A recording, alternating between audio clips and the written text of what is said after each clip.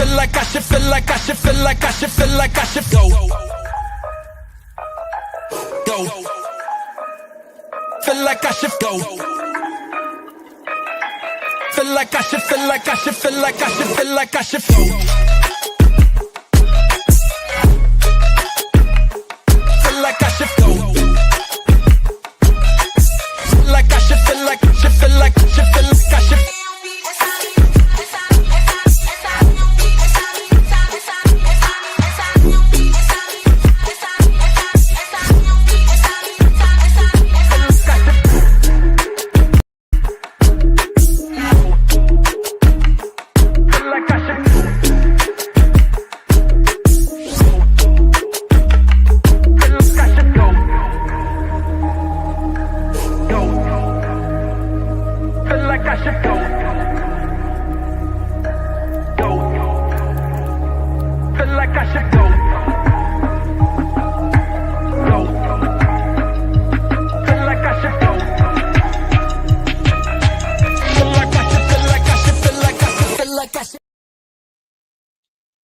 Guys, as you come in, hit the like button, hit the subscribe button. If you haven't, share with a friend. Anyway, I called Stanley early. I said, hey, Stanley, we've been down for a bit. Yeah, you mind if I start? Just show up a little early. He said, nah, no problem. Go for it. He'll probably jump up here a little bit later. So we may get Stanley a little bit earlier than normal. He's sending his son back off to college. And I'm sure his son is happy to get back. And he said he's happy to send his son back. No, I kind of doubt it. Stanley probably is enjoying the family at home and, not having the empty nest there. So, you kind of see Stanley's soft side, guys, for those of you that give him a hard time. I think he's just putting on up here. He's not as he's not as cantankerous as he may come off up here. Anyway, that's just my thoughts about that. Again, guys, like, share, and subscribe. We took a little time off. Everyone deserves this holiday weekend. Spend time with your friends, family, and loved ones. And so a little time off is well deserved. We've been going 24 hours pretty much every day. For quite a while, 4 months, give or take. Every now and then someone will come up and say, it's kind of a novel concept. If you can hear me, let me know. If I need to turn my audio, my volume up, please let me know. Someone coming in the last stream that the audio was a little low. Whenever I transferred studios I was on kind of at a remote location or another location the last couple of days. So I had the Rode Duo there. Okay, I'm good, Stanley. Yeah, so I had the Rode Duo there. So then I come back here and it's like, okay, settings can be a little off. So it's good that we're good to go here. Well, I was going to start off. I talked about the dogs and the pit bulls this earlier. I ran into a pit bull. This shit pissed me off really, really badly. You get pit bulls off the leash. You know what I'm telling you? Yo, put the pit bull on the leash. Anyone could be walking down the street. They could be walking down the street with their dog on the leash and the pit bull off the leash. Lunge at the dog, attack the dog, and the guy was like, "Man, fuck the law." Yeah, it's a lawless society out here today. Lawless society. You do what you want to do. Everyone else kind of just follows the law here. We've been talking a lot about immigration and what Trump may do here in America. And, you see kind of some of the same things in the UK. And here's an interesting speech from, what's his name? Keir Starmer. Keir Starmer. And he's talking about the immigration situation over in the UK. And I think Keir Starmer, how does it go? They have Tories and the Labour Party. So Keir's must be in the Labour Party. So let's take a listen to what the Labour Party, it would be the Labour, Tories, Labour, I think that's how it goes. Let's take a listen to what he has to say. What the British people are owed is an explanation. Because a failure on this scale isn't just bad luck. It isn't a global trend or taking your eye off the ball. No, this is a different order of failure. This happened by design, not accident. Policies were reformed deliberately to liberalise immigration. Brexit was used for that purpose, to turn Britain into a one-nation experiment in open borders. Global Britain. Remember that slogan? That is what they meant. A policy with no support, and which they then pretended wasn't happening. And that's Keir Starmer there talking about the immigration situation there in the UK. I've long said, there's a big difference between a bug and a feature, and oftentimes you can't tell the difference between a bug and a feature. You think something is happening, you say, damn, they're going to fix that, but that is actually the feature. And I think this immigration thing has been used as a feature but presented as a bug.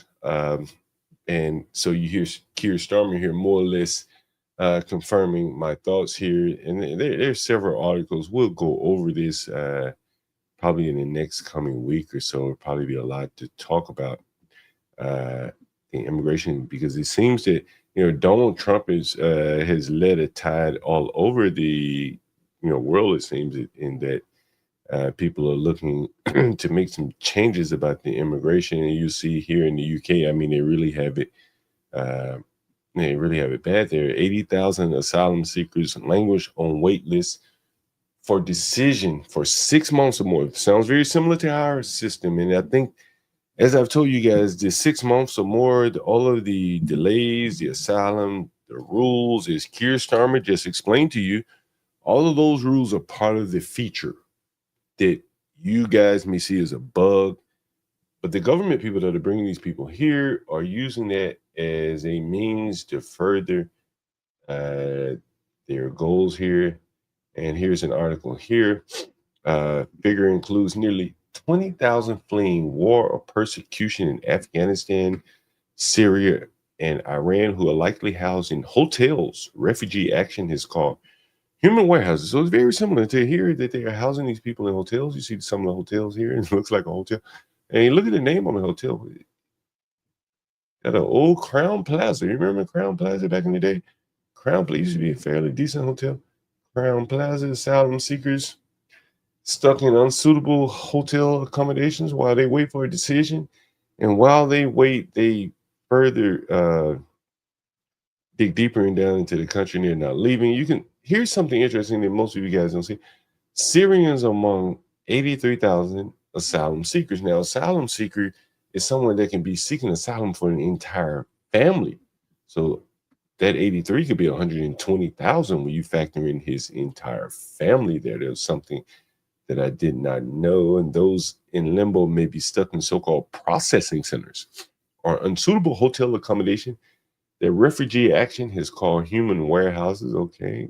The Guardian reported in July that the Home Office has received hundreds of complaints from people in asylum hotels alleging abuse and ill treatment. Yeah.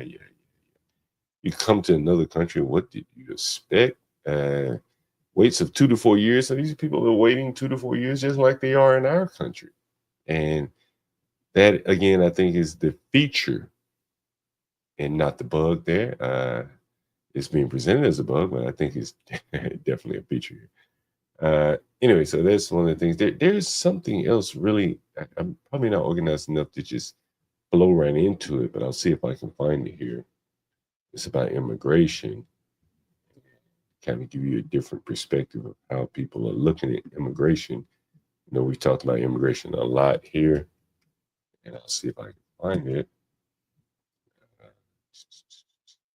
So we talked about Keir Starmer admitting it, and here's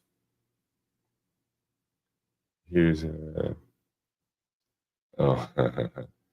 something from November 21st. Again, this is kind of the featured playing out right in front of people. Here it is. Let's take a listen.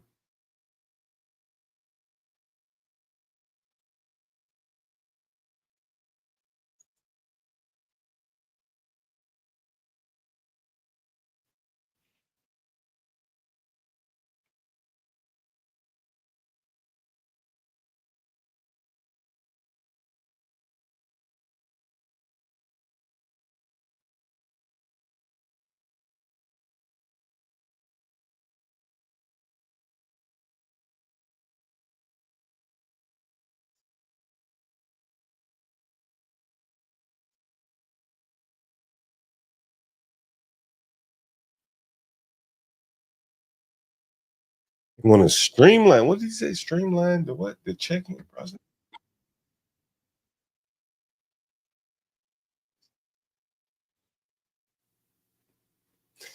Streamline means to more efficiently process them, right? You want to make the process a little more streamlined and effective, more efficient. You want to bring more in, huh?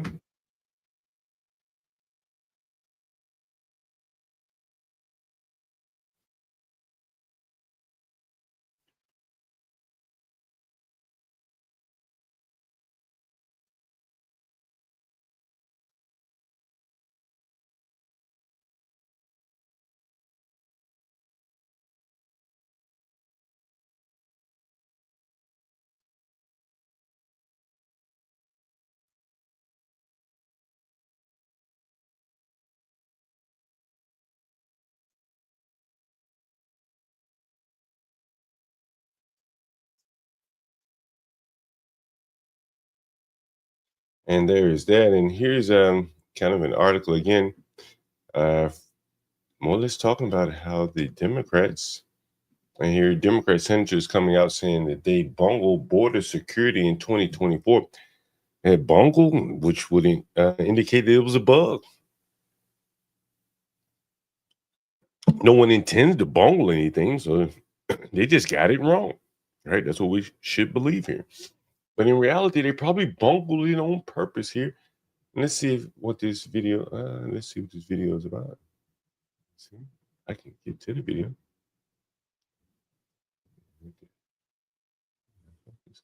All right, all right.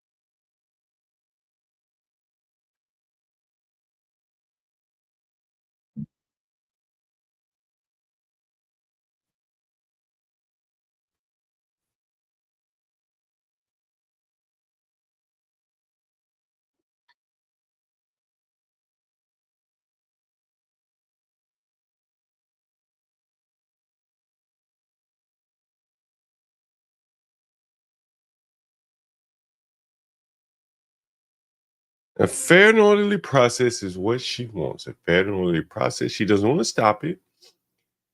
She wants the feature installed thoroughly throughout the country. And that is the feature that Keir Starmer had mentioned in the initial video we saw here.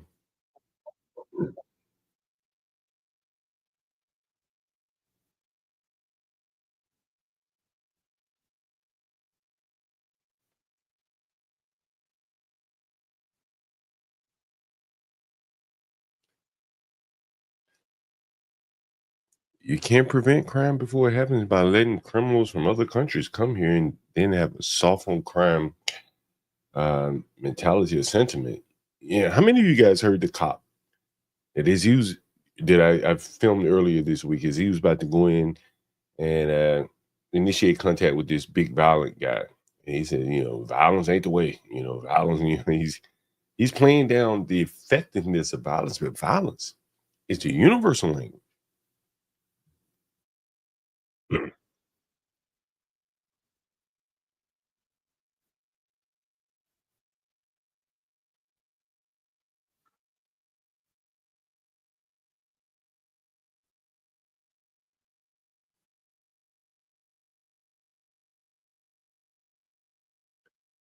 these people are going to keep lying to themselves that the people sat out the election, but Trump did very well in the last election. So clearly, the people did not sit out. But I think that they're going to have a hard time reconciling all of this defund the police with the sentiment of the American people that have kind of, as they say, shifted right here. I think that the jig is up on being able to push this transgender, the immigration thing. I don't think people are buying that anymore. You correct me if you think differently. But to blindly vote for this stuff and then act like you didn't know what you were voting for, I think those days are up. If you're voting for the Democrats, I think they've been so tarnished or labeled with the transgender and the open borders that I don't think they can wash that off anytime soon. I think they're kind of stuck with that. Yeah, I'm interested to hear you guys' point of view on that. What else was I going to talk about today while we're waiting on Stanley and all those guys to come up? I'll go through some of my feeds, some of the things that I haven't had a chance to talk to. Let's see who's in the chat before I get too deep into that. What's up, Kimmy Cakes? What did you say? Check. I think I got a text when you say check my email. What's up, Universal Jones? What's going on, Universal? Lindy Lou, good evening. Good evening. Hey, what's up, John? Give me 1 second. Let me mute this game. Universal, man, when do you talk about that Kanye song you sang the other night?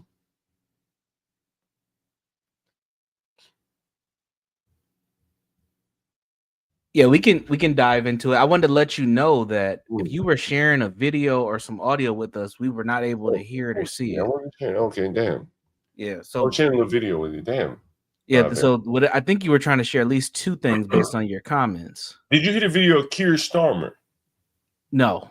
Oh shit! Let me go back and play that. Yeah, we didn't hear or see anything since you've been on. Keir Starmer. Let me let you guys hear Keir Starmer. He's admitting that the whole immigration scam was a feature and not a bug. Let me share this tab. You able to see it, right, Universe?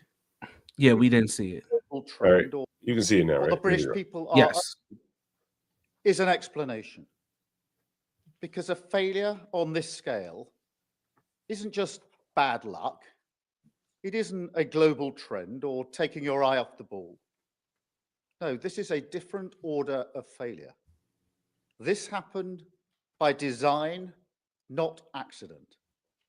Policies were reformed deliberately to liberalize immigration.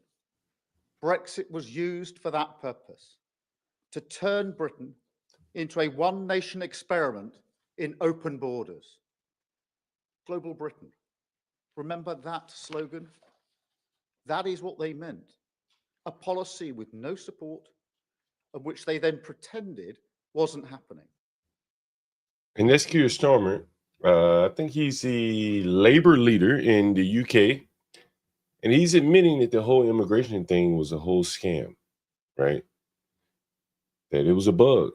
Well, it was a feature. Yeah. All those people coming there, that's what they intended to happen. Yep. How many of you ever heard of Calais Universal? You ever heard of Calais? No, Yeah, I never. Calais in France. No, I'm not familiar with it. Man, I watched a documentary about Calais years ago. And it was about the Calais I think it was refugee camps. And let me see if I can show you a map. Here's Calais. Anyone ever heard of Calais in France? Here's my tab. Share my tab here. You can see my screen. Calais. Where the fuck is Calais? It's not a very big area of France. Right off the water there. Right? You see it. Yeah, you see it. Yeah, let's see. Where is it? Calais. Hey, so you see Calais. Let me zoom in, out. Yeah. So you see where this is the UK, right? Yep. Right. And that's Calais. So apparently the English Channel runs through here, right? Yep. Someone says Calais is a refugee camp, and Stanley knows about these things. So the Africans travel all the way from Africa, right? Not just Africans, but other people as well. And you'll see that they would travel either this way, or maybe this way, or through this way, right? Yeah. You come from Afghanistan, you come in a long way, right? I have a video where the guy said, I think he said he traveled 11 countries. Sheesh. to get to the United States, man. He said the cold. He said he described the cold in Serbia. He said he hate those people just for how cold it was. Right? Yeah. And you know, they're traveling at night. I don't know if you know that. They travel at night. Right. So here's the city of Calais here, as you can see how close it is to the UK. Right? Yep. And, get back out. Calais is over here again. And so it's very close to the UK. And so look at this, universe. That's a long journey. Nah, it's not so long when you're going through the English Channel, I guess. Yeah, it cuts some time. We can live or die, but we are going to the UK. The Calais refugees clinging desperately to a dream. I mean, these people live like hell on earth, man. Yeah. Outside in France. Wow. And how they get to France, to Europe. You know why they headed to the UK? Do you know why they hit there? To get benefits. I mean, they're already in France. They're shooting welfare benefits are better than they are in Africa, but they're going to the apex of welfare benefits. Yeah. This is clearly not an asylum-seeking strategy, right? No. And that is the feature that they built into. You know, I've often said it's kind of like they're like a cloud pivot strategy of some sort, where you just flood your country with migrants or immigrants or people of a different, you know, cultural background. You can never undo that. You know, it's just right. What do you think? It's hard to put that toothpaste back in the bottle. Mm-hmm. You know, Minnesota's actually has a similarity to this. A lot of the Black population, honestly, a lot of the non-white population outside of Native Americans have come here to benefit off of the benefits. We are known as a very well-resourced state that, you know, you can come here and get put on really quickly. House, food, medical, all those things right away. It's interesting that one of the whitest states in the country, has been bombarded with like some of the most African people you can find. You know, like a Somalian. You know, there's Somalians in Ethiopia, right? In Minnesota, Ethiopians. Right? We have a pretty large Liberian community here as well. Hmong as an Asians, Vietnamese. So a lot of people have come here. Like anytime we didn't get a lot of Middle Easterns, but most of the previous wars or issues that have broken out, we always get a flood of their people here. It's pretty interesting. It is interesting. Yeah, I remember when I think it was Obama that brought all of the Somalis to Minnesota. I think that was under Obama. Yeah, it started under Bush, but when Obama came, they came in droves, man. It was like, holy shit. Do you remember hearing about the Lost Boys? Yeah, I remember hearing about that. Yeah. Does anyone remember the fucking Lost Boys? It's been a while, but yes, I've heard about the Lost Boys. The Lost, man, they propagandize them motherfuckers like, oh, they so nice, bring more of them here, right? Yeah. It went to Kansas City somewhere. Yeah, I believe so. So. Hey, University, you want to talk about that song, man? We can talk about it. They were Sudanese. The Lost Boys. Yeah, they niggas Sudanese. Yeah, they was black. Yeah, dog. Yeah. Let's talk about this song, University. That was interesting that you chose that song, man. Yeah, I didn't want to go too much into it on their karaoke, though. I did want to make a note of it, like a mental note, so we come back on it, whatever. Yeah, we can talk about it. What do you think about that, man? So the point I brought up. Anyway, go ahead. Or whatever you want to go. Well, you didn't really go too far into depth with your point. So make your point, and then I'll respond to what your thoughts are on it. What was the name of the song? This is my song by Lebe. I think it's Strife. We're gonna do the Kanye West lyrics though, because you know what? I was like, you know what I'm talking about, right? Yeah. Yeah, where she has to make that choice between that education or becoming that wife. Yeah. You know, I Wonder by Kanye West. Yeah, I Wonder by Kanye. It should be up on the screen, right? I'm not even looking. I was typing another thing. No, it's not. It's not on the screen. Let me put it up on the screen here. It's up there. It's up there. All right, let me pull the lyric. What did he say? Here it is. I wish we could play it. Because you can get a better feel of what he's saying when you were to play it. We probably could play these 2 seconds, but for those of you that have heard the song, basically he's saying, you know, you're a woman on the independent shit, traded off for a husband and some kids, and he, you know, he's asking her, what does it all really mean? In the song that he sampled is, you know, I think he's using what does it all really mean? It's kind of reflective or introspective song, right? Mm-hmm. And so that line really hit me. I was like, that's kind of what we see a lot. You know, when you hear these, I'm an independent, you know, we don't hear this much anymore, but you'd hear like single woman, independent, you know, blah, blah, blah, blah, blah. Mm-hmm. And you wonder how many of those women would trade off a husband and some kids. Man, in my network, a good chunk, I would say a good chunk of them, you know, most of my peers, they're 35, between 35 and 42, I would say. And a lot of them are well-educated women, master's degrees, Fortune 500 jobs in government, jobs in medical. You know, they're making $80,000+ a year. Some of them have children, but don't have the family dynamic with the husband. Right. Some of them are taking care of other people in their families, nieces and nephews and parents and grandparents. So they try to master that motherly feel by helping others who need help. Yeah. But there's a difference between having that ring on your finger, having that husband, a man in your life. Yeah. Or just a man in your life.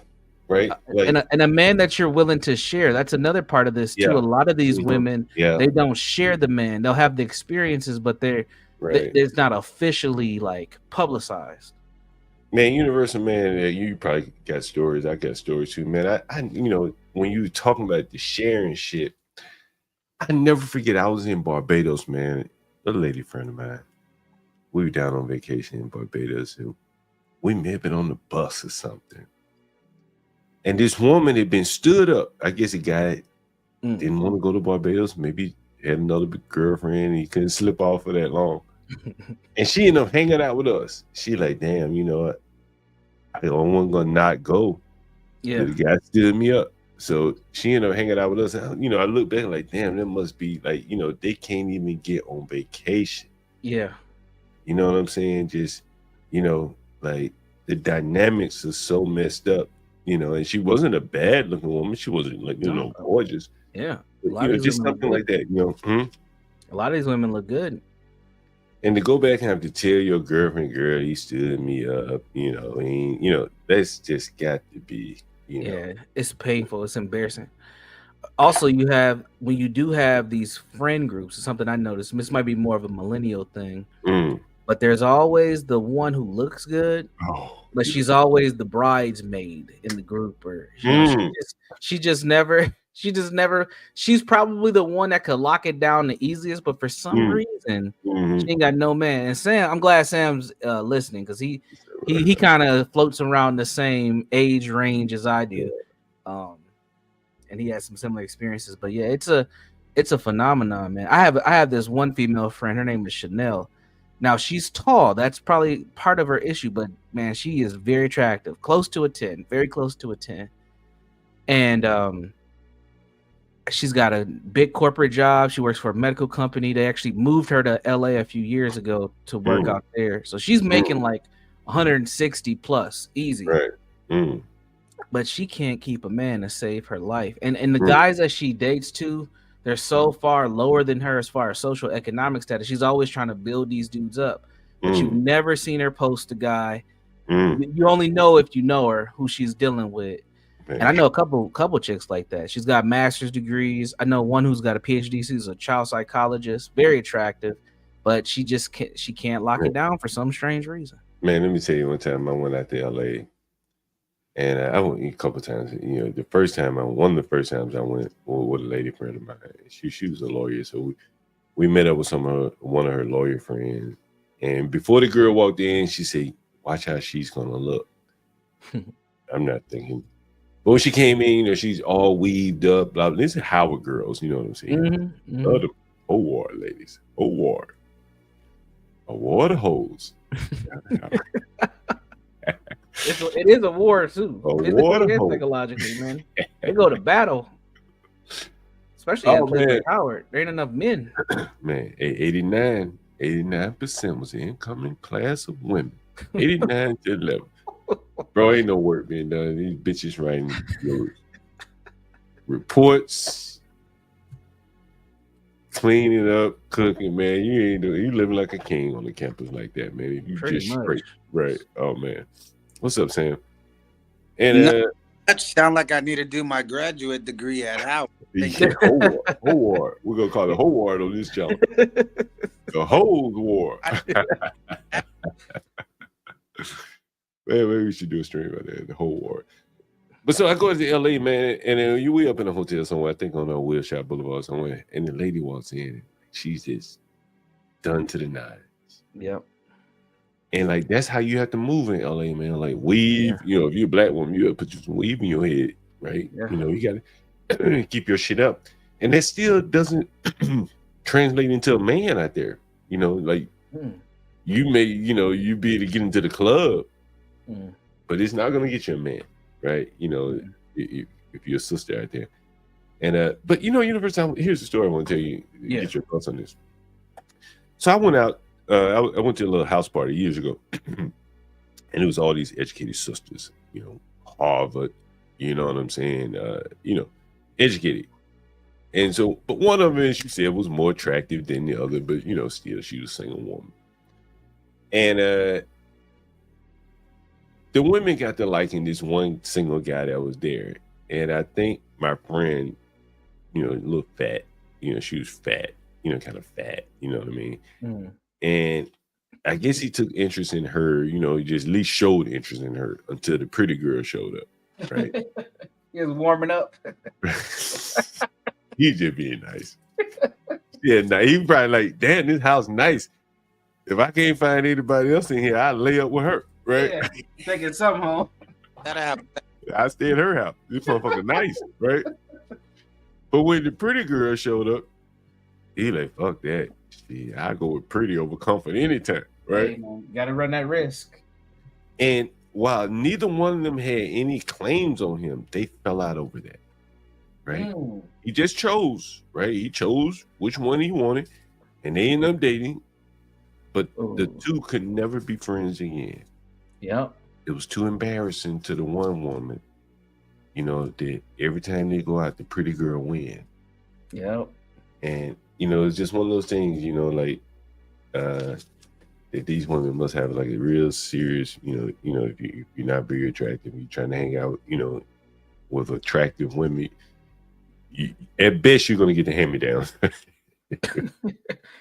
No, I think black women, I would say 27 to 45, if they would have some honest conversations about why they do what they do, what dating's like, etc., without it being super sexualized and how men ain't shit, because that's usually where the conversation goes. It'd be very fascinating to just see where the psychology is. I have some ideas, but it'd be good for them to talk about it as well. What do you think, Sam? Because you out here. It's funny. Occasionally, like a video will pop up on my YouTube feed about, why some been popping up lately about why is this so hard for black women to find a man? And then if it's a black woman presenting it, you already know where it's going. But I don't know. There's just no.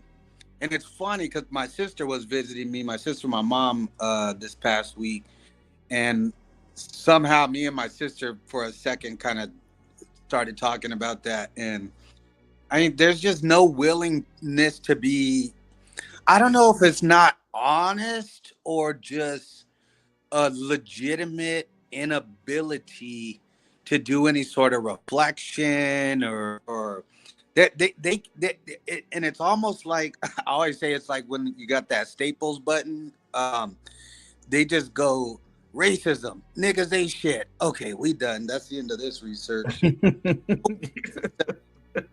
Put the stamp on it. There's no, like, it's just like, okay, it's not our fault. Woo, all right, we're done. Next. Yeah, no accountability. Absolutely none. And I think that ties into, I think a lot of women, dare I say most women, there's, what am I looking for? You don't have to reflect that much, because like, for example, I just think like as a guy, if you're not getting any women, at some point you say, well, okay, I need to work out, I need to make more money, I need to this, Right. because I'm not gonna get no coochie. Right. But as a woman, there's always some dude willing to hit it. So I don't know if women ever hit that bottom like dudes sometimes do, where you end up being forced to look at different things. You know what I mean? I don't know if I'm making sense. Yeah, I think a lot of women have a consistent state of that bottom, but they don't do any internalized processing to what I need to fix to get the man. They do the internalized processing on their healing journey and what they need to get right. And now they're making vision boards, and you know they're having affirmation parties, and they're buying these beads, and like they're on the. We're about to see a ton of this here in about 5 weeks. We're about to see it like on full effect. And all the things that they're leaving behind this year and all the things they're focusing on next year, and how a lot and none of it's going to have anything to do with accountability. You know, someone mentioned sex. I don't know if it was Sam. You know, I think that I don't think, you know, and I could be wrong. I don't know if women look at it like that. You know what I'm saying? To be honest with you, like you ain't gonna be able to fuck a woman in the shape. You know what I mean? I just don't think you. I've never seen that. You know what I mean? Like, you know, I just, you know, and I think that if that's like your focus, or if you even put much emphasis on it, you know, you may be a little bit misguided. You know, like I don't think it means as much to women as it does to men. No, I don't think so. And so when you say they can always get it, well, that doesn't really mean much, right? They're probably trying to get something beyond the sex, the man, maybe, right? Or just some companionship or whatever, you know, affirmation, whatever. Well, they sex with validation, and validation comes in different forms for men and women. I think, generally speaking, and I think there's always something that women can be validated by, whether it's, you know, I'm a single mom, but I have a kid, so I'm this, or, you know, it's always just something. I just don't think that they're forced to ever have to be in a position to look in the mirror like that, or at least a lot of black women, at least. But I think women in general, but I think black women are just in a different situation where it kind of ends up being what it is, you know. Agreed. Very interesting. Very interesting. You know what's funny about this conversation, John? Is go ahead. Me and Sam could probably give example after example, but the comeback's going to be we're just bitter and we've been hurt. Without. Oh yeah, I'm just a layman. Do you think is there any truth to that? I think that yes, I do think that there's some truth to it. Yes, my short answer. My long answer is that doesn't disregard that it's a fact or that it actually happened. It's our experiences, and that we also see it in other people and we see it in other interactions beyond our own. Yeah, and the funny thing is, the more, I won't say bitter or this or that. I don't know if it's jaded or also too just the combination of experiences, but honestly, my dating life, while it still sucks, has never been better than it is now. As I've developed more of a negative or realistic view of a lot of these women. So take that for whatever you think. That's a fact. My shit's gotten better. Now, I was out of the game for, you know, quite some time. Last time I was out here dating, it was 2010, 2011. And now now I'm eating high off the hog these days. Why do you think it's gotten I forget. I wasn't going to ask you why you think it's gotten better. But Sam, you said your dating life sucks even though it's better. Why do you think it sucks? Well, from a certain type of perspective, especially as a man, like I'm definitely tapping more with a lot more variety. But my issue is not that I don't get any women or anything like that, but I struggle to find the women I want and maybe would want to marry. I think that's my issue. I could find a lot of bitches to fuck on, but to actually something more serious than that, that's where I struggle. Interesting. It is interesting. But as a man, you're content on just fucking on different. But sometimes still you want more than that, or at least for me. I'm weird, but Yeah. but I also too I like the variety. And if I'm being really fair, I've had some relationships, especially in the last few years, but I just wasn't feeling them for the long term. You know what I mean? So. When I moved to New York, someone said to me one time, he says, in New York, you can go deeper, you can go wide, right? And what do you mean by that? Like, you can go deep into a neighborhood and know all the nooks and crannies of Crown Heights and maybe never venture beyond there, right? Mhm. Or you can go wide and have a shallow, understanding of kind of more of New York, right? And, I think that's kind of the approach that some, you can take with women. You can go deep and explore one woman, or you can have a multitude of women, but never really go beyond the surface, and it's just a matter of preference, I guess. Yeah, I would agree with that. And I would say what I've learned over this time is whether you're going deep or shallow, you keep that safety rope connected to something to pull your ass back to the shore. Because over time, things change, and if you're not changing with those things, as a man, you can get caught pretty bad out here, especially when you're going deep. And the game is always evolving so much. Exactly. It's what was good last week is not good this week, or this or that. But I guess some things never change in a way too. Universal, my buddy Philippe, he calls up on the show sometimes, Sam. Mm-hmm. He was telling me, and I mentioned this on the show the other day, and I had a talk with Master Kim about it. And you remember people like he came up with the Bluetooth stroller. Yeah. How could I forget? And I said, man, it may be easier to just go, pick some low-hanging fruit, right? And so my buddy Philippe, he made quite a bit of money over the years, good salary. Sometimes he works 2 jobs, things like that. And but whenever he worked the 2 jobs, he just, he have a good time. He has a luxurious lifestyle. Yeah, I think his rent when he was living in California was like $4,000 a month, right? So he lived, high on the hog. And so he owned a couple of properties here in DC too, and like a condo and a house, and but he bought them kind of already renovated. He bought a condo, it's already gonna be fixed up, and then he bought a house, it was already fixed up. And over the last, say, 15 years, he's been looking to, buy in a nice neighborhood. And he never could. He never could afford it. Mm. And so he's spending money, working. And he's seeing me doing, I'm doing, I'm in the hood every day. And so the other day he says to me, he says, man, maybe I should just start investing in the hood and, build up a base so I could, invest in a nicer neighborhood and, cater to he wants to cater to more luxury market. And, I've owned an apartment building and shit like that. And I told him, I said, bro, like, it is a different level of service catering to rich people, right? And, we've stayed at the Trump Hotel, together, we were there for like the election night, right? Yeah. And when you get up and go to breakfast in the morning at the Trump Hotel, they make your bed while you're eating breakfast. How they know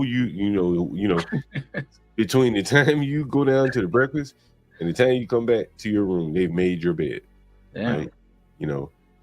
If your head just ate, you may want to go back to sleep for a couple hours before you check out or whatever, right? And that's a level of service dealing with the wealthy that you have to really learn how to do that, and you have to start somewhere. And so his approach was, I'm gonna save up a bunch of money and then do something. And I said, you should just do something along the way. If you're saving an arbitrary amount, let's say 100,000,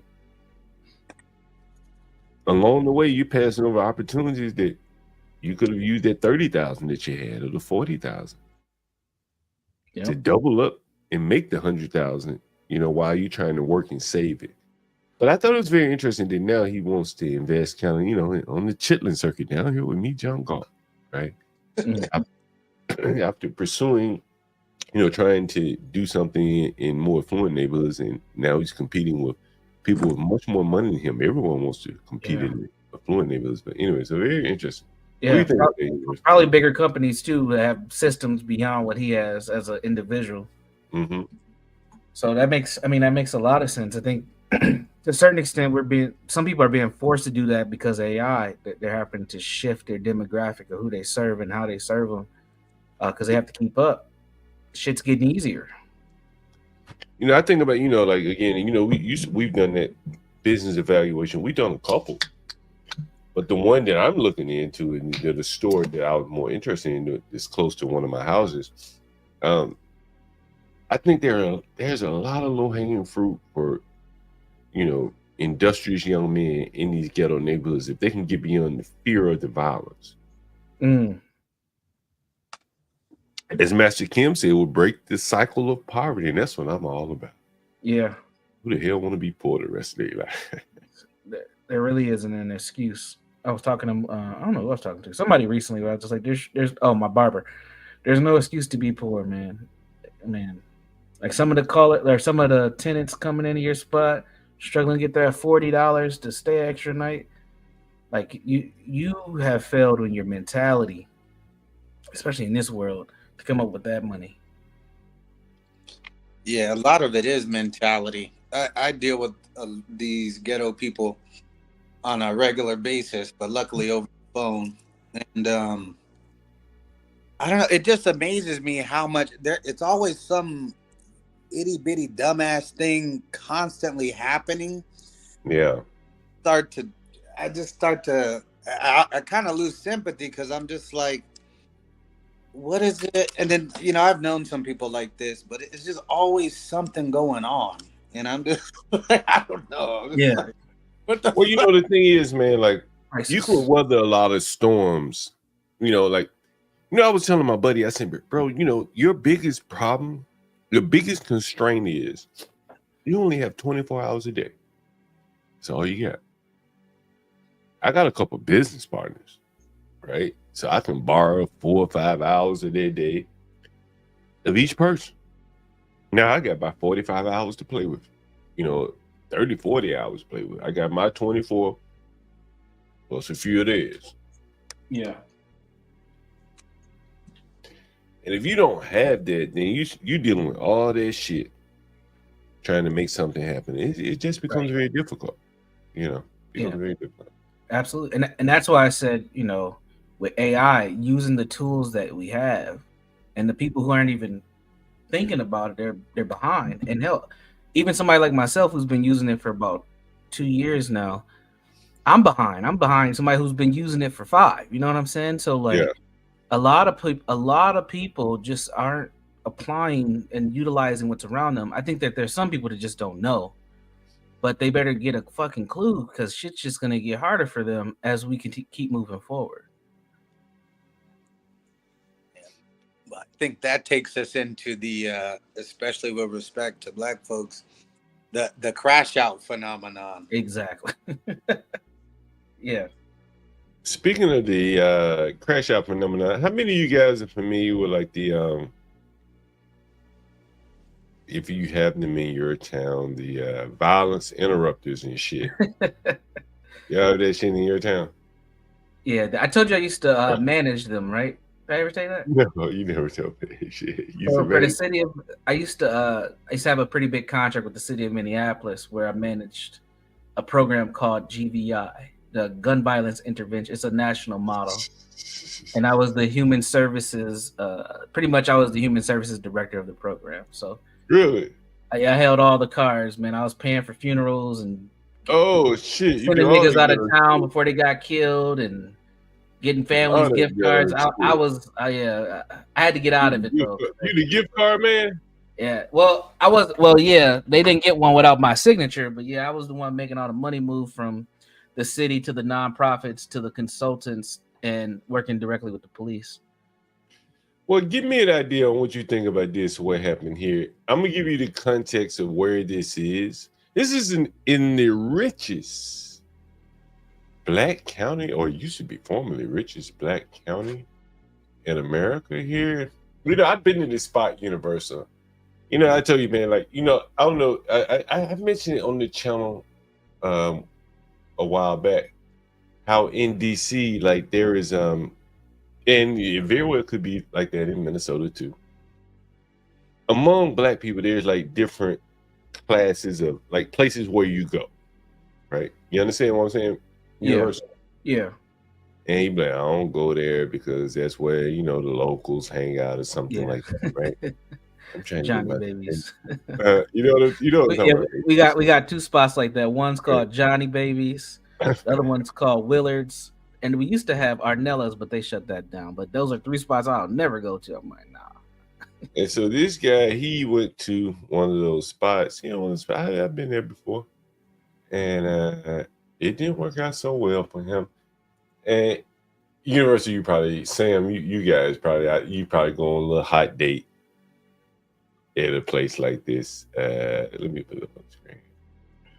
Listen to this. I want you to look at this guy right. Oh, we can't hear the audio. Reshare it. Yeah. Outside of a popular restaurant on the 96th, and the loss of a Prince George's County man who did a lot of work in our community and in DC. He was shot and killed earlier this morning outside of a popular restaurant on the 9600 block of Lotsford Court. They did. That's where we find our Alexis Wainwright with the latest for us this evening. Alexis, you had the opportunity to speak with the family. What are they saying right now? Well, Larry, police have not identified him, but the family has. Now, just 3 hours ago, I spoke with the family, and they tell me tonight they are in shock. They can't believe this happened, but they also want to make sure that people remember Cornelius McDonald for the man that he was, very active in the community and with the kids all the time. Now, what we know about this incident is that Prince George's County Police say they responded to a call about shots being fired here at Jasper's, a restaurant in Lake Arbor, and when they arrived, they found a man with gunshot wounds. He later died here on scene. But tonight, we are hearing all the stories from friends and families about his nonprofit organization and the events he would attend and host. This was your organization, right? University. pretty much. And I think the reporter we just seen fits that demographic we were just talking about. Gift card giveaway. Let me see the report again. Was she hot? No, she was done up very well. No ring. A lot of makeup. Profit organization and the events he would attend and host to stop the gun violence and have an impact. Look at that, Nick. Oh, ain't no vibe being interrupted by this. Yeah. He was making 90,000 from the city. Hey, chasing tail. Oh yeah, man. Look at that big ass watch he got. Yeah, the big watch. He's got the belt. Big watch. Big drink. And of course, the polo. Out on the water, too. That boy living good. Yeah, this must be. Yeah. He was out there on that water interrupting that violence, ain't it? Yeah, he is. Yeah. He interrupted something. Oh, man. You got himself killed. Universal. Damn. I've been in this place, man. This used to be the old BET soundstage. For those of you ever been to the Largo, Maryland and shit like that. This is a BET soundstage. They later renamed it to Jasper. I think probably some other killings in BET said we got. Remember, BET is located here in Washington D.C. area, so they wanted to go out into the blackest neighborhood, rich neighborhood, PG counties, and open up restaurants. So they opened up. I'll show you here the BET soundstage. Right, the BET soundstage. That's the BET soundstage back in the day. Is that where they used to do Teen Summit? Not Teen Summit. They did it at BET, but they would. You can see some of the events that they would have here, right? BET okay, it's an actual soundstage. Yeah, it's an actual soundstage. And so Jasper's, when they had so many shootings and shit, I guess someone named Jasper's came along. I think this is BET soundstage. Someone correct me if I'm wrong if you're in the DMV. But they used to have. I've been here, man. When it was BET soundstage, maybe I've been to Jasper's too. But violence interrupted. Lost his life. Big watch, big drink, big boat on the water. big Within the studs in last his ear. 90 minutes, his family released this statement saying, in part, Neil's unwavering dedication Boy, to that nigga there interrupted some violence for real. He always clean. Fresh and clean. So fresh, so clean. improving the lives of others was evident in everything he Hey, did. that nigga look like a model. That's a I model. mean, he is pretty much. He is. Nigga. That is not a professional headshot. That is a Was model evident in headshot. Look at this nigga. What violence he gonna interrupt?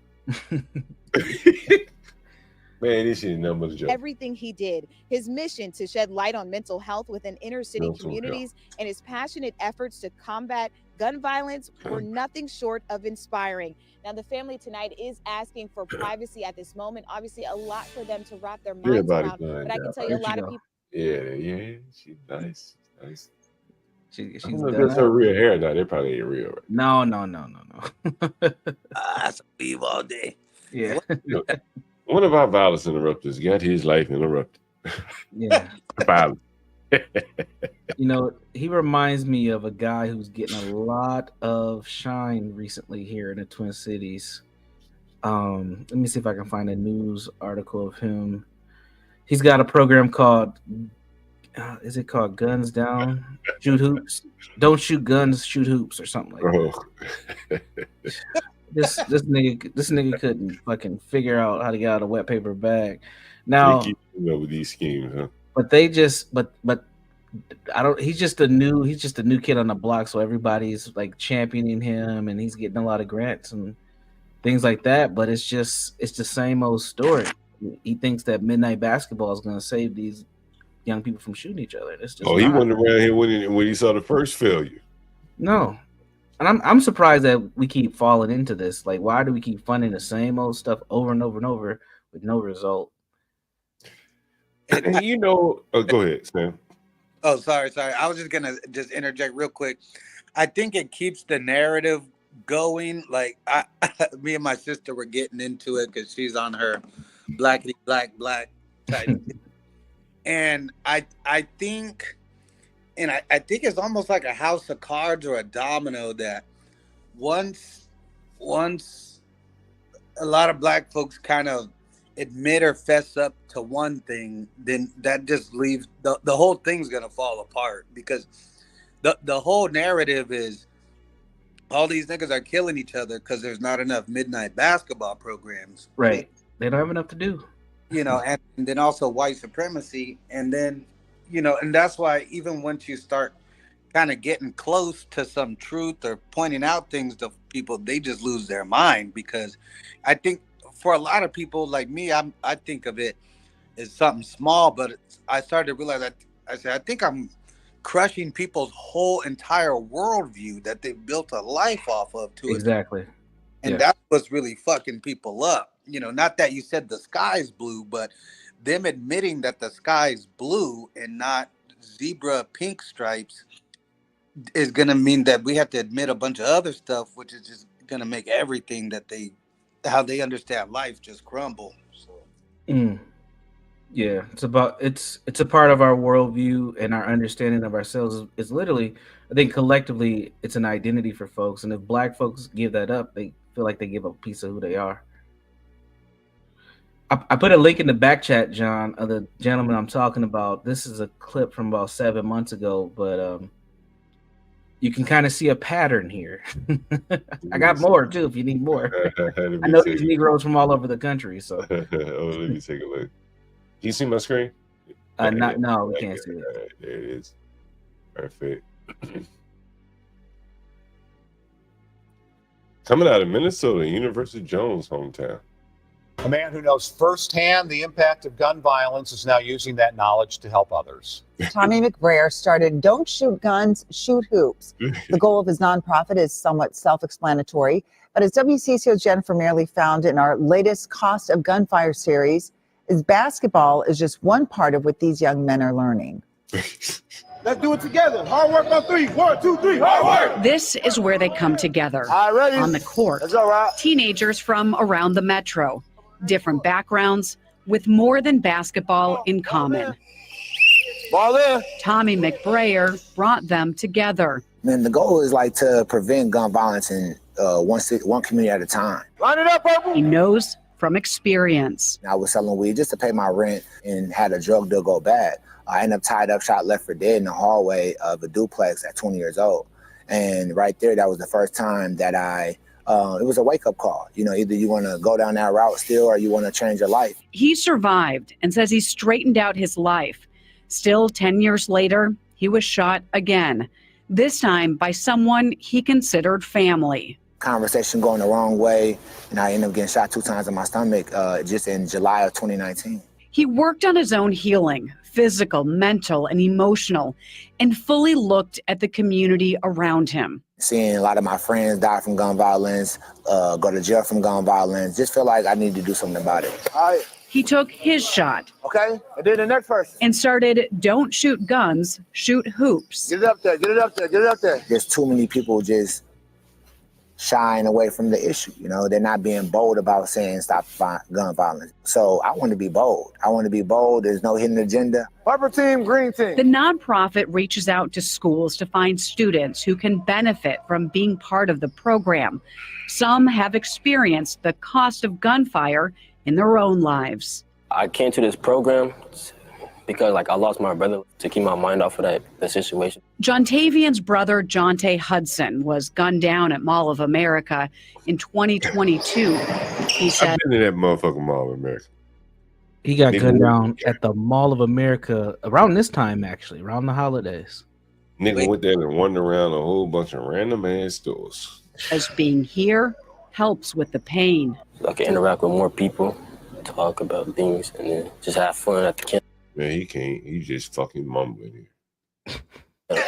Terrence Heron calls basketball his outlet. It's kind of like therapy. Man, shit. Just let him play basketball. Just let him play. He says he's learning from the coaches after also losing his brother to gun violence. It's like they came back from crazy situations that I wouldn't think would be possible. You know what I'm saying?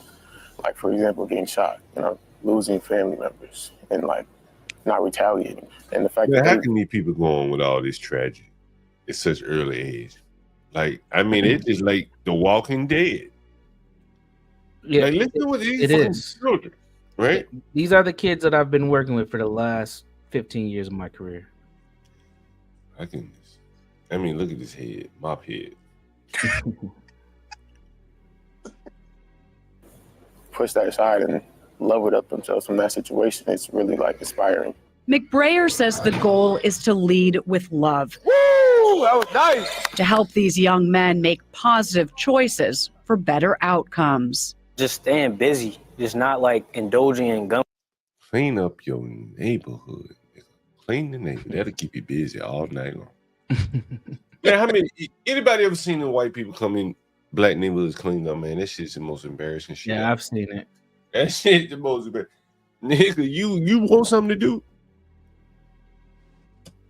There's something to do. Keep you busy. It'll keep you busy all night long. It'll keep you so busy you might stop them niggas from littering. You'd be so busy. Gun violence in general. Just make gun violence. Why not see niggas shooting? They talking passive and shit. Gun violence. Yeah. Guns that shoot people. I've seen white people adopt a street and a park in black neighborhoods. You ever heard of that? Yeah, say that again, Universal. I've seen white folks, groups, church groups, just little clubs adopt a street. Yeah. And or portions of parks. Yeah. I've seen a man right down in Anacostia, it's an area in DC, man. They'll be out in the morning and clean up, and the black people in this neighborhood, Barry Farms, you just be out there just looking at them damn. Yeah.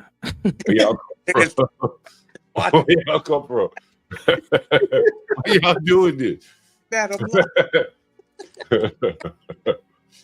Go ahead, Sam. You about to say something? I was I've seen it and I'm picturing it, just niggas standing around smoking a blunt, watching everybody else. Man, watching white people pick all the trash up they threw last night. But you know what? Making sure. Sorry, let me just add this real quick, which is I mean, the basketball and the sports program, you know, I know that's where niggas gravitate to, and that's fine. But I would like to see more skill based that could turn into some lucrative employment outcomes instead of just this is like a daycare or some shit. You know, no disrespect to the brother. I know he's trying to do something, but these guys should be like learning how to drive a truck or learning how to. Well, I think, you know, I think that's really part of the problem is the mindset of he just want to give them some fun to do. Right, this is probably the only way he can reach them. If he said, "Hey man, let me go teach y'all how to drive a truck," they'd be like, "Hell no." Yeah, they don't. Yeah, that's what I was gonna say. They don't show up. We Right? got those He has to too. pay them. And then they really probably wouldn't take it seriously. Nope. And so then, you know, like, what is it worth? Like, just get them playing basketball in the middle of the damn. Yeah. Now, yeah. I'm gonna say something very racist. All that you just said, does that support some people's theory that some ninjas are just not as advanced as other people roaming the earth? I'll put it like that. Well, I'll say this. Yeah, go ahead. The man who can organize that nonprofit, he's slick. Yes. He's slicker than this boy's parents are. There's a dirty little secret, and I'm gonna share that next, John. But go ahead. You're right. He is slick. And so he's not trying to do anything where he got to really work hard to put a lot of effort into it. He's just getting it's a money grab. Right. You know, and these kids are like cash cows. And in that phase of the business cycle, you just milk it. But go ahead. Now, this is the dirty little secret, and you will learn this about these successful violence interrupters. They are slick. They're very crafty. They all kind of look kind of good, but there's always at least one woman behind them who's really operating the show. And the gentleman we're watching here, his chick is really the brains behind the operation. He might got multiple chicks. No, he does. The one that's publicly facing. I'll say it that way. He might got multiple chicks. That might be why he ended up getting killed. Let's see what they're saying about this nigga. Got himself killed. Just doing some with my life in general. Good work, Purple. Good work. While intertwining messages of nonviolence, discipline, compassion, and work ethic into the game. You become a better leader, then you're a better leader in the household. You're a better leader with your friends. You're a better leader in the school. If you get a job, you're a better leader at the workplace. So that's what we're trying to install, just leadership qualities that they probably didn't think they had in them. Boys and men on 3, family on 6. 1, 2, 3. Boys and men. 4, 5, 6. Family. Go, baby. With photojournalist Grant Verdon, Jennifer Mayerly, WCCO investigates. This can't. This is almost sad that this hustle came at no charge. This is almost sad this hustle is still able to be taken advantage of this long, man. Like this shit is crazy, bro. And I have to admit, the hustle has levels too. This is bottom level. Yeah. The nonprofit organizations are big level. And they're all eating. Everybody's getting that paper. You know, this is a I would say it's definitely probably over $150 million industry. When it comes to just federal grant funding that's passed from state to state into the hands of the cities, and then from the cities to the nonprofits and the contractors. It's big business. I ain't gonna front, man. I've eaten off this myself. Like, hey, I need you to teach me the game. Hey man, I'm one email away. I'll do my best to actually make it worth a damn, but at the end of the day, I'm trying to collect my. Let me tell you something about trying to make it worth it, damn. This is why I stopped practicing clinical therapy. You will work yourself harder than the folks you're working for. So just do your best for the ones who want it, which is going to be very few, but don't expect to see a lot of fruits of your labor. A lot of these folks are trying to finesse the opportunity, just like the people running the program. The folks you're helping are also finessing, because that's the culture that we have learned. And sometimes they'll finesse themselves out of a future, an opportunity, because they don't know any better. Now you'll get some here and there that can figure it out, but for the most part, it just becomes a fucking cycle. Go ahead, John. I got an update on Puffy here. Speaking of finessing. What Puffy's lawyer is suggesting. Puffy's lawyer is suggesting that they going out here, he a black man. He a bro man. Bro man. Right? And they're saying, you know, you trying to take down a successful bro man. And he said, what does he say right here?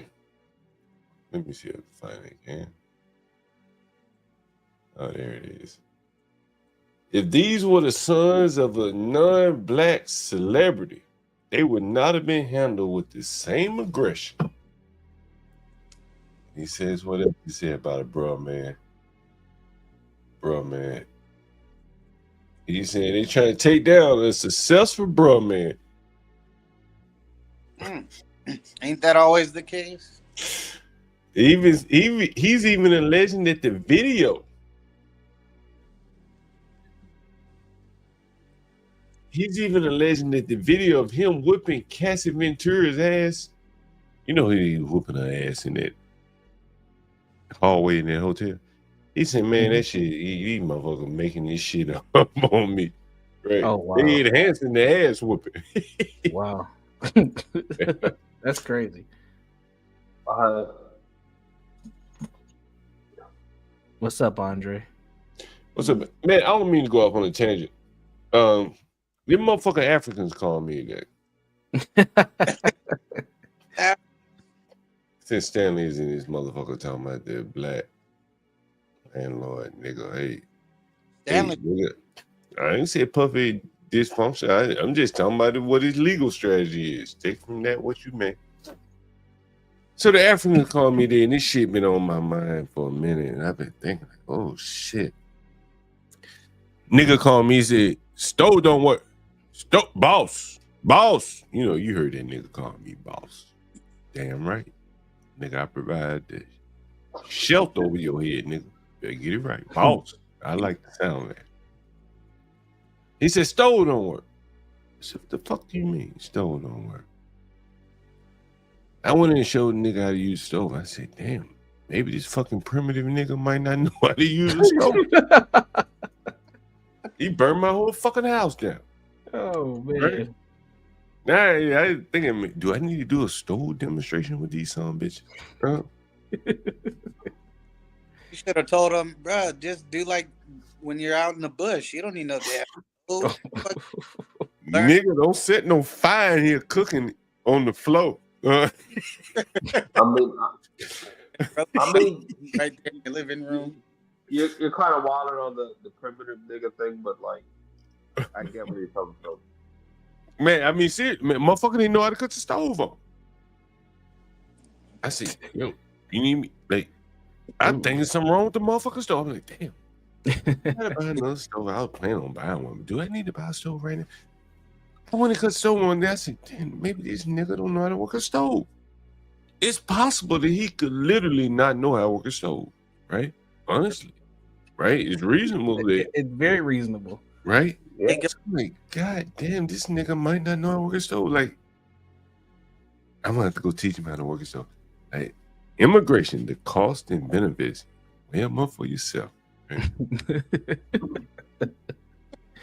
So, you know what, though? Go ahead, Andre. You kind of low, Andre. Let me see if I can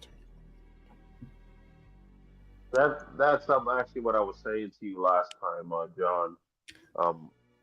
That's I didn't mean to cut off with like the music, but that's kind of what I was saying to you last time. We had a conversation, but I was saying that's part of the problem.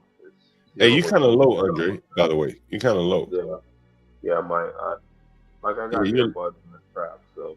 Yeah, you're a little low though. It's kind of hard to hear you, to be honest with you. I want to hear what you have to say, but you're a little bit low. Yeah, like that's what I was trying to say when I was saying the last time we had a conversation was that that is part of the problem. Is dealing with like goofy issues like that. Yeah. You know, but they could seriously burn down a fucking house, man. Like, you know, just out of straight fucking ignorance. You know, hell, we hear how the Indians come here and they shit and standing up on top of the toilet, right? Right? Jesus. Man, look, I got a toilet right now. That motherfucker was sideways. I said, damn. What? It was like, you know, maybe 30 degrees out. I said, damn, what the fuck is wrong with the toilet? And like some motherfucker, like, you know, one of the things is like, if you go in like a commercial space, right? They had them big, heavy motherfucking toilet where, you know, nigga really can't get plopped down. Like you can plop down on it, but it's built for like a big 400-pound nigga, right? You know, the average pound American, 400-pound, like, let a big 400-pound nigga come in at an angle and drop down on this toilet. We be able to withhold that, right? Withstand it, right? But in residential, like, you're not really putting in like bathroom, you know, residential, you know, like a restaurant toilet in your bathroom. You're trying to keep it looking nice and, you know, a smaller toilet. But these motherfuckers, like, they don't know how to sit down on the toilet, man. You know, again. Say what? You got to put some industrial grade shit in there. Well, you know, for the big people, because they just plop down on the toilet, right? And you next time I go over there, I'll show you the toilet. These some bitches just plop down on it, man. And like, you know, you got a 250-pound woman plopping down on the toilet 3-4 times a day, right? And then wiggling to get her big ass up off that motherfucker, rocking that toilet again, right? We talking about some big people here, man. You know what I mean? Real big people, right? Big women, big drinks, everything big. How real big? Shout out to Gary. Everything real big, right? This motherfucker. Man, you know what's crazy? Like in the ghetto, right? If you know, one thing you may not know is if you look at all my houses in the ghetto, damn near every room, I put the bed up against the wall. I know this fucks up the feng shui and shit, but these big niggas rocking, right? I need something to like stop them niggas from swinging. You understand? And so if the wall right there, they can only rock back and forth up against another wall, right? Yeah, that's an inside landlord motherfucking tip right there. You got some big niggas, you slide their bed up against the walls. They can only rock really left and right, and really they only fucking forward and back. So they'll, you know, hey, it's a landlord tip right there, right? So you're saying when I come to DC and I try to use one of your spaces, man, I can't get my freak on the way I normally do, huh, John? I gotta use my vertical game back and forth. I had to put you in the white neighborhood, you know what I'm saying? Where I put the bed all right. You know what I mean? But in the black neighborhood, they got the bed up against the wall. I like to have a lot of fun, John, you know. 300-pound niggas jumping up and down on motherfucker bed, going sideways, left and right. Shit, nigga, right? So you put them all up against the wall, man. I know it fucks up the feng shui, but it's just straight work. Nigga, I get tired of putting these beds together. Don't you think I get tired of putting these beds together, nigga? Fuck one bed, like shit, or just tighten up the screws, man. You see me had to go over there and tighten them. Hey, bitch, get up out the bed. So I can tighten up the screws. So you nigga jump back on your ass. And so you just put the beds up in the corners, man. You know what I'm saying? So they can only rock them. That's funny. Damn. Yeah, it's inside. Oh, yeah. Well, if you don't have a spring set up, I ain't going anyways. Yeah. You're supposed to bring that on your own. I was thinking like you ever seen this shit called like a little egg setup? You ever seen this shit? An egg setup? No. I never heard of that one. What's that? It's like an egg swing type shit. You ever seen this shit? Oh, is it like that nest? It's like that wicker thing that hangs from the ceiling, or it's sometimes it has a hook or whatever thing. No, John, don't put one of those in. You gonna be hanging that damn thing up every time, man. Big. I can't big. Oh hell no, John, don't get that. I can't have these niggas swinging from Like you can have one swinging from the ceiling, but you big niggas, you had to have motherfuckers tied into the roof. Look at Lolo. I love those chairs. I bet you do. You like those, Lolo? Okay, shit. We might put those in Northwest. I tell you about Northwest, Lolo. That's what we put in Northwest. Yeah, you gotta put that in the white neighborhood. Yeah, niggas gonna be trying to fuck on that. I can see it. Man, just myself. I be trying to spin her around. Nigga, hey man, you got some fun. And I'm only paying $40 a night in this joint. I'm gonna get my $40 worth. 40, that's only $80. Exactly. John, what's up? I don't know if you remember in New York where those Africans burned down that building with the space heater. Oh yeah. A whole building from a space heater? Damn. Nigga blow your ass down. Yeah. The man, these dumb motherfuckers. Like John was talking about. Oh, you bringing up Kimmy K. But you know, like while Kimmy Case is coming back, you know, like, so I showed you guys a video where a nigga had his brother here. First thing I said, hey nigga, hey, nigga, who your brother in here? He said, no, my brother want to rent a room here. I said, okay, that's different. Yeah. And then, you know, man, you know, hey, I know you motherfucker gonna hate me for saying this, but fuck it, I gotta say it anyway. Africans have a lot of company. You know what I'm saying? Yeah. And like they loud. Motherfucker talk loud as shit. Right? I'm like, damn, like, nigga, I'm upstairs, I hear your ass. I said, I come downstairs and say, hey nigga, keep your fucking door closed. I don't want to hear you. Right? Like, if I hear your ass, you better be coming through the motherfucking door. I don't need your door. And it's like I think I'm gonna have problems out of it, to be honest with you. You know, just not problems out of pain, but just compatibility issues. You know what I'm saying? Like, you don't want to Afro all night while you're trying to sleep? Well, they're a little bit older. They may know not to do that, but just culturally, you know what I'm saying? Like they moved in with sacks, bro. That shit looked terrible. Like this white neighborhood, nigga. You ain't got no luggage, nigga. You got some sacks. Yeah. Sacks, nigga. A whole bunch of sacks. Go away, Claude. Nigga, I got video of this sack out the sack. You mean like how the donkey be having the sack off the sack? That's how they get man, like these niggas need to be over here with the niggas. Like niggas move with sacks too, so you fit right in, right?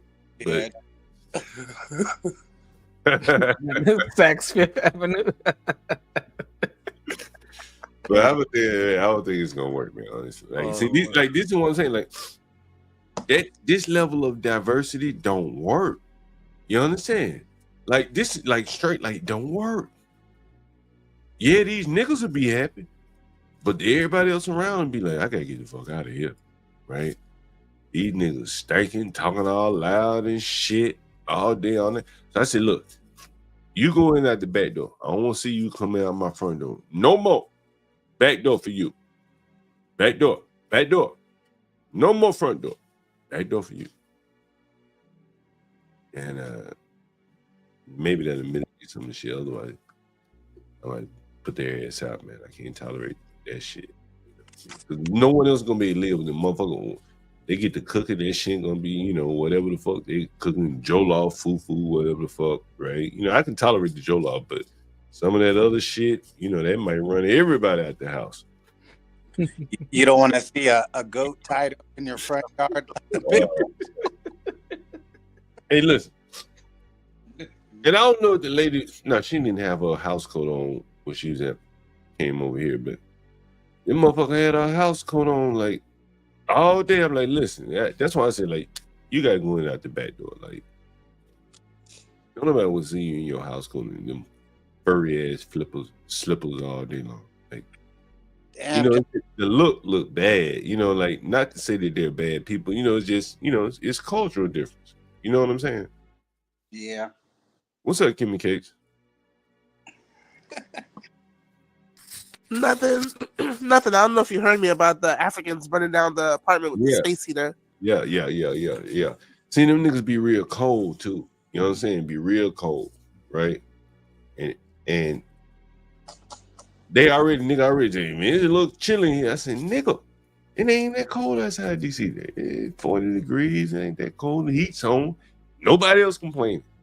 But the African, he cold. Why did you leave the Congo where you could be warm, no heat necessary? Right? I bet he never cold in the Congo. He come over here. Where the heat at? Nigga, you couldn't stay at home. Right? No heat necessary. But you can't make money driving Uber Eats back in the Congo. So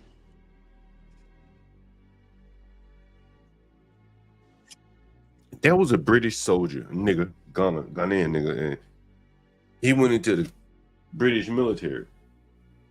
He couldn't take the cold, man. Couldn't make train. And he, they had to give him a pension or whatever the fuck, let him out of the military. But he, like, that cold weather, shit, I don't like the cold weather, right? But a Congolese motherfucker, the cold weather probably gonna be like brutal to him. It hits different. It does be different. I don't do well with the cold myself, so I'm not gonna talk too much shit. You know what I do with the cold, man? Like, shit, I just tried to buy the bitch shit. I bought $100 pair of gloves. What the fuck name is Italian shit? Let me pick it up. Really, all it comes down to is just having the right clothing. But yeah, that's it. Some shit. What the fuck name is shit? Right clothing and a good. Castelli. You ever heard of Castelli? Anyone ever heard of Castelli gloves? Castelli. I guess they make outdoor shit. Yeah.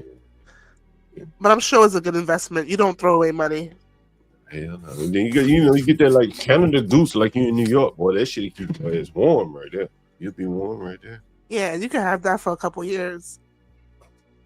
Yeah, you'll be warm right there. But in terms of like rental units, I think they don't understand that the heat is not on all day. Like it runs on like in my apartment complex, like once the degrees hit a certain like number, then the heat gets turned back on again. Like it's an automatic, I guess, thermostat. So once a number of units hit like a certain temperature, that's when the heat goes on. Yeah. And I think most landlords have a system like that. Yeah, that's how I have. They don't get it. Or some,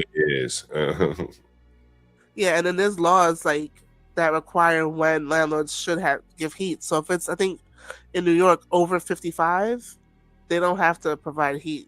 But once it's 55 and below, then they can turn on the heat. Or you can file a heat complaint if they do not turn it on. So I don't think they understand like the heat's not on all day. But Kimmy, in your building, which I know you're in New York, so that's a different thing, but you don't have like individual heat for each unit? No. Some places are set up that way. Some places are. Like where I live in New York, we do, but that's in a house. Yeah, if you are in a private house, or if you're renting from a private house, you have the option. Right. Yeah, and good luck paying for that extra cost of heating. It should have to be like it depends. Sometimes it's rolled into the rent. Sometimes it's a separate utility. Well, if you're gonna raise the temperature in your house or apartment, you're gonna be paying more. 100%. I got a crazy story to tell you. I probably shouldn't tell you, but fucking I'm gonna tell you anyway. I got a call today, and it was a relative of mine. He said, I was texting, like, what's up, man? I ain't heard from you in a minute.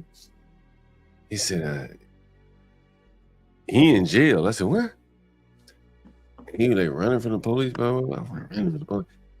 And like amazing enough, like he got arrested for something his son got arrested for 2 years ago. Right? Down in Atlanta's, Bonnie Willis. But luckily for his son and unluckily for him, his son was in Fonnie Willis's jurisdiction. She dropped the charges. My buddy, the father was in Alabama, and they ain't fucking around in Alabama. And I thought, it must be very difficult to, try to instill wisdom in your children if you're making the same mistakes that they're making, hell, after them. In some cases, hey, don't do that anymore, son. Then 2 weeks later, you go do the same dumb shit.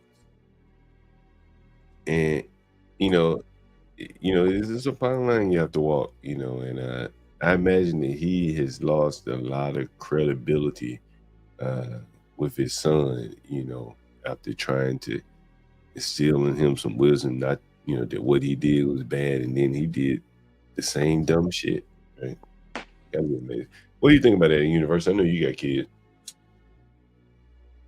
Yeah, you want your kids to learn from your mistakes, but I think a lot of times we underestimate the power of modeling behaviors.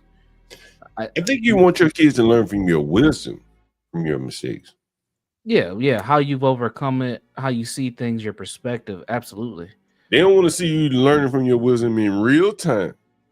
Damn, Daddy went to jail overnight. Come tell me how it worked out, Daddy. So I don't do that. They don't want to see that shit, right? You can maybe tell them about when you were young and dumb and you went to jail, but they don't want to see that shit today. No. You know what I mean? Yeah, no, absolutely. Yeah, I think if you got a baby mama, boy, you really in some trouble, man. You're in bad shape, man. Wait, why is that? What? Why? Shit, you don't know nobody with a baby mama? You're fortunate. I'm thinking. You're fortunate. If you had to think, you're fortunate. Kim get like she don't know. I have some. I don't have a baby's mama. But I think most of the people we know, John, are mostly like married if they have children. I don't really know any like baby mamas. You married doing some stupid shit. Your wife gonna be looking at you sideways like, nigga, what's the fuck wrong with you? That is true. You leaving a bad example for the children, right? Yeah. You going to jail? Like, how the hell you gonna tell the boy not to go to jail? And the crazy part is that my relative, he did this shit a year or two after his son, who was 17, 18, did the shit. And how the hell can he tell it? Like, his son looking at him, bro, like, nigga, you dumber than me. Yeah. I did this shit in Atlanta where, ain't no consequences to this shit. But some parents encourage bad behavior. I won't name no names, but there's a well-known black politician in New York, and I hung out with his daughter one night. This girl's a hot mess, been arrested, all that. And her father's very, very anti-police, like he enables what she's doing, and she needs to be told she's wrong. Same thing I saw with de Blasio's daughter. She was getting arrested left and right. Oh, yeah. On pictures on the train, her cat exposed between her legs, like just crazy. And like he doubled down on the fact that everyone else was wrong. Yeah, I do. She kind of went weird. She really went left too, right? I think it was drugs. Into like a crazy lesbian looking girl after she went to college and all that. At one point, she was a nice. I thought she was halfway nice looking girl. She is a nice looking girl. She is. Yeah, she was. She's was, I should say. Yeah, like heavy and dye her hair purple or something at one point. So cut that shit off. She cut that shit off. Hey, Universal, before we move on from this topic, midnight basketball, man, I saw this topic as it relates to basketball. I don't know if you can see my screen. Yeah, basketball has unofficially become an upper middle class and rich person sport. $30 to $100 an hour to get a kid basketball trained to play on AAU teams. Whatever you can read, but damn, basketball is that expensive to learn how to play now? Sheesh. That's if you want your kid to be good, right? And a lot of it's turning into more club-based sports, AAU teams, etc. And what you're gonna see is we're already seeing it, but it's gonna just be further highlighted. Is your typical American basketball player, black kids from the hood, are being phased out, and it's been a slow maturing process. But the last two drafts have proven what the future of the NBA is going to look like. A lot of biracial kids and a lot of foreign-born NBA stars. It's already happening. But I would say those prices are accurate in terms of what's happening. I mean, listen, that's why I don't really pay no bills or nothing out here. You know what I mean? Yeah. Those prices are accurate. That's amazing. Take a look at this, guys. Now who is this? I knew that guy would kill my daughter.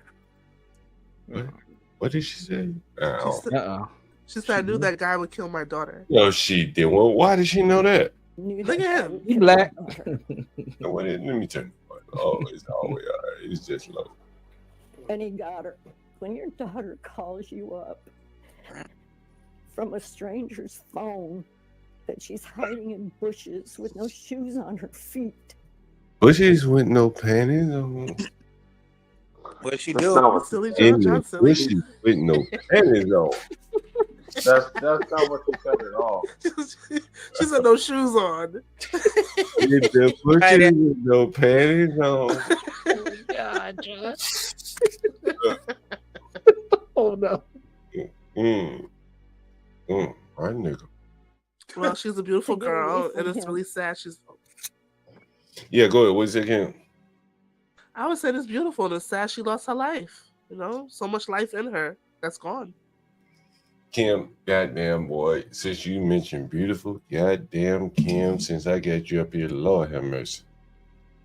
The Lord is my shepherd, people. He know I want. Kimmy K, remember this motherfucker right here. Lord have mercy on my soul. Karina Vetrano. Lord have mercy. That was the nurse that was jogging and they killed her, I think, right? Yeah, that nigga ate that motherfucker. He ate that woman. Crazy. Bones and all. Bones and all. Yeah, Lord. Yeah, That's why it. anytime I see those stalker men, I always tell people, because I'm telling you, women just end up dead. That nigga ate that motherfucker. Man, that's It's crazy. the root to the This is a crazy story. You remember this story, Universal? Yeah, we talked about it in one of these streams. It was probably about a month or two ago. But yeah, I remember this. Wait, when y'all are done, go back. When y'all are done, go back to the last story, if you don't mind. Yeah, I will. I mean, man, when you mentioned beautiful, I thought about Lord. Yeah, she's another gorgeous woman. I gotta see that motherfucker jogging. When she was out there jogging, Lord, Lordy. Yeah. Do you remember what her dad did? Kimmy K. Lord, I got it. Lord, I got it. There you go. These are the last haunting images. Leave that girl alone. Look at that. Look at that woman. Leave that girl alone, nigga. Look like some cakes on her. Lord have mercy. Have mercy on my soul. R.I.P. But see, you're doing the healthy thing. You're admiring from afar. You're not trying to be psychotic about it. Go by that, grab that one. Admiring from afar. Defend all women. Defend all women. Of Karina Vetrano, taken just minutes before she was murdered on a remote jogging trail, shown for the very first time, uncovered by Crime Watch Daily. Does the video.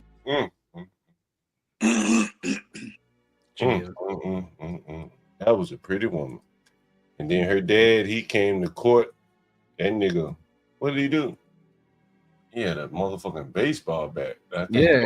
I remember this. Yeah. Yeah, he had a baseball bat. Images. There he is with the baseball. Man, boy, you created something. Some Negro. It's really sad. So sad. Yeah, it's horrible. Look at the baseball bat. God damn. Anyway, you see the pain in his face. He's heartbroken. Yeah, it gotta be heartbreaking to lose something like that. God almighty, knowing what he did to her. God almighty. Now, I have a theory, and I think I know why, but I was curious if you guys had any thoughts about why would this dude jump straight to killing her right off the bat? You know what I'm saying? I think he raped her first, and then he killed her. I agree. Yeah, I agree with John. But I guess what I'm trying to get at is, well, I'll just say my theory, which is, I think this was a girl he couldn't get. You know, this ain't a regular hood chick. Oh man, hell yeah! I mean, that nigga was slow. So, do you think the envy? Do you think there was like rage of, I could never? Yeah, this shit was primal. This shit was primal instinct. Sam, the answer is yes. Okay. All right. No, hell no. I don't believe this shit. I don't believe that nigga was thinking at all. That nigga saw and went to hunt. Nah, I think he's seen her more than once, and I think he knew. I mean, I go through the same thing. Like, there's a guy in my neighborhood who hates me right now because I just will never give him the time of day.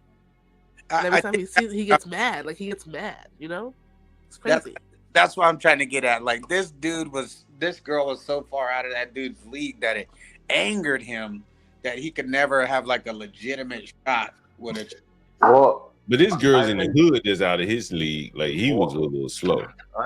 I think the problem with that guy was he never had the full $40. He didn't have a 40 ball. He definitely didn't have a 40. Let's see what this lady had to say right here. Shit. Her daughter got killed. Let's see what you got to say. When your daughter calls you from a hospital and you hear a police officer asking her, what object did he use to do this to you? Jeez. And she said his fist. So yes, I'm scared if he got out, he'd come and kill me or have somebody do it for him. Knew that guy would kill my daughter. God, damn. What's up, Tom? Hey, Tom. You know, I can't get a straight answer on this from anybody, and maybe it's just a bad question. But I predict, especially as more and more foreigners, you know, become the majority or whatever in the United States, I think that people are going to just stop feeling sorry for Negroes, and they're going to give them the Uncle H World War II treatment at some point. Because, you know, how far do you go with all of this stuff until you kind of just start saying, this is who these people are, just get rid of them? Because I sometimes think if I was a dictator, I would go around to different places, primarily the ghettos, and say, do you have a job? And if no, then get on this bus and we're taking you to a mystery place. Sam, I think it's already happening. People are fed up. You know, black rage doesn't matter anymore. That girl from FEMA thought black rage was going to save her, and it didn't. Yep. People are tuning out. They're becoming tone deaf. I think people are getting tired of black folks, and especially, you know, it's one thing if you're just a weird liberal black woman who likes Kamala, but you have a job and this, that, and the other. But there's just a lot of useless niggas, and I foresee a day where people say, you know what, if we just relocated them to another universe, we could be okay, and a lot of problems would be solved. But what y'all think? You know, on that note, I'll share this with you. You know, there was a sheriff in LA. I think his name was Lee Baca. You guys can Google him. I think we played him on here once. He talked about how the prisons really represent how the real world is outside of the political correctness.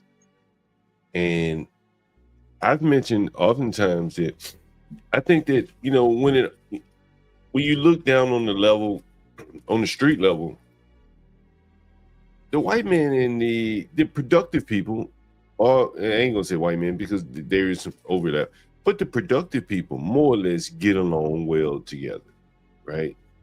Mm-hmm. You're a roofer, you're a plumber, you know, the man that plays music at your bar, all these kind of people get along well together. And the unproductive people, I think, are really on the outside looking in. And they have no allies. You know, as things get tighter and tighter, like who the hell want to ally with someone who's unproductive? And the prisons, I think, really are really highlight that. And so, take a listen to what this prisoner says here. Former prisoner, I should say. He's on some podcast here. We play 20 seconds. The whites and the Mexicans link up. The Woods, the Southsiders. They run with the Southsiders. So while you're in prison, you're running with the Woods, the Peckerwoods. Yeah, we run together. The Woods run to shit crack off. You know what I'm saying? They stick together. Okay, so when you're in jail, you're alliance with the white guys, right? That's like you're okay. And that's what I think. I think it's all economics, or it will boil down to all economics at the end of the day. And then, you know, the people that have some capital or something going on where people want to deal with you, they will deal with you. And if you don't, then, well, you know, no one's going to want to deal with people that are unproductive. And I think that's really what it boils down to.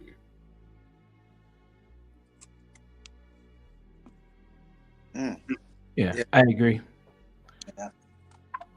Yeah, I hate to simplify it down to race, because I think, you know, there are a lot of black people that are very productive, very successful right now.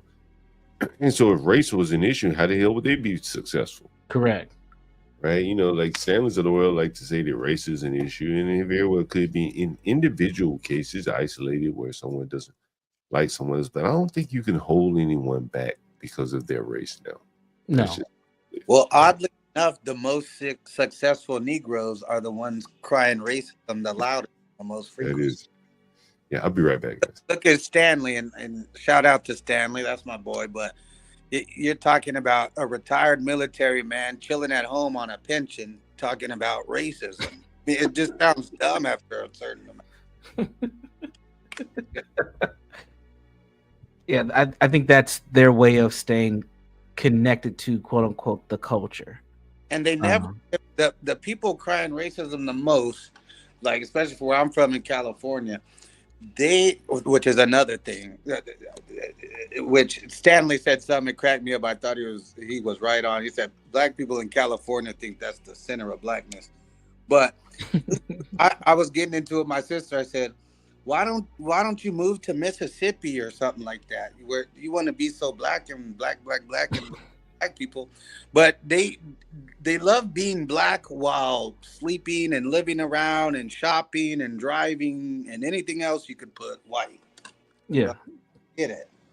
Yeah, the comfort that, quote unquote, white supremacy provides was really. So why I just think it's just a total sham, because I'm like, if you want to be so black, move to Jackson, Mississippi, which I love Mississippi, by the way, for some weird reason. But I said, move over there and be amongst your people. But they don't want to do that. So I don't get that. No, they want, see, it's all just cultural, psychological. It's being connected to blacks by fighting the cause, being down for the people, embracing the struggle. But it's not. But you're not living it at all. While being as far away as you can. Yeah. While you're on your MacBook, as close as possible to the white man. You know what's interesting, man? I did a little quick stream earlier today, man. I was probably a little teed off, pissed off a little bit, but I try not to let that show on the stream. Man, I was walking down the street, bro, and a motherfucker had a pit bull loose. Right, and I don't fuck with them pit bulls, man. Like, I carry a knife just for the damn pit bulls. And so I said to the dude, like, yo, you need to grab that pit bull. You know, he's staring at me and shit. Like, you know, I ain't about to run from this motherfucker. And, you know, he's like, man, fuck the law. I'm like, yo, you supposed to have it on leash. He's like, man, fuck the law. And, you know, and I'm like, damn, like, you know, like, anybody could be walking down the street, walking a dog on their leash, and the pit bull's loose, he could just run up on your ass, right? And I just thought about, like, all the interactions. You know, I've told you guys about the guy whose legs were bit off in one of my properties. It actually is right here. Yeah. Years ago, you know, and just on it goes, you know, people getting bit by dogs. Motherfuckers trying to use their dogs as like weapons against me. Niggas leaving their dog chained up outside to trees for, you know, months on end. And it just made me think, like I just don't know why poor people, and particularly black people, have dogs. It just doesn't make sense to me. But it goes on the same thing. That sense that niggas do. So it's not supposed to make sense, John. You know, I think it's like one of those things, like, you don't see Hispanics really with dogs like that. You know what I mean? You see white people and black people with dogs, by and large, right? Am I wrong with saying that? Correct. I know a lot of like older Hispanic ladies that love a small dog for whatever reason. But you're not gonna see, like, you know, a bunch of, you know, working Hispanics working. Like, the dogs take up a lot of time. If you're retired, you may have a dog for companionship, right? But if you're 35 years old, a dog becomes like a constraint on your lifestyle. Yeah, it's a liability. Am I fair? You gotta Yeah. come home and take the dog out. I'm sorry. No, that's why I don't have one. I mean, I love dogs and all that, but I have yet to commit to having one because I like the freedom of being able to go where I need to go and do what I need to do without, I end up dog sitting for people because they want to go on vacation and this and that. And from that, I learned like, oh, so when I leave or do anything, it's like I got to find daycare and shit like a damn kid, which I would be more willing to do it for a kid than well, if I had a kid and a dog, maybe that's one thing, but just I don't want to artificially tie up my life right now for. I mean, I've shown you all these people with very little money, right? $40, $50. And the one lady had a Labradoodle with no money. Another mouth to feed, right? Another body to house. How the hell does that make sense? Like, what made her want a dog and a Labradoodle in particular? That's very interesting to me. Like, why would a poor person want to drag another mouth along with them on their poor ass journey? Well, it's the same reason they do for kids, although at least the kids make a little bit more sense because there's government. Kids are natural. In nature, people don't adopt dogs as liabilities. Maybe they can train it up to do something. And that leads me to the next point. Like, these people don't even train the fucking dog. Right? Like, it'd be one thing they train that motherfucker. Like, hey, we poor, man. We need a motherfucker around here that can do something. Right? Can you guard something? Nigga can't even guard nothing. Shit, I had a bitch trying to use a dog as a motherfucking Rottweiler. Part of the problem is the bitch was disabled. The damn dog was disabled. She couldn't get it treated. Right? Too damn broke to get the motherfucker treated, man. Like, somebody got to be sacrificed, right? And usually it's gonna be the dog. She ain't gonna stop eating. They can't even take them to the vets. Fleas, hip dysplasia, worms, heart problems. They can't even get the shit treated, right? Listen, I had a tenant, man, left a fucking pit bull outside of my house tied up to a tree for months, bro. And I would call DC government. I said, man, come get this motherfucking pit bull off my property, man. Ain't nobody feeding it. Well, they throw food at it, but no one would dare go up and get that son of a bitch in the water. That son of a bitch break that chain, it's gonna kill you, right? So he had to drink old swampy mud water from when it rained every now and then. He finally gets some water, right? I'm trying to look at the nigga. I swear I troll that fucking nigga. If I can find my phone, what's that black ass? Where's my phone? I call that black ass nigga, right? Every now and then I used to call that troll nigga. Call him and troll the nigga. Where's my phone? Anyway. So I called DC government. I said, man, can you come get this motherfucker off my property? Nigga tied this dog up to my tree and he ain't been back. They sent a motherfucker out there, white man. Ain't no nigga doing no animal control. They don't care about dogs that much. No. White men say like, shit, man. Pit bulls get stronger before they lose weight. And we have like a statistics or whatever we got to go by. Like we can see their ribs and shit. Then we can take. But the pit bulls start turning into straight muscle before it start to, degrade. And so at this point, it's just straight muscle, right? And it stayed back there for months, man. Motherfuckers stayed alive, man. Them bitches made of steel, man, like a lion or ox or something. Wow. Yeah. Yeah, that's a tough dog for sure. Mm-hmm. Damn tough dog. And they probably would have pressed charges against you if you just let it there starve to death. So you'd have been fucked either way. I was gonna go back there and kill it. I said, man, well, I was thinking with a story you told not too long ago, which I hate to say this because I like dogs and all that, but just to prove a point, you should have shot that nigga's dog. That was I wanted to read that. Just to watch him cry, just to watch him go from tough guy to crying and bitching, and he gonna call the cops on you now. But sometimes I wanna, which maybe that's more of a private conversation, but I'm gonna take your master class on landlording, John. But I just think if I was to landlord in the ghetto, I would, which probably only causes more conflict. But I said I don't like going back and forth with niggas. I would just, you're done, and I'm moving on, and hopefully you learn. But I know that's not the right way to go about it. That's how I do at work, but that's different. You know the way Stanley likes to argue, like yes, no questions. Right. Oh, they don't work with niggas. Well, that's what you have to do. Right? You got to make it work, right? You got the money, man. Nigga, you got the money or not? Yeah. Like shit, I try to be all day hearing your fucking story. You got it or not, right? Cause I leave if you ain't got it. What the fuck am I sitting here listening to your story from? I don't want to hear shit. Just tell me if you got it. Matter of fact, you should have told me before I came over here. Right?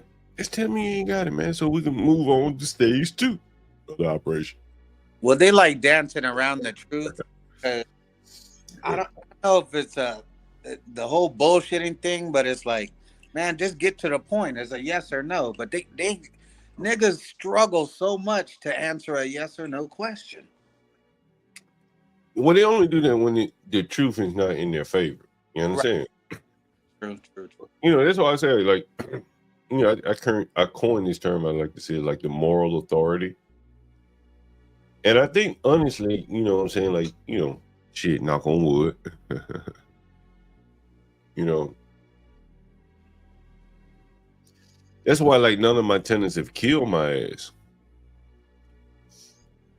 You know, I try to do the right thing, but, you know, they know they fucked up. Like, I give them a long enough rope to where the venom that they would have for me, they be like, man, I know I fucked up.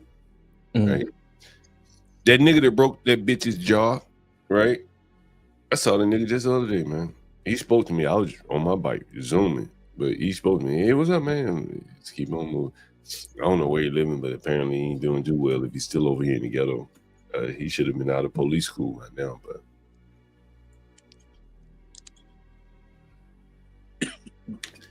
anyway, you know, one of the other things I like to highlight is, you know, I always say live like a migrant. And one of the things you saw yesterday, was it yesterday? Yeah, yesterday. The migrants, Africans, Congolese motherfuckers. No American education, no advantages that all you Americans had. Healthy food, growing up, safe community, all that bullshit. Every advantage you had. And we show motherfuckers that ain't even got $50. But here the migrants are $2,700. I couldn't even go shopping. Nigga had that cash money. I'd rather have the cash than go shopping anyway. But my point being that they came up with $2,700 in 2 days. And I showed you they was sending sales from one phone. The other nigga, he was sending his Zelle. And they figured that shit out. Yeah. How many motherfuckers you know got $2,700 between two of them, the couples? Only a few business colleagues, only a few. And you're talking about non-black, probably 3 people. These motherfuckers that came here off the boat, silent, probably crawled through Mexico, water, dirty water, whatever. Like, you have to be able to cooperate and work with other people, if you're a spouse or whatever, you know. And I think that was a very good example of them people. Yeah, it's a very good example. They figured this shit out. $2,700. That's a lot of money, man. Yeah. But isn't that one of the biggest weaknesses in the black community is niggas not being able to work together? And I don't say it as like I'm over here. I mean, it's me and my own family. You know what I mean? So it's just yeah. I used to like to call them like freestyle rappers. You know, solo rappers. That's what I used to say. You know, and you know, Lil Wayne's. You know, but then if you read the story of the Beatles, man, like it's what was it? Malcolm Gladwell talked about the Beatles and the Outliers, or what was the Outliers? 10,000 Hours. What book was that? We talked about it before the Beatles became famous. They were touring all over pubs and bars all over Germany or Europe or London, UK, wherever they were. Before we ever knew who they were, they did their 10,000 hours in. Yeah, outliers. And they were, they were a group, and again, I talked about it how like I got partners, shit, I get 4 hours of their day, 2 hours of one of the other partners' day. I got more hours than you, like to do more things than you. You understand, right? That's how it works, Yeah, you grow wisdom and you learn over time, and you figure out what systems and talents work for you. You stack them, and then you put them to work to bring in money or resources. Yeah, I'm not an administrative person, right? Like, it's typically a woman's type skill in my eyes, right? Sure. Yeah, the women partners tend to do it a little bit better than me. They can order this shit on time, the right quantity, shit like that. So they handle the administrative. How long did it take for you to realize that was something that you need to delegate? Man, early on in my career, honestly, that's a good question, Universal. I'd got to a point, I'm like, damn, like I could get a little bit further if I had a partner or two. And then I ran into a situation like, damn, hey, you interested in this? You were like, yeah, let's do it. I look around at my friends. You ever remember that Tony Soprano moment where he's looking around at all these gangsters? He's like, damn, these niggas ain't worth shit. Yeah. You remember that moment, right? Yeah. Right. And so I'm looking around my buddies. I'm like, damn, these niggas, shit. Like, they just into cars and women. Women really just into women and everything downstream from the women that they have to do to get downstream from the cars shit that they have to do to get the women. So I can only turn to women. So I turned to this one woman I was dating. I'm like, you interested? She's like, yeah, let's do it. It was on from there. You know what I mean? From there. Yeah, I think as you put in your 10,000 hours and you realize how to leverage a network to help you continue to be successful, that's one of the best things for individuals, especially for men. One thing I carried on from my childhood, got this from my mom, that really fucked me in leadership, is my mom used to tell me, and I was the oldest. I had two younger brothers, so I was responsible for a lot of stuff. She used to always tell me, if you want something done right, do it yourself. And she just said that to me over and over, where it's just ingrained in my mind. Yeah. And it helped me when I was younger. I've had a lot of success very early on in my career, education wise, etc. Yeah. But as a leader, where I have 2 separate businesses, I have 19 staff, that shit doesn't work as well as it used to. I have to delegate in order to stay at this level of just success that I have. And it took a long time, man. I have a personal assistant and I still don't let her do everything, but the stuff I do let her do, it saves me so much time, John. It gives me an opportunity to do so much more. It's amazing. 2 things I want to touch on you with you. You're talking about running business. I've talked about this with you before. I had 2 employees. One mediocre, one a Dion, right? Nigga hard to get along with. Yeah. Don't want to work with anyone else. And then we're repeating, but for some of the people that are new in the audience, I may not remember, I may not have been here. There's something to be said for that motherfucker is hard charging, but you're not gonna be able to keep him for long. Yeah. Versus that mediocre person that you could keep forever, but he just be middling along, right? And that hard charging person that pushes you, I think, is much more valuable to your business than the consistency of a middling worker. Would you say that's fair? Yeah, I would agree.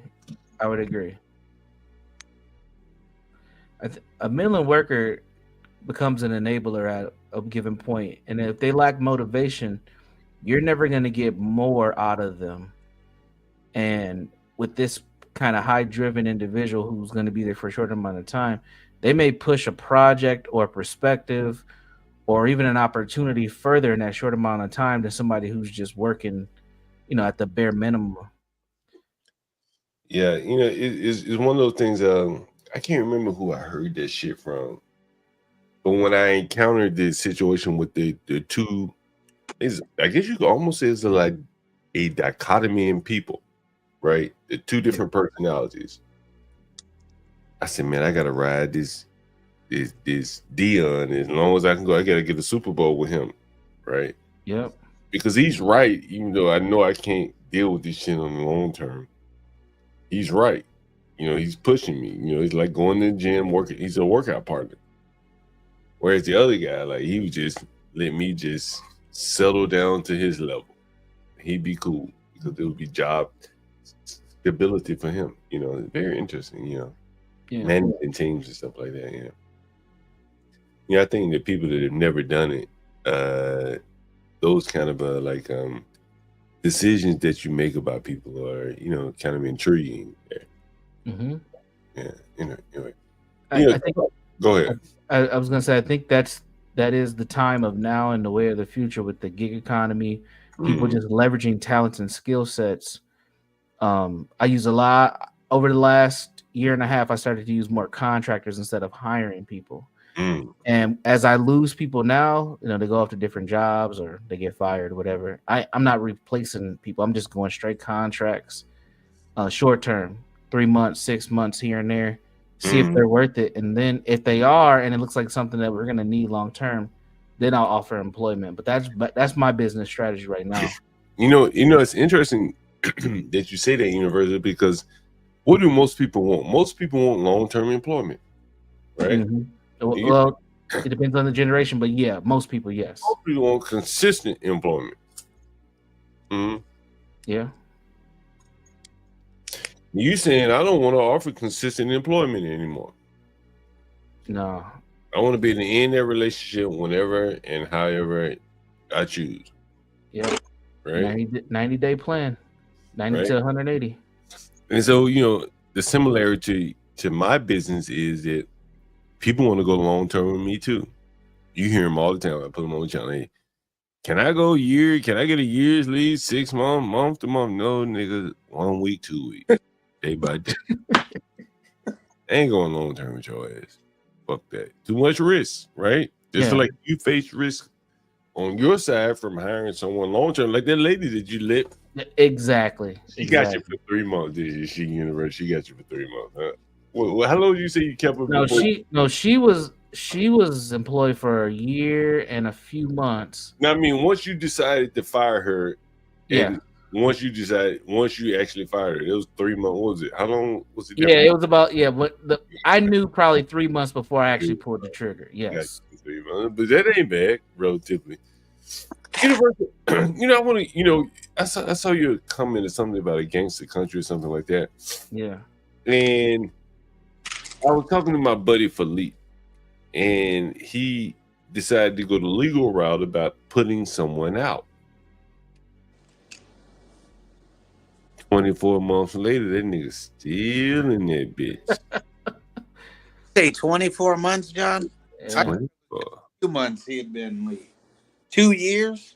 24. 2 years. Sitting on 24s. That's how all my niggas roll. And so he goes to court in December. And he's like, man, this shit don't go the way I wanted to go. Nigga, we going John Galt. We going dark Galt. I said, man. But I told you what to do long before it got. You know what that nigga told me? He said, he said, when I went to court, he said, man, judge didn't even acknowledge me. The judge like, yo, hey, you behind rent, nigga. What you want to do? If you apply for some funding from the government, right? You got to get it right. Government. Nigga said, well, I'm thinking about it. He said, okay, well, come back in 3 months. Let me know how all that shit worked out. My nigga was incensed, right? It sounds like Tracy. Yeah, I talked to Tracy, Kimmy Casey. We gonna get Tracy up here. Hey, Tracy. Listen, Tracy is a nigga that we used to hang out at Drink Lounge up in Brooklyn. We used to live stream Kimmy Kate, me, Kimmy Cates. That nigga with the mask that owned the place, Norm, my man Norm, and everyone. And this nigga had a tenant. It was two niggas. Remember the African nigga that had the tenants that just bogarted his basement and said, nigga, I dare your ass to do something. And I said, nigga, it was an African nigga, right? And so a nigga had rented his basement during COVID by Airbnb. And just said, I guess when COVID hit, niggas said, man, fuck you, nigga. I ain't paying nothing no more. I said, well, what you gonna do, nigga? You gonna make a move or what? He said, I don't know what to do. I said, well, I can tell you what to do, nigga. He said, well, what would you do? I said, you know what I do? I flood that nigga from up above. Ooh, that's a good one. You want to smell what The Rock is eating, nigga. You want to smell what John Galt is eating, nigga. Nigga, you want to smell what I eat, nigga? I'll send it to you. Pipe dash, nigga, straight down from one pipe to the next. John, Nigga, the you next smell urban what John Galt eating. You gonna look at for the class starting. corn, nigga. You see if I eat some corn from a street festival, it'll be in that shit that showed up on your float. You get the fuck up out of there, huh? You, your family, any of them bitches you done brought in there. You get the fuck up out of there, nigga. If I send my corn and my shit down on your float, you go. And nigga said, man, I can't do that. I said, okay, well, we'll see what happens. We'll see what about to happen, right? And so my buddy Felipe says to me, like, if the judge just don't show me any difference like he did the last time. I said, well, nigga, that's what's about to happen. Nigga, you're a long way from getting that nigga about your house. That's why I told him about the other nigga I know who took the John Galt route. He threw that nigga out. I helped him. Threw that nigga out. You know, I do believe in that kind of shit. I offer my services out free of charge. And later, the man he threw out ultimately had to drop all the charges. He done threw this nigga out, turned his whole fucking life upside down. And all the charges were dropped. So one nigga committed a straight crime, self-help, broke the law, threw a nigga out. White boy too. Nigga worked from he worked for Salem News. Google it for yourself if you don't believe me. Tom, you ever heard of Salem News before? Heck yeah. I threw a motherfucker out from Salem News. Hey, nigga, time. Hey, somebody call me. Hey, I need a motherfucker. Got to get the fuck out of here. Oh, time to go. And we threw that motherfucker out, boarded the shit up. You can't come back in here no more. Police came. I got video of this shit one day, I'm sure. Police came, motherfucker called the locksmith. Locksmith can't change locks, but it was boarded up. He couldn't get through that board. And Salem. Say what? Salem, yes, Salem right here in Irving, Texas. Yeah, real their headquarters. They're here. They're very conservative, very religious. Yeah, very religious. Dude worked for Salem Media. And we boarded that motherfucker up, and he sued my friend. My friend was like, fucking, I know I'm gonna get sued, but fuck it. But eventually they had to drop the case. Ain't that a bitch? He was gonna lose the case, and he had conceded the point. But still, they dropped the case because the consignment lawyer, what they call that shit when the lawyers work? Contingency, yeah. Right? He realized, look, my contingency, the payment I'm likely to get ain't worth what you gonna get, so I'm out. And they dropped the case. So the one man that followed the law is still following the law, but he getting shit on, right? What is it? About 48,000. And the other guy, he winning, straight winning. Gangster country. This is how you live in gangster countries. Anyway, this is my thoughts on it. Just some advice for some people that want to get into the business, and you end up in a situation like this. You can't wait around on the government to solve your problems for you. That's the way it is. I could tell you more, like some of the more, like how you're turning the tables on things. The government is more or less helping, I guess you could say the defendant in many cases. Someone has an echo. But if you're, so when you're a landlord, the government is on the side of the tenant. When you're getting sued, the government is on the side of the person getting sued. Unless you're a big business. And so my friend who threw the motherfucker Salem media person out, he effectively flipped the tables and he used all the government excuses that are allowed to the poor person that oftentimes get sued by landlords. All those excuses were offered to him. Hey, I'm sick. I'm having a baby. I showed up late. My car broke down. Blah, blah. I can't come to court. And if anyone knows if you're getting sued, time is your friend, right? Delay as long as possible. So, What's up, Tom? You got a story? I won't tell. Let me show this story. Share this story here. Man, well, I probably need to share it, right? I probably need to show it on the screen. Well, there's one part of it that's just lovely. Basically, this dude, there's a better picture down in the story, but yeah, this dude brutally killed this little 10-year-old girl, gets thrown into prison, but they didn't check close enough, and the girl's cousin was in the prison. Oh shit! So if you scan down here, we don't have to look at the whole story, but if you go down the article, there's a real good picture of what happened to him. The little girl was named Katie, and if hold on. In a bizarre twist of justice, it emerged that the amateur tattoo artist was none other than the murdered 10-year-old's cousin. The brutal act unfolded in 2006, just a year after Anthony Ray Stockelman admitted to kidnapping, assault, and the killing of young Kathleen Katie from Indiana. That's your hometown there, Tom. Yeah. And check it out. Keep going down the way. I'll just tell you what happened. That's the douchebag right there. Before, here's the after. Yeah. Wait a minute. Here's the before. Nothing on the forehead, right? You guys see that, right? Ain't nothing on the forehead, right? At least he didn't kill him. Yeah, and he locked that dude in a cell with him, beat the living tar out of him, and had a primitive tattoo kit. And tattooed Katie's revenge onto his forehead. What did they do to this guy? They had to put him. They had to put what ad seg for another 2 years or something as punishment for beating this guy up. Well, he was in for burglary, and then he got charged for assault, and he got a little extra time. I think he got 2 years or something. See, because Indiana, they're like, you know what? Put yourself in his shoes. He was probably enraged. He lost control. But yeah, that's Indiana style right there.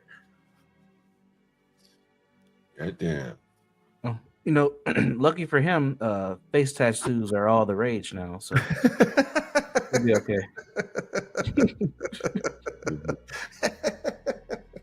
I gotta find my phone. I got some shit. I got my phone. I got some shit to show you guys. And, I want to just point out much better lettering than I would expect for someone in the slam for burglary. I'd have misspelled that shit. In all kind of fucked up ways. Nigga, you gonna go around with fucked up shit on your face. Right? That's just me though. I'm a vindictive motherfucker. Man, Oh, and by the way, part of the reason that the guy that's done so well is the dude told him, he goes, look, you struggle at all while I'm doing this, and I will beat your ass like this every single day I'm here. And if I get put somewhere else, somebody else going to step up and do it for me. Yeah. That's the way we have to do these kind of people. I ain't got no problem with it. I don't know about you guys or whatever. I don't handle their business. Handle your business, man. Handle your business. However you see fit. Man, I got some videos. I got some shit from my phone. I want to show you guys. My iCloud is slow to come up here. I don't know what's up. I want the iCloud here. So, how was your date, Tom? By the way. Well, it really wasn't a date, but it was fine. It went exactly as planned. What was planned then? Well, it's somebody I was seeing, and then decided I didn't want to anymore. But she still wants to come over and stuff, so she said, "Let's go out," and bought her some food and acted like I was listening to her conversation. And then she came over here, and 9:10 the next morning, the joke was over, and she had to go. Is that right? And she wasn't upset. She got what she wanted. She's a grown woman. So yeah, that's how it went. It was fine. Tom, you trying to save some holiday money? No. No, she's a millionaire. She don't need no money. Her closet's the size of my bedroom. And there's shit in there. It's all designer, and I never seen her wear the same thing twice. She's a realtor. She sells these $3, $4, $5 million houses. Oh yeah.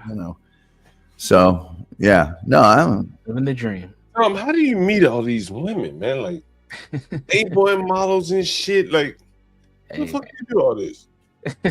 Tom's the man. Well, they're around you. Yeah. Well, how do you get them all around you, Tom? Well, you just go places and do things. And when you get older, there's less available, and they're looking harder. It seems like they're more available for you. You got all these red pill people, men complaining they can't find women. And that's not the problem. That's not the problem. If you got that, man, I'm ugly as hell. But if you got the gift of gab and you can make them laugh, and you're fun to be around, and you're not real demanding. You don't really care what what do you think of that? I think that's great. I think she came up to me one time and said, "What do you think of these glasses?" I said, "They look nice on." And she goes, "Well, I was hoping for more than that. They cost $3,000." And I said, "You paid $3,000 for a pair of glasses? That's crazy." So I took her to a place where she could get the same glasses for like $300 or whatever. And she's like, "I didn't know this place was here." Yeah, well, stick with me. You'll be fine. And you do stuff like that. For instance, she got a Lexus. She's always on the phone. She drove over a curb and messed up one of the back the passenger side back tire. Well, those Lexus tires have all these wires and stuff running into them so they can detect wheel out of balance, air pressure too low, all that stuff. And they told her it's going to be $1,500 for a new tire. And I'm like, well, but it's a Lexus. Your spare tire is the tire that you need to replace on that. It's got all the wires and everything. What you need is a bullshit tire that you can just take out and put on and drive around with. It's no $1,500. Look, I got a guy over at Discount Tire. His name's Sean. Tell him I sent you, and tell him what you want in a spare tire without all the things. It's going to be $300, $350 tops, and it'll have your same fancy Lexus rim and all that other stuff. And so that was actually our first date. I met her over there. The guy took care of her bullshit. I had just gotten brand new tires on my Jag, so he was real happy with me. And we went out and ate. When she came back, it was done. Oh, God, she talked about it for weeks. Nobody ever does things like that for me. And I'm like, oh, well, you don't hang around with the right people. Nigga tell me you're resourceful. Is that what it is? Yeah. Yeah. I mean, you got to look. Most people are looking to have the pain points in their life removed. Yeah, whatever that thing is, that it's a pain in your ass. It might not even be a big thing, but if you can take those away, yes, they like that. And make them feel something, like I was saying a few days ago. Yes. Yeah. Pay attention, gentlemen. Yeah, it's like, well, you see, you're with me, so this is what you get when you're with me. There you go. You want to be with somebody else? I'm not mad at you, but this is the way I do things. I'm not the guy that's going to go out and buy a $3,000 suit and hit the clubs with you. That ain't me. You want to do that? Find somebody else. But if you want somebody that's just kind of hang around and improve your shit, and when you go out and we do things, but you guys aren't gonna believe this. I'm actually fun to be around. It's all about the value proposition. Exactly. Yeah. Exactly. And it's all about who I am as a person and who you are as a person. I tell her all the time, I don't give a fuck how much money you make. It means absolutely nothing to me. I don't want your money. I don't want your shit. You got that big 6-bedroom house and your family's always there. I don't need any of that shit. I got my own shit. You ever go over when her family's there? Yeah. I have. But I just finally told her, it's like, your family's really nice people, but I came from a big family. When I go over to your place, I'm going in 20 deep, 20 people, all your kids, all their kids, you know. She got married right out of high school, so she never did all that shit in her 20s. So now she's doing it, and it's like, you know, I just don't like being the guy that's not in on the joke and has to. Yeah. So are you still working for the place that you were working at 2 months ago when we talked? Great, good talk. I'm gonna go fire up the barbecue. I mean, I just end up being the guy that, you know, cleans the pool and does all this bullshit while I'm there, and it's like, it's not that fun for me. I know what you mean. Yeah. It ain't your family, right? No. Plus, her dad is like not that much older than me. She's 13 years younger. He's 10 years older than me. I was out. They have a ranch out in just west of DFW. Some bitch. I was helping him unload some lumber because he's that guy out on his ranch. That goddamn guy, he pulled a 2x4 out when I wasn't looking because I was moving something else. And man, he hammered me. I got this big, giant, like blood blister under my eye. That damn near knocked me out. And yeah, it's a thing with her family. So I'm like, I'll just lay off. But the big thing is she started hanging around with this kind of white trashy girl and running around. When I was working for the news on weekends, I had to do weekends sometimes. And when I did that, I had to be there at 3 a.m. and I'm there till probably 2 in the afternoon. So I'd tell her, look, I can't go out this weekend at all. You know, I got to be in bed 8, maybe 9 o'clock tops. So I'm sharp for 8 hours on the air, which nobody does. And she'd show up at, 2 in the morning, right about the time I'm trying to get the hell out of there. And hey, we went party. And I know she's hammered, so she ain't driving home. She lives in Lantana, which is 45 miles from here. So she ain't taking an Uber. So I got to throw her in my bed, which is really what she wants, is to hang out at my house when I'm not there and go to work. And of course, I'm not giving her a key, so she got to stay there till I get back. That kind of chick crap. And eventually I just went, you know what? I don't think this is working out. Got to respect my boundaries. So anyway. So now I'm on to the next one. Train keeps smoking. The next woman up, as they say, man, I was in an Uber today, man. And, I may have stopped taking this Uber share. This is the shit, the behavior in these motherfuckers getting crazy and crazy. Look at this shit. Look at this shit. I guess he just got a fucking tattoo or something. You got cocoa butter or something? Yeah, the motherfucker got cocoa butter. And he wiping this shit out on his arm, man. Fucking whole cast. The cab driver rolled his window down. Fucking whole cast on cocoa butter. Now I see where people get that whole cocoa butter shit from. Do you know if he just got that tattoo? Yeah, it looked like he put some grease on it. Do you think he came from a tattoo shop? Because aren't they supposed to wrap him? That nigga up around the corner. He wouldn't holler at somebody. Yeah. He should have still wrapped him before he left. No, that's not brand new because there'd be red edges and it'd be upraised. Grease on that motherfucker. Man. What the grease? I'm like, damn. The whole process. God damn. Look at this shit. Hey, man, just for a couple fucking saved dollars. That smell like fucking cocoa butter. Yeah, I've never done the shared ride like that. But Oh man, what the fuck is it's an the worst? experience. Worst bitches getting in with their babies, no car seats. Oh my god. Oh man.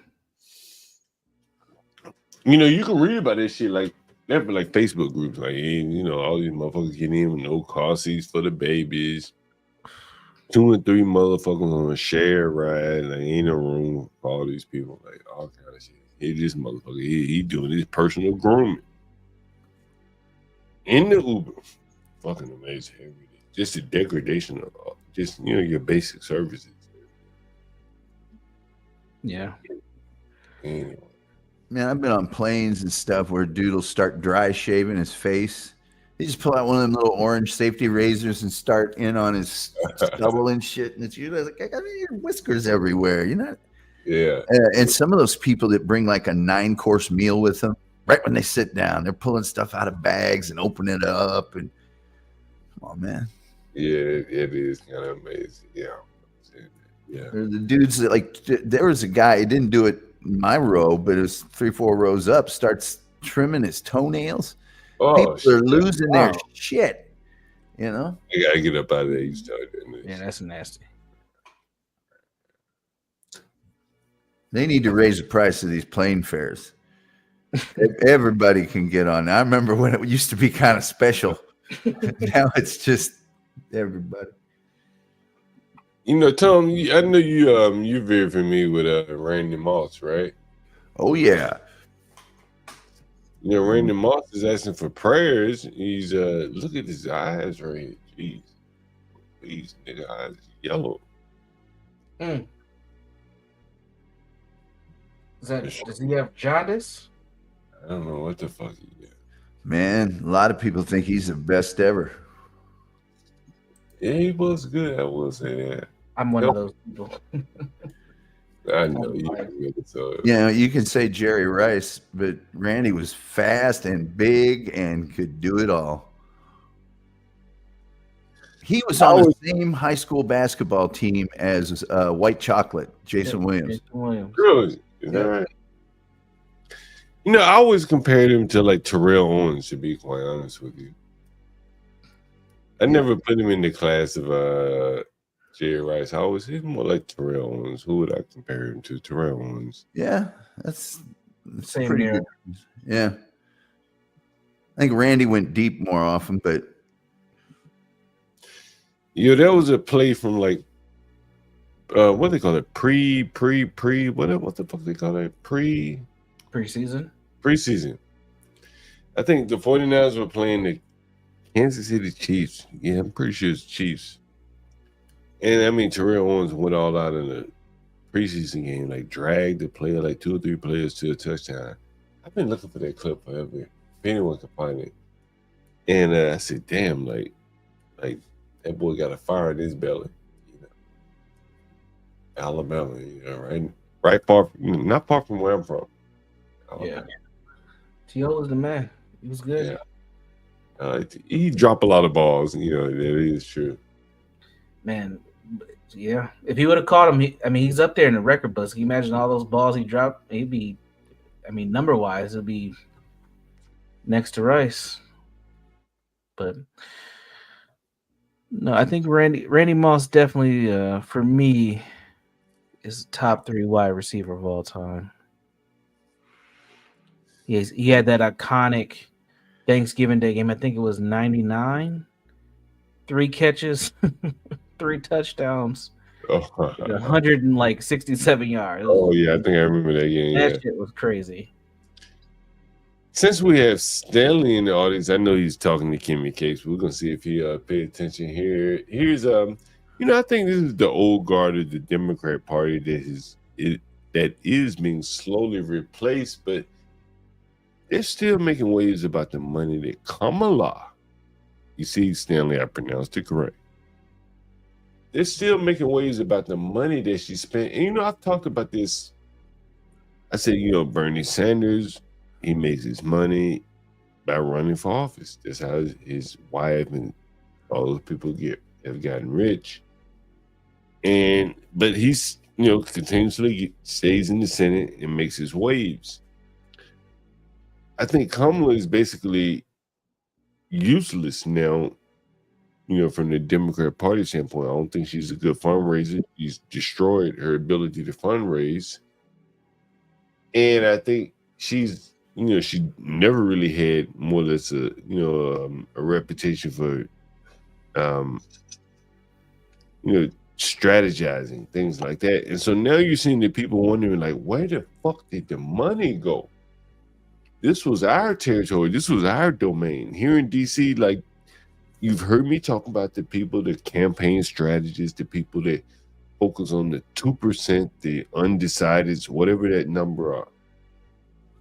And the billions of dollars should have been spent on those people, and that's typically where these people in the establishment make their money. And now listen to Carver. He's an old guard, but the focus is still the same. Where's the money? What happened to the money? But the resistance is going to have trouble raising money. These fundraisers are burnt. They're really pissed now. And the damage that the 2024 campaign has done, the damage that this decade has done to the Democratic brand is almost unfathomable. Almost unfathomable. But I would say the policy number one is we're going to audit everything. We're going to audit the campaign. There's some real serious words he's talking about. Talking about auditing people. What's downstream from an audit? You know what it is. We're going to audit Future Forward. We're going to audit the DNC. So people can know. But I'm telling you. He's trying to preserve the future. He's an old guard. He may not be here to see it all, what it all shakes out. But he's trying to preserve the DNC. He's a commandant in the Democrat Party. And he's seeing his party being basically taken out the pasture here. And he wants to see something done here. Like, we want audits. Without complete transparency, the campaign, we think, raised $1.5 billion. Okay. We know that Future Forward last week. Who is Future Forward? I bet you that's one of these Democrat fringe agencies. They got a bunch of money because he keeps calling their name. Let me Google Fringe Forward. I'll play him. Saw was 900 million, so we can assume that they got to $1 billion before election. That's $2.5 freaking billion. Do you have any idea where that money went? Does anybody have any? You want to know where the money went? See, he ain't concerned that it was how much was raised. He didn't get his cut. He being pushed out. And he trying to maintain his status in the Democratic National Committee, the party, and saying, look, man, these people, these outsiders, come in and they just snatched up $1.5 billion. Where did it go? Where did the money? We want audits. Where did it go? But he's lost the party. The party's been lost. It's no longer the party of James Carville anymore. They force-fed us diversity, and now there's a new group of people that's going to come in and collect this $1.5 billion. And he wants to audit them. Any idea where that money went? I mean, I have some. Where the money? He ain't worried about them damn elections. What the money? God damn it, what the money? How many times this nigga done mention money? He ain't mentioned nothing about no fucking election. Money. Where the money? Why I ain't getting none of the fucking money? That's what he said. Why didn't I get any of that 1.5? I've been getting it. I got it when Biden was running. I got it when Obama was running. I got it when Clinton was running. But now you done brought this goddamn Kamala in here. I ain't getting none of the $1.5 billion. I want to audit. Where is the fucking money? He's wondering. Places I started looking. All right. And it's all, Albert, I promise you this. The amount of money and the amount of. That's all he keeps talking about. Money is on my mind. Lobbyists that were involved in this campaign is staggering. He don't give a fuck about no damn lobby. He just saying, look, there's a bunch of damn lobbies and they weren't me. Usually I'd be involved in this shit, And I would have gotten some of that 1.5 billion, but I ain't getting none of it. So now I want to audit. Where the fuck my cut of this money? That's what he keeps arguing. Where is my money? Where is my money? Anyway. What do you guys think of Carville? Talking about I've always liked him. I like Carville too. Him and Mary Madeline. They make a nice duo. Yeah, I've always liked. Stanley, what did you think about him? Keep talking about the money, like, it's number one, I think you're just dreaming. Number two, I think he makes a good point, but there's a lot of money that gets wasted in these campaigns. So I think he might have some real concerns, but the stuff about diversity and all that bullshit that you want to push, that's just MAGA nonsense. So the Democrats will be fine. This happens every time a party loses a presidential, election. When Obama beat Mitt Romney, same thing. The Republicans wanted to have a Sunday come to Jesus and Reince Priebus and all these guys. Not a damn thing changed. So Democrats will be back. What's the name of that group? And probably, doing the same old things, though, I hope they do some listening. What's the name of that group he mentioned? I want to look that up. Was it Fringe Forward? Oh, I have no clue. Let me find it. I want to look it up. Does anyone remember it before I play this? Was it Fringe Forward? Forward Fringe? It's almost unfathomable. But I would say the policy number one is we're going to audit everything. We're going to audit the campaign. We're going to audit Future Forward. We're going to audit Future Forward. See, I guarantee you, Stanley, this is, I like Carville, honestly. But what I think is that, I know they ain't gonna let us read this shit. Oh, shit. Look at this shit. Oh, see, what I think is, like, I want you to read the article. It's New York Times. Look at this shit. I keep telling you, the money in this area, like, these people don't create shit, but they skim a lot of this ad money off the top by placing the ads. That's where they make money. Look at this. $700 million ad testing factory for the Kamala Harris. This is the New York fucking Times reporting this shit. Future Forward. See, John, before you get off into wherever it is you think you're going to go, and we have to pull you back down to earth, you don't think the Republicans do the same thing? No, I'm not disagreeing with you, Stanley. Well, then why are you making such a big deal of it? Well, what I think it's revelatory. Well, what I think is interesting, Stanley, is that the old guard is being replaced with the new guard. Happens every few years. Well, I don't think so. I think, from... Oh, I do think so. From Obama... How long have you followed politics? Well, as of late, from Obama to Hillary, well, even from Bill to Obama, from Bill to Gore to Obama to Hillary to Kamala Biden, they were all kind of the same people behind the scenes. Right. You had now they're all James Carville's age. Now, yeah, right. Those people have kind of aged out.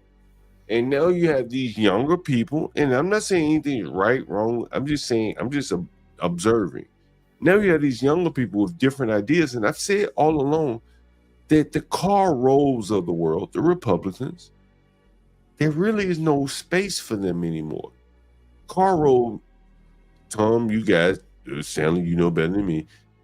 Correct me if I'm wrong. Karl Rove made his living off being a GOP consultant to trying to find the undecided voter.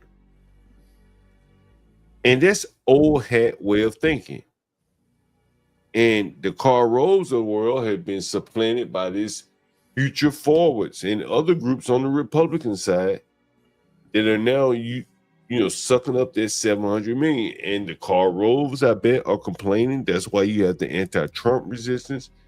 And the Carville on the Democrat side are complaining just the same. Well, the thing is they can complain all they want, but I mean, they're getting too old for it. And the major difference between, Karl Rove and Carville's day is social media. I mean, social media wouldn't exist when James Carville ran Clinton's campaign. Right. And that's what I'm saying. I do agree with you. It's just like Chris Wallace now trying to come to social media. It's he like a day late, dollar short. Well, and I think that Karl Rose, the James Carville, you can see James is up in age now. He can effectively run the New Age campaign. He can't do it. And so Future Forward, they came along and they sucked up the $7 million that otherwise might have gone, some of it might have gone to Carville. Well, Carville, I don't think, I've seen Carville is basically a talking head. I mean, I think he still does some consulting, but it's usually probably just as an outside consultant. Carville is literally almost 80 years old. He has no business running a campaign. Well, not running the campaign. Like they're all the ancillary. What is the word ancillary? Streams of revenue, right? Like I have a friend, and I've shown him on the stream here, a guy I know very well, who gets paid to come on MSNBC, right? And Carville's aging out, but I'm sure Carville still wants to cash in. He's seeing his industry, pass him by. And now he wants audits and shit like that. Like, Well, I have no doubt. I mean, the DNC's looking for a new head as we speak. Yeah. There are about 6 or 7 people who are going to kind of vie for head of the committee. Yeah. Martin O'Malley, a former governor of Maryland. Yeah. Supposedly the favorite, but I kind of think they're not going to want O'Malley. They're going to want somebody that's just kind of new and, it's going to be interesting.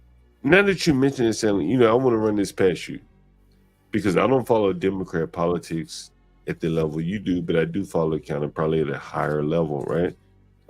Not saying I'm following, the more, just, probably a little bit more superficial level. Unfortunately, I have no better things to do these days. No, it's not a problem. So I'm very familiar with Baltimore politics. I wish Ryan was here. And when he was mayor of Baltimore, Ryan O'Malley did a lot of things that really turned off the minorities, the blacks, right? Mm-hmm. And so now that you say he's running for a leadership position in the Democrat National Party, so he's running for chairman of the DNC. Right, DNC. I'm really interested to see if they use that against him or if it's not used against him. He was governor of Maryland. I mean, he's got the bona fides, but I think that could work against him. There's some people that are lesser known, which would probably be a better idea at this point. It'll be interesting. If they choose him, it'll be like going back to try to appeal to a middle of the road. I agree. Right. But if they don't choose him, it will be probably based upon the minority demographics of the party still having a no, I actually think what they're going to want, there's a guy out of Wisconsin that has more a working class sort of resume. And I think if the Democrats really want to address some of what happened to them this go round, they'll want someone who's a little bit more in touch with, someone with a little bit more working class roots. Right, it's interesting. That's been one of the bigger complaints. The Democrats are now PMC, type. What does that mean, PMC? professional management class, that sort of, Mm-mm. they used to call them yuppies, I guess. Is that right, Tom? Oh yeah. And I'm going to be honest with you. I think that, trying to connect to a certain degree, with a working class or something like that, it's always a moving target. Trump is lightning in a bottle. He's been a celebrity forever, probably since, the late 70s. There aren't going to be many more Trumps once Trump is gone. I definitely agree with you. It's Stanley, now I'm not very political, but I do like to look at the strategy of it. So that's why, when you're calm, I like talking to you just from a standpoint of strategy. And I wanted to get your comment on this right here. You weren't up here on the panel when I played this, but I want to get your comment on this. Where is it? Here, don't make me Google it. I would say two things while you're searching for that. Number one is the Democrats will change their strategy. They have to. They know they're looking at the same numbers, and you can't rule unless you win. You can't govern unless you win. Right. And so they're going to have to become more centrist, or at least appear to be. Yeah. The second thing is Carville said that these donors are burnt. Well, he's right. And in 2016, after that election, the DNC was actually sued by some major donors, some Sanders supporters, and independent citizens because they alleged that the Democratic Party unfairly tilted the scales for Hillary Clinton over. Oh, they did. With the super delegates and all that sort of thing. And at a certain point, donors, they want to support a cause, but they also want something for their money. Yeah. Here's an article that I was going to run called "What's a Democratic Billionaire to Do Now?" From the New York Times as well. Hey, Stan, let me get your point of view on this before I get out of here. Before you take on, I do have a short-term memory. I do want to hear your thought on this, though. Again, I'm not very political. I just want to hear just from your point of view. Since you're calm right now, tell me what's your thoughts on this? This Keir Starmer, he's the Tory leader, Labor Party. He's the prime minister, right? But he was the Labor Party leader talking about. He's Labor Party, and the Tories supposedly are the conservative party, right? He's not a Tory. No, he's a Labor Party. He's talking about the Tories. He is Labor, right? Yeah, he's Labor, but he's talking about the Tories, right? Right. And I want you to listen to what he says, Stanley. What the British people are owed is an explanation. Because a failure on this scale isn't just bad luck. It isn't a global trend or taking your eye off the ball. No, this is a different order of failure. This happened by design, not accident. Policies were reformed deliberately to liberalize immigration. Brexit was used for that purpose, to turn Britain into a one-nation experiment in open borders. Global Britain. Remember that slogan? That is what they meant. A policy with no support, of which they then pretended wasn't happening. What the British people are. And then here's another from the Tory leader, I think it's a Tory leader, admitting that they failed here, Stanley. Let me know if you can see this. Can you see this, Stanley? Yeah, I see it, but I don't know that much about British politics, but Well, what I want you to do is extrapolate it to American policy. Listen what he said. I'm not going to do that because British politics is nothing like American politics. Well, listen to this here and then. No, there was not an open borders experiment, but immigration policy failed.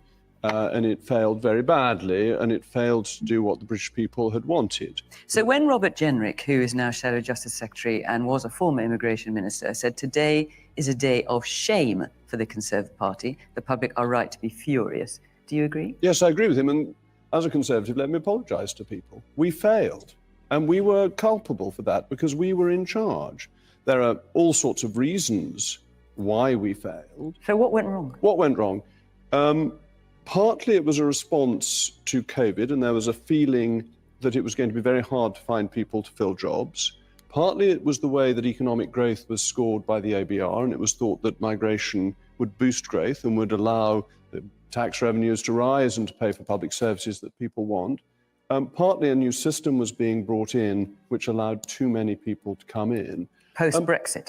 Well, it was a post-Brexit system. We had control. The terrible thing is that we had control. We do now have control of our numbers. So what do you think, as far too many people in? As someone who was a strong proponent of Brexit, that the figures for net migration were lower pre-Brexit than post-Brexit? Well, hold on. They were completely wrong pre-Brexit. So, are you disputing that they were lower? Well, the figures, let me just explain. The pre-Brexit figures, it was thought that about 2 million people would register as a right to stay here post-Brexit. The figure was over 5 million when it was finally created. So for years... I mean, all these fucking statistics, people don't give a fuck about no statistics anymore. It's just like, just, man, do something about the problem.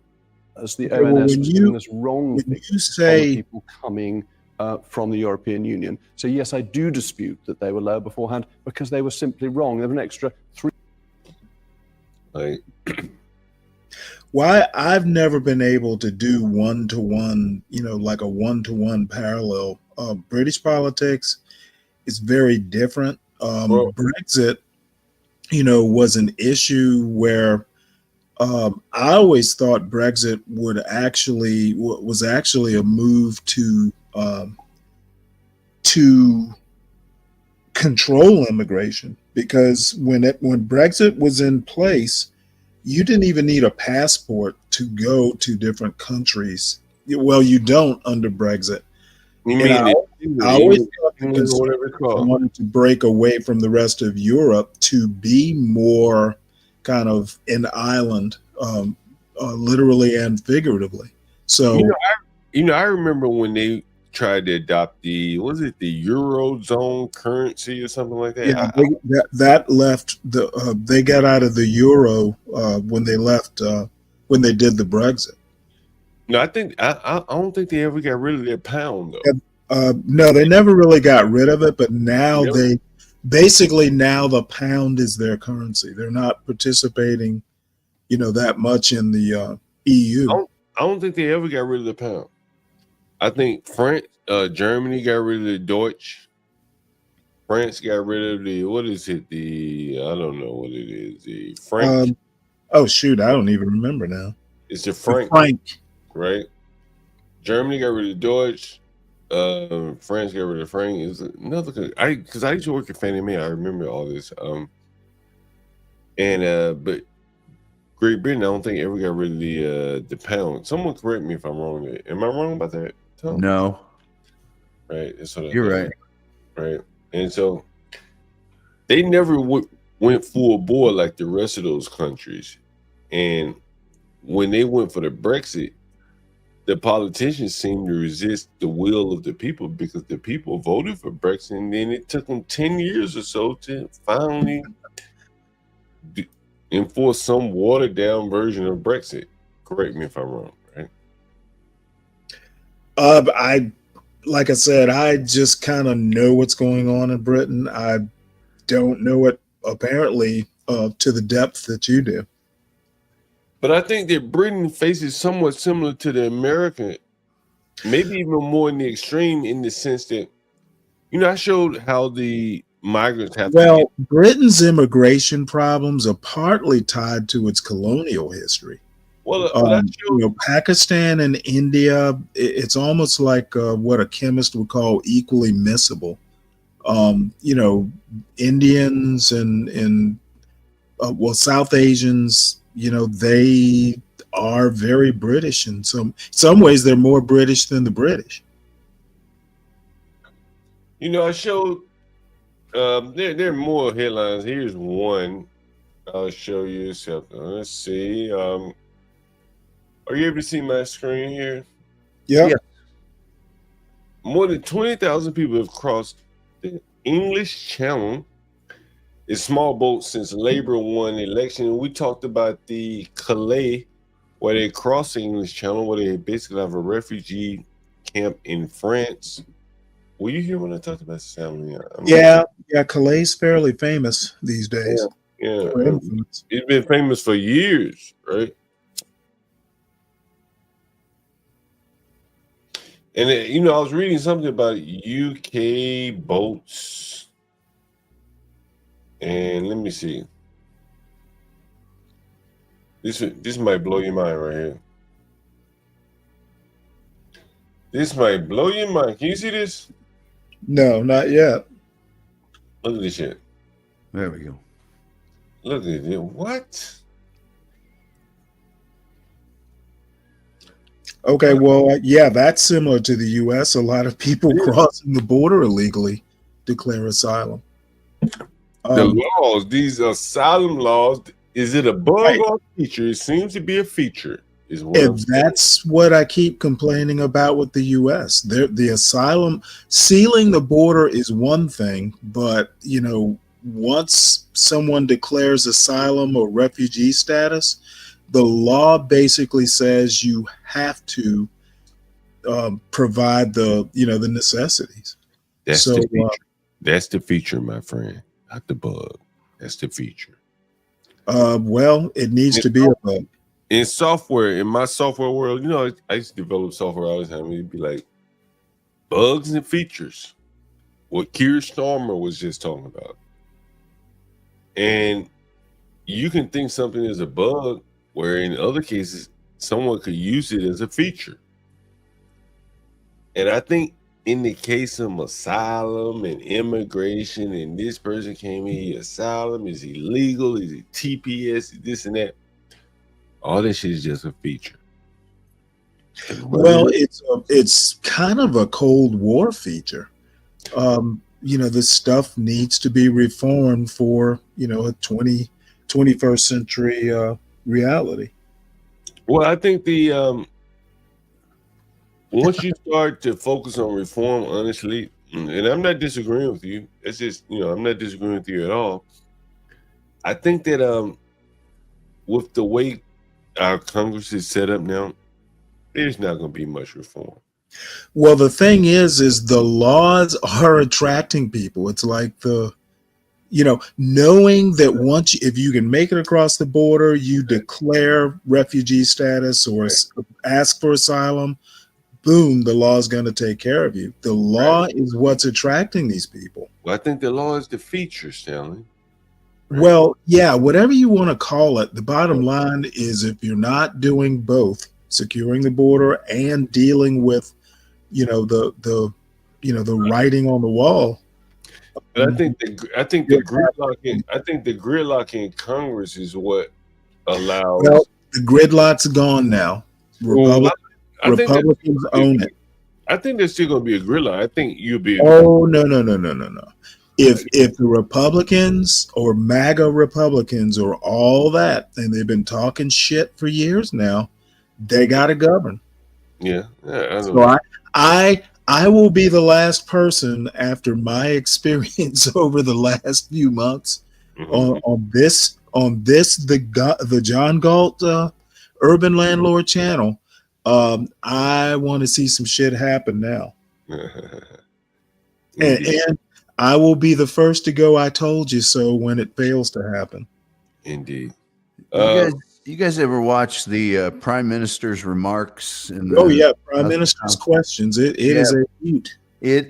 Or just when they have the House of Commons or House of Lords, and the level of political discourse compared to our government is quite astounding. And they're also they have all the same animus toward the other party. They're a lot more eloquent and witty about it, but they come to the table with facts. They come to the table with an argument that it's a debate. It's a true debate. It is extremely entertaining. If you've never seen it, give it a watch. Yeah, it comes on C-SPAN. Well, what, every Thursday or something? I forget what the day is. Yeah. And by the way, that would be like our president going in front of Congress and they get to hammer him with questions. And he's got to answer them. And many times on the fly, they come out with a book, but they'll say, well, the situation with traffic in Cornwall has been going on for some time now. We've noticed that foot traffic is and they have all this in their head. It's amazing. Hey, let me ask you this question. I just learned this today. Did you know that when they say there are, let's say, 100,000 asylum seekers, did you know that's just the person on their application? Did you know that? I've never had to fill out one. No, I'm saying, like, did you know what that number meant? No. So what that number meant apparently is that it includes all your family members.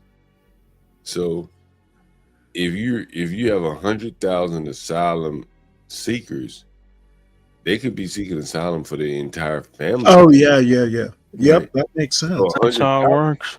So 100,000 can really be 400,000. Again, laws need John, to be. I had How about my say John, hello? my family immigrated from America. Well, you don't like him saying? You know what? This is like the second time he just hops right in and starts going right in whatever his business is. Hey, one thing I'd like to also point out, because I'm a nerd, the British government, like the losing party, has its own exact governmental positions like the winning party. Yeah, shadow government. The shadow government. So they have the losing party has its own minister of labor, minister of social services, whatever. That way, if there is a change in the leader, boom, all those people are now in power. It's just, that's very interesting to me because those people have the same access, the same ability to sort of be there and weigh in on those issues throughout the majority party's reign. Anyway, enough of that. That's why I don't know. I wouldn't say the government is more efficient or better, but it is different. Yeah, I don't know that it is different. I mean, better, or I'm not aspiring to it. I just think it's very interesting. Yeah, that is interesting. 10 Downing Street. I've been there before. 10 Downing. Well, I mean, the other thing is they can pretty much do votes of no confidence, and they can apparently call for elections sooner than the next scheduled election date. It seems a lot more fluid to me. So they got rid of that female prime minister that way, I think. It was, yeah, Theresa May. Yeah, it was a vote of no confidence. Yeah, Biden would have been gone quickly.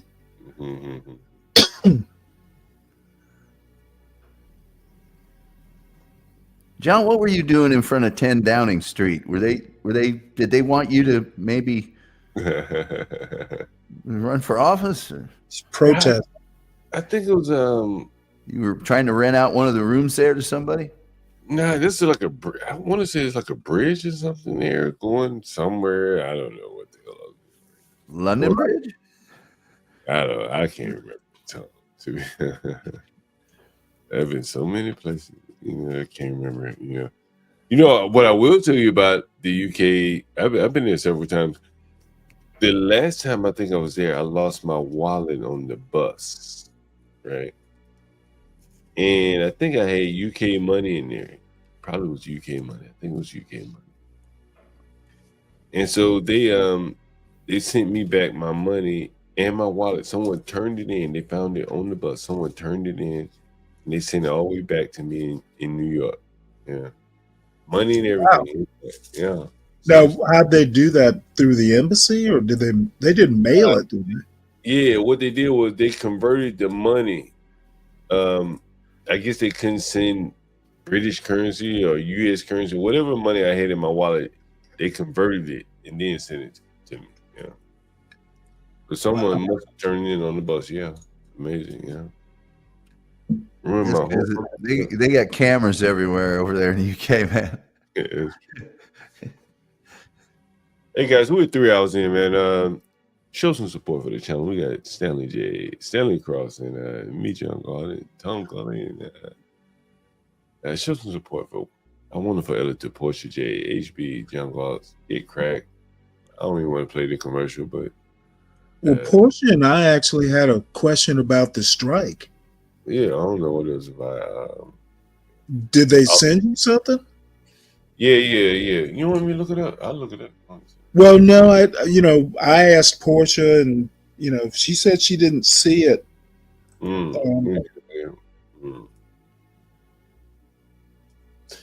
don't know. I think like if I had my, I don't know what. Let me see. I don't know if they tell you. Let me see. I think a lot of times it's like anything like sexual. People can flag that shit, and they're more likely to hit that shit real quick because of kids and shit. That's my guess. When did you get the strike? I guess it was yesterday. Was it before or after karaoke? Because music's the thing they nail you for the most. No, I think they mentioned. Let me see. And by the way, there's no rhyme, no reason. They do whatever they want. It was Gone Trucking. I think it was Gone Trucking. Yeah.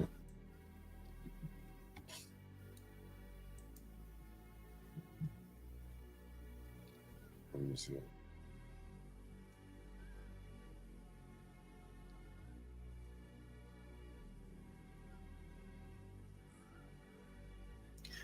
I would bet if you lose your wallet in New York City, you'll just never see it again. You fucked up. Shit, no. And what the fuck is in there? Maybe I went through this shit already. Let's see.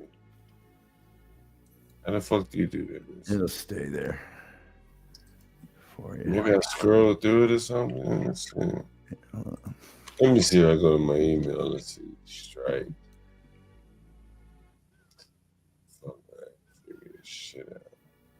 I mean, Tom, do you know if they ever strike and go, oh, never mind, we'll unstrike you? Well, yeah, you get to appeal the strike.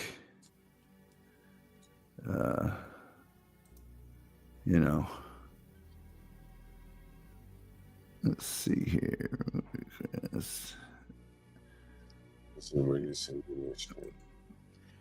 Hey, Clue, what'd you get for Christmas? That's gonna make your rent late. Yeah, I think you gotta buy something for Christmas if his rent is gonna be late. Yeah, it might be a late Christmas. So Christmas is gonna be having a roof over your head. So, John, if you go into YouTube Studio, you click the content button, and you click the filter bar and click copyright, and then you hover over copyright in the restriction column, and it should show it. Hold on, say that one more time. You go into your YouTube Studio, and you click content on the left-hand side. And then there's a filter bar. It should just say filter. And if you click on it, one of the things under it is copyright. And then when you see all of the things that are there, you kind of hover, you put your mouse over copyright in a column called restrictions. And you should see a thing that says see details or whatever. But usually that doesn't get you a strike. No, usually it says this content is copyrighted. You can either remove it or mute it, but we or appeal it. Well, after you get enough of those, they're done playing, and they say, now we're going to strike you because you've done it too many times, or it's just too obvious of a restriction. But an algorithm does it. It's not. It's not like it's fair ever, or that if you if you do, if it's like, if I just do this, I'll be okay. No, you can follow all the rules and still get in trouble. We got one for misinformation. I'm like, what the fuck did I misinform you about? Yeah, if you're talking about COVID or certain other things, Look at this shit. Like, yeah.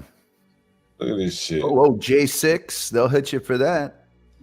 Look at this shit. What kind of fucking world is it? Look at this shit.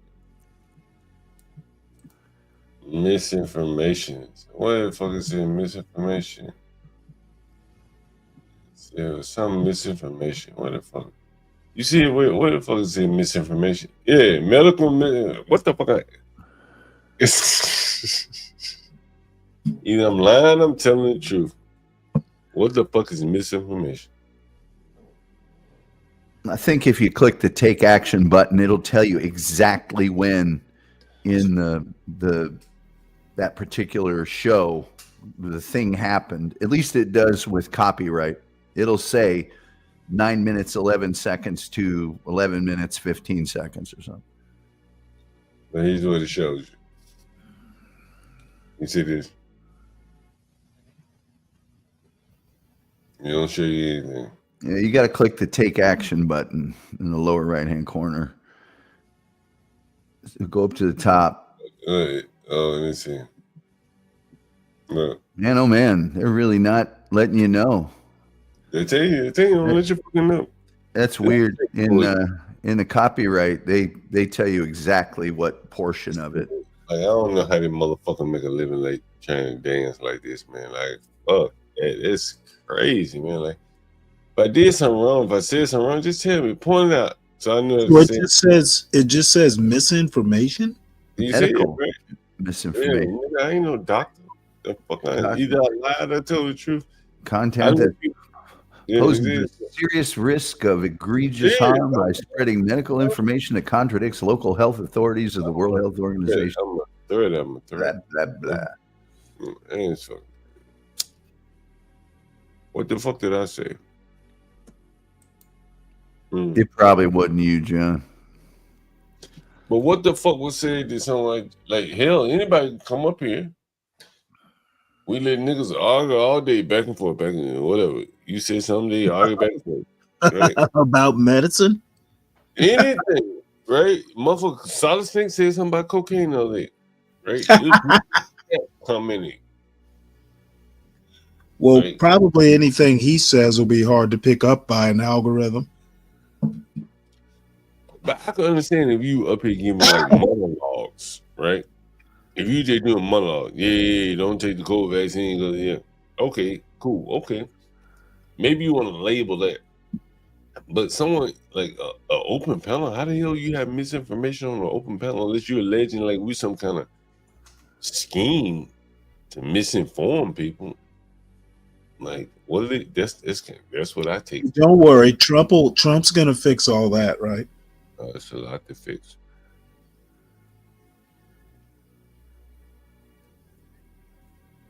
You know what I'm saying? Like again, it doesn't tell me what I did, what was done. Take action on what? Appeal what? How the fuck do I know what I'm appealing? Fucking stupid.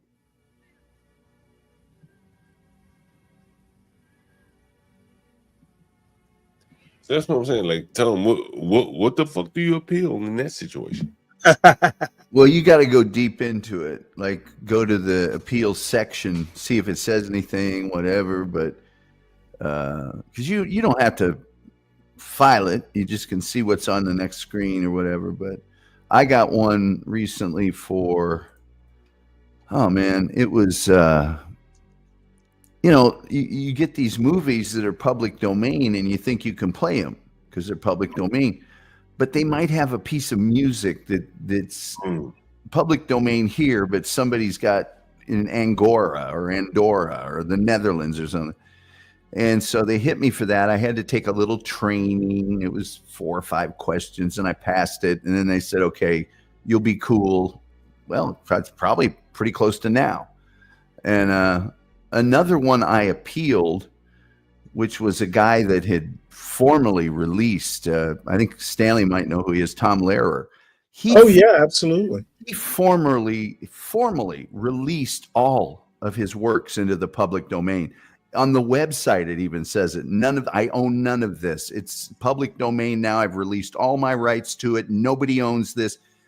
Get it while you can. The site might not be up forever.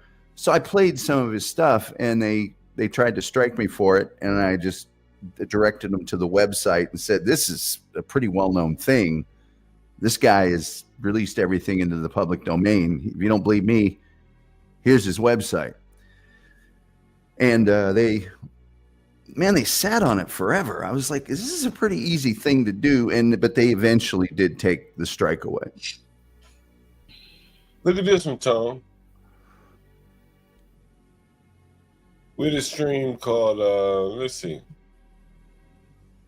Can you see that? I can now. Look at this shit.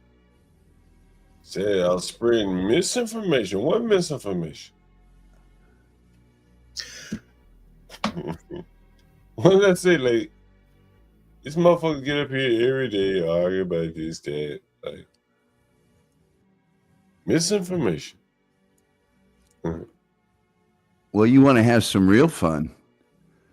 Work for a gun company, a gun insurance company. It's not even a gun company. It's a company that provides civil and criminal legal protection for gun owners, or really the owner of any legal weapon, if they have to use it in defense of themselves or another person.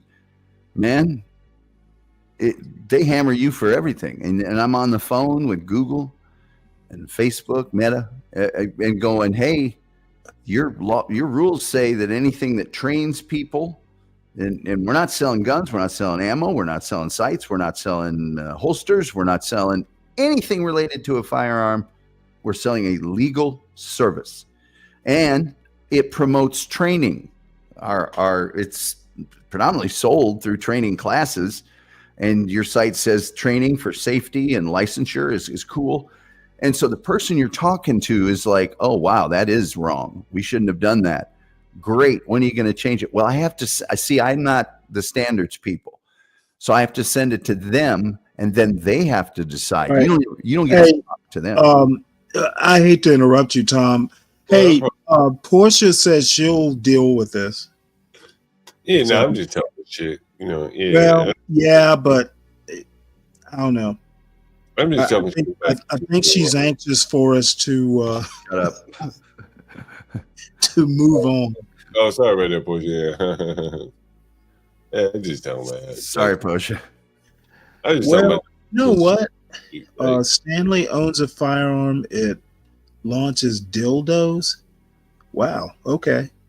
Stank, you have besides having a very imaginative name, you've got lots of imaginative things to say.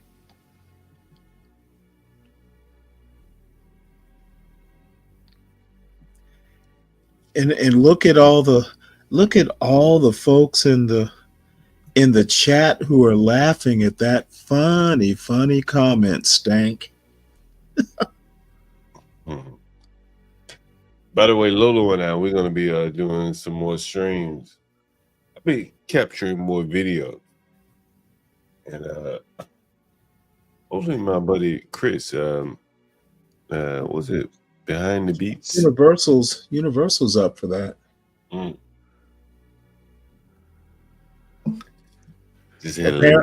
Apparently he's Lolo's agent. You know, that's right. You make sure the laptops get to the right place.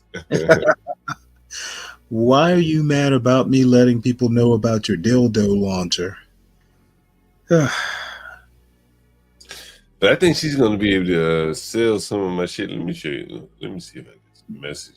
Yeah. Man, anyone speak Spanish in the audience? Anyone Spanish? Espanol? Sí, señor. Sí, señor. I speak Spanish. What's up? Let me show you like some messages I get all day, every day. I'll give you a translation, maybe. Anybody want to sell John Galt dope? You can speak Spanish. Fool off, or whatever the fuck the Nigerians speak. Congolese niggas. No, I don't speak Congolese. I can speak Spanish though. Hola, Swahili, whatever, Fulo, whatever the fuck they speak. No, Swahili, no, bro. It's way different, my guy. It's way different. I ain't trying to learn shit. I want to make English. Yeah, me neither, man. I only know Spanish. I want to make Shit. English the American language so I don't have to learn shit. Let me That's see. just a challenge. Let me see what the motherfucker sent me. Stanley.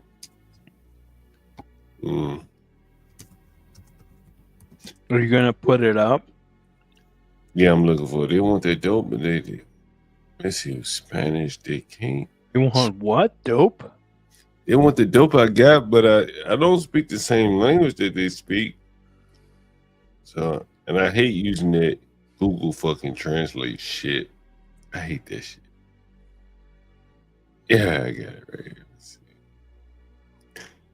Just one of the motherfuckers try to navigate this brave new world. Anyone ever heard of the book Brave New World? Aldous Huxley, right? Just about every high school student has. I never heard of it in high school. I'll be honest with you. Española. Español. Spanish. Where did you grow up? Where did you grow up at? Alabama. Depends. Alabama. Alabama? Explains it. Alabama, home and beautiful. Yeah, I think Alabama's they're heavy on the censorship now. Like book burning type shit. I don't think so. I don't know. I don't know. That's one of the books that would have been a burnt book, definitely. Is that right? Okay. Man. Yeah, I mean that one in 1984 and the Animal Farm and all those. Yeah, they tried to burn Fahrenheit 451 in Alabama, but they couldn't figure out how hot to make the fire. Those ones too. Dang, and I thought Stanley would enjoy that one. Ray Bradbury. Yeah, well,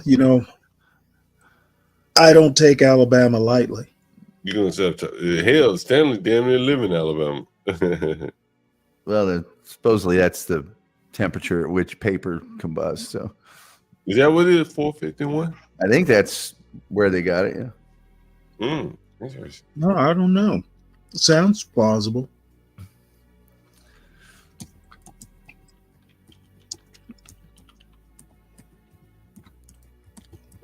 Damn, that message not coming through.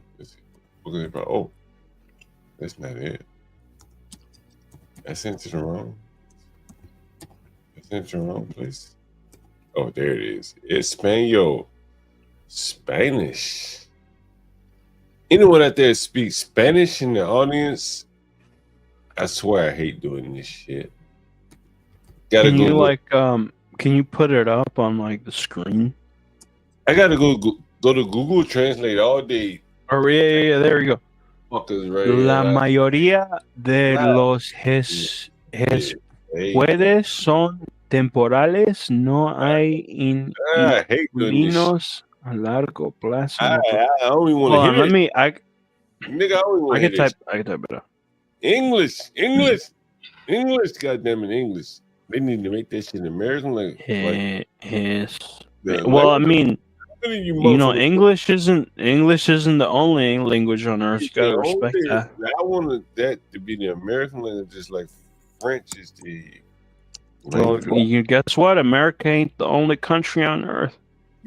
That's what I would. That's why I want to speak English, man. Everybody needs to speak English. Everybody. Nah, I don't know about that, man. That's that's an imperialist way of looking at things. I don't think I agree with that.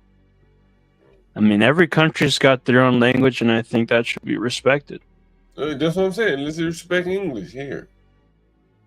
Well, I mean, yeah, respect English here, but that doesn't mean you got to speak English everywhere else. With Spain, I will learn Spanish. I promise you. I'll learn Spanish. Well, you wouldn't have to. They speak English. That's not true. The Africans. I've been to Spain. You want them to take you seriously? Yeah, you're gonna have to speak English. You know what? Actually, I disagree with you. Oh, this motherfucker in Africa go all over the world, even the Russian, learn some of the most difficult languages in the world. They do. Dude, They- Russian is a difficult language to speak. Right, and Africans go there. So why can't a motherfucker come here and learn English? It's only right. Why does it have to be a race thing? I mean, just like humans are capable. Well, America's a racist country. Why not? You know, if humans are capable of learning Russian, then shit, so can everybody else, right? Learn English then. Learn English. Learn English. All I want to do is speak English. I want to live in English. I don't want to fucking live in a world where I gotta fucking learn Spanish to go to the store. I mean, as much as I can understand that perspective, I mean, would it be fair to say that other people might have that same perspective towards English? What? Yeah, in their country, they right? Shit. When I go to Spain, bro, shit, like I try to speak Spanish, try to figure this shit out. LG, I'm almost missing. You see me right here. Look, I'm translating. I'm trying my best to talk to a Spanish motherfucker. But listen, you see it. Look. You see it. Zoom in. You see I zoom in. See, La Maria, whatever the fuck they say. I don't want to translate nothing. Man, I just want to live in America. That says most guests are temporary. There are no long-term tenants on the property at this time. That's what it says. I don't care. Whatever. Borders, language, culture. Well, that's the thing. I mean, if you don't care to understand what somebody else is saying to you in a foreign language, then why should they care? Do the same, you know? Anglais. I make their ass translate. Why don't they translate to English? I speak to them in English. I mean, they translate from Spanish to English and speak back to me in English. Why the fuck I gotta translate, man? That's what I don't like. That's that shit. I'm just saying, if you're expecting it to be reciprocal, you know what I'm saying? It goes both ways, right? You think it go both ways in Mexico? You go down to Mexico. I'm gonna show you. I wish I could. Well, show dude, you. I mean, when the way I see it is like you go to a foreign country, you gotta respect them. You know, you're a guest. You're a guest in their country. You're a guest in their country. A motherfucker that was a guest in here in this country, bitch can't speak. Well, dude, I mean, I can see that attitude backfiring, dude. Because they go throw you in prison whether or not you American or not. I think you should come here and speak English. Dude, I'm an American, dude. Don't you think anyone coming here should be able to speak English? I mean, you know, in an ideal world, you know, like if you're speaking in ideals, yeah, I agree with that. I want to move toward an ideal world. So, in moving toward that, fucking don't go, man. Everybody wants to go to the ideal world. Fuck. So we can set some standards, and some of the standards. One of the standards. Don't we all want? Fuck. Like I would love to just all of us go to utopia. Yeah, but look, I don't want to learn no language. I think I'm good with English. I don't want to do this bullshit. Love my euro, whatever the fuck that is. I don't want to learn it, man. Listen, I leave it for my kids to learn, but not for me. I ain't ready to learn shit. Right? Make these motherfuckers learn language. Make them translate to me. Listen, I'm all about making a motherfucker bend their will to me as opposed to me bending their will. Bending to their will. Make these motherfuckers speak English. How hard of a barrier is that? They go everywhere else and they learn the language. You drop a Mexican in Russia, he gonna figure out Russian because the Russians ain't gonna be in. I don't know if these things that you're saying are necessarily true. You think is any Mexican being spoken in Russian? I think there are Mexican Russians in Russia. I have met. I've interacted with some Dominican Russians, and they're you know, Dominican Spanish speaking, and you know they along with what you're telling me, they did learn Russian. They did learn Russian, yeah. Let me ask you this: when they go to the DMV in Russia, is there like a Dominican translator and shit? They learn Russian, yeah. No, I mean no, dude. You really, it's true. You don't want to answer the question. Actually, John, I'm answering the question. They show up speaking Russian. Yes. Okay, there you go. Yes. Okay, and the same thing applies here. But the thing is, oh, it does apply. That well, if the same thing applies here, why the fuck I gotta use Google Translate to talk to this motherfucker? He should be. No, you don't, dude. I have never. Just so you don't bore us complaining about it.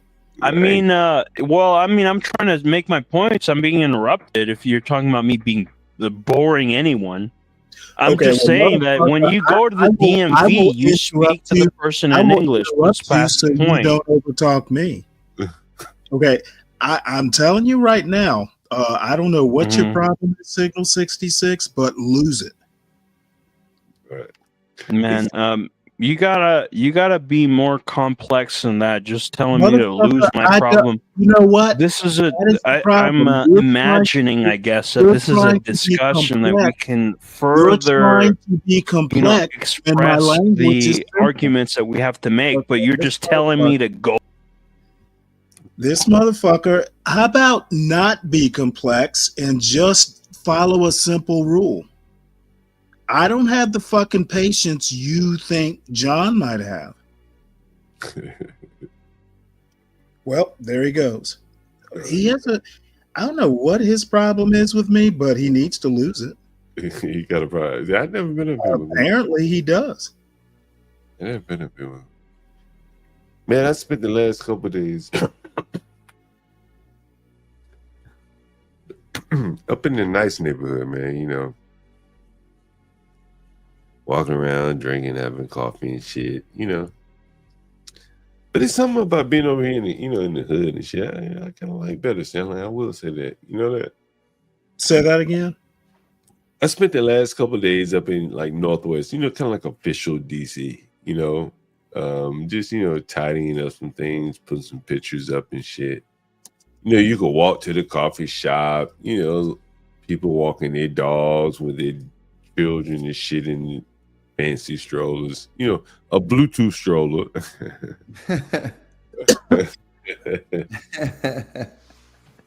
But then when I come back over here, it's like a lot of those things are removed, right?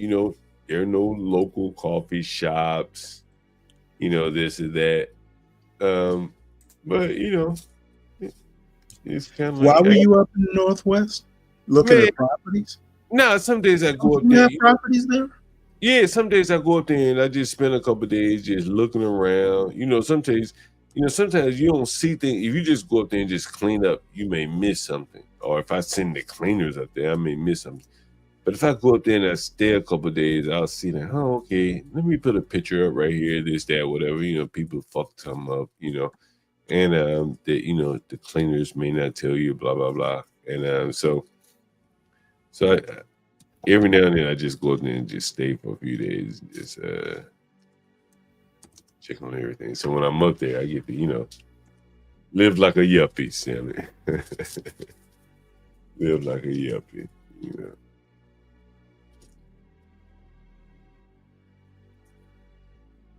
Well, damn, I guess you have no one to translate your Spanish now. I need some. Anyone in the audience want to translate some Spanish? I think he was using a translator anyway. Yeah, I was. No, not you. Signal 66, because Signal 66, because he started looking at some. He didn't just immediately go, that means this, and this. Oh, you think he was using the translator? Yeah. Oh, yeah. Yeah, that's interesting. Hell, he ought to use a translator when he speaks English. One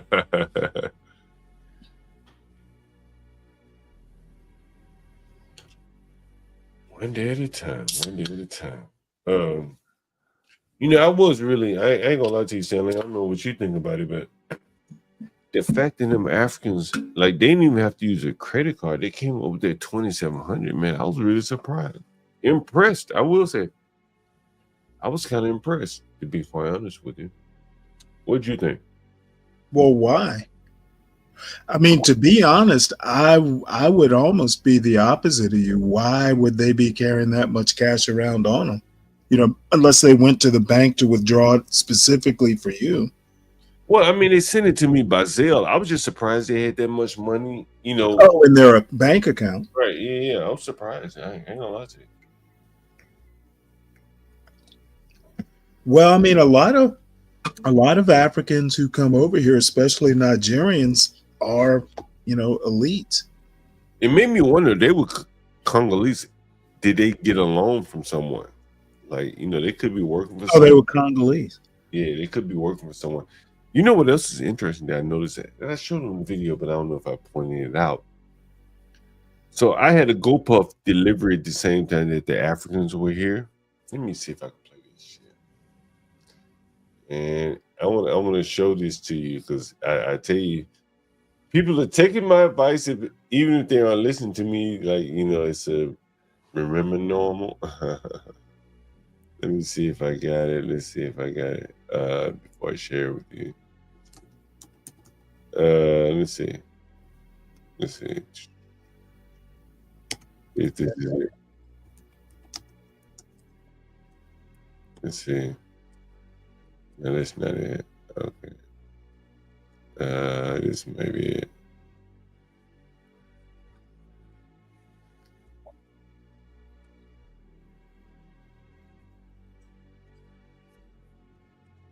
No, that's not it.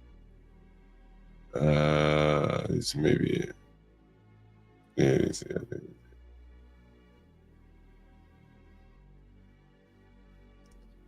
See if I can find it here. I'm looking for it. Yeah, where is it? Can't label this shit. Let's see.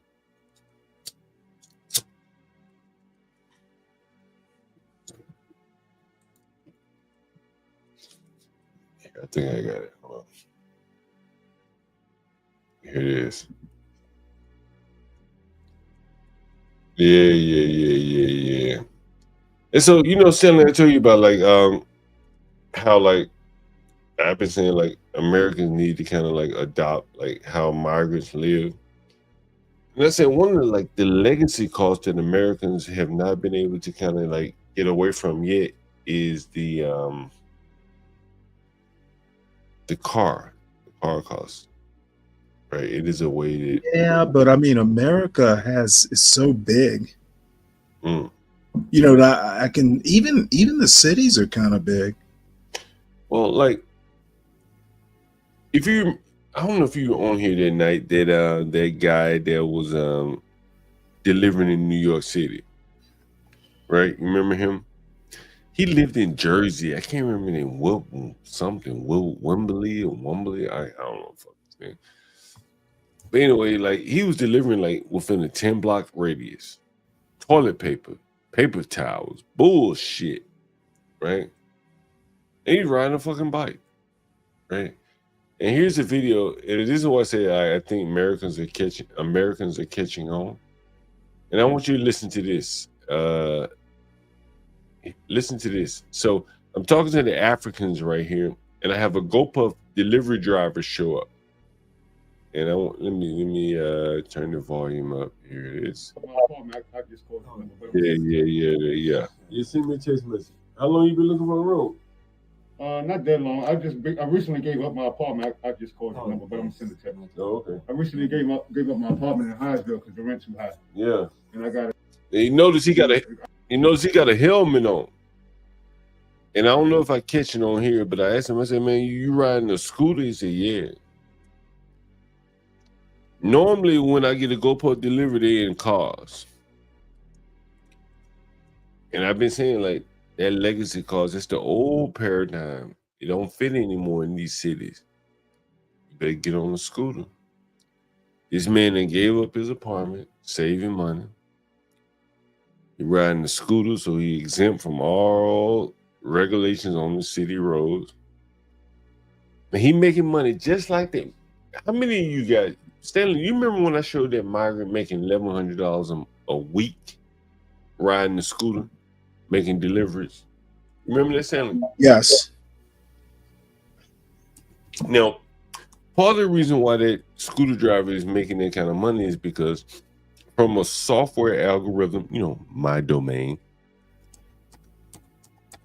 he's going to get sent more orders because he's going to be able to drop off more orders, faster. And so now you're seeing, here's a black man. Like, listen, he's an older black guy. Gave up his apartment, riding the scooter. You see him with the helmet on. You see that fucking helmet on. You see that helmet? Listen to him. Yeah. I gave up my apartment. I just called the number, but I'm gonna send it to you. Oh, okay. I recently gave up my apartment in Hyattsville because the rent too high. Yeah. Hyattsville, like Hyattsville ain't even in DC, man. That dope over there don't sell like that John Galt dope. Maryland, hell no. Hyattsville, shit, I've been doing streams on a NFL chef that was killed out in Hyattsville, gunned down. Him, not killed. I stand corrected. He was shot multiple times, ambushed, assaulted. Him and his girlfriend leaving a restaurant in Hyattsville. I don't go out there to PG County. I tell my mother to stop going out there, but she keeps going. And I got a lot to do for my kids that's down in Georgia. Yeah. They just started school, so. My man, I'll send you some. You ready? You done?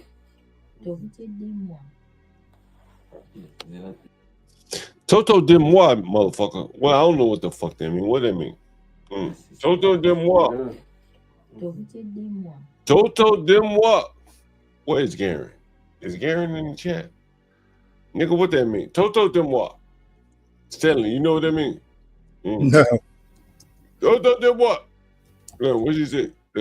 Pay me my motherfucking money. What is that? Is that what that mean? You done? Toto de moi. Pay that money to me. Moi means me. I know it means me. Pay it to me. Toto de moi. Toto. Pay that money to that nigga, Joe. Remember that dude that ran for, I think, mayor of New York? Remember that dude ran for mayor of New York? Because the rent is too damn high. I remember. Yeah. You gotta pay that rent, that too damn high rent to Toto de moi. Toto. Yo, say it again, bitch. Toto. Toto.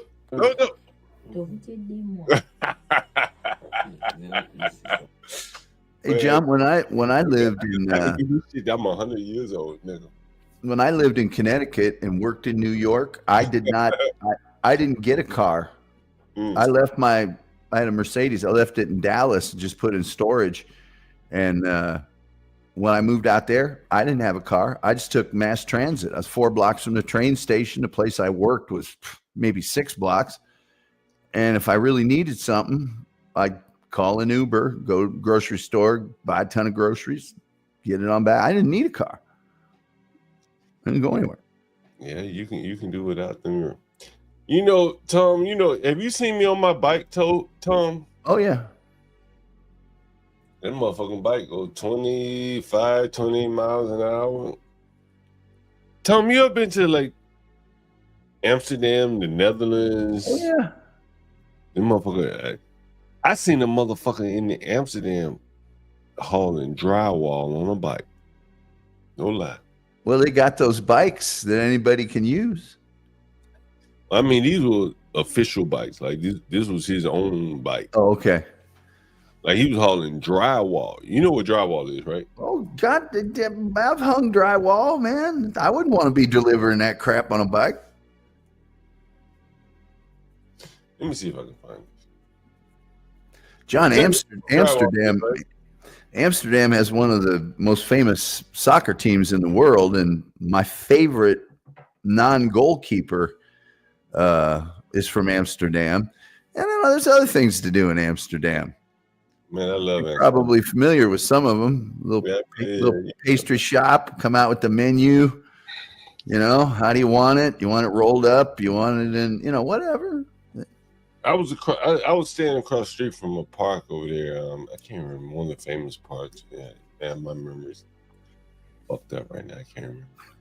I'm trying to find. Man, listen, man, it's a bike culture over there. Let me see if I can find some shit. Like, here's some shit. Probably not outside of the realm of normal. Yeah, here's a normal picture in Amsterdam right here.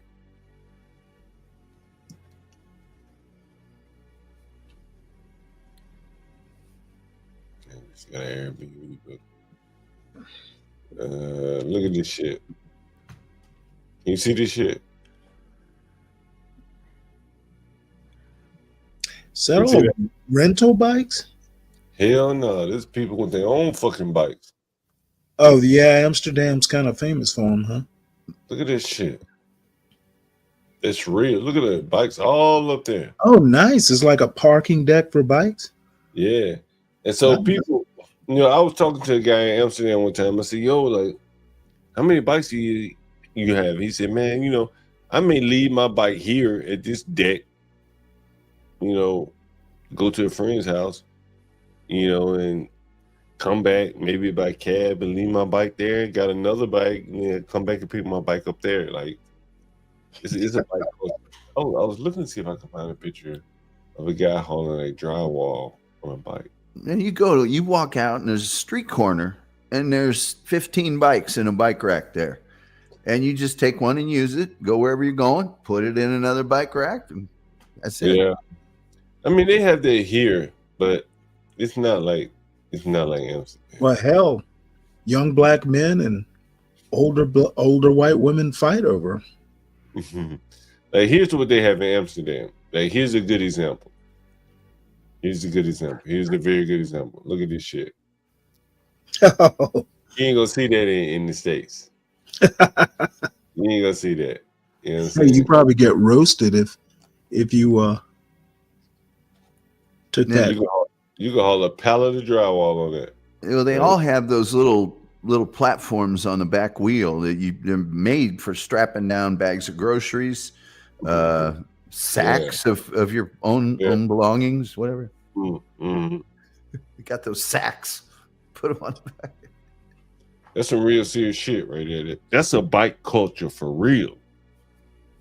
New York, they can't manufacture this. This is in these people's blood. You know what I mean? It's in their blood. This is who they are. Look at this shit. I wonder, can you get bike jacked? You might get bike jacked for this right here. This is some shit right here. I got schwind.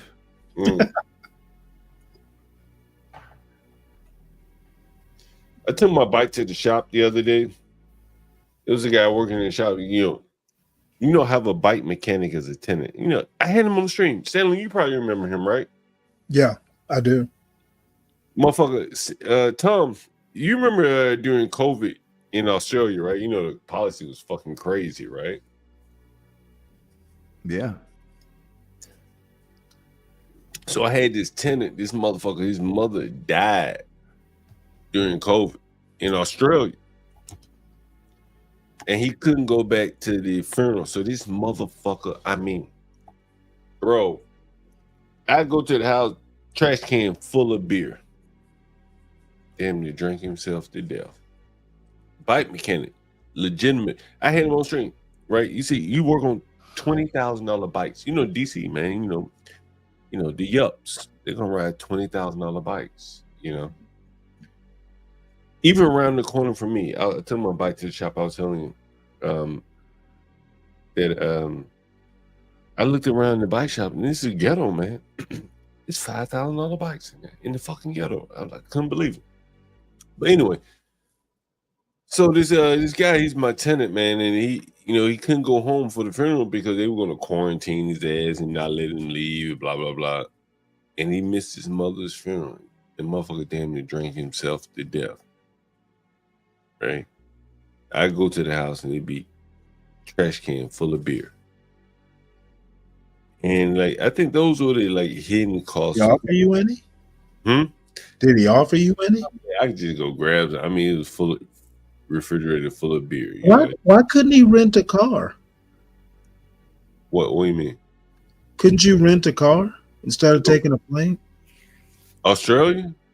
Oh, okay. I thought he was from here. No, he's from Australia, but his mother died during COVID while he's in Australia. Australia, those very serious lockdowns. And so I like to say, man, I got a very, an interesting side of, how COVID affected people,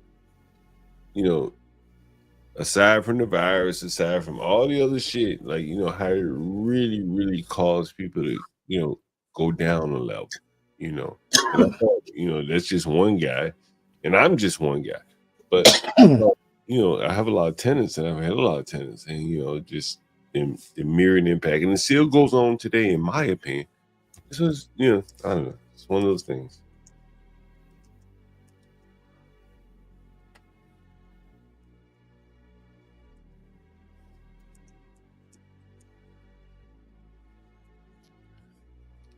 Now, I think in that culture, I mean, I wouldn't be surprised that if they did have wealthy people, but I think that you know, it's a bike culture. So the wealthy people, you know, maybe not the wealthy people, but the, you know, the people, you know, middle class, upper middle class, they ride bikes. It's their culture.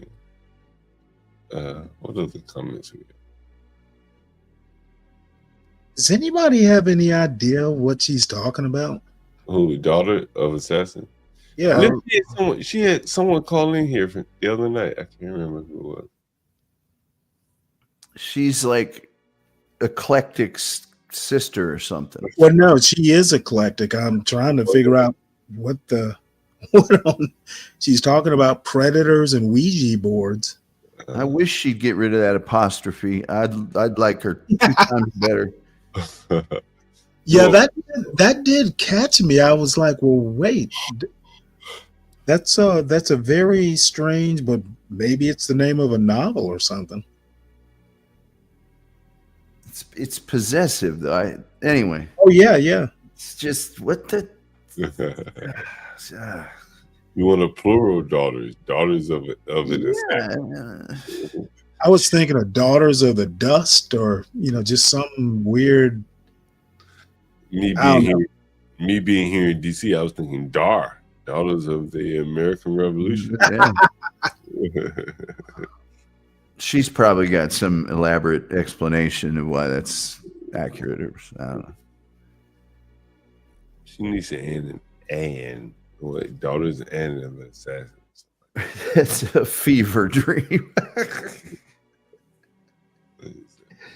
I tell you.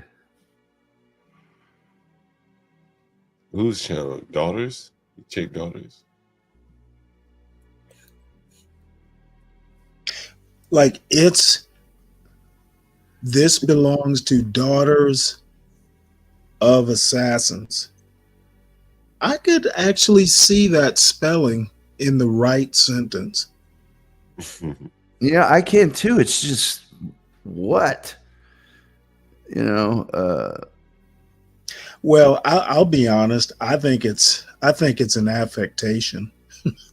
Yeah, it's like, you know, it's a pretension. Yeah, she knows. That's the important thing. You got to be in her clique to be in the know. the click of one. Stanley, were you sad to see your son go? Be honest. You got a house to yourself now. You know what? Having to apparently he's forgotten how to put shit back. He went over to a friend's house and took one of my chef's knives, and I kind of bit my tongue. So he gets back and he left it at his friend's house. And that's I've got an 8-inch and I've got a 10-inch chef's knife. Why did he take the chef's knife though? You know what? I guess he wanted to be fancy. I guess there was some girl there and he just wanted to show off his skills. Tell you what, though, I am highly agitated. Have you met any? I know it sounds like first world problems, but I'm one of these people, I like shit. I like the right tools for the right job, and I want shit left where I left it. I want to find it where I left it. Everyone wants to know, has he brought a girl home yet? Have you met anyone? Well, he's only been there 6 months. or not even 6 months, just a semester. That long, man. He been away from home, and he might have met the little star of his eyes. You know what? I hope he does, but apparently it's one of these schools where, everybody studies. So let me ask you this question, Stanley. I'm asking you from, personal standpoint. Like, he's 18, 19, it doesn't matter. He's 18. Let's say if he said, Dad, I got a girl pregnant, right? And I know this is an extreme example. Would your desire for grandchildren outweigh like what you may feel like it may stymie, at least in the short time? Well, I'll solve that problem if he does that. It's his problem. He's an adult. But I'm not going to be babysitting. No, what I'm asking is, do you have a desire for grandchildren at this stage in your life, and not yet? No, not yet. Yeah. I mean, it's his decision, but the bottom line is I ain't talking knowing that I neither want to have to babysit or house them or pay for them. I'm going to assume I raised him to put, prioritize and do first things first. I understand. Forget about him. Do you have a desire for grandchildren yet? That's what I'm Not asking. particularly. Really? Not yet. No. I actually figure that's more a maternal thing. I mean, I like kids, but I'm gonna be like a typical grandparent. Yeah, couple hours and I'm good. Really? I don't like a lot of noise. You say like you want to go fishing with him, like hurry up and have a boy so I can go fishing with him. I'm not even concerned with that. Yeah, it's interesting, Stanley. Well, hell, I'm only 59. I'm just saying. There's some things you can do with your grandson you can't do with your son. You know what I mean? I can't imagine what that would be. Taking fishing. He might be more willing to go fishing with you than your son. No, actually, my son has been asking me to go fishing since he was 5. So what about any girls? He brought any no girls yet? You said 6 months, no girlfriend. You've been talking about Well, no, not really. But I'm not that concerned about it. I never took girls home when I was when I was his age, because I knew my mother. My mother was very exacting.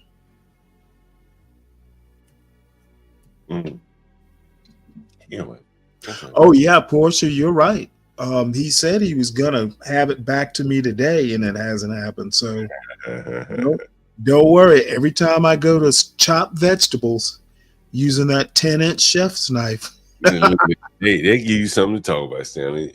Oh, I'm annoyed, and I know it seems so small. They give you something. Petty. They give you something to talk about. Doesn't seem small and petty to me. Yeah, it's like maybe what I'll do is buy him a chef's knife for Christmas so he doesn't bother my shit. Better replace your own chef knife first. Oh, hell no. No, that would be admitting defeat. Motherfucker, you better bring me my chef's knife. That's just so disrespectful, neglectful. Just, man, I'm disappointed, frankly. I thought I raised him better than that. At least he asked if he could use it. He didn't just take it, so that's something. I'm looking at, since I started looking at these bikes, got me interested in these bikes. Yep, Portia, you and I think alike. It's like, that's my everyday knife. that 10-inch knife stays in a drawer, and I only use it when I have to use it because it's a little bit too long for regular chopping vegetables and that sort of thing. So I'm sorry you asked me. Now I'm gonna be fucking pissed off for the rest of the night. They give you a reason to call him in the morning. Oh, I'm not calling him. I want to talk to him when he returns the knife.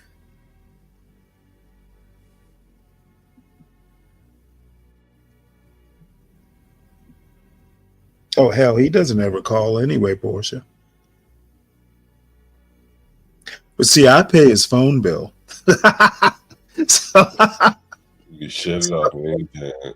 all I got to do is just tell him, you know what? Piss me off. You will be serviceless. 2 Dixie cups and a string. Mm-hmm. And then I'll call his grandfathers and tell him, don't you dare pay it. Mm-hmm. That'll be it. Man, if I had ever borrowed something of my dad's and didn't return it, I would have DoorDash over there picking it up and bringing it over. Because I know I would hear about it till the day I died. Yeah, well, I'm a little bit more gloves off. He grew up, it was just me and him. So, the older he gets, the less concerned I am. But he's in college now, and Well, this is no shit. When I went to college, my dad gave me a clock radio that my parents had before I was born. I mean, it was old. And I think it was my senior year it finally crapped out. So I pitched it. I'm thinking they bought this in 1960. It's 1985. I'll be damned if when I got done with college, he said, you got that clock radio? And I'm looking at him like, Dad, no. It finally, a puff of smoke came out of it. It had a burn mark on the plastic in the back. Let's face it, it wasn't top of the line, clock radio. And he was a little miffed. He's, and another time he gave me a comb, like a plastic comb, when I was like 7 years old or something. And I'm going somewhere when I was in college, and I'm looking around for a comb. I still had this one, but it was packed away. He's like, "Where's your comb? We got you that comb." I'm sitting here thinking, "You got me that comb 12 years ago." It's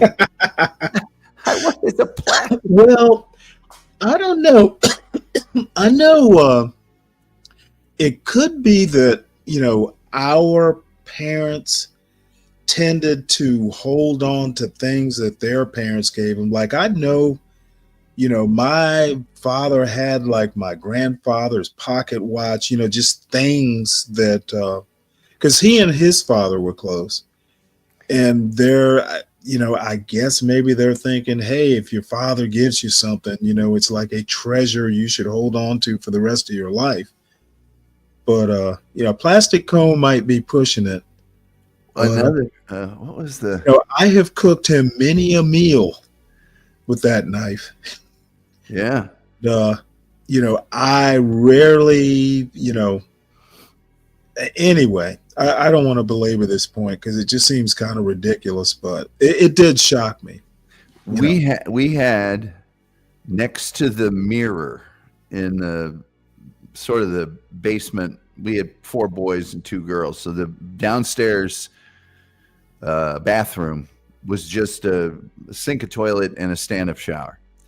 And next to the mirror, we had on a piece of mirror was a poem, and it was called "The Man in the Glass." And it said, "You can fool the whole world down the pathway of years and get pats on the back as you pass, but your final reward will be heartache and tears if you've cheated the man in the glass." I've never forgotten it. Right. he explained it. He's like, look, you can bullshit people your whole life, but if you short yourself, you're gonna be miserable forever. And so you had to look at that every day, brushing your teeth, you're starting to shave, whatever. It was there. It was just constant. And that was always just, you were held to a very strict standard at all times. So yeah, I mean, he would say stuff like, all those clothes you got down there, unless you got them as a gift, those are mine. I let you use them, but all the shit in this house, you may think it's yours. It's not. It's mine. Unless you got it from birthday or Christmas, that's my stuff. So take care of it. You know, it was. Well, let me ask you a question. I know, did your parents ever have words that they would use so repetitively, you just, even to this day, like my mother used to always go, tidy your room. Why isn't your room tidy? And I swear I have never used that word to my son. It's like I can't fucking stand the word. Tidy. Oh. There were phrases. One of them was, you better wake the F up. Mm-hmm. If he thought you were getting distracted and you didn't want to get off the path, because if you did, you were going to be scrutinized really, really extra for like 2 weeks to a month. So there was that, and daily basis. That was a big one, was that you need to do that on a daily basis. You know, whether it was make your bed, whether it was whatever it was. If he said daily basis, that meant, oh boy, that's, and you knew certain things.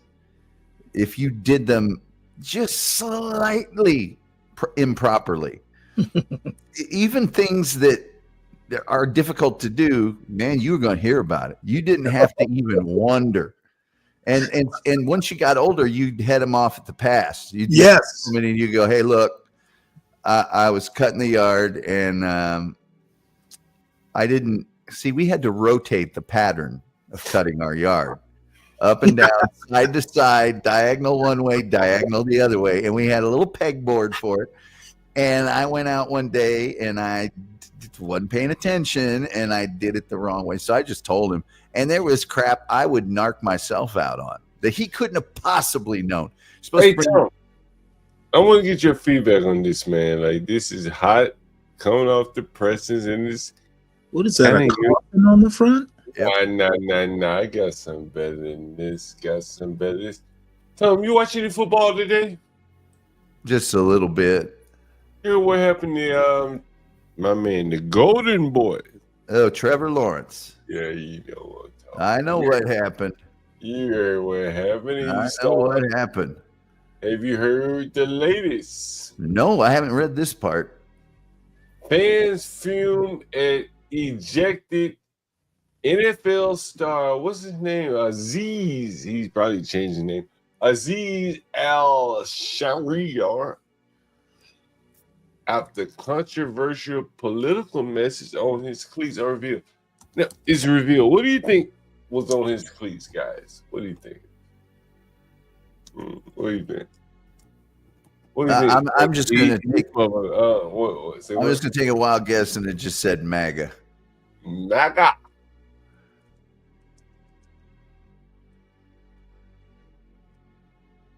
Stanley, any thoughts about what? What this guy may have had on his cleats? Oh, you know what? Like I said, I personally think that it's the voters, the MAGA voters that are so into Trump are just basically ungraceful winners. Is everyone saying MAGA? And knowing Trump's history, MAGA, stop the hate. MAGA, stop the hate. Palestine. Porsche probably Google this shit. I know. Well, like I was saying, it's ungraceful, and it'll wear off. After he delivered a late hit on Trevor Lawrence, the Golden Boy, NFL fans took aim at Aiz, however you pronounce it, after spotting a controversial political message on his cleats. He's for Gaza. The NFL opened the door to have any political message on your cleats as long as it was left leaning, and he stepped Well, up. you know, the NFL really needs to crack down on all this political bullshit. Well, they can't crack down there. Yeah, actually, you can. They're a corporation. This isn't a free speech issue. In theory, you are correct, but I think. Oh no, I know I'm correct. And what's gonna happen is it's gonna get out of hand. You're gonna start having fights. You're gonna start having hooliganism. Here's what's going to be interesting. NFL needs to crack down on this stuff. Here's what's going to be interesting. As you mentioned, cracking down is fair. I don't disagree with you, right? But this player is in a union. Don't care. And the union has fought to have freedom of speech rights on their on their helmets. They fought for this, Stanley. I don't know if you watch football or not. Let's see. I gave up watching the little boys game a while ago. Right. So you don't know what's going on here, but what is I don't going care. on? Well, I understand. But what is going on here is that the players are allowed to express their freedom of speech by wearing slogans and things like that. Okay, well, let me give you an education, and hopefully there's an NFL player or two.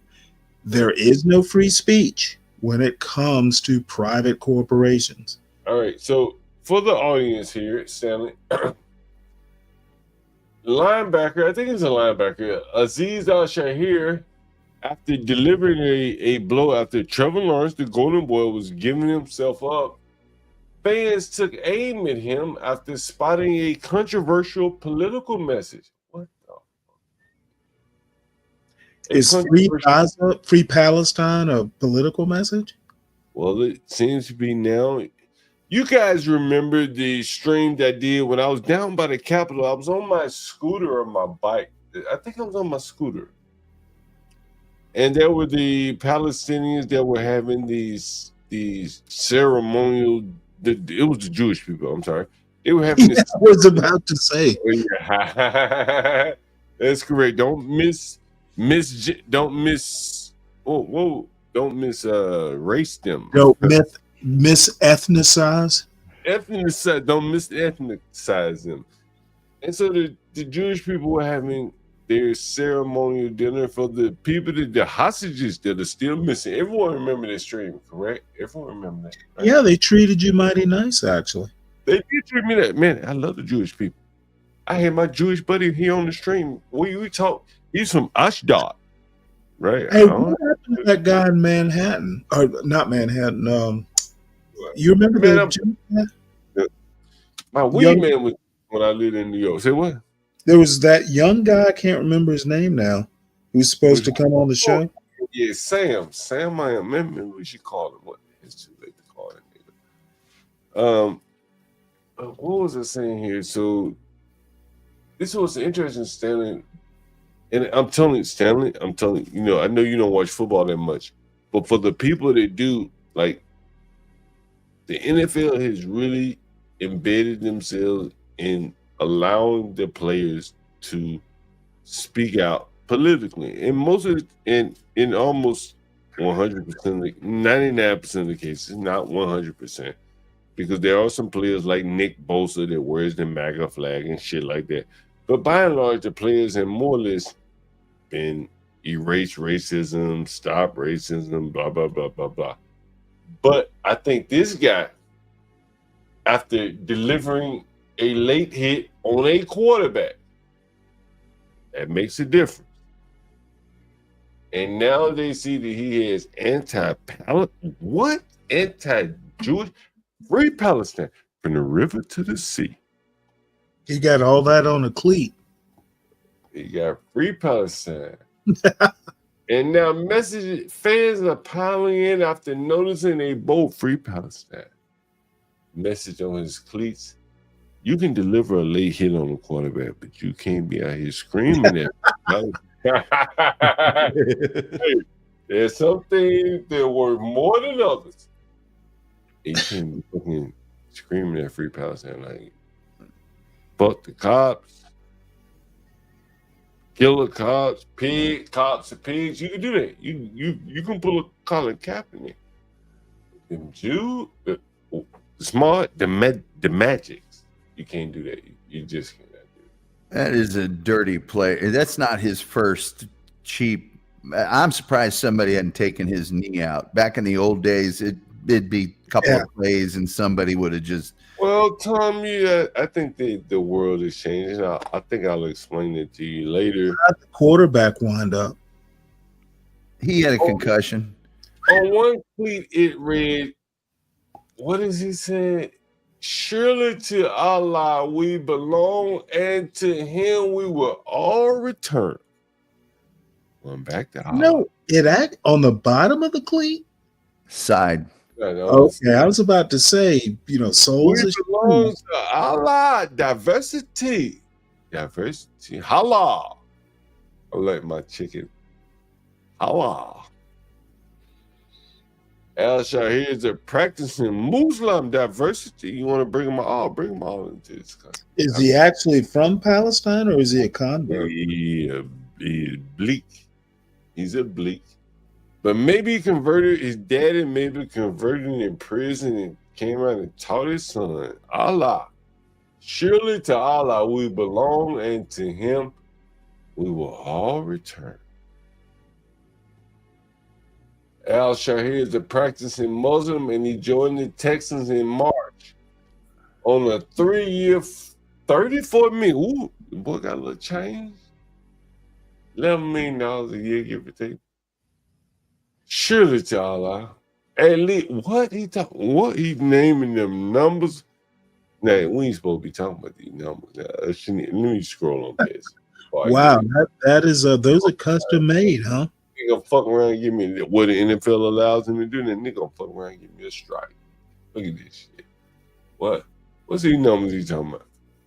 At least 42,000 Palestinians killed, 10,000 under the rubble, the bricks, the stone. About 100,000 injured, give or take. This boy here really going off for the Palestinians. Stanley, did I ever tell you I had a Palestinian that stayed in one of my Airbnbs? Did I ever tell you about this shit? No, what'd he do? Of course, he gonna rent in the gentrified part of town, the white part of town. And he was going to Ohio State. And I was sitting there talking to him. I was interested about Palestine. Palestine from the river to the sea. And I said, man, he said, and at some point we got on diversity. He said, I'm 100% 100. All nigga Palestine. Ain't no most, many, some, majority. Nigga, he said he 100% Palestine. Through him. He don't believe in diversity shit. And here we are, with this, what's his name? Al Shaheen, whatever the fuck his name. You know who most of the owners are in the NFL, Stanley? Do you know who most of the owners are in the NFL? Well, I hesitate to say. Oh, free Palestine. When you getting paid in shekels, that shit don't work out. That shit don't add up, dude. You getting paid in shekels, boy. You got this free pay. That's what they ought to do. Well, you get paid in shekels. It was about 8 million shekels. If you put numbers on the entire starting defense of the opposing team, you could probably get numbers on how many Hamas has killed over the years.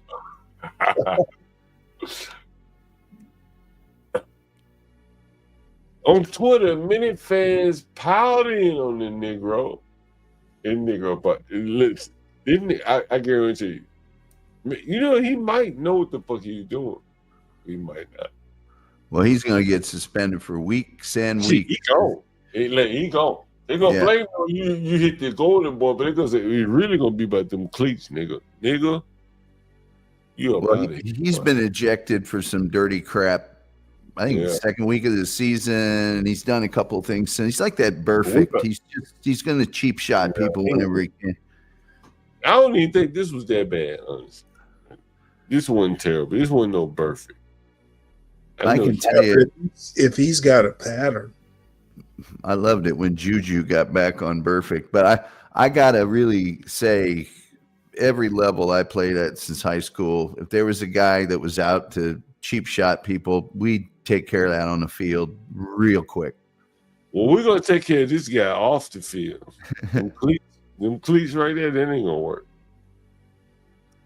You can cheap shot a quarterback, but there's some things you better not talk about in that thing. Like he crossed the line here. I really hate him now. One fan said, you guys might not remember this, maybe Stanley will, but Jim McMahon, the quarterback of the Bears, when they had that big team in '85, he got in a lot of hot water for just wearing a headband that said something like "Go Bears" or something. I mean, it didn't say anything controversial at all. But they said we don't allow any writing on headbands in the NFL. That's just not done. Remember when T.O. took the Sharpie out and wrote? Yeah, that was classic.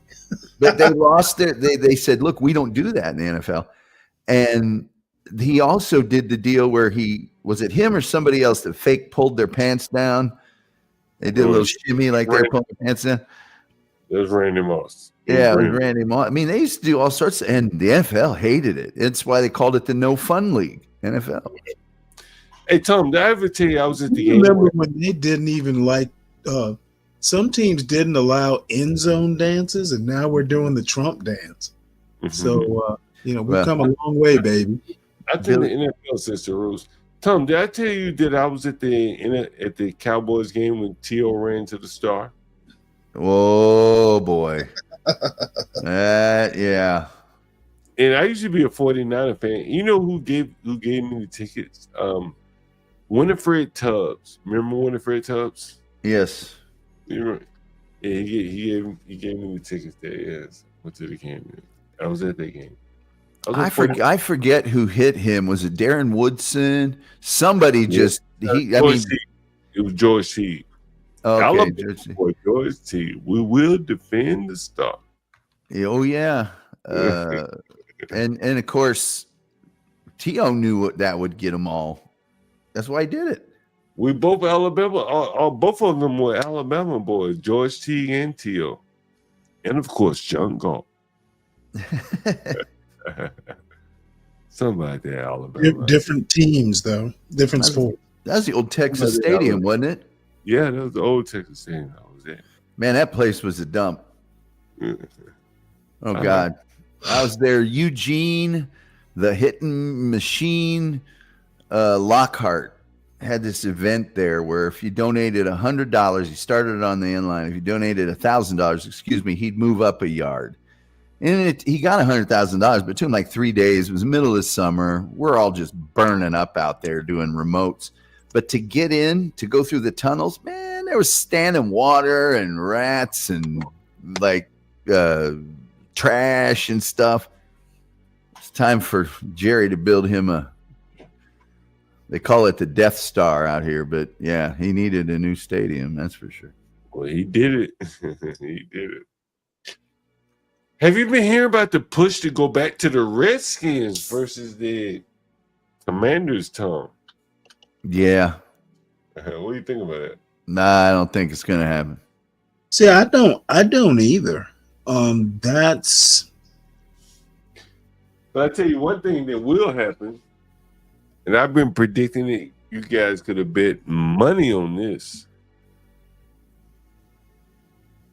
It was all about a real estate play, if you ask me. I am the real estate guy, John Galt. I can tell you where things are headed from a real estate standpoint is. Daniel Snyder wanted to get back into D.C. long because of the real estate. He's in no man's land out there in PG County. And But he was persona non grata. Tom, you may know more about him than I do. And so for him, for the team, for the NFL, in my opinion, they needed that team to be in the city. The real estate there where they used to be is now worth millions, billions more than where this violence interrupter was killed that we just talked about earlier. That's where Daniel Snyder Stadium is. And so I think that's really, what led Daniel Snyder out of the NFL. And I think that is why the Redskins, Commanders, whatever you want to call them, will come back to DC solely because of that. Well, they'll come back to DC not as Redskins. And I can tell you right now, the Redskins were tore up from the floor up. Snyder was not liked by his fans. People hated working for the Redskins. I remember I worked for Ticketmaster, and I've worked with Redskins IT. I've been out to FedEx several times, knew their vice president for IT and all that jazz. Dan Snyder, people just hated, working for the Redskins. Well, he had that huge sex scandal too. Yeah, it was all kinds of tore up. And wasn't he involved in some regard with John Gruden's email problems? They kind of set him up on that. But the thing is, like, they could, in my opinion, this is my opinion, they could not allow him to get that deal to move back into the city. That was billions of dollars. He was persona non grata. He had to sell the team before he was allowed to come into the city. That's my thoughts on it. And you'll now see that the Redskins are about to move back into DC. And there's a lot of real estate there. Anyone ever been to the Redskins, the old Redskins Stadium? Tom, you probably been there. You know about it, right? RFK? Yeah. Oh, I've been to RFK. I haven't been there I was there for the Washington Diplomats or something. I was there for a soccer game, but I was never been there for a football game. United, maybe? No, it was definitely Diplomats because I went to see Johan Cruyff. So it was in the old NASL. It wasn't the MLS. But DC United was the big power team of the Major League Soccer when it first began. I think they won the first 3 titles or something. I've been to RFK for a couple Nationals games before they moved, and then a couple Redskins games. Well, you know that shit's just basically on the water, right? RFK. Oh, you mean the new stadium? Doesn't RFK sit over there by the water? You know what? I've been to the parking lot. I've never gone driving around it. Here's a picture of it. Yeah, it looks pretty close to water to me. The water right there. Yeah. I'm no cartographer, but I've, you know what? I've come in, I guess. How did I come in? Probably that lot 4. I just never even noticed. See, all this shit is gentrified now.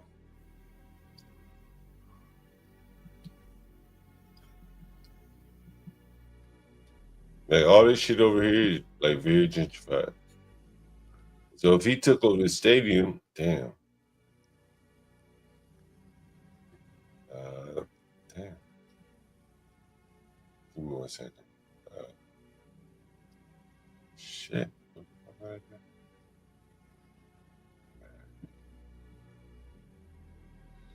Like, dropped it off right in the middle of the page here.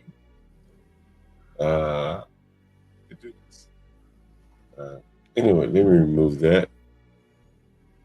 Let's see if I can get the page back up here. Anyway. yeah, the Cleveland Indians, they're the Guardians now forever. They're never changing that back. They just don't go back. I mean, plus they change all the marketing. They change all the logo. I mean, yeah. Well, not only that, but it's really just controversy. It took them years to change the Redskins, and I was actually shocked that they did it at all. And no, I wasn't surprised. Like they had a real hard out for him long before the all this sex scandal shit.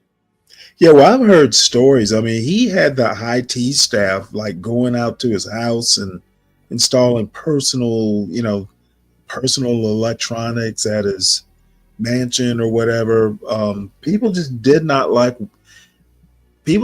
like the ticketing office. There was a thing where they like fired everybody in the ticketing office. It was just like you'd go over to FedEx and there was like a big black cloud hanging over it. Let me see if I can show you something interesting here. Let's see. Let's see if I can show you something interesting here. Yeah, this isn't just in 2020. 15 former employees and 2 journalists who cover the team accused team staffers of sexual harassment and verbal abuse. Yo, take a look at this right here. I'd never really been over to like in this area, even though I'm over in this area over here. I'm across the river. But look what's right here. And look what's right there. Look what's right there. See that? That's right. Can you guys see that? Yeah. It's closed right now, apparently. What? The detention center. You can't get in there now. It's closed. It'll be open at 8. It'll be open at 8. And John, they're competing with you for rooms right now. Man, I was in the DC detention, right? Airbnb to detention pipeline. I was in this motherfucker, right? And I'd never really been over here before. And so when they let your ass out, you had to go over here. Well, that's what I did. You didn't have to. That's what I did. I did like, shit, I gotta get on a train. I ain't got no money, no ID, nothing. Like, let me get home, right? So what'd you do? Walk? Yeah, you walk from here to here. No, I mean, how'd you get home? They give you a fucking token or some shit. Like right. But anyway, you realize, like, damn, all this shit is all like contiguous land. That's the money shot right there. That's what they want. But they would not give this shit to Dan Snyder. They hated him so much. This shit worth billions of dollars. Billions. Let me show you why it's worth billions of dollars. See what this is right here? We going west right here. What does that say? What? What? What does that say?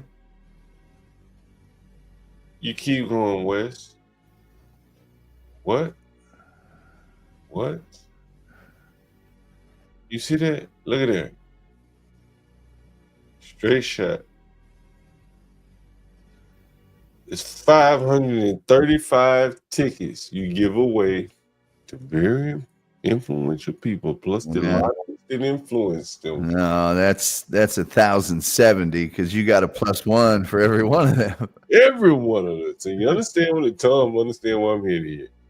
When I worked at Turner, I came to work one day. I had, I think it was 50 Braves games, 2 tickets for each, and then he also owned, I think he owned either the Hawks or that hockey team they had there for a heartbeat, but I think it was the Hawks, and I had 20 of those, just there, Tom, when I go to baseball games, you like baseball, Tom? I used to, but after they struck in '94, I said, Oh wow! Damn, Tom. I barely remember that. Yeah. Well, here's the thing: the Cubs were tearing that ass up and the Cubs are my team, and it's like, Yeah, no, yeah.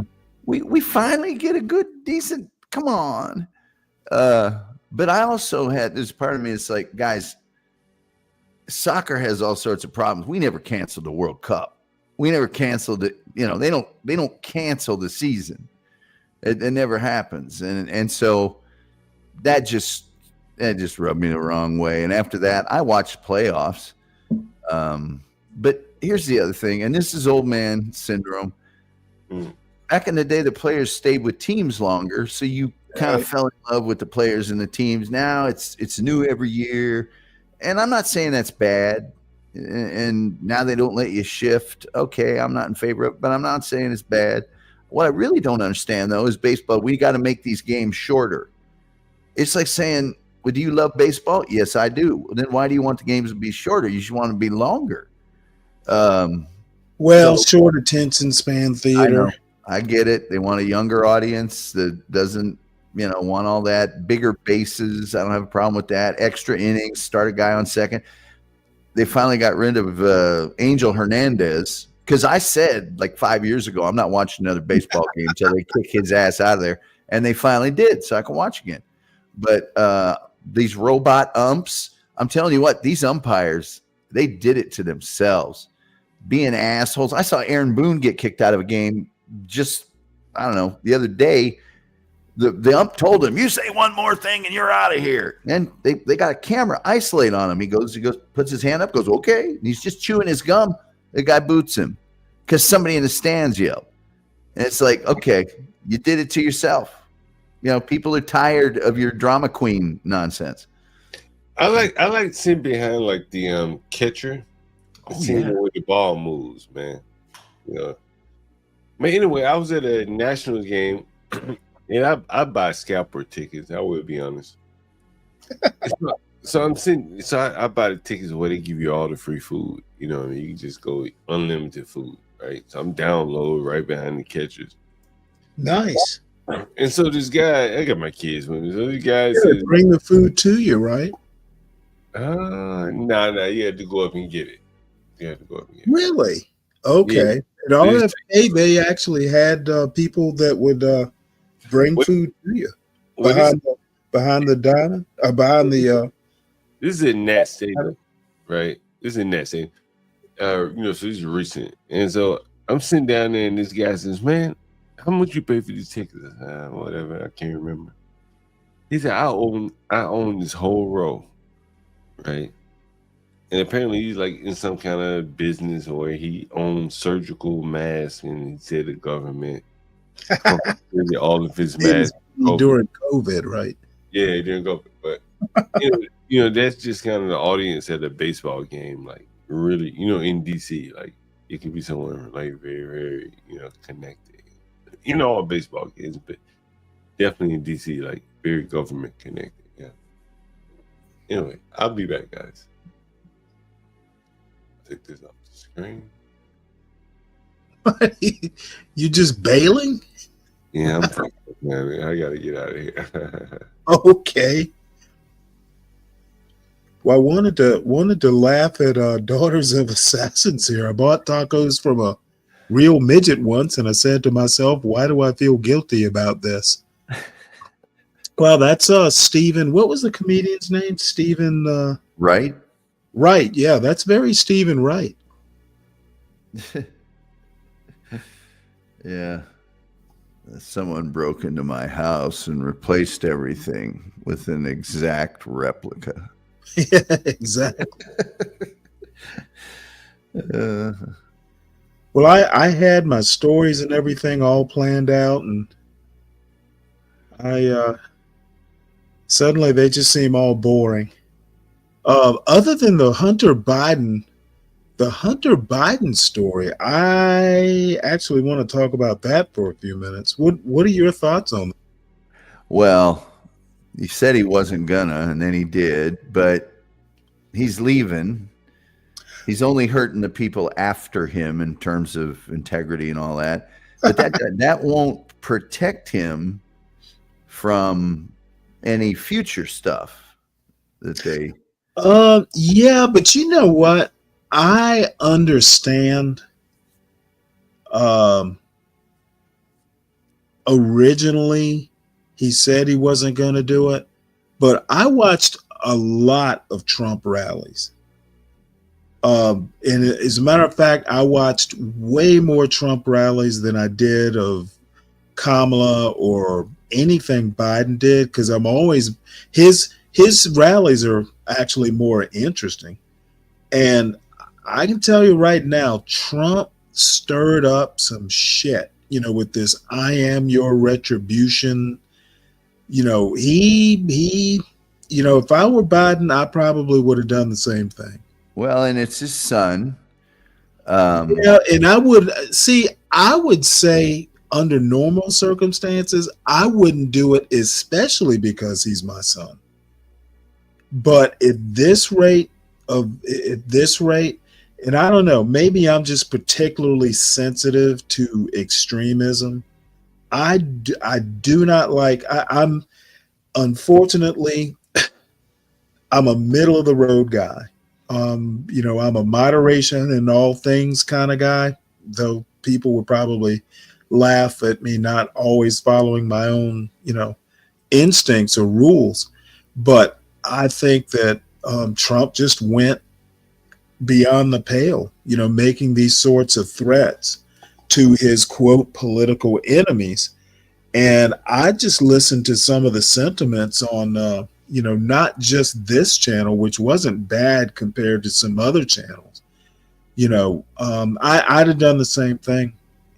Well, if anybody said, "Hey, you promised not to do that, and you did it," my immediate response would be Merrick Garland. Yeah, Merrick Garland. Trump appointing his son-in-law's father to an ambassador to France. The family made $2 billion during his first term. And I'll be honest with you, Tom. And I know I would be fanning flames if I were president or, chairman of the DNC. But I'm almost to a point now to where we need a left version of Trump. Someone who isn't afraid to roll up his sleeves and get down and dirty.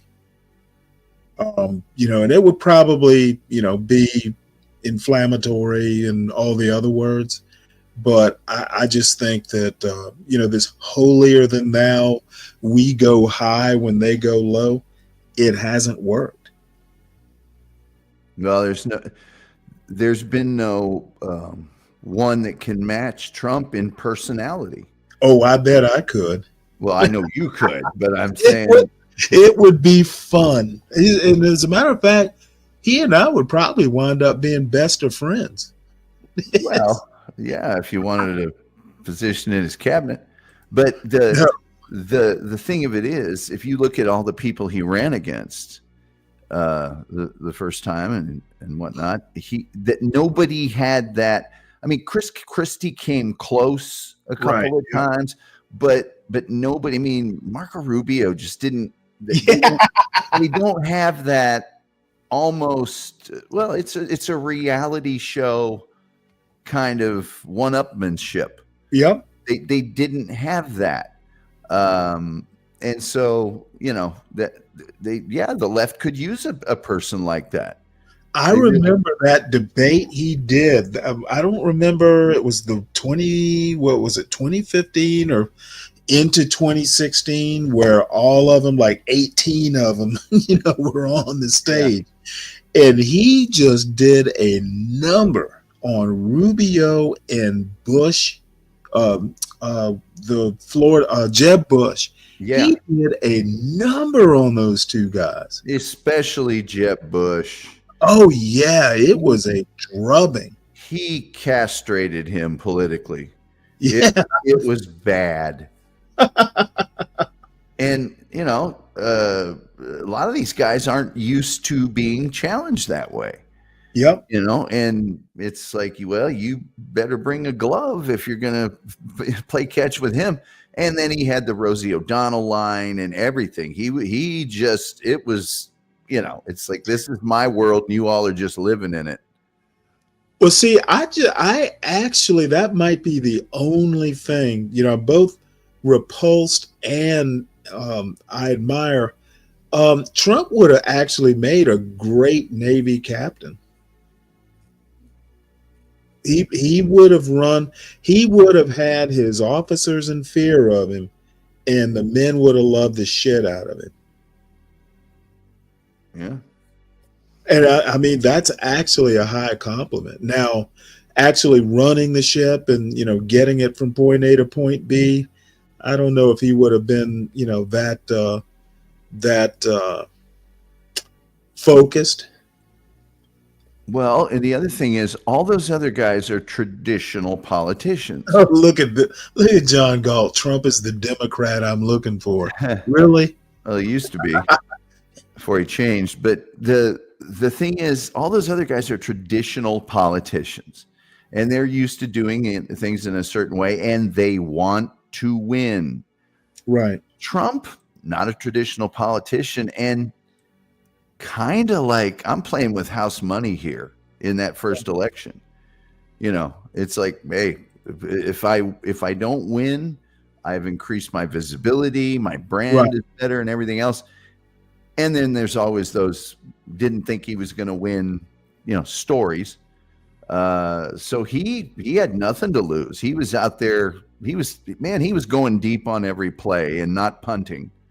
Well, I think you can actually do that and be confident. One of these days we'll get somebody like that. Probably the closest the Democrats come to it will be somebody like James Carville. Who's kind of, he might be a little too folksy sometimes, but this is like I said, I understand why Joe Biden did it. And I think Joe Biden's going to stir up some hornets with his pardons on his way out. And I hope he does. And the thing is that, Biden himself is going to be okay because of this Supreme Court immunity thing. I think, there's no way they're going to be able to touch Joe Biden himself. And Trump, thanks to Trump, anything that you might pretend is a crime that Biden did, he's got immunity.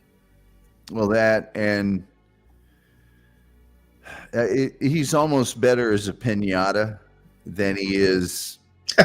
you know what I mean? And at this stage of the game, I don't know what anybody else thinks, but it's like, isn't that kind of cruel? He's I mean, without getting too deep into it, he's not all there all the time. It's why are you gonna prosecute somebody that doesn't know they're being prosecuted? Yeah, well, it's all right. Because I'm not absolutely sure Trump's all there all the time. And I think that's going to be something that we're going to have to deal with at some point as well. People always say debates don't matter. That election was over after that debate. I agree. And they were between a rock and a hard place because there was no way you were going to have a second short primary season. I think you're right. It was over because of the timing. Well, and you're not going to replace a one-term sitting president no matter what. It's like, well, if we get rid of him, we are almost admitting he's not that great. We kind of have to run him unless he just, unless some bizarre exigent circumstances. Otherwise, it's, oh yeah, he's doing really well. We're not running him again. It's like an incumbent president. You're not going to run him. What's wrong here? So, and they just got put in that. Well, no, I don't know. I can't honestly say this with all sincerity, but I actually do think that the one term would have worked. And I'm thinking of Biden's history. Biden was never that strong a candidate. Because, given his past runs for president, he always came out second or third tier, if not fourth tier. It was plagiarism or, it was always something that just kind of knocked him out of contention. And, he was basically like, hey, we got to have somebody. This guy's been vice president, etc. So it is going to be interesting. In some ways, I mean, I'm struggling to find the silver lining in it. I actually, as a political junkie, I am very interested to see what happens with MAGA having all three branches of government. And, the pretense that other than the filibuster in the Senate, there's actually no roadblocks. The courts might be a bit of a roadblock. And I do think that, the Supreme Court, while maybe inclined to see his political points, they're not going to give him a blank check.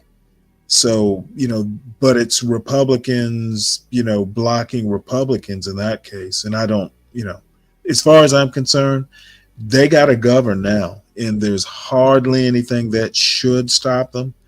And I don't think they're going to be capable of doing it. In the Senate is going to be the body to watch because Mitch McConnell, as a matter of fact, I read a story today about Mitch McConnell basically being a backbencher now. He can work behind the scenes. And like Nancy Pelosi, those former speakers still have a power base. So that Senate's going to be pretty interesting. Sam brings up a point here. The problem is the other regular politicians need to win to keep a job. Trump didn't need that, which was his biggest strength. That's what I said. That's true. That's kind of what you said. But I also think it's a weakness in that, him not needing to win, while it makes him maybe more bold, it also emboldens his natural recklessness and fecklessness. And I don't think it's a problem that politicians need to win. It's basically, they got to compete. They got to please their constituents, etc. So I think that point is kind of a mixed bag. What I do have a problem with, and it's a problem that's existed for quite some time, maybe since the beginning. You got to be able to afford, you have to be rich basically to afford to be at that level of politics. So I don't know. It's what people admire Trump for, but it's also, the same kind of problematic. Yeah, I think a one-term strategy. I mean, I think that would have to be something they planned for, and I don't think if they planned, they didn't do it very well. And once that first debate happened, they were in catch-up mode. But I think if you did that, you would have to start sort of grooming who is going to be the replacement, and teeing them up for a run. Yeah, I think that I also think 2028 is actually going to wind up being a more interesting election than this one was. Well, yeah, the last three have just been reshuffling the deck, sort of the same old. So this one won't be. No. And I think J.D. Vance is probably going to be kind of the shoe-in, though, knowing MAGA, his position at the top of the ticket in 2028 is anything but secure. That's for sure. Which might be a good thing. But sharks are in the water. Once once Trump's gone. Yeah, and I have a feeling that people are going to either want Vivek, which I don't think is ever going to happen. He's just too extreme, and I don't see really anybody outside of.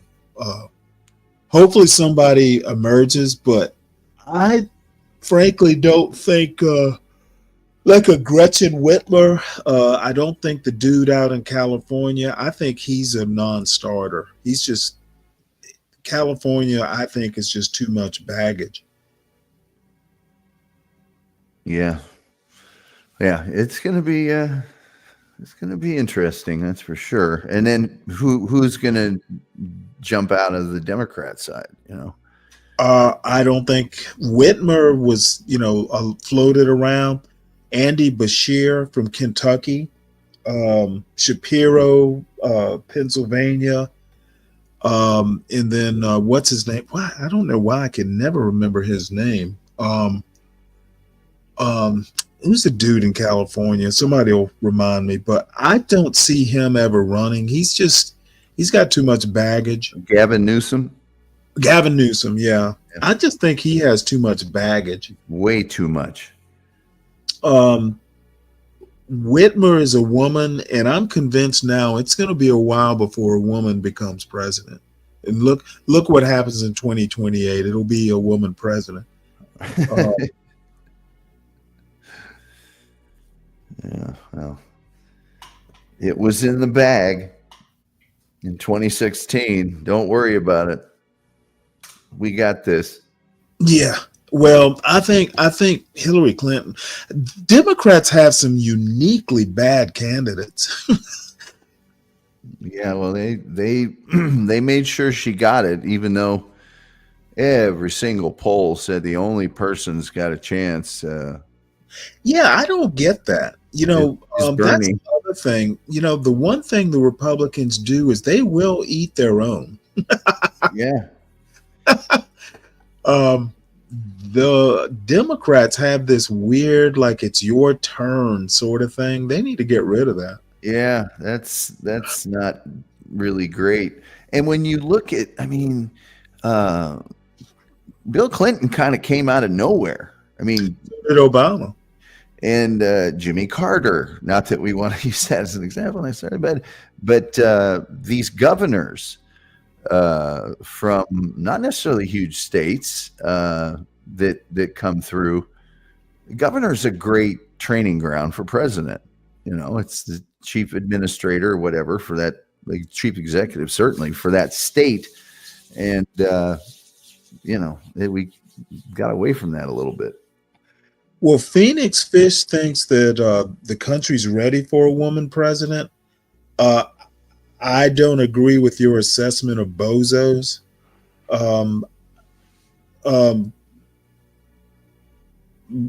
I can't think of, other than maybe Whitmer, and I don't know that much about her. New Jersey's about to have a woman running for governor. Virginia has a strong possibility. Well, it looks like Virginia may have its first female governor. Now, whether it's a Republican who's a Winifred, or what's her name? Winsome, can't remember her last name. I think Virginia's about to get its first female governor because it's going to be a woman running against a woman. Whoever comes out of Virginia might possibly be like the Winsome candidate. She looks like she's got a strong resume. She's lieutenant governor now. And she looks like she could be formidable. She has that look in her eye like, don't mess with me. So, she could be a possibility. Let's see. I had no plans to vote in 2015. My vote was purely Phoenix. I was going to ask you who's on the horizon that you see who could be the first woman American president. I think that Virginia race is one to watch, especially if it's woman versus woman for governor.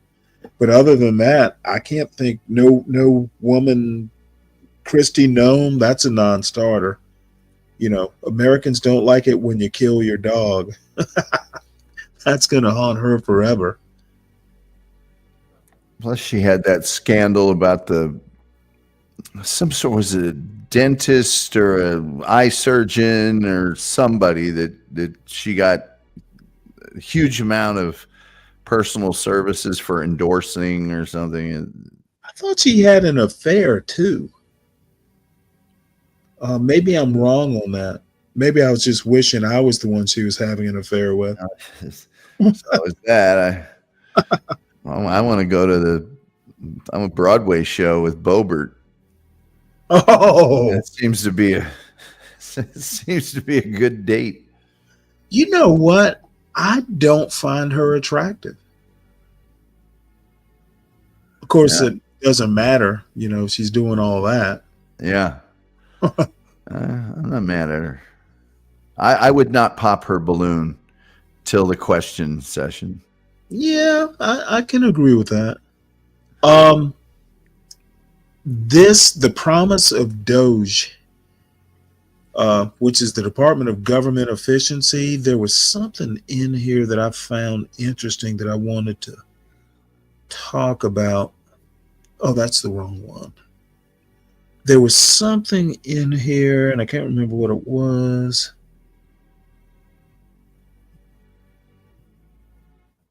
Maybe it was Vivek. I know what it was. Let's see, it was towards the top. Basically, and I need help translating this. Somewhere in here, I thought I saw Vivek saying that he and Elon would be. Oh, yeah. Oh, I know what it was. Right here, this paragraph here. Now that Trump is returning to the White House, Musk and Ramaswamy are promising a much more thorough and strategic remaking of the federal government. The pair will serve as volunteers themselves, but have said they will work closely with the employees at the White House Office Management and Budget to identify regulatory and personnel policies that can reduce regulatory burdens and make government more efficient. It's basically them working with the Office of Management and Budget. They basically don't have carte blanche. They basically have to go through the OMB. They also have to go through Congress. That is the one thing I wanted to point out to all the folks, you know, in this audience who were big fans of the idea. These guys don't have executive power.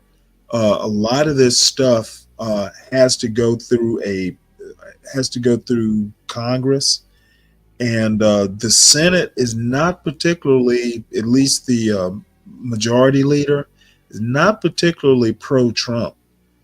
So, that is going to be an interesting interaction between, I want to call it Doge, and the president, or future president, going through the Office of Management and Budget and then to the Senate. I want to see how that works out. Well, in Congress, some of these cuts affect industry and certainly employment. Right. And if, they're going to eliminate jobs or a certain facility or something that's located in their district or state, then they're going to say, I'd like to be reelected. So I'm not in favor of that. Yeah. It's going to be interesting. I'm actually, maybe it's psyching myself out, but I'm actually interested in how these dynamics are going to work. Whether Trump actually has the kind of power, seeing as the Senate, might be a little bit less MAGA-ish than the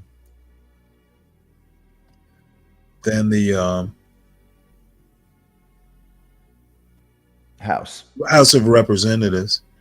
One thing in this article, and I'm not going to have the reader go all the way through it. Soros. Apparently, George Soros's son right here pretty much runs the day-to-day. So people keep going, George Soros, but apparently Alex Soros, a son of George Soros, the liberal world's most famous donor and founding backer of the Democracy Alliance. Apparently, he's kind of running this a little bit more than Soros, or has a major input.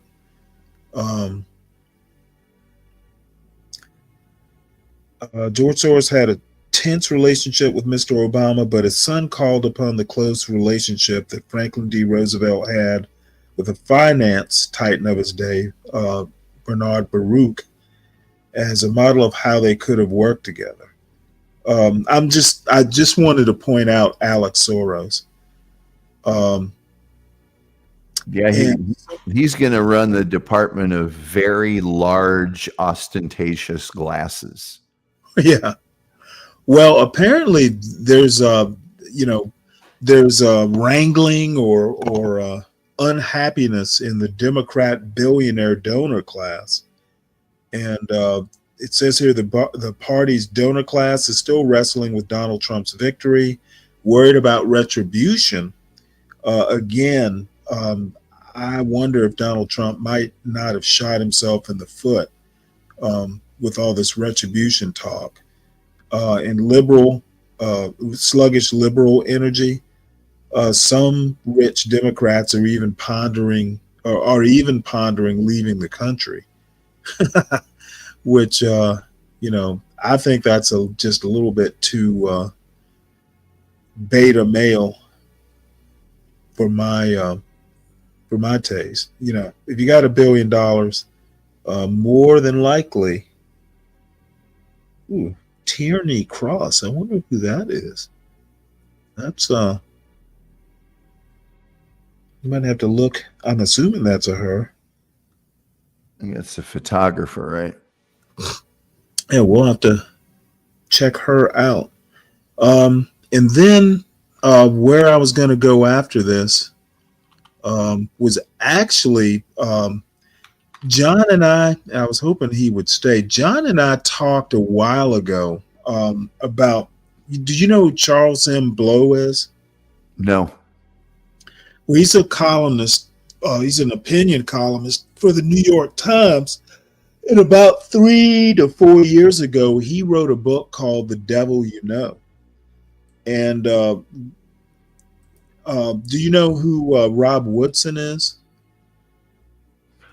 Unless you're talking about the defensive back for the Steelers in the 90s. Well, Rob Woodson is kind of like a black conservative. He was a major player in the 1776 Project, which was the conservative pushback to the 1619 Project. Black conservative. Even I like Rob Woodson. As a matter of fact, I talked to Rob Woodson. Rob Woodson interviewed with a friend of mine who has a YouTube show for years now. And he had Rob Woodson on the show, and I actually got to ask Rob Woodson a question. And of course I asked him, well, why don't you like W.E.B. Du Bois? And he had the standard black conservative answer that, Booker T. Washington liked to build things. He would much rather, a leader who does things and pushes, hands-on building things. Basically said W.E.B. Du Bois was too effete, and which offended me because I think you have to do both. Booker T. Washington versus W.E.B. Du Bois, that's just old-fashioned. Black people and men in particular in 2024 need to be more Renaissance men and know how to build things and read a book. One or the other is just not well-rounded enough for my taste. But anyway, Rob Woodson is a major, like, black conservative, really a good guy, quite frankly. As a matter of fact, if I had a favorite black conservative, Rob Woodson I could hang out with.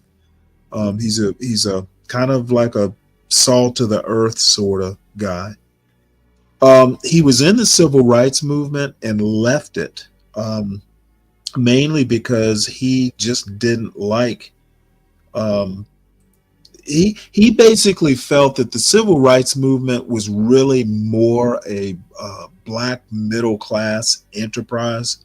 You know, it was the black middle class and upper class that actually got more of the benefit from the civil rights movement versus the black working class. And I think that's a valid argument. And I think maybe had Martin Luther King lived longer, he might have gotten around to, dealing with, more a war on poverty. As a matter of fact, in Memphis, you probably know this already, he was there to support a sanitation worker strike. So, I think Martin Luther King was trying to move towards more working class focus, but, it's all academic or, counterfactual now. Well, go ahead. Well, I was just going to let you know, I don't know how you're, not to get too Marvel Comics with it, your spider senses work. But I looked up Tierney Cross, photographer, New York Times. Oh, really? Oh, boy. I thought her Instagram photo was like a photo she'd taken of some supermodel. Oh, wow. And then I went to her personal page in the About section. No, that's actually her. Oh, wow. Can you put that in the back? She got her BA in at Wake Forest, and then her MA at George Washington, I think. Yep. But let me see. I'm trying to reload this. Oh, it's giving me some problems here. Let me see if I do. Is she black or white? Oh, she's white. Okay, because actually, I know, I have like daughters of first cousins. There's some crosses out there, like out on the Facebook world or Facebook universe. I haven't come across too many white crosses. Let me see here. Her name is Tierney, so she's got to look good. I've never known an ugly Tierney. Well, there's certain names, that. Ooh, there's the About section on. Oh my her. goodness, she's got dark hair. Yeah, okay. Nice. She's and by the way, gifted photographer. Yeah, she's New York Times, Washington Post, Bloomberg, Wall Street Journal, New Yorker, and more. I hold a hard pass for freelance work on both the Hill and for the White House. So she's, she's the real deal. She's definitely competent. I like that most of, like, the only photo I see of her is like her avatar. Yeah. Everything else is her work, so that's respectable. Well, I just sent you a picture of her in the About section of her actually. It's like a side shot of her actually working, and yeah, I mean, I assumed her page would be filled with nothing but photos she'd taken. Most photographers don't really like their picture to be taken that much. Nice. Yeah. So anyway, I don't know how you figured that out, but I'm just glad you did. It gives me hope for the future. For your own edification, right? Yes, yeah. I was gonna go through this and I saved the wrong one here. The Devil You Know And the reason Rob Woodson and Charles M. Blow, they actually are very cordial in this interview, which kind of surprised me. I think it surprised Rob Woodson too, because Charles M. Blow would definitely be more a W.E.B. Du Bois sort of deal. But the one thing he points out that he admired about Charles M. Blow's book anyway is that Charles M. Blow, and I agree, is one of the few people that go and they talk about a problem in the Black community, and he actually has made like, hey, this is what we ought to do about it. And that impressed Rob Woodson enough to actually sit down, because Rob Woodson isn't famous for talking to other people, to people other than like Glenn Lowry or somebody, of that ilk. And it is an ilk. Yeah. Well, and what Charles M. Blow, and I would go over this. I thought I'd saved it to a specific point. And I didn't. So I'm not going to watch the whole interview. The magic is gone. But Charles M. Blow basically says he proposes reverse Great Migration. Alabama, Mississippi, Georgia, and I think he says South Carolina is one of them. Those are 4 states with a large enough Black population. If Black people in America decided, hey, let's go back, to where our forefathers are from, they could actually tilt the balance, kind of like Georgia did, in 2020. And he makes an interesting point. The Southwest eventually is going to be majority Hispanic, not minority, majority, or anything like that. It's gonna be mostly Hispanic, Asians, West Coast, and he's thinking, well, you know what, if Blacks are going to be able to hold any sort of political sway, they're going to have to move back to places where they hold a sizable minority. And Georgia's one of them. Again, Alabama, Mississippi, and South Carolina are the 4 states he talks about. South Carolina, I'm pretty sure. The other 3, I am sure of. And I look at currently, we used to be like 12 or 13% of the total population, and with Hispanic growth, population-wise, we're actually shrinking as a percentage of the overall population. And even if you go and look in that 11%, what I'm calling legacy Black Americans, Black Americans who have roots, say back to American slavery, we're even smaller. A lot of people who identify as Black these days aren't necessarily, rooted in, American history. So what he says, makes sense. The South is warmer, and, he personally is from Louisiana originally, lived up in New York City, and has moved to Atlanta. So he kind of followed his own plan. And what do you think about that? And I don't know. I haven't really been paying attention to the chat, but I'd like to know people like Phoenix Fish out in the chat,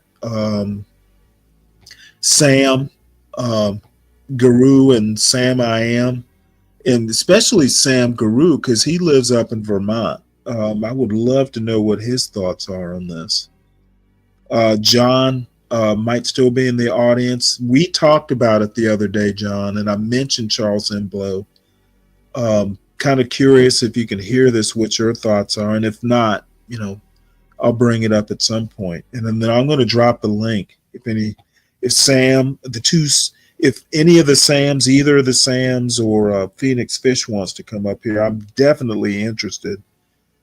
Because I actually think it's a good idea. If it's feasible. I think it's a good idea. It's just how do you make it happen? And if you look at the reason, for the original migration, it's how bad is it where you are and how good is it where you're going?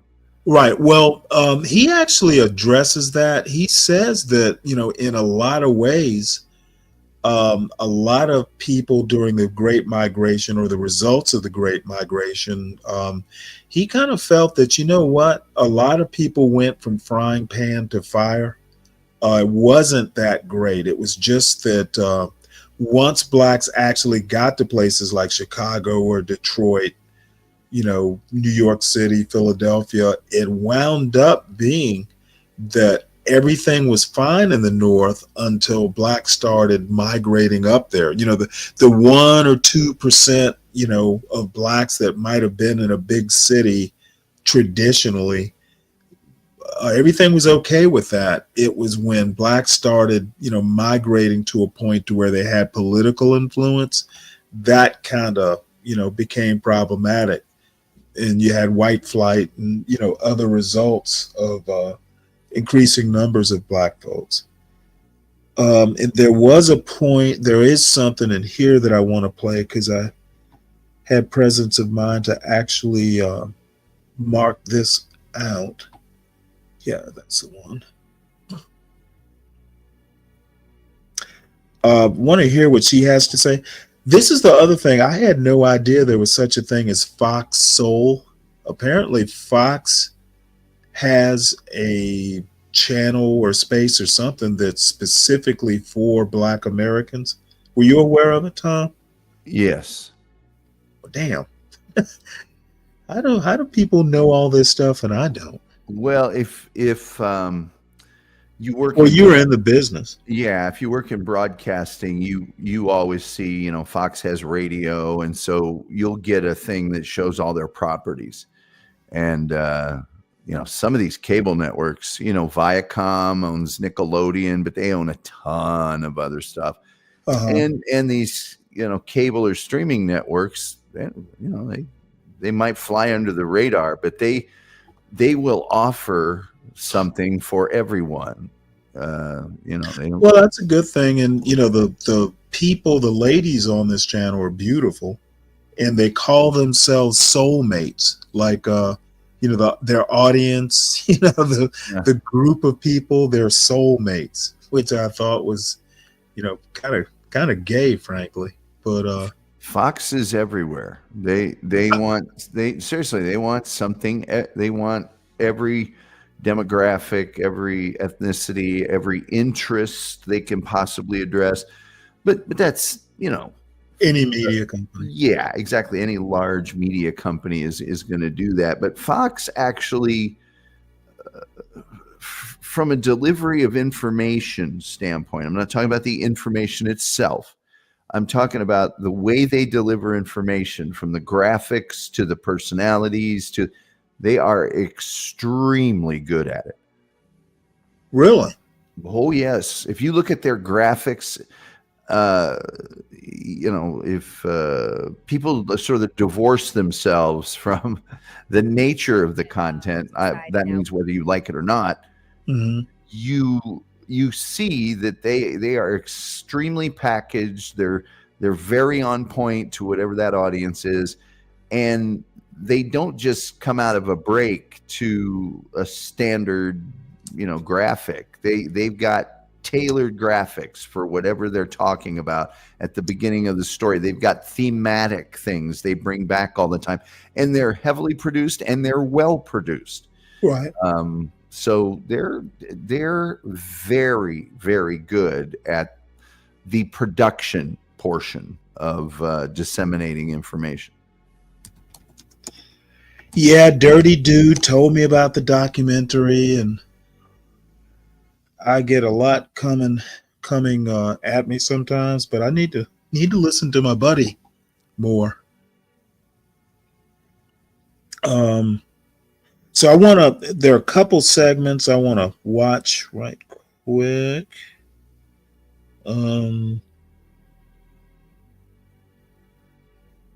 Actually, this might be, because we kind of know what the reverse migration is going to be, but this particular So part for anyone here, who has read, or watched your work, you talk about it a lot. But can you share with us here today for our soulmates, what's the greatest threat to our democracy? Ooh, there are many at this point. The evaporation of local press. If there's no one to hold people accountable, they'll do anything. Power is a drug. Power is corrupted. There's so much money to be stolen. So that's huge. That we are slowly drifting towards a constitutional crisis based on the way the Constitution is set up. You are likely to get more and more elections where the person who wins the popular vote does not win the presidency, because there's another great migration happening right now, which is urbanization. Largely, this young video white is about people 3 years old. back into cities, reversing the trends that their parents and grandparents made to move out into the suburbs and the exurbs. So, as more and more people move into those spaces, the Electoral College doesn't adjust representatively, and every one of those states, no matter how big they get or how small they get, still has 2 senators. I always say Brooklyn has more people in it than Hawaii, but Brooklyn will never have 2 senators. So you have this slow creeping constitutional crisis where the United States will get to a point where it will be governed by a majority of the population. And what will that mean? I want to talk to you about Abraham Lincoln. All right, so it is Black History Month, and we celebrate Black history every day, but I think it's really important to get our history right? And I've seen you discuss this before. He signed the Emancipation Proclamation, and that kind of overshadows the fact that he also, I think the kindest way could say he also had some white supremacist beliefs, right? What are your thoughts? Yes, he was a white supremacist. Right, okay, so we don't have to be kind, right? Okay. It's not about being kind or mean. No, I know what you mean. I think that it is, you're right. You're right. It is hard for us to get our heads around the idea that people, many of whom who were abolitionists, were white supremacists. It's hard to get our minds around the idea that soldiers fighting in the Civil War for the freedom of Black people could also be white supremacists. The white man who founds Hampton University fought in the Civil War. But his family were missionaries in Hawaii. He came back to fight in the Civil War for the freedom of Black people, and yet he's writing letters to his college roommate about how he just can't warm up to these Black people because they're just not on his level. Right. But because what it is, the cleavage point is very often cruelty. There are people who just cannot countenance the idea of somebody being cruel to a living thing.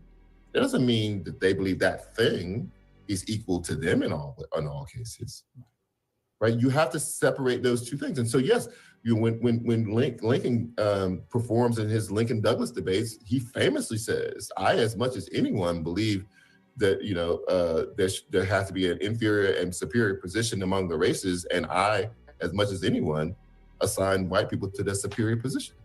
Interesting. When he gives his first inaugural address, he makes sure he cozies up to white people in the South by saying that he will vigorously enforce the organizing by groups. I think that's obvious. And then there was a point I thought he got to in this segment, but maybe it's the last one where he talks about other minority groups and the concept of a majority minority. He makes a very specific point about Hispanics, which I think is definitely coming true. Could I? One thing he said that he was right out of the gate. The local press is Right. the war on the local press is just astounding. If you're in a big city, you might have a news station like the one that I was on, and it just does news, and it's local. Mm-hmm. If you're in even mid-sized city. Indianapolis, you don't have that. You've got a news talk station where maybe a few hours in the morning and a few hours in the evening, but the rest of the day is syndicated talk, and it's national. We all know what's happened to the newspapers. Deregulation of radio and television. You know, it used to be you can only own one AM, one FM, and one TV station in a market. Well, now you can own them all. And they're not doing that to do more local stuff. They're going to syndicate it. It's all going to be programmed out of New York or somewhere. The local voice, even if you have the time, you don't have the staff at a small station somewhere. And it all used to be hyper local and hyper competitive. So these news organizations were competing with each other to provide the best news or even the best music or the best whatever, sports, whatever. Mm-hmm. And it's gone and it ain't coming back. Right. Ever. So the role of shows like this and people that are streaming from a certain town, that's really important. It's super important because number one, that's where everyone's going now. That's the trend. Right.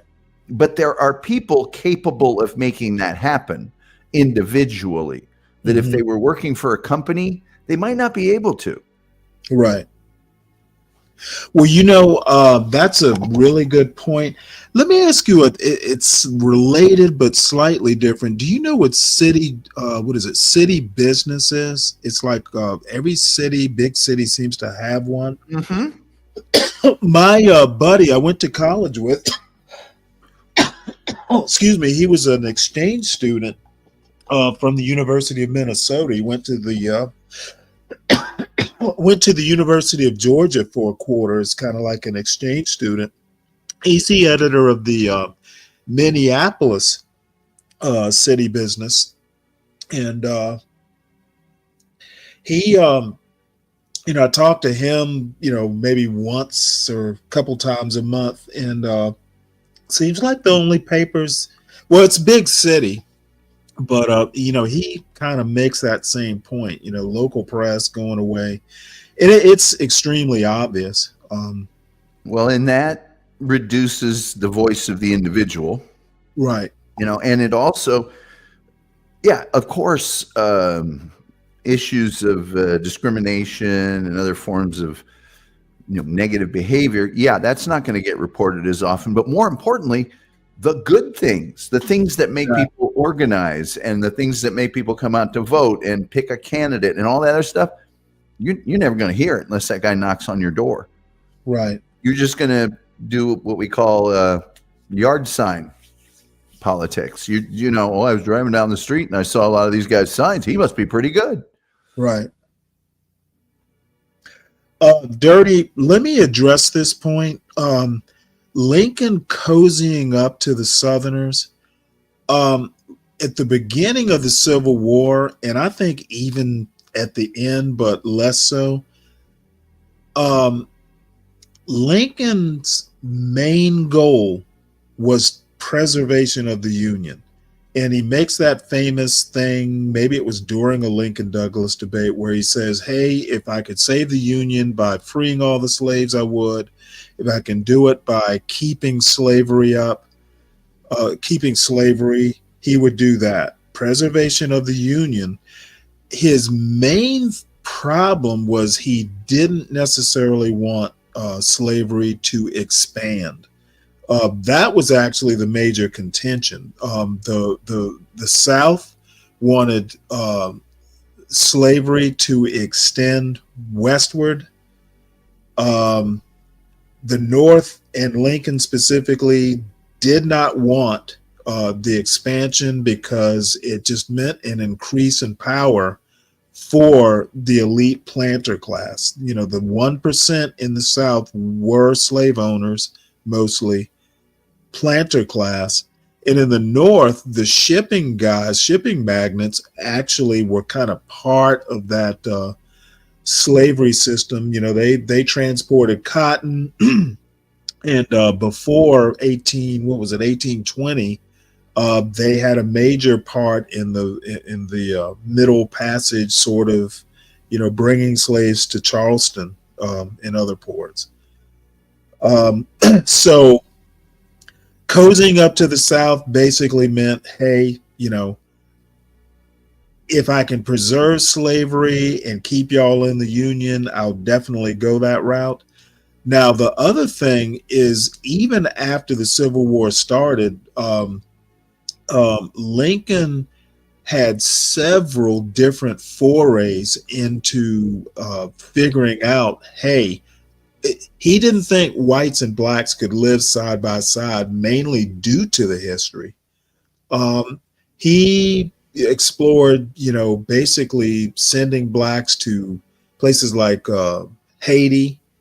I think in the Dominican Republic specifically, they actually tried an experiment sending some blacks there and wound up having to bring them back because they couldn't survive on their own. If black people like Frederick Douglass and many other black leaders were like, no, we were born here, why would we want to leave?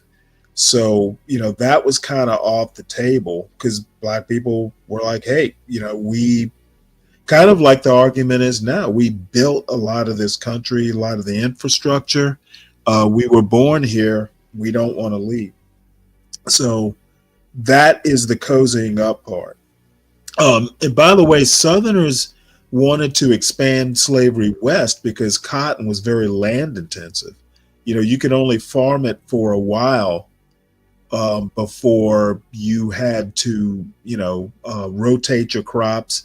And it was just easier, quicker, more consistent to just, hey, this land's spent. Let's move on to another patch of land. And moving west just allowed, the profits to flow. So there's that. And then the one part I wanted to get to, which I thought was actually the most important, was where he talks about black political power, based on population. I should have marked it specifically. 1992 for Bill Clinton, but black people were not the majority of that coalition. They were only 25% of the population. This time, they were 33% of the population. Right? So it was massive organizing by groups, including Stacey Abrams, who's a hero of that story. But there's also more bodies to organize, more black bodies to organize. And so that is what I'm encouraging people to do. Take a serious look at it. And I lay out all the reasons why I think it is important. You will have reasons. Moving is a big deal. Moving to somewhere you've never lived, big deal. So I will understand all of your rationale. Maybe you don't really want to move. You're kind of dubious about it. But then look at my reasons to where I believe that you should move. And understand this. I want your viewers to understand this. I am not saying that if you move to the South and you create a racial majority that where you control racial power, control power as the race of people, that you're going to create a utopia. If that were true, all the white people in America would be prospering because for the last 90 years, every state except Hawaii has had a white majority, but they are not. They still have poverty, they still have crime, they still have income inequality. You're still going to have some of the problems that come along with the human condition. But in the aggregate, people who do not live under white supremacy are always going to live better than those who do. And only by taking the reins can you have the power to fight what white supremacy does to a society. In this case, what it has done to Black people for 400 years. So for anyone who has wrote... encouraging people to return to the South, to these states that are already have very large percentage of Black people. You increase their voting power, political power, and make it more accountable to you, the same way that Georgia did this year. It is important to remember that the Black population of Georgia doubled from 1990 to 2020. The last time the state went for a Democrat was 1992 for Bill Clinton. But Black people were not the majority of that coalition. They were only 25% of the population. This time, they were 33%. Approach for Black America. You call it the reverse Great Migration. So for anyone who has a lot, but can you share with us here today for our soulmates, what's the greatest? Don't want to hold people accountable. They'll do anything. Power is a drug. All right. Well, I can't find that exact quote, but basically,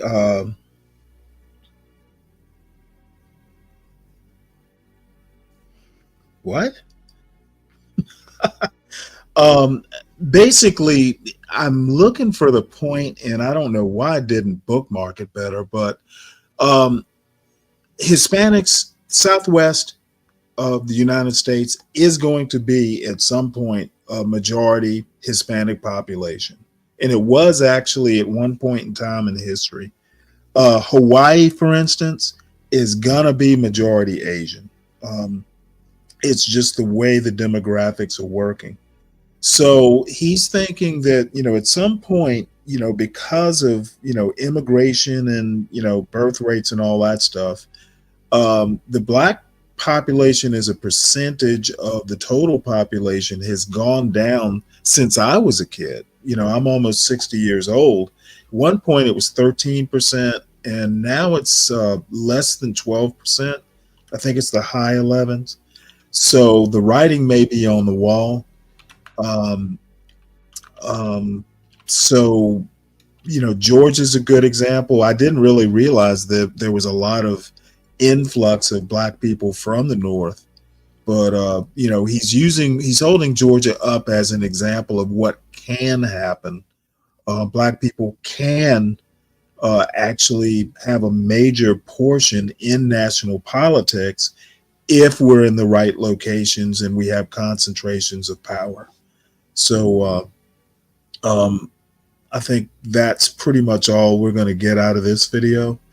And I was really hoping John would stay and I get a lot more input, as far as ideas, what people thought of it. But, I may bring it up again at some point, maybe during the day, when people would be interested, especially since John and I kind of touched the topic, but never really got deep into it. Well, there's some folks that like to joust with you, I'm sure, that would have a lot to say about this. And I actually, I'd love to read this book. I've got the book and just haven't gotten around. I've had the book for damn near 2 years, and I'm definitely going to have to figure out how I'm going to jigger that in. I'm actually reading a book right now called From Here to Equality. I think I might have mentioned it before. There's a Duke Econ professor, William H. Darity, who is a contemporary at MIT of Glenn Lowry, by the way. They know each other. He has a decent, it's part history, part economic history. He's trying to make the case for reparations. And right now I'm actually getting more historical stuff out of it. He makes a historical argument why reparations are justified. And I think he does a pretty good job for what it's worth. King problem, I do not agree that the South will be majority Hispanic in 40 years. The Southwest will be. But 40 years is a long time. Who knows? Yeah, it was 1984. Right? Am I doing the math right? When what? 40 years ago. Oh, yeah. So a lot can change. Well, yeah. Blacks are, smaller percentage nationally of the population. So I know Florida, I could believe Florida. I really wonder about places like South Carolina, Georgia, Alabama, and Mississippi. I'm just not sure how that's going to work, because they aren't great places to live. I mean, Mississippi, I don't think, Georgia's pretty decent, but Mississippi and Alabama are really low when it comes to education systems, low ranked nationally. So I don't know how big a draw, I think that's actually kind of a drawback. Like in Georgia, the Fulton County education system is actually pretty good nationally. The South Georgia's not. And, I live in the Atlanta metro area. And, some of the bleed over from Fulton County schools, I've had a benefit of, because my son's high school was actually really excellent. Well, the other thing is, other than Florida, the South doesn't have the hundreds of years of, historical, right, indigenous, Hispanic people that live in the Southwest and always have, from California to Texas. Right. So, I don't know. I guess I've gotten all of we're going to get out of this video, but anyway, our two buddies are absent tonight, which isn't that much of a disappointment. Well, football on today. Oh, Thanksgiving. Yeah, it used to be kind of a big draw back in the day, but it's not so much now. There was one other thing. Mavid, are you by any chance still in the chat? Because I had a little snippet of a unrelated video that I wanted you to see talking about IQ. If you're there, just kind of type in the chat. If you're not, then I'll save it for another night. There's a guy who supposedly got the highest IQ on record. And Michael, what's his name from what is it called? The Daily Wire. There's a Michael guy, can't remember his last name, who is interviewing supposedly the guy with the highest IQ ever. He's like, quote, the smartest man in the world. Well, he's a farmer in Missouri, who's worked as a bouncer. He never did anything that was heavy duty academic, but he had an interesting observation on IQ, which I wanted Mavid to hear. There's a whole school of thought centered around Charles Murray and the bell curve, where people basically worship IQ and think IQ is like the major factor in success. Like high IQ individuals, we should put them in charge and they should be running things. No. And yeah, well, this guy actually does a really good level set. And he kind of, reflects, and I'd never even heard of the guy till today, but I know from experience that IQ is something. IQ just basically means you're good at taking a test. And it will correlate. High IQ will correlate to a test. To success. There are a lot of correlations that aren't causational, and people who worship IQ, number one, IQ is a measure. It's actually not a thing. IQ measures general intelligence. General intelligence is what people actually mean. And there's no gene that's been isolated. We're not sure. And when I say we, I mean scientists. We're not sure how much nature plays into it versus nurture. It's such an elusive thing to quantify. Well, then they've proven time and again that people with high IQs oftentimes deliberate too much. They don't make, they're bad decision makers. People that aren't perhaps blessed with as high of an IQ. Oh, there's Maven. They focus. They stick to one thing. They don't commiserate over the decisions they make. That entrepreneurial mind, it's driven to do one thing, and just because you have a lot of intelligence doesn't mean, there are people that are super smart at one thing, And IQ doesn't take that into consideration. It's like, success is not a byproduct of intelligence. Never has been. Right. Well, let me, I see Mavid's there. Let me just play this little bit of a video. If I can find it right quick, because I thought of him when I heard this guy say, now I can predict what's going to happen. Mavid's going to say something like, well, I was saying that all along. So I already know how he's going to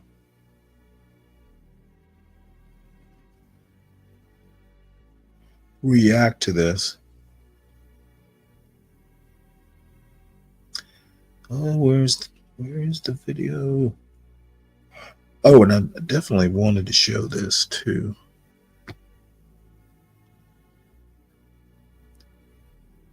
All right, I'm looking for the video. So stand by. There are many other factors that make a person successful. Work ethic, knowledge of what you're doing. I mean, there's a whole bunch of other things that and so that's what I mean, because Mavid says intelligence absolutely helps success, though, and that's, of course, that's his game. Well, intelligence does, but let me put it to you this way. Intelligence, IQ, well, the measure IQ in general intelligence is not predictable enough to plan policy around. And that's one of the things that I, have had a huge problem with Charles Murray around. When the bell curve first came out, people were willing to let's build an education system around it. Let's make public policy around it. And it's just not that concrete a factor to build public policy on. So that's the bottom line. And people who worship IQ, it's a holy grail, basically. Yeah. The contrarianism, after a while, it's just, okay, I got it. Yeah, well, I mean, they're basically, they're I want to call them, they're kind of like debate bros. They have all this stuff. Like the worst insult, and I get this insult a lot from certain members of our audience. Well, Stanley, you're dumb. You're low IQ. And it doesn't hurt my feelings, because I've known Harvard graduates who couldn't think their way out of a paper bag. Right. So, that and just the whole other things can lead to success too. Well, thank you very much, Captain Obvious. It's like, okay, yeah, we get it. Yeah. You always have to be right. Always have to have the last word. Well, the other thing that these guys don't, I'm not sure if they get this or not, but intelligence has to be maintained. I'm a lot better at some things, that I'm older than I was when I was a kid, and vice versa. So intelligence changes with experience, with life experience, and it also changes on, because of what you decide to focus on. Things that are important to me to maintain knowledge of, etc., are way different than 30 years ago. There's some things I don't care about, like football, for instance. I used to know all these stats and shit like that. I couldn't even tell you who the starting quarterback of the Atlanta Falcons is currently. Because I just don't feel bad. Most of the players couldn't either.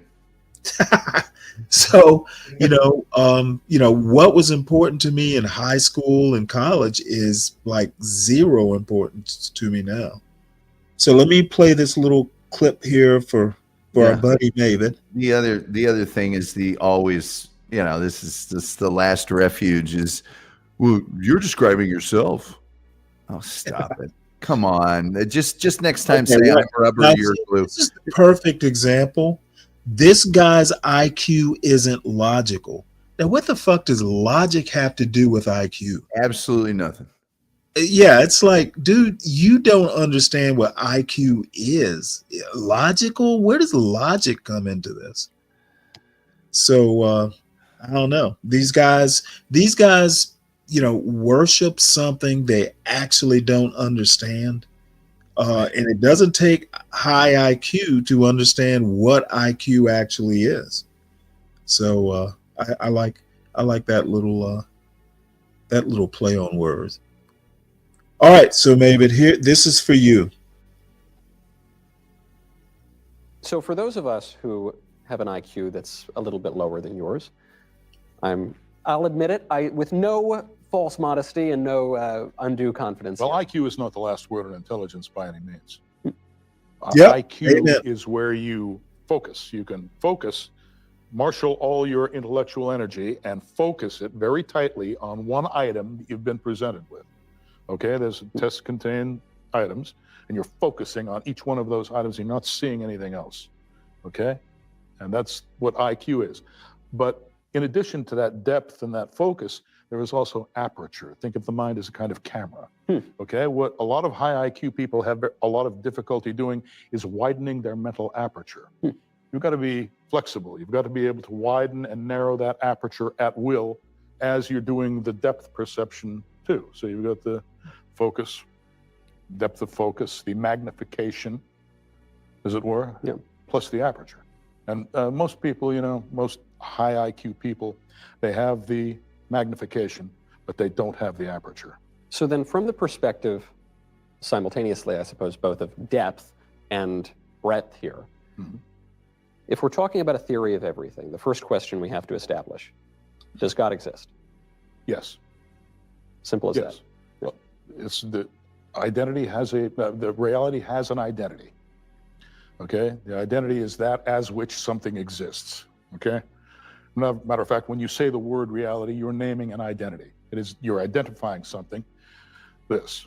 I'm smiling because your answer on this is so beautiful. It just reminds me of Moses at the burning bush. And Moses at the burning bush says, "Who shall I tell the people that you are?" Talking to God. And God says, "Tell them I am that I am." That's right.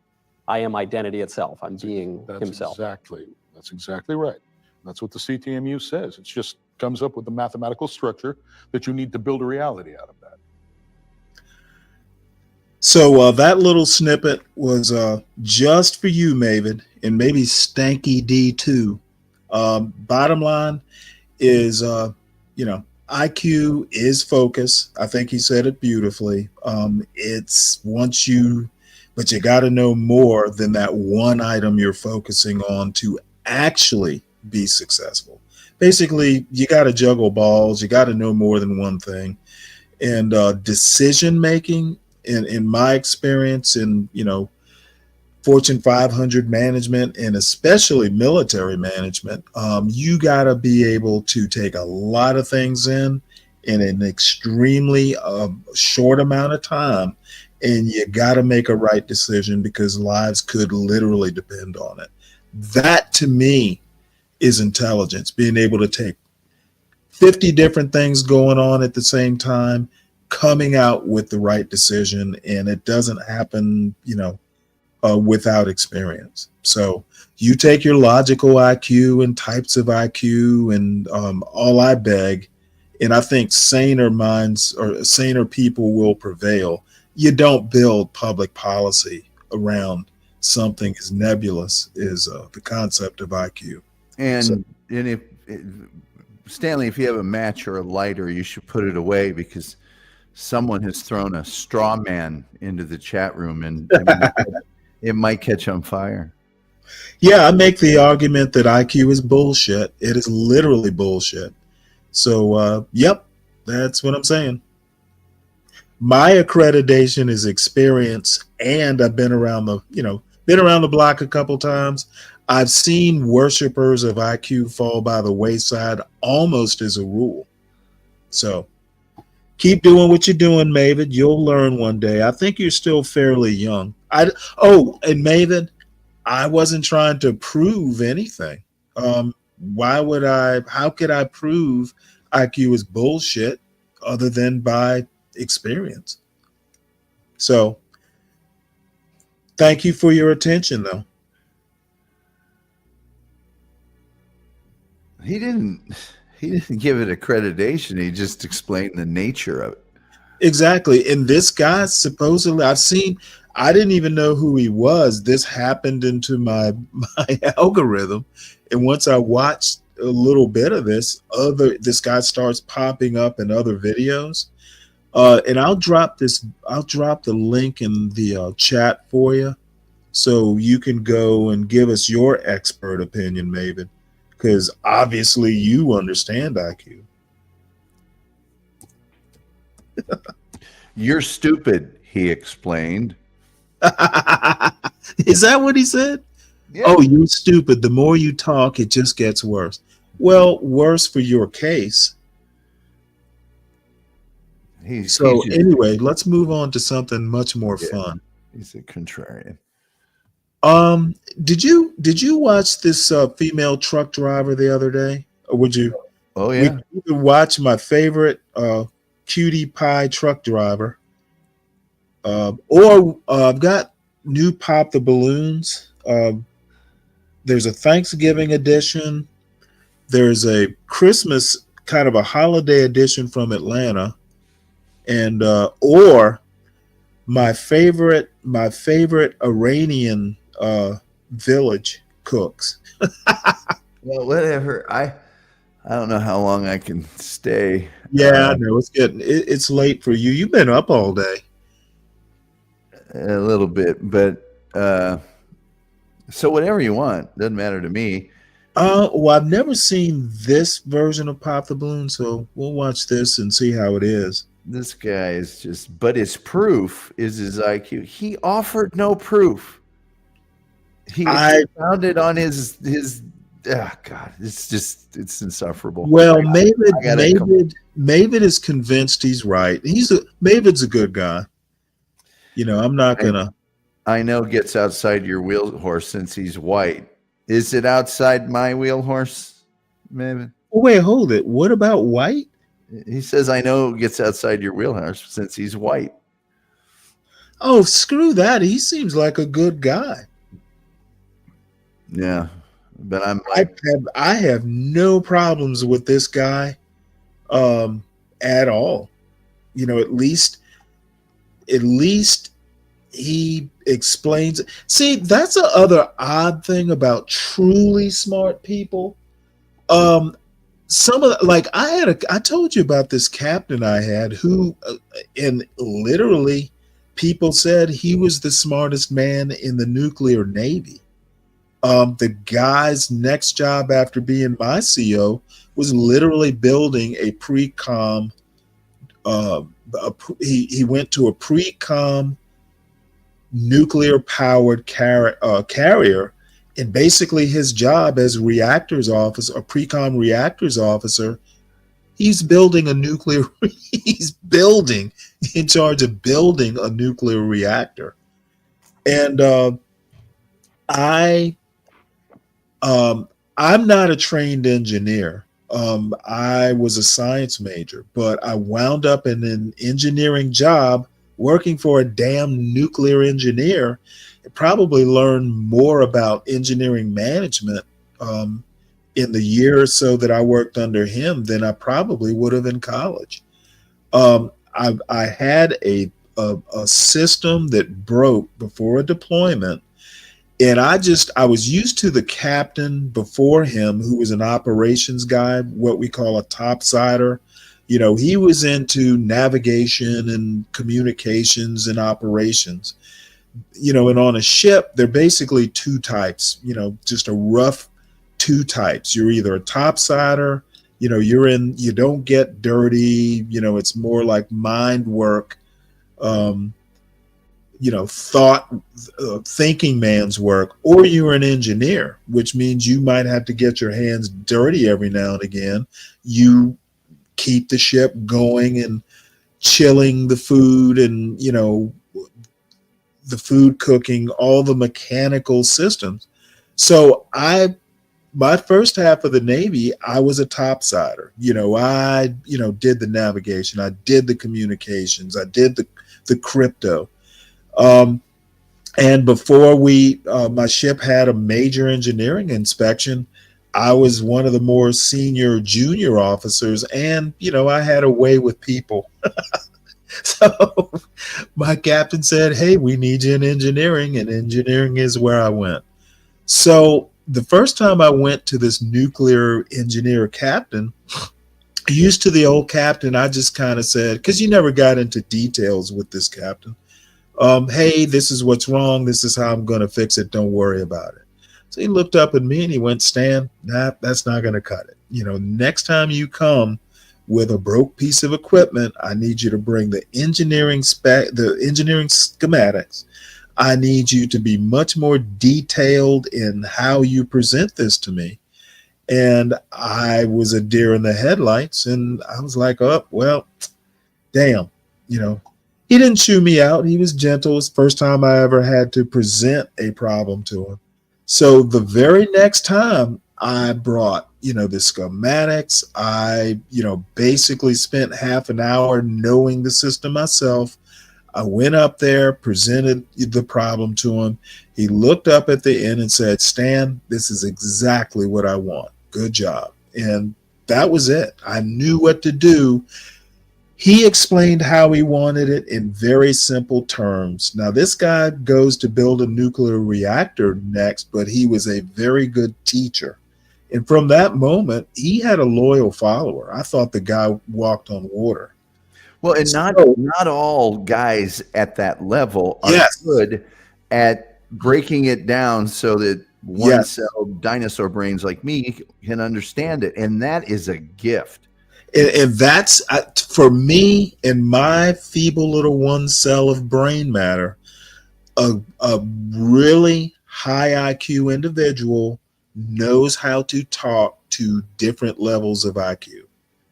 Communication is key. So that I learned so much from this guy just by example.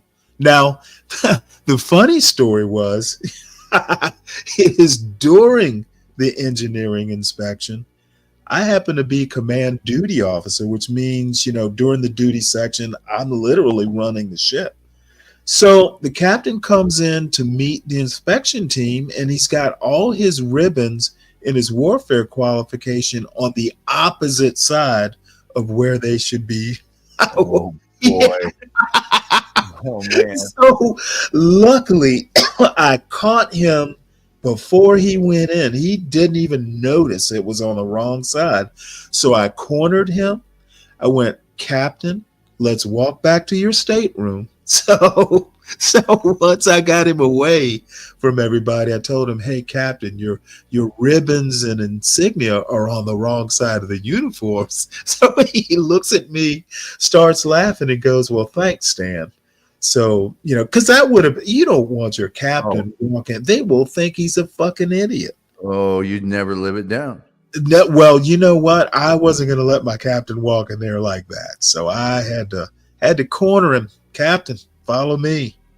So the high IQ nuclear trained reactor building officer was also human. So, that was my, hey, the guy's human too story. Yeah, it's not as bad as wearing ribbons you didn't earn, but it's not good either. Yeah, but you don't know how embarrassing that would be for him. I mean, the head of the team was a 1-star admiral. Oh boy. And you walk in doing that kind of shit, it will travel the waterfront and all the way back to Washington. It wouldn't be a career killer, but it would definitely, it would get back to promotion boards and stuff. That's how the Navy works.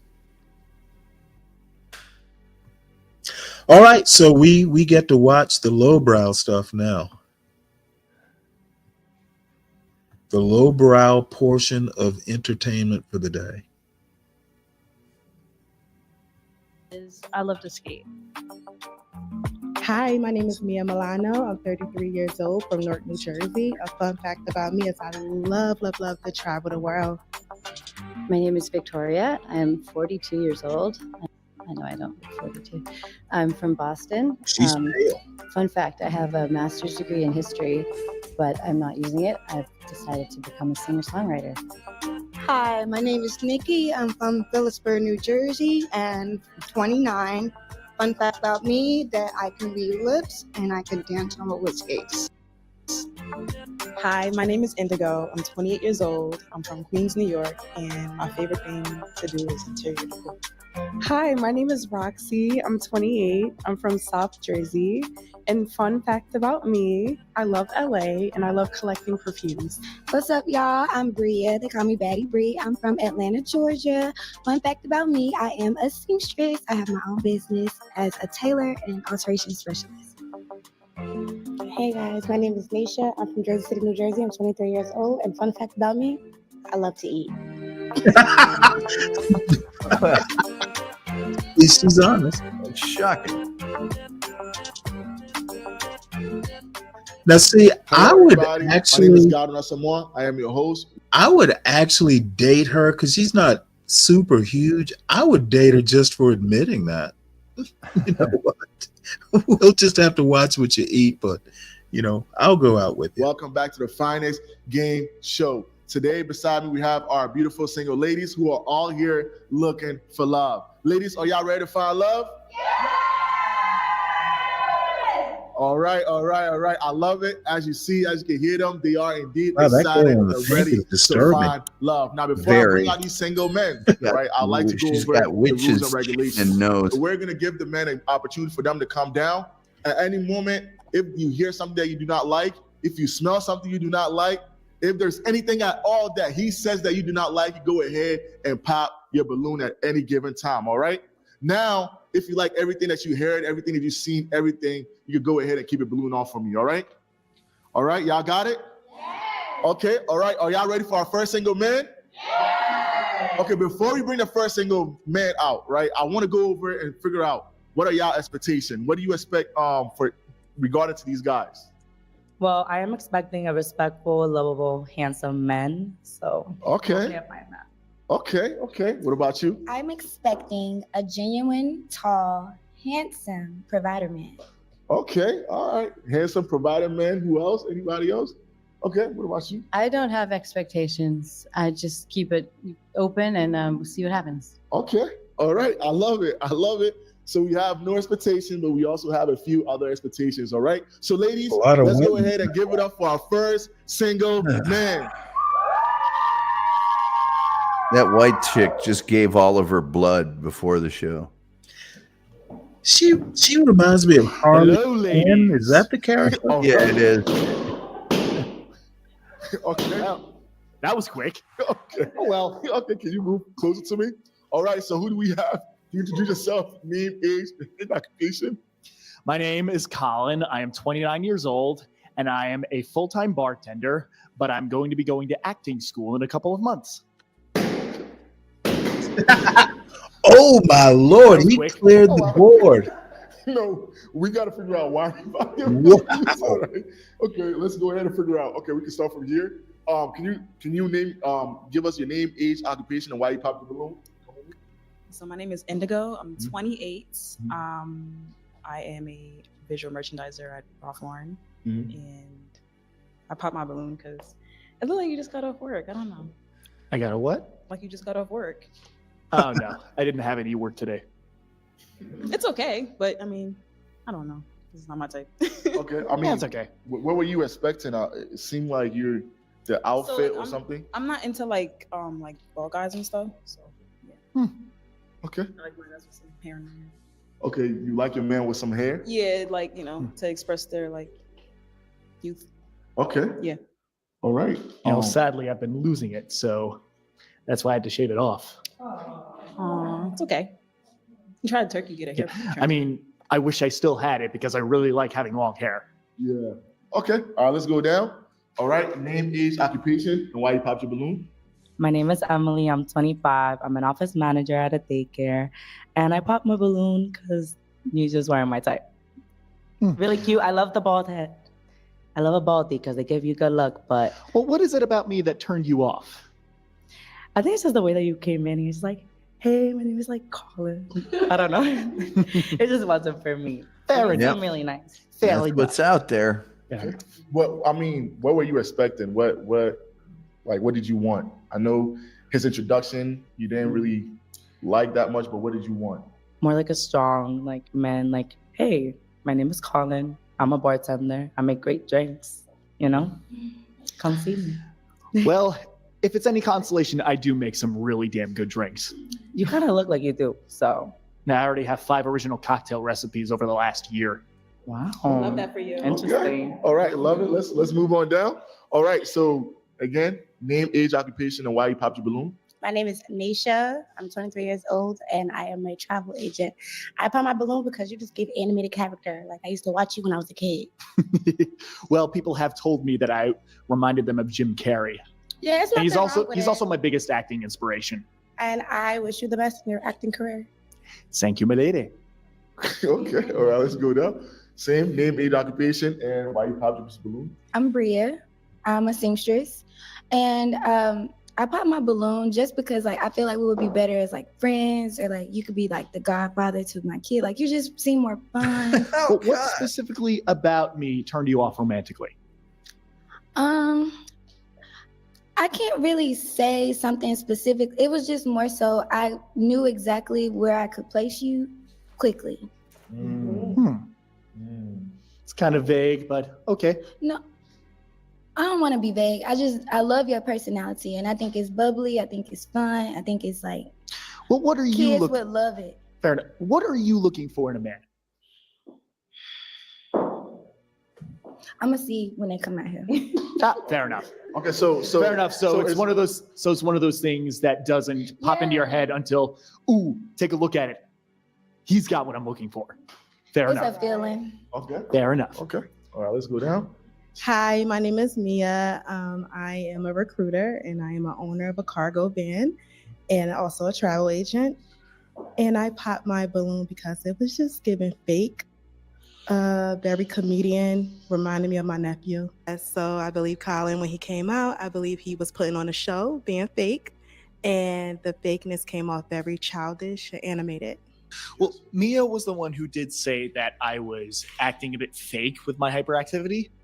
In some ways, she is right, because having that hyperactivity really makes me happy. And there are times when my friends trigger that hyperactivity and it's actually real. When that hyperactivity kicks in, I'm happier than literally anybody else in the world. And what I'm looking for is a girl who can trigger that kind of hyperactivity. How old is your nephew? He's about 8. If he's getting that kind of comedic vibes, I cannot wait to see what he grows into. Absolutely. Thank you. Okay. All right, let's move on He's down. a nice guy. He's Hi, a my name is goofball, but he's Nikki. nice. I'm a stylist and a fashion designer, and I'm 29. I pipe my balloon because I just don't see a connection. Fair enough. I mean, you do need to get to know somebody on an intellectual level to be able to tell if you have a connection with them. Yeah, but with the connection wise, the way you speak, I can't tell whether you're acting or you're serious. I guess you could say it's a little bit of both. Yeah. Okay. Well, somebody likes what I'm saying. Yeah. All right. So I'm happy. Hi, my name is Amber. I'm a dealership accounting clerk. I'm 29. The reason why I popped my balloon because I believe you're too animated for me. You're always in actor mode, and I need someone kind of serious. I feel like you're too like silly. In a Fair way. enough. Well, to be fair, that kind of silliness does keep some kind of entertainment and stimulation in my brain. Honestly, I don't think I'd be able to work through most of my life if I didn't have that. So, Okay. fair enough. I wish you luck on your search. Thank you. All right. My name is Victoria. I'm 42. I'm twice divorced. So I gave you a pretty big shot up until you said that you were going to school to be an actor, because there's no money in that. And I need someone who's going to actually be able to provide. Colin came in very with a lot of flourish, and I thought that was kind of weird, but I thought that that's something he could work on. You know, I like to look at people and say, is that something they could change or? You think she's older than the others, isn't she? Yeah. by and twice divorced, and it's like, honey, you can't buy a new car. You need to go to the used car lot. What and this is something I was talking about earlier. The level of expectation, and I know this is a show and everything else, but it's out there, is just unreal, especially when you compare it to what they're offering.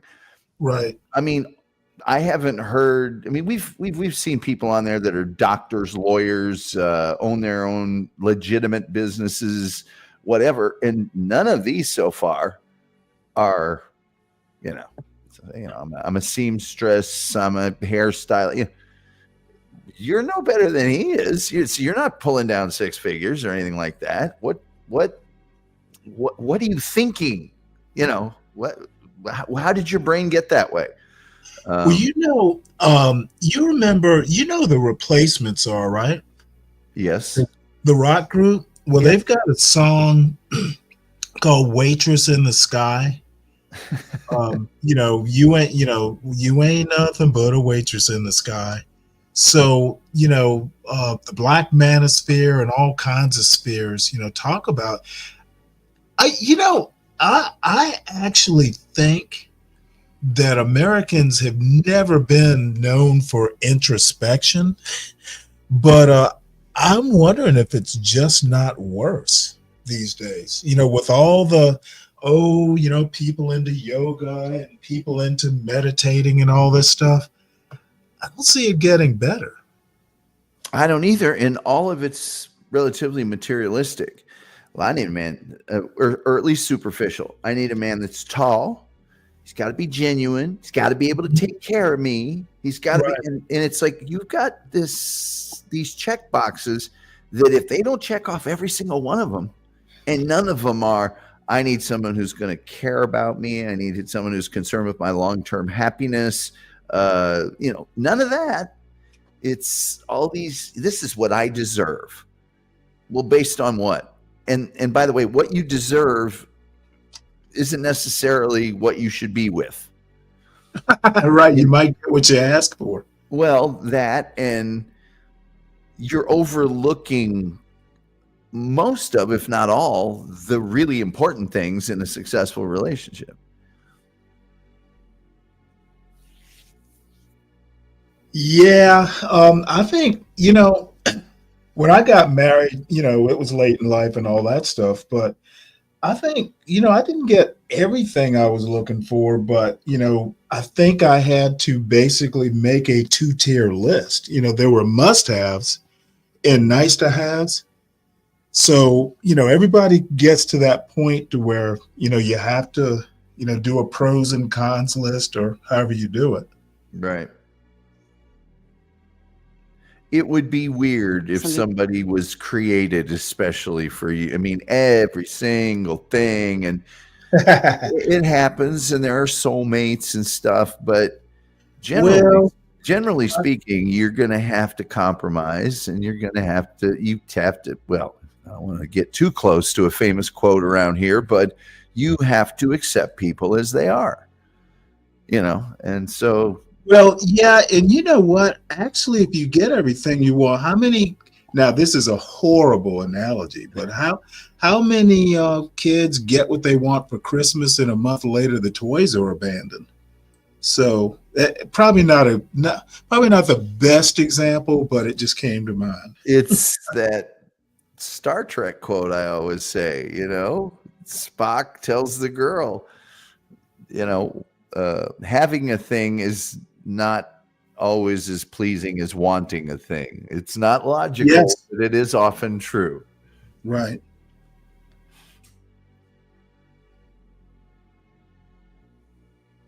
That we could work on. So I thought he was work-onable until he said he was going to be an actor.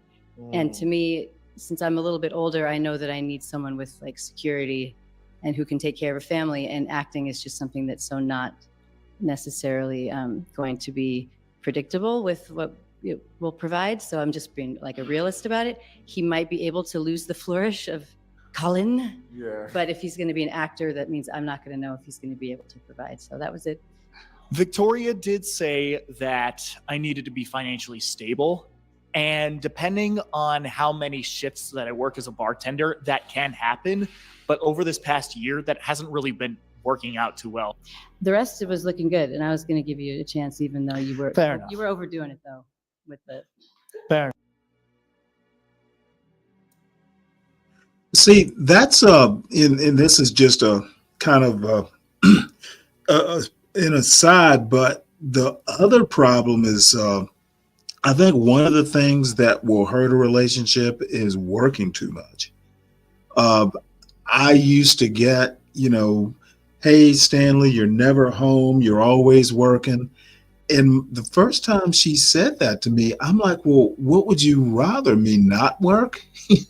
And, I guess the lesson in that is that, you got to strike a happy medium, all work, working hard, but constantly working. That can be hard on a relationship as well. I agree. She gave him a chance. Yeah, my advice. Lucky him. She gave him a chance. Wow. Yeah, she says a little bit older. I'm going to guess and say she's on the upper end of her 40s. She said she's 42, but yeah, that's a pretty rough 42. And just the attitude that, well, I gave him a really big chance. Yeah. At what? Thanks. And I'm dying to listen next time through and see what she does for a living. Oh, yeah.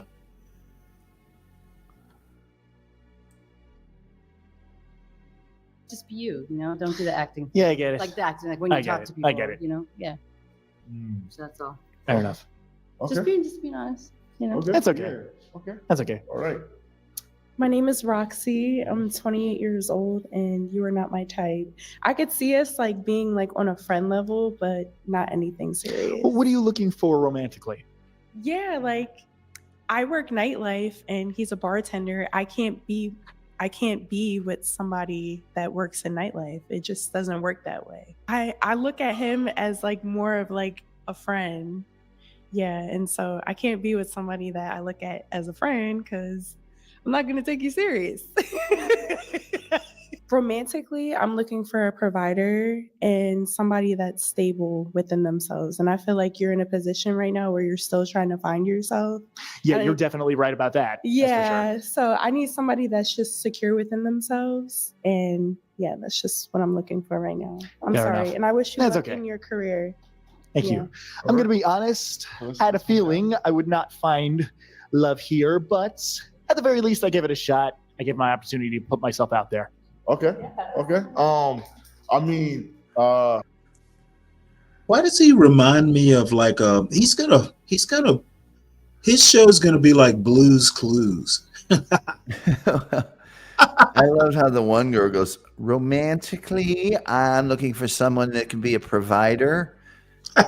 Do you know what romantically means? Well, in her case, hey, you know what? I can't love you on an empty stomach. I guess. Well, she's not had that problem recently. It's unfortunate that you weren't able to find a person here, but just for the audience and people watching, what exactly are you looking for? What I'm looking for is somebody who can maintain a bubbly personality very consistently. I do, most of my friends are capable of doing that. And yeah, somebody who is very physically affectionate, somebody who's preferably a bit younger than me. And yeah, somebody who's a bit shorter, somebody who's willing to work as a team with me in the game of life. Okay. All right. I love it. Hey. Yeah, I put major thought into that over the last few years. Yes. One of you, I don't remember which one of you said this, but, oh no, it was you who said this. You said that I gave off the impression that I was currently finding myself. I've spent the last 4 years doing that, and I'm in the home stretch now, but pretty close to the end of that journey. Okay. All right. I love that. Proud of you, man. Thank you. I'm happy for you. I'm happy you came here. Unfortunately, able to find your person, but hopefully a person find you on the other side of the screen. All right. Thank you very much for coming, and have a great one. All right, ladies, let's make some noise for him. Give it up for him. I tell you what, he's goofy, but All right, he's God like, Samoa here. he's Finest so game show upbeat host. that you just I like to- him. I'm sorry. Yeah, I agree, but I also, I don't know. He could probably it's one of those things where I wonder if he has gravitas at all. Yeah, I can go along with that. He's hard to take super seriously, but his like high hopes, just what makes that little. He's kind of like, because they came down on him pretty hard, not brutally hard, but they didn't spare the horses on him, and he was just like, fair enough, okay, yeah, I get that. Yep, I could be kind of like less of a spaz. I liked how upbeat he was, even though. You know what? I agree with you on that. He did take it well. He rolled with the punches.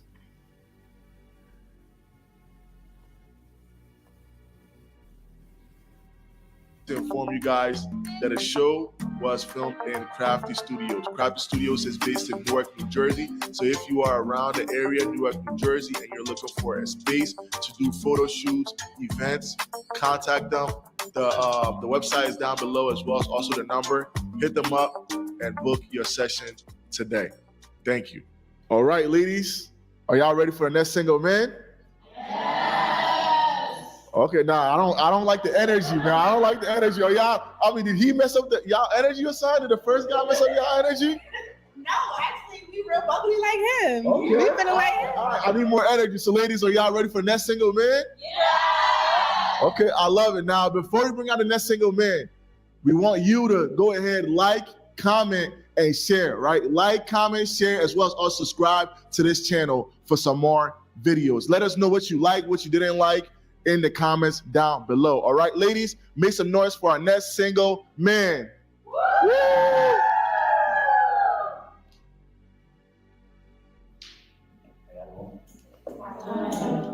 Nice. All right, so who do we have here? Name, age, occupation?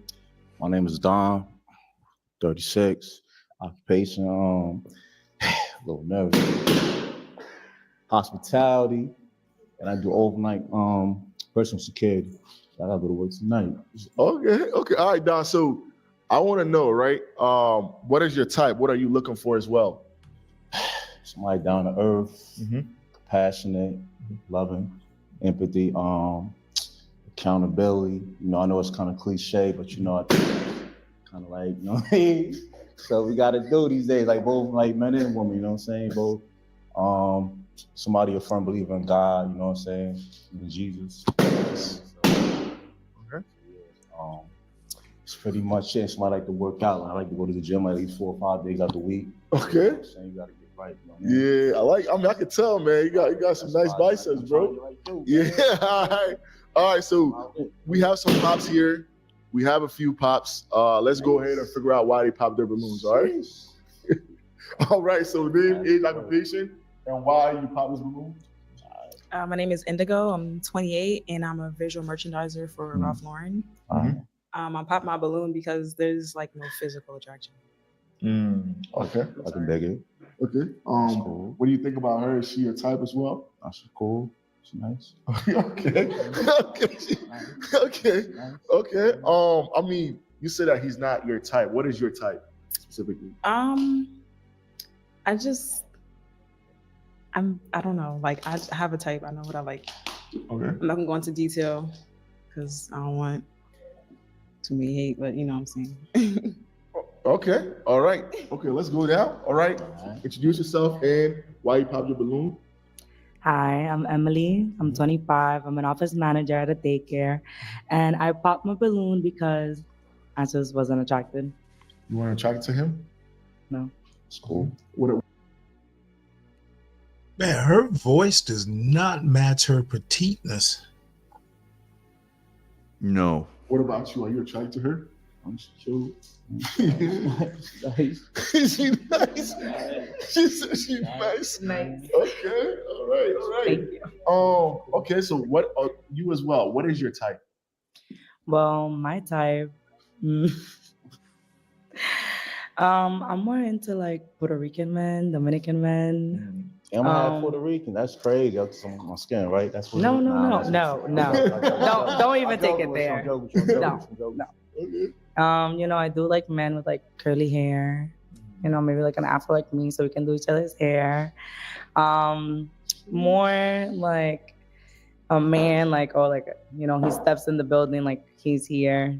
I wasn't really getting that from you from off rip. Yeah, that's just kind of more of what I like. Okay, you have any comments? Seems like you want to say something. That's what she like. That's what she like. I'm not about to. I'm saying that's what she like. That's what she like. I ain't about to, you know what I'm saying, like trying to combat that. Okay. You know what I mean? All right, let's go down. All right, Sam, introduce yourself and why you popped your balloon.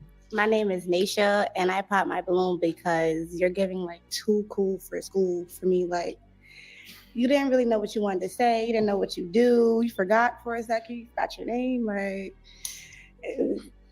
what's up? I talk. I mean, it's my first time. You know what I'm saying? So you gotta like, give me some grace. You know what I'm saying? You gotta give, I don't know, because when I was about to tell you what I'm about to do, right, you just boom, boom, boom, boom, like gunshot. I thought I was back there. Like, I was the last one to pop my balloon. I don't know. I just see some pops just came in. Everybody was cool. Yeah. Pop, pop, pop, pop, pop, pop. Like, hey, they shoot me or something like. You know what I'm saying? No, you just give too cool. Like, What you mean? You're giving too light skin cool? vibes, not on the light skin. Light skin vibes is crazy. Yeah, that's crazy, bro. All to the next, man. I don't know what to say. I mean, is she your type? Before you move on, I mean, is she's she cool. your You know what I mean? I like curvy. You know what I mean? I like curvy. I like curvy, but she said I'm like light skin vibes. I don't get that. Like, you know what I'm saying? Like, yeah. You know what I'm saying? I don't think I'm light skin. It's like my first time. Okay, you're nervous. I get that. But I like the little thing right there. Are you from Atlanta or some shit? nah, I used to live there though. I said, I'm from Jersey. Jersey, what part? This part. What's the North? Nah, I'm from Jersey City. Jersey City? Oh, you over there? They a little. Little what? I don't know. I'm from Patterson, so it's like. Oh, and they a little. That's how we do it. Shit. Okay. All right. Yeah. Okay. Shout out to the town though, man. Okay. All right. Let's move on. Let's move on now. Can you introduce yourself? I'm Bria. Uh-huh. Nice to meet you. I'm a seamstress in Atlanta. Oh yeah, that's what's up. I got some family out there. That's what's up. And why did you pop your balloon? I think we'll be better off as friends. As friends. Our friends. So I mean, how do you feel that she kind of putting you in that friend zone so early? I mean, it's nasty work, but what can I say? You know, that's her preference. You know what I'm saying? I'm not about to be mad about that. Yeah. Would you have wanted something more than friendship though with her? I don't know. I mean, she's a nice little body. I don't know you from Atlanta, so you know what I mean. I don't know. You gotta do. I don't know. I'm just saying you from Atlanta, so it's question I'm mark. Atlanta. I'm from Alabama. But what you got to say? I don't got nothing to say. All right, then. All I heard was Atlanta. Question marks popped up like crazy. What question mark popped up? No. He's scared. What's wrong with Atlanta? What's wrong with Atlanta women? You know, man. You know. I don't know. Don't be afraid. I ain't afraid. You know, I just say don't what want. I'm just not trying to go viral arguing no female. You know what I'm saying? So Don wants to stereotype women in Atlanta, but he needs to make sure that he includes the stereotype that almost 90% of women in Atlanta own their own businesses. They have college degrees and have way more motion than being a bouncer at a club in Jersey. And nothing personal against him, but I do want people to realize when you try to kindly turn someone down, once they're offended, they will take a dig at you. This is a lesson to all the ladies in the world. Never spare a balding man. I know the vibes, man. You know what I'm saying? Well, you don't know me, and I don't want to be friends either. Okay. On to the next. Mean guy. Slide right. Like when she said that, I was like, you know what I mean? Because only reason why I got a little, you know what I mean, funny was because she got a little sassy with me, like when she popped the balloon, something like that. So, you know, I was just trying to match the energy too much because I already know how females are. So like, when she said, oh, I was like, you from Atlanta? She was like, oh, what about Atlanta? Like from what I heard, they said like over there, when they dudes convert to the other side, they look better than the real thing. So, you know, that's what I heard. So, you know, I only say that because she had a little attitude, be whatever the case would be. So like, it's cool. My pop's Jamaican, so he like old school, so he don't play around. So he used to tell me like, oh, when you come here, you be careful because people that what he said is like, oh, you think I'm a girl, but them thing bigger than you. All right. Okay. We gonna treat this like Tinder. How you doing? Hello. How you doing? My name is Mia. I'm 33 years old. Nice to meet you, Mia. I'm from Newark, New Jersey. Shout out to Newark. I'm a recruiter, travel agent, and owner-operator for truck driving. Okay, do a lot. I popped my balloon because honestly, I was trying to give you the benefit of the doubt. The retwist. The retwist? Yeah, Damn, that turned me on. That's crazy. If you really would have made that, yeah. That's crazy. Yeah. So me was talking about my hair, you know what I'm saying like, you need to get your hair done, whatever the case is. That's cool too, you know what I'm saying? I get it done like once a month, twice a month, but I don't want to do it too much because I don't want to get my thing pulled back. But that's all. I feel like they was just kind of like trying to judge me, but like if I would have went in, you know what I'm saying, y'all would have had 1 million views. I love dreads. I love a dread head, but it gotta be neat. You can't be fly with the jacket and the retwist. Let me tell you, like when he told me about this, I ain't had enough time. I was doing a lot, you know what I'm saying? My birthday coming up, so I'm about to get my hair done. I always keep my hair done, you know what I'm saying? I do a whole lot with my hands, do patrolling, do security, do all that. So it's like sometimes it's hard for me to do my hair done like all the time. But I get it done at least like once a month, you know what I'm saying? To get that hair in, go, you know what I mean? I'm about to get it done next week. So, you know, I'm just saying, like, you make it seem like I'm some dirty dude. So it's kind of nasty I don't know. word. Then you say you're from Patterson. What that supposed to mean? You from Newark. Newark. It's rats everywhere in Newark. No, I'm not looking at rats. I'm just a man. Like, Hey, what's I have wrong an with ex from Patterson, though? I'm just turned off, you know? What's wrong with Patterson and Newark is like the same thing. Y'all little We're like, not you know the what I'm saying? same. But it's like, man. All right. I mean, is she your type too, though? I mean, she attractive, you know. She attractive, you know, a little curvy, you know what I mean? You know Little what I'm saying? curvy? I think I'm a lot curvy. You know what I'm saying? She, Yeah. you know what I mean? Greased up, you know what I mean? Baby oil and all that. She good money. She good money. Okay. I love it. I love whites. I could dig it. You know? Oh, thank you. Okay, he got to lick his lip real quick. Okay, all right, let's move on. All right, so can you introduce yourself and why you popped your balloon? I'm Victoria. I'm 42 and I'm a private academic tutor and I'm a singer-songwriter and a voiceover actress. And everything was going really well. And I like how you're older than the other guy. You're 36. Until just really fundamentally, you said you're someone who's like strong with God. I'm just not. I'm an atheist. So it just wouldn't work. I don't think it would work out that way, you know? I mean, I got a question. What made you be an atheist? Like, what made you like become who you are? Like, because I'm an academic, so I think about science, and I just think about science. So you never like once like, you know, like went to church, had somebody talk to you about God? No, I've gone a lot. My mom's an Episcopalian deacon, actually. Okay. So I've been exposed to it a lot. I just I don't want to be with somebody who believes in something that I think it's great if people believe in things, but I don't want there to be like a conflict over it. All right, yeah, I respect you know what I it. mean? I respect it. I respect it. You know what I'm saying? Do your thing. You know what I mean? Okay. You know what I'm saying? Okay. All right. Now, I mean, apart from that, yeah, is he your type? It was working for me. Yeah. Okay. Yeah, that's crazy. The sisters played me, but the snow buddy said the type of this is nasty work, man.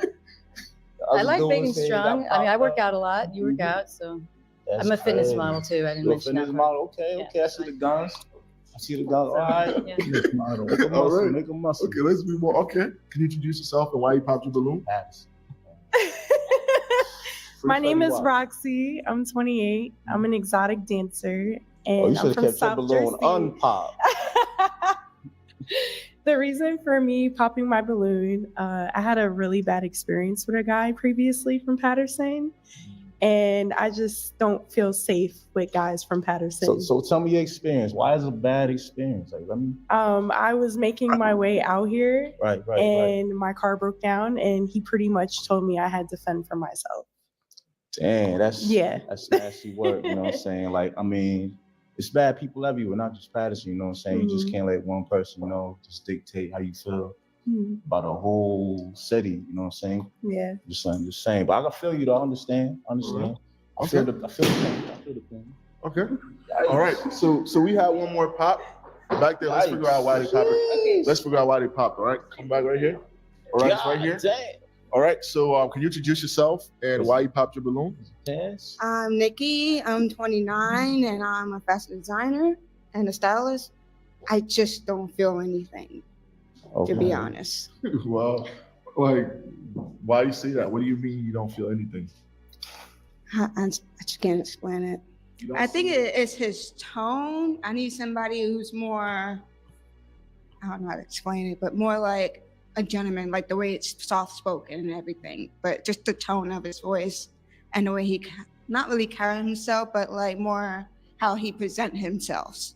It's more like that. It wasn't giving me energy to get to know him. I just can't. Like, I don't feel like I want to get to know you. If I see you, I just walk past. It don't give me that energy. I guess the feeling's mutual, you know what I'm saying? That's how you feel, that's how you feel, you know what I mean? I'm not, you know what I'm saying? Like, Okay. Okay. So what do you mean by the feelings is mutual? I mean, like she's cool, like she's nice, you know what I'm saying? Like, I don't know, like, how old are you? 29. How old are you? 29. You 29? I mean, you sexy, you know what I'm saying? You got a little appeal to you, you know what I'm saying? Like, you know what I'm saying? I'm not about to be like, you know, bitter because she popped out the room. But she look good, she all right, she good money. You look a little older than 20, I guess, because how you carry yourself. How you carry yourself, I don't know. How you carry yourself, you just look a little older than 29, you know what I'm saying? That's all. Okay. No disrespect, that's all. But you look mature. You know, Thank you. All right. So we have one woman here who haven't popped her balloon. She still have her balloon on. Yeah. Right. So what we'll do is this, right? We'd love for both of y'all to come back here with me. Both of y'all come here. Come back here. Ladies, make some noise for them. Make some noise. Make some noise. In the name of love. You can stand right here, and he can stand right there. All right. So this now time for us to figure out if this is a match. Okay. So do you have any questions for him? Do you have kids? Nah, no kids. How about you? No. No. Where you from? I'm from Montclair. Montclair. Okay. Oh, you go uppity. You know what I'm saying? Up there, I dig it. I can dig it. That's what's up. All right. Do you have any questions for her? Yeah, there's a couple, but how old are you? 29. Well, nah, you up there? You up there? All right. What do you mean? No, like you're not like young. You're not like 21, 22. You up there? You up to my age? So what is, okay. You up to my age? You know what I'm saying? Mm-hmm. My age group. That's what I'm saying. What are you looking for? I mean, I'm looking for somebody like, you know what I'm saying, I could just bond with, connect with, you know what I'm saying. Dane is kind of crazy right now, so, you know, I just thought I'd just give this a try, you know what I mean? I never like thought of it as something like, you know what I'm saying, I'm about to keep it real, keep it a buck, and keep it real, like find like love, but, you know, I just thought, why not? You know what I mean? See how it goes. But I'm not like against like, you know, being in a relationship or anything like that. Now, do you think you potentially find the person here? Yeah, it's pretty much my type, you know what I'm saying? I like them curvaceous, you know what I'm saying? Okay. Like them. Hey, don't jump me after this, you know what I'm saying? I don't want no problems, you know what I'm saying? Okay. Okay. All right. What about you? Is he also your cup of tea? Not necessarily. Oh, what's No. Yeah. I mean, you have your balloon on. Why do you have your No, balloon? because I'm very optimistic. Mhm. What I usually go for is something different, but I'm trying something different. So Okay. Mommy asking, what you usually go for?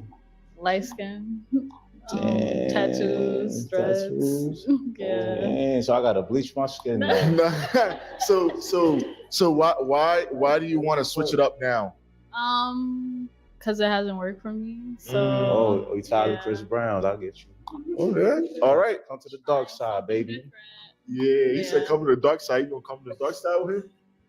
yeah, we'll Okay. see. We'll see. Okay. All right. So is this a match for you? Yeah, she dope. She look dope. Thank Is this you. a match for you? Yeah. All right, ladies, we have our first match here.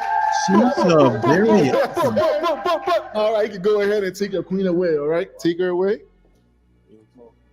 Okay, all right, make some noise, man. Make some noise. Yes. I mean, I'm feeling alright, you know what I'm saying? I'm feeling cool, you know what I'm saying? Like, it's first match, first little get up, you know what I'm saying? Ask her the question, how she feel? How do you feel? I feel good. It's nice to meet you. I want to get to know you more. Definitely. This is a nice experience so far. Hopefully, things flourish. All right, welcome back.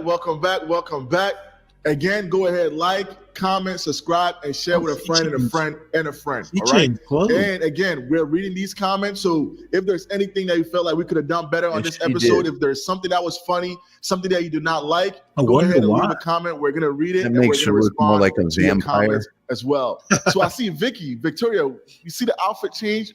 Let's go ahead. Let's touch on the outfit change. Let's see the outfit change.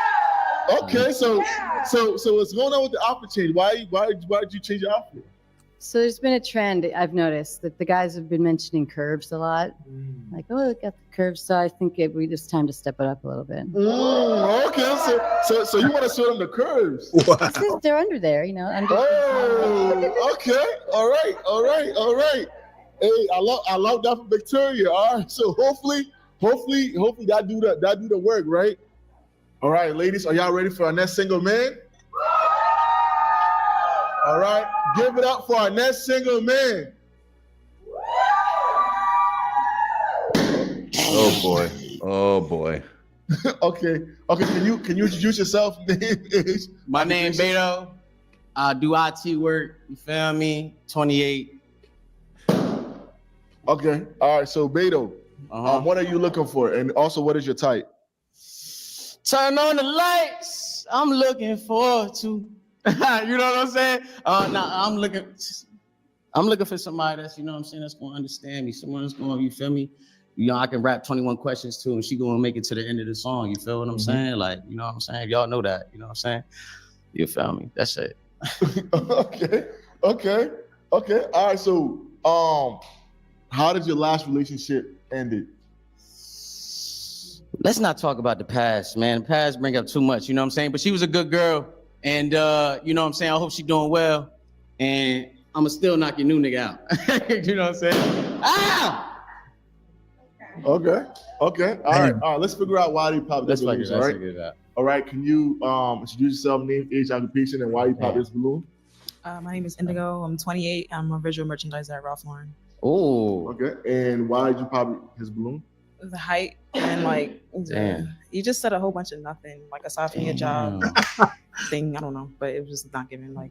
It wasn't giving like, you don't have any substance. What you want? Like if you was to have a conversation with me, like I just would get annoyed and not want to talk to you. Damn. How can you tell from 10 seconds introducing somebody? I can't tell you that. Are you a Leo? I'm a Taurus, baby. Oh, whoa, that's even worse. I don't like Taurus men. Wow. I can't. What's your sign? Cancer. Yeah, can't do y'all either. Y'all delusional.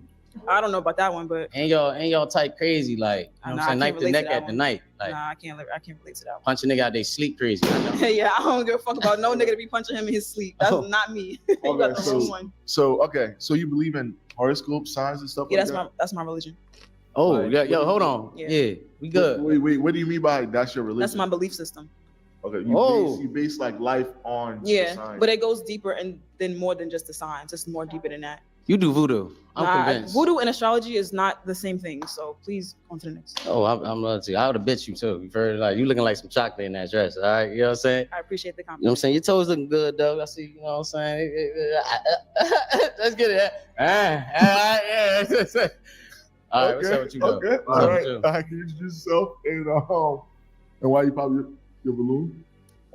Hi, I'm Emily. I'm 25. I'm an office manager at a daycare. I popped my balloon because you're a yapper. Like, yeah, you just talk a little way too much. So my take on Beto was that he was doing a little too much. He was trying to come off like he was confident, but he was not. Because when a man is confident, he's himself, and you can see it in his energy and his presence. But there was just something about him that it was also giving nervous. So he was just trying to say too much and not saying the right things either. Because, a man can express himself and then it's like, okay, I understand what he's saying. For him, it was just like the ex-girlfriend, and then now he has a girlfriend and this and that. It's like, all right, you're doing too much and you're clearly not going to get nobody's attention. And you're doing too much right now. You're trying to be like a little too hard and it's just not working. I don't know. It's giving corny. I love that though. I love that. You seem like a cool guy, but no, just too much. You're too much. I feel you. How do you feel about that? I mean, she looked like Ice Spice. So I was hoping I would have got a feature. You feel me? But it's all right though. You know what I'm saying? It's okay. You say you work for you feel me, for kids and shit? Yeah. You going to heaven. She going to heaven. I love them. I love my baby. Yeah. Yeah. Look, I'll be there. What daycare you work at? Don't worry about it. All right. I'm going to find you in cybersecurity. It's like, nah, that's weird as hell. Come get him. Yeah, nah. All right, let's move on to the next person. All right, go ahead. All right. Can you introduce yourself and why you pop your balloon? My name is Nisha. What's up, Nisha? I'm 23. I'm from Jersey City. Oh. Yes, I'm the owner of a boutique and I'm a travel agent. Damn. Yeah, so I pop my balloon because, first of all, I try to give you the benefit of the doubt. You're shorter than me. I don't do short dudes. Damn. You're light skinned, and then you're giving very much that. I'm light skinned. Now I'm dark. You feel me? I'm dark. You lighter than me. I'm definitely not. It's you, Ashley. It's all right. But it's all Oh, you colorblind. Let's move on. Other than that, I had like a hood nigga phase when I was 16, and it's over. You not. You know I'm not a hood nigga. It's definitely giving that. You're not even like the intellect. You know what I'm saying? Damn. It ain't like intellecting. You got a degree? Huh? You got a degree? I'm in school for marketing, love. You got a degree? I'm in school for marketing. What you got? Cybersecurity. You know what I'm saying? That's dope. I'm just asking though. Don't you know what I'm saying? But it's all right though. You got preferences. Yeah, I love it that. is. I love that, baby. For sure. You know what I'm saying? Look, What should you say? I bet that. I got that. I killed that. Oh, damn. And then, hey, look. Okay. Let's all get right. it. Let's all get right. it. Can you introduce yourself and why you pop his balloon? I'm Bria. I'm a seamstress. I love your personality. I think it's great. I love that. I'm a Taurus. I know how long it takes us to get over people, so I wish you well. Yeah, yeah. Well, I heal. So, like, I don't got to do all that. I heal and distract. Distracting, it helps you out from healing. You know I don't need to be distracted. You don't need, okay, all right. You distracted me with this dress on, girl. We're just like, yes, that's it. Yeah, you popped out. I like you like that. Y'all all popped out, by the way. I ain't leaving none of y'all out. Y'all all beautiful. So you know what I'm saying? It's all right. I got a girl, so I shouldn't even be up there for real. What? Wait, what?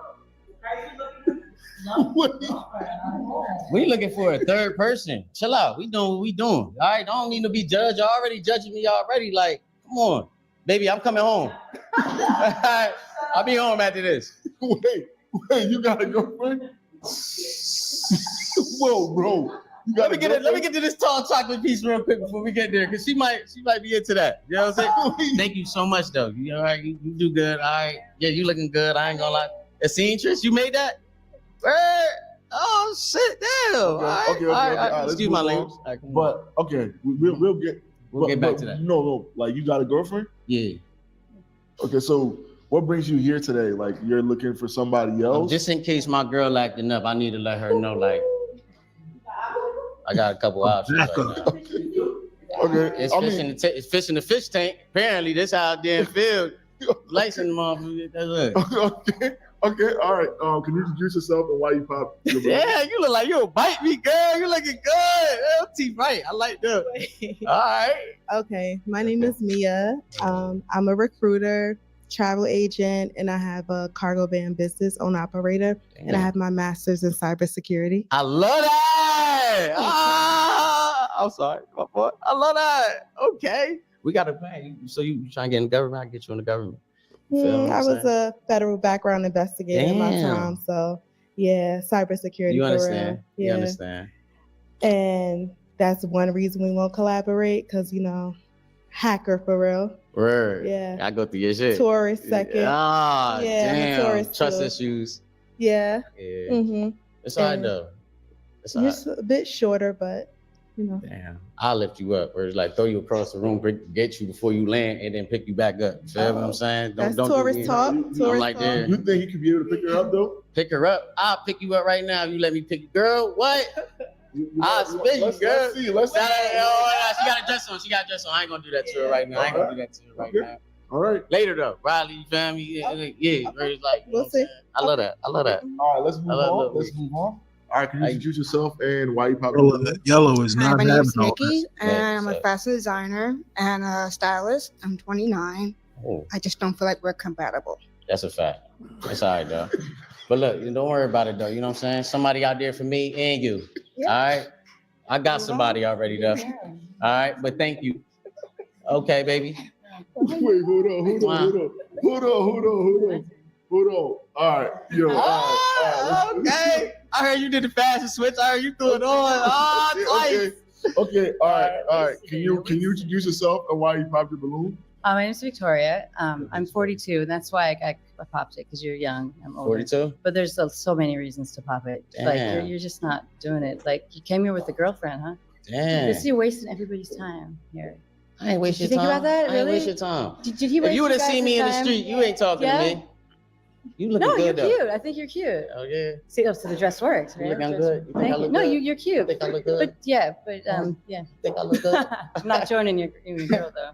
Yeah, Sorry. but don't say nothing. You don't say them things though, girl, because I take it to the heart. I take that to heart. We're just late. We're gonna talk after this. Don't worry about it. Don't worry. You got a daughter? Oh my God, you're staying away from my daughter. Yeah. She's Damn, she's 17. She's 17. Oh yeah, I'm staying far away from that. This is You got a niece or something? No, we no more. I don't want you to Bro, be around. Don't worry about it. Don't worry about it. You're here for them, not I know, for their yeah, this relatives. I'm here for somebody. You see what I'm dealing with, Alright, Stanley? and apparently, hey, listen. You're not saying the right thing. Okay. I love you too. Okay, Don't worry You about get it. it. You see what I'm dealing with? Wow. This guy, I don't even know where to go, where to start criticizing him. But the 42-year-old, what is she? She's a private tutor, and then she's a singer-songwriter, and she busted the actor guy for not making enough money. And she's crazy. Well, no, she did say that, she needs some financial security. So, yeah, that just totally crazy, totally, absolutely no, just totally unreasonable on every level. And then she puts a trash bag on, and now she's the sexiest thing on earth. Yeah, the dress, it's working, isn't it? It's like, well, it's working for the parts it covers. It's not working for your crazy pants thinking, your, Mac tonight chin. Yeah, I don't. That's what. Yeah, she needs to. I think maybe she's feeling the competition from the younger girls, maybe. Well, and the other girl down there, you don't have enough substance. I spoke for 10 seconds introducing myself. And he did do a little bit of singing or something. So he tried. He's probably really good at singing in the shower and thought he'd give it a go, and he wasn't even on key. I'm guessing a Napoleon complex. Yeah, the new term is, what does they call it? Short king. He's a short king. Oh. Yeah, it's it's a term that they use, and it's like short guys have been dying to try and find a way to make that cool. And I don't care how tall a woman is, but women really care. Yeah, but I can kind of understand why, though. It might be a genetic thing. Hey. There's also the, especially with tall women, having a dude that's taller than them, and this is like a statistic, it makes them feel more feminine. Mm-hmm. They are already a little self-conscious for being tall, and so if their guy is, not the right height, that makes them feel like even more, oh my God, I'm freakishly tall. But yeah, it's very important for women. And I hate to say it, I'm the beneficiary of that. You know, I'm not exactly Robert Redford, but yes, I am 6'5", and it helps. Yeah. Let's move on. All right, so introduce yourself and why you pop your balloon. Yeah. My name is Roxy. How you doing, Roxy? I'm great. I'm 28. I'm an exotic dancer. I also have my degree in fashion marketing. You was but exotic for real. I'm in school for nursing. Right Oh, now. feel my neck.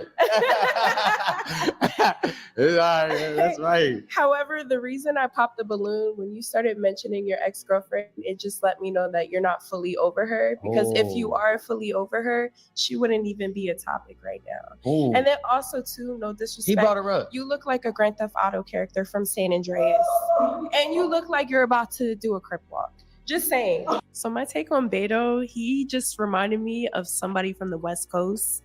And he reminded me of a Grand Theft Auto character, like off of San Andreas. Like he would just bust out and do the crip walk.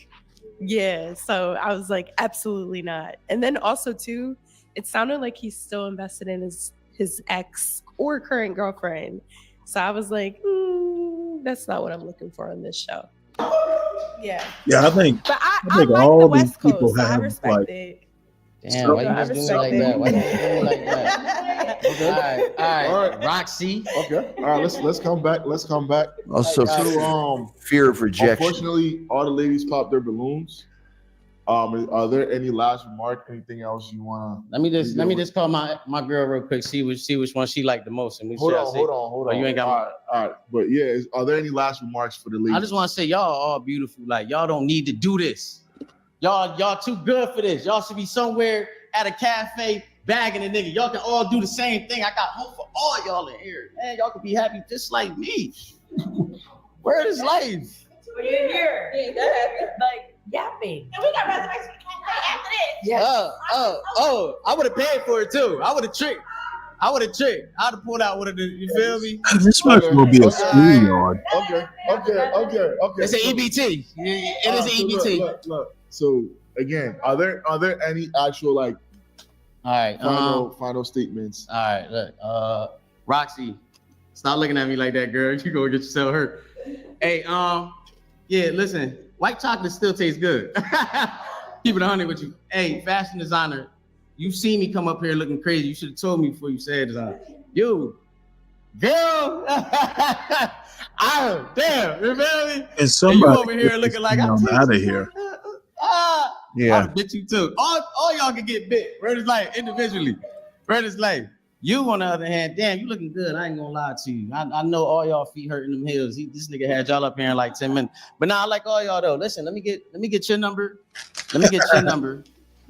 Your number. Yeah, your number, and we out of here. You feel me? I'm out of here. All right, bro. I appreciate it. Thanks for It's a coming. little pimp.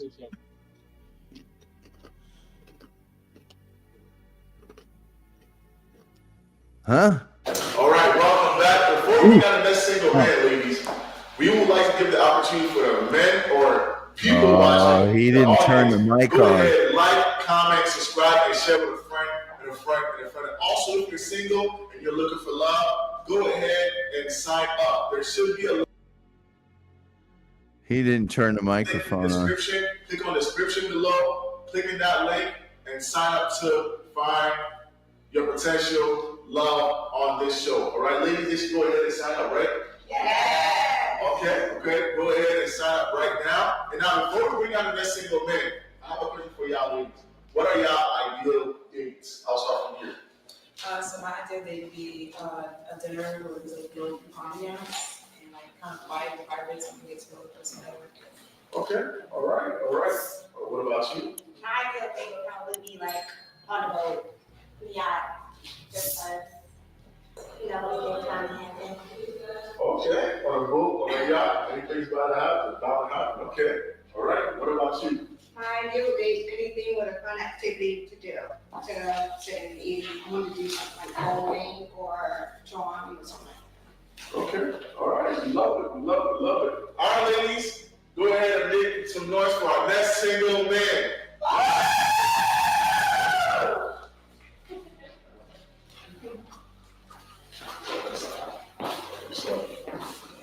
All right, so we'll be you have your name, age, occupation? Jason Willis, 28. I got a lot going on. Investor.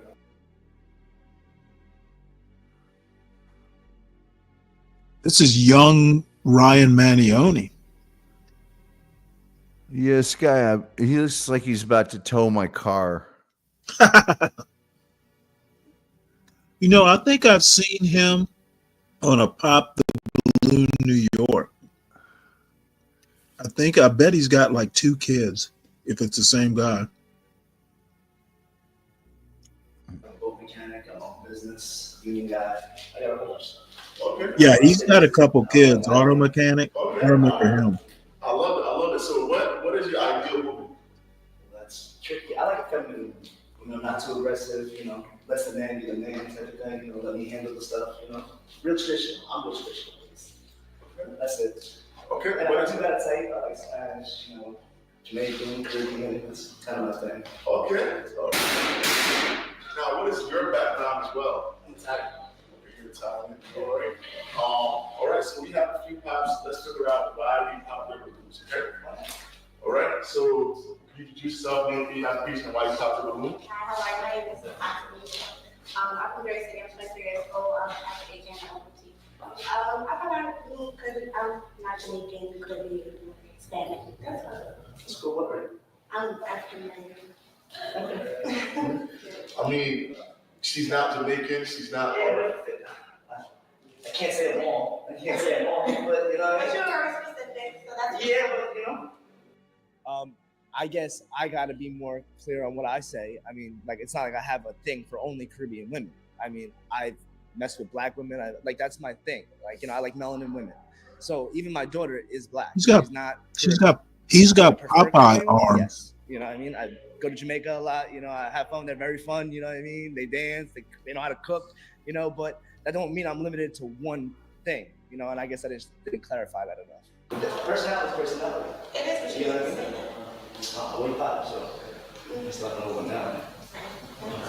What to say? Okay. All right. You introduce yourself and why you pops. I'm Bria. I'm a seamstress. I'm not just Cool. Okay. And what do you mean by your not type? I'm a Black American. Okay. So when you said Caribbean, I know you mentioned that you didn't specify, but when you said Caribbean, were you talking about also African American as well? I love every race. You know what I mean? That's my preference. But I do go out the box sometimes. Everybody does. Yeah. But pop. Okay. All right. Pop as well. All right. So you go ahead and introduce yourself and why you pop.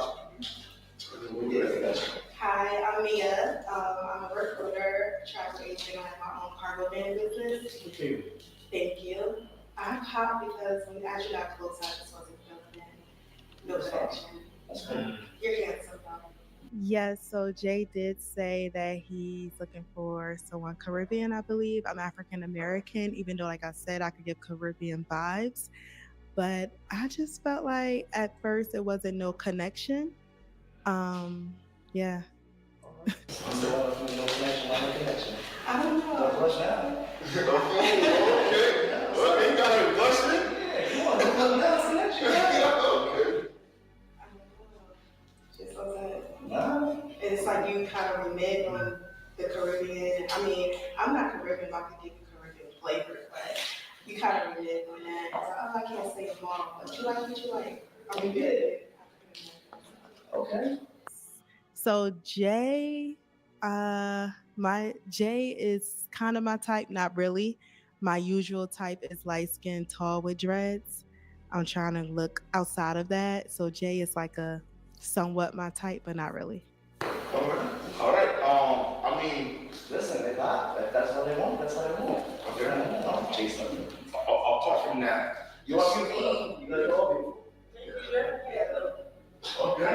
Now, apart from that, does he fit? Yes, I have a lot going on. I have a lot going on.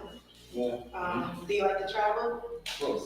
Okay. I travel every year. Actually, a couple times a year. I travel every month, twice a month. Thanks. Okay. All right. Sure. Y'all gonna travel together?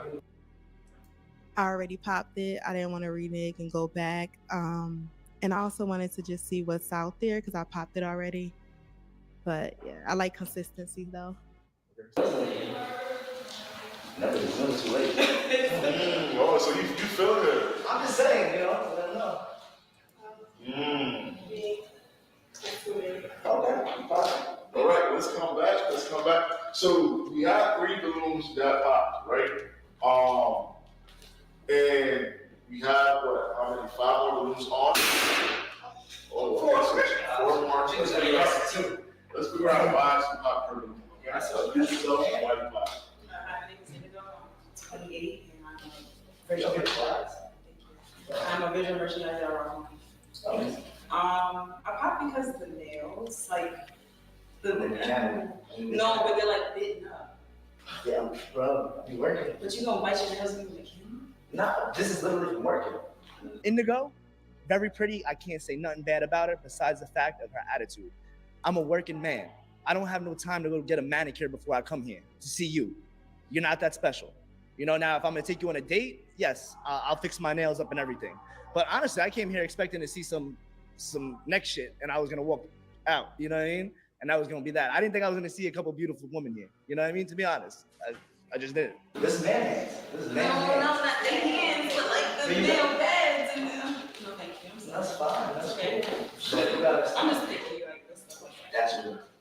I get it. I wouldn't say You're a little snippy with the. I'm not snippy. Your response.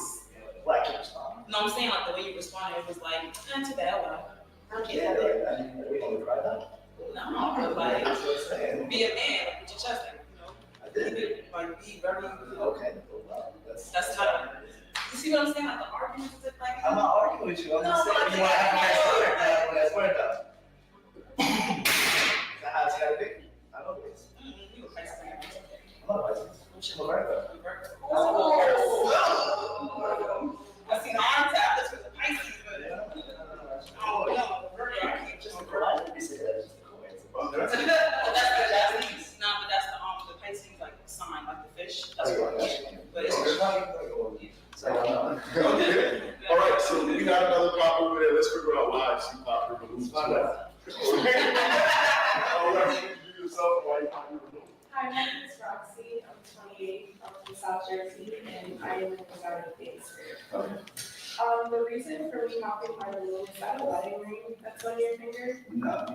Oh, okay. All right. No. So when I saw Jay's ring, all I could think about is the guys that I see at my job and how they have a wedding ring on their finger and they try to tell you to go back to their hotel room. So I said, oh, hell no.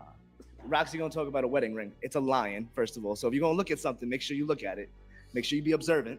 And second of all, you a stripper, so I'm pretty sure you dancing on married men all day long for money. So what's the difference?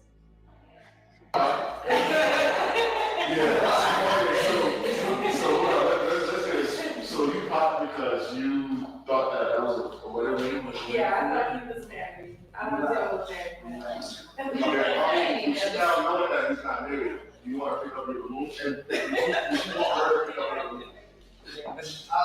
That's cool, but I was a kid. Deal breaker. Yeah. How old is your kid? No. So I don't deal with men that have younger children simply because when they're younger, they're still dealing with the baby mother. Nah, it's a routine. Joe. You can be telling them that. I'm not for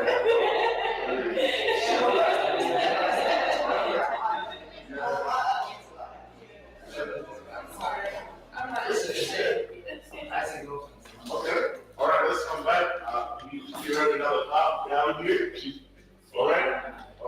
Introduce yourself. You got to mention why you have the balloon. Emily, 25, from New York City. I'm an office manager at a daycare. I popped my balloon because you have a baby and I don't do kids because kind of the same thing that you said, it's a little messy. How old is your baby? 3, yeah, like it's still kind of really fresh. No, not really. I left 2 years ago. Why? Because she didn't meet my standards. The things that I need. But you said But you said baby mom. I know, of course, I'll still make sure I take care of my child. I'm still taking care of it. But again, she did not meet the standard that I required from a woman, and I didn't see that till the very end. What were you requiring? Cook for your man, working nonstop, making sure everybody else is good, or vacations are good. She didn't appreciate it. She had what she had. And so it was like that. That's how we did like, just a lot. Okay. I mean, Apart from that, it's either type. just a little. I mean, I am a Scorpio. I'm Scorpio, very independent. You're handsome. I mean, you're a man. You say you're a man.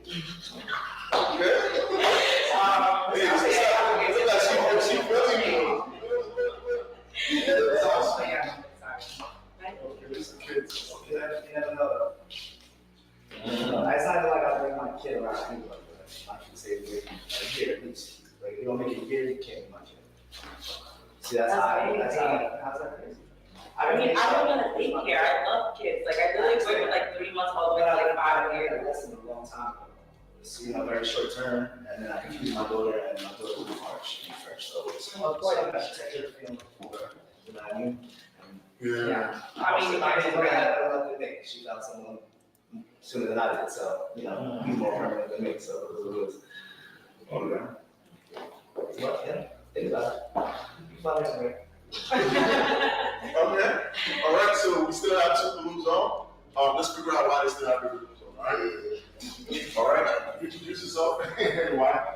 I'm Nikki. I'm 29. I'm a fashion designer and a stylist. I haven't popped my balloon because they're curious and want to get to know you. Say you want to take a girl out on a date. What's your schedule on your kid? I get Monday, Wednesday, Friday, and every other weekend if I have business stuff going on. So she works with me. So she doesn't mind because she's a nurse, so she works at night, so it makes it easy on my life. Okay. So what's your ideal time of you're gonna go out on a date? I mean, depends what kind of girl it is. If it's something I see potential in, the roses, the dinners, wherever you want to go, like, I'm gonna show out. If I really feel like I'm gonna show out, if it's, I'm really there, like, give some money, that's just how it is, That's how I think, everything's an investment, so, like, my time is more valuable than my money, to me, so, especially now for me, I'm getting older, no time to waste, I need to get something, I need that something. Right. Okay. All right. Let's figure out. I'm Victoria, and that might be a problem because I'm not having kids. I'm 42. Yeah. So I'm sure probably going to be right. Yeah. But otherwise, Well, thank you very much. you're missing out though. But not realizing. Older causes a lot to have older. So he's missing out. Missing out by just saying, but anyone who just says they don't want older is missing out on a lot of possibility. You get older, wiser than anyone they like having kids. Especially the man who wants to sit and Yeah, I understand. How do you feel about that? I don't feel like I'm missing out. I have my fun, I had my fun. I mean, you, and I actually knew. Okay, yeah. Well, You guys can say no. No, I felt older, like 7 years older, probably more than 7 years older than me. So, she has a different way of living than I do. So she wasn't with the sort of out to clubs and do this, do that. So I'm more like that. It's hard because like you're gonna have a I hard need to have time. fun with somebody. But you're gonna have a hard time with the baby. It's the only thing. Imagine that. Because I have kids, so I get that. Yeah, it's fun. I mean, again, I don't have any houses with and stuff like that. It's just like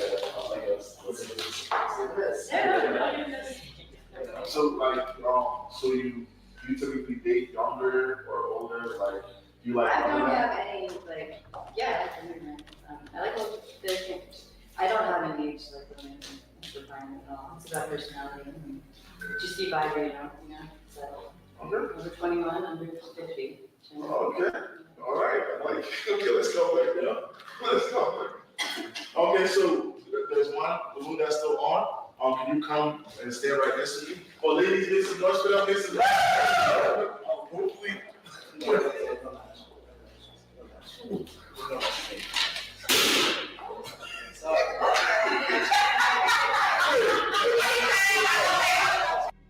said it's not a match, so I reached my time where I can just pop and walk back to my spot. Yeah, I was interested to get asking more questions to see if he's my match, but I guess he didn't want to interact. So I just kind of ended there. The girl Nikki, I popped a balloon because she just doesn't suit me. I'm not attracted to her physically. So even if I took her and said, yeah, why not, made her feel good about herself, probably would have just never talked to her again anyway. So what was the point? I might as well just let her go back online. And hopefully she finds someone, but it came to me. I have my four the top four in the front. Those are the ones. It wasn't them. It wasn't nobody. It's not like that anything towards her. It's just I do have a type, but like you got to meet how I look. You know what I mean? Not like saying that in a very like shallow way, but it wouldn't have worked. Like I would have instantly, as soon as I see something else like this, you know what I mean?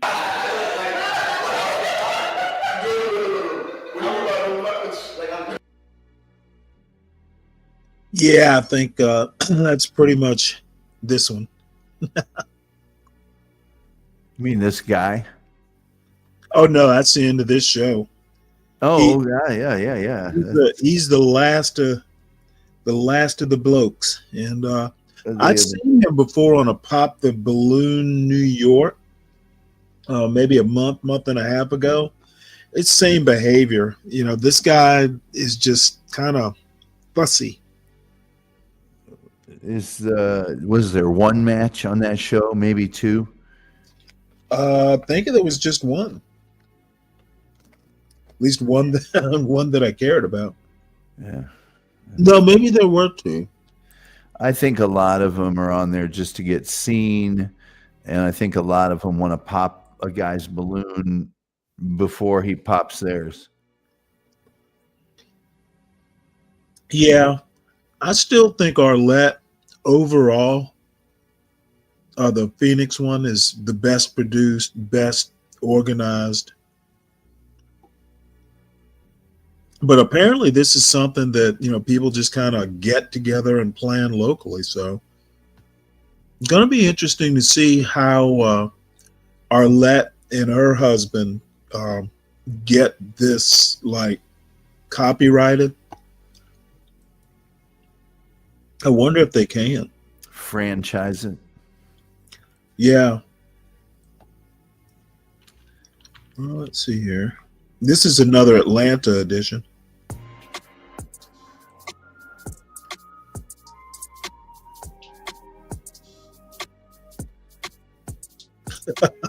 Wow. Strike a pose. Even though she's bald, she's got a killer body. Yes, she does. Balloon Love. I'm your host, Jarnay, and our episode is sponsored by Jarnay Skin and music by Mo on the Beat Production. Hey, Ryan. We are here in Atlanta. Hey, buddy. Oh, only three. Give it up for yourselves, ladies. The way the show is going to go, I'm going to bring out one single gentleman at a time. Interested in him for whatever reason, hold on to your balloons. I just see the dumbest people And here. ladies, use those Who? toothpicks and let's get it popping. Let's welcome our first single gentleman. How are you? How you doing? Good. What is your name? So, Jaywara, I want to know what the dating scene is like for you in Atlanta. Yeah, tumultuous, I would say. Tumultuous. It's here and there. It's all around. It's hard.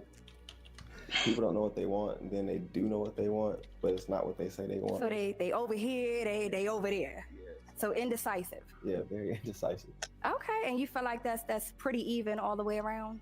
I mean, there's glimmers of hope sometimes, but then that's when it's like it just doesn't work out. Okay. But there are other times where it's just indecisive. Okay. Well, you know what? These ladies have given you opportunity out the gate because they have not popped. So let's get into it a little bit. So what is your name and your age? My name is Marcina Faith Albert. I'm 30. So, Marcina, what is the dating scene like for you in Atlanta? Oh my goodness. Oh, Lord. Well, it's definitely been a challenge in a lot of ways. I mean, I still have hope that there are some good guys out there, I guess, but it's definitely been a challenge. Yeah, she's pretty hot. So, what challenges have you faced?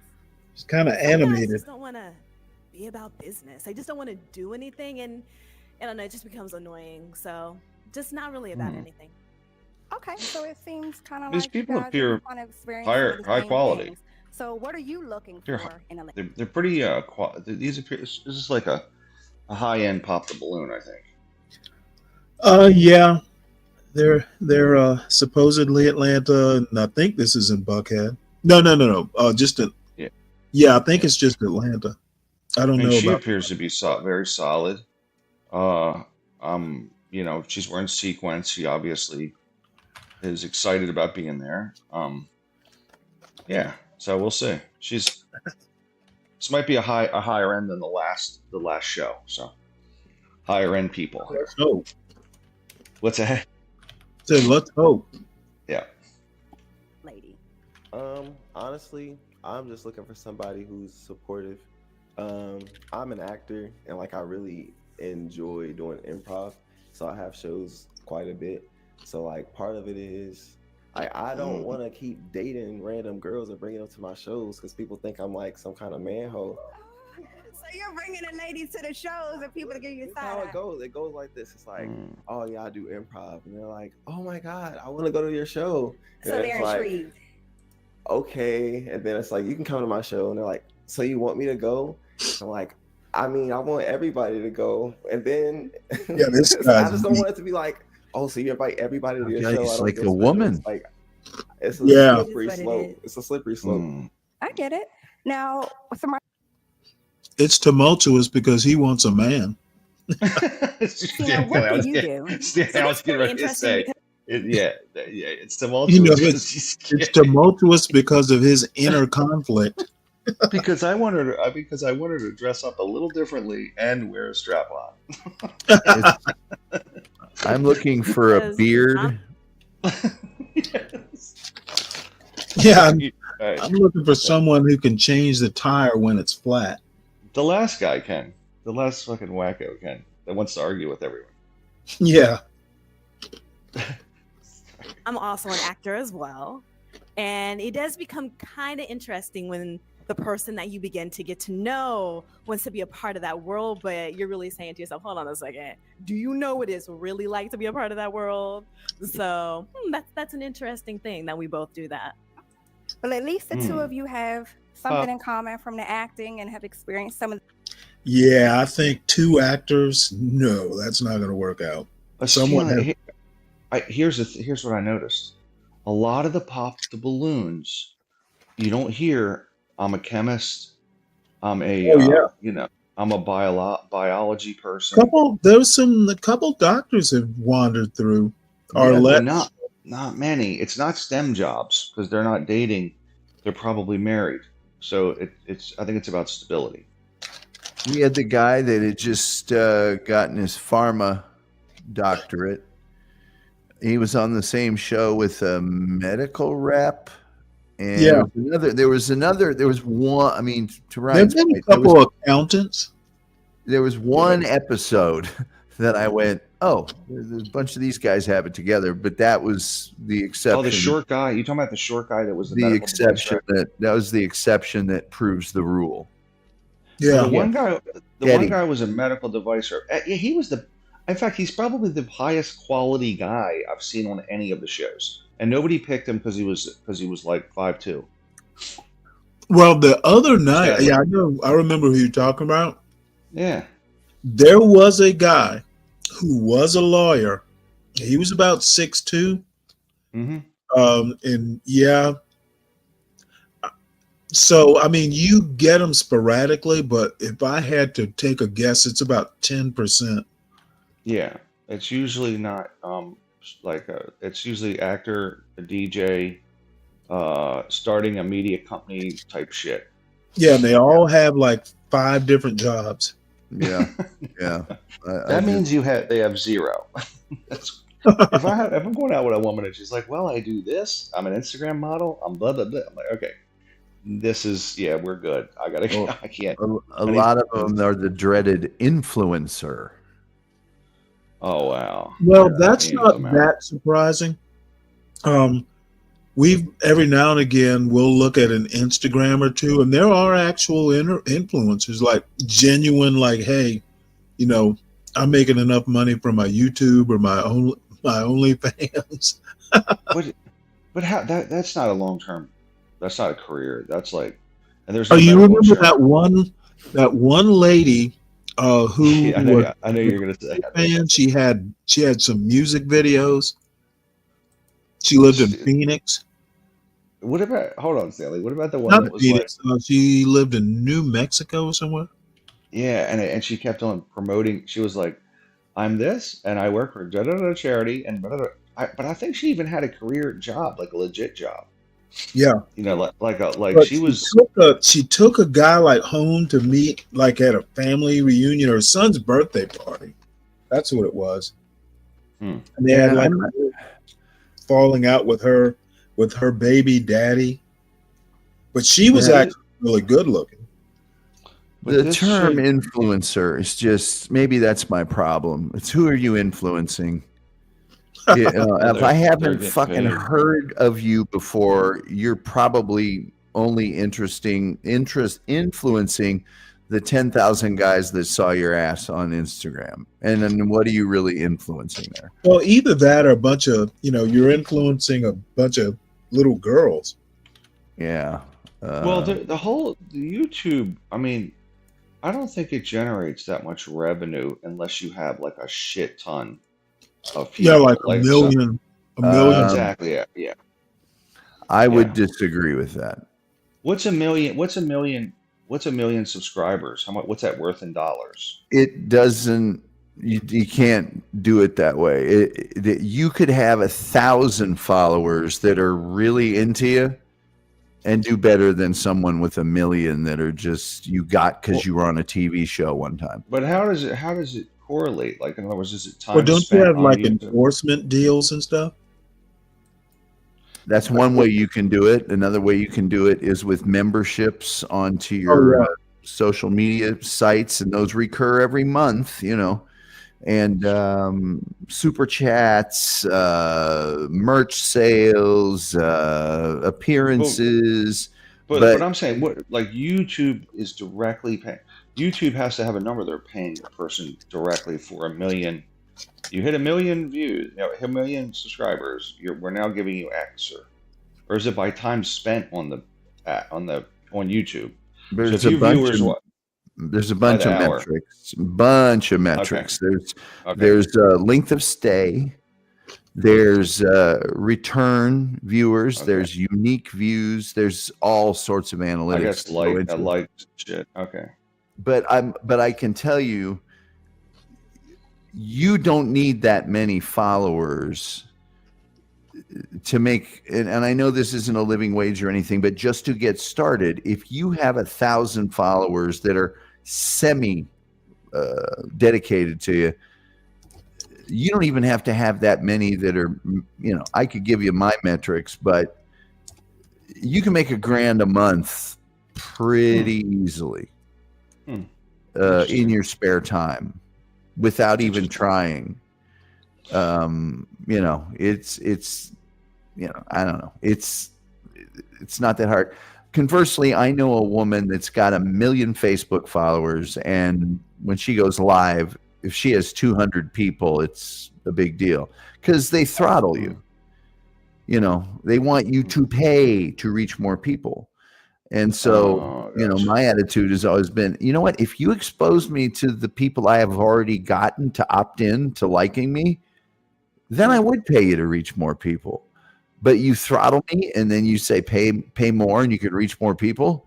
It's like, I built that audience and you're now, that just galls me. It's like extortion or something. It's like, hey, we showed the video to 10,000 of your 1 million people. If you want to reach another 10,000, it's $20.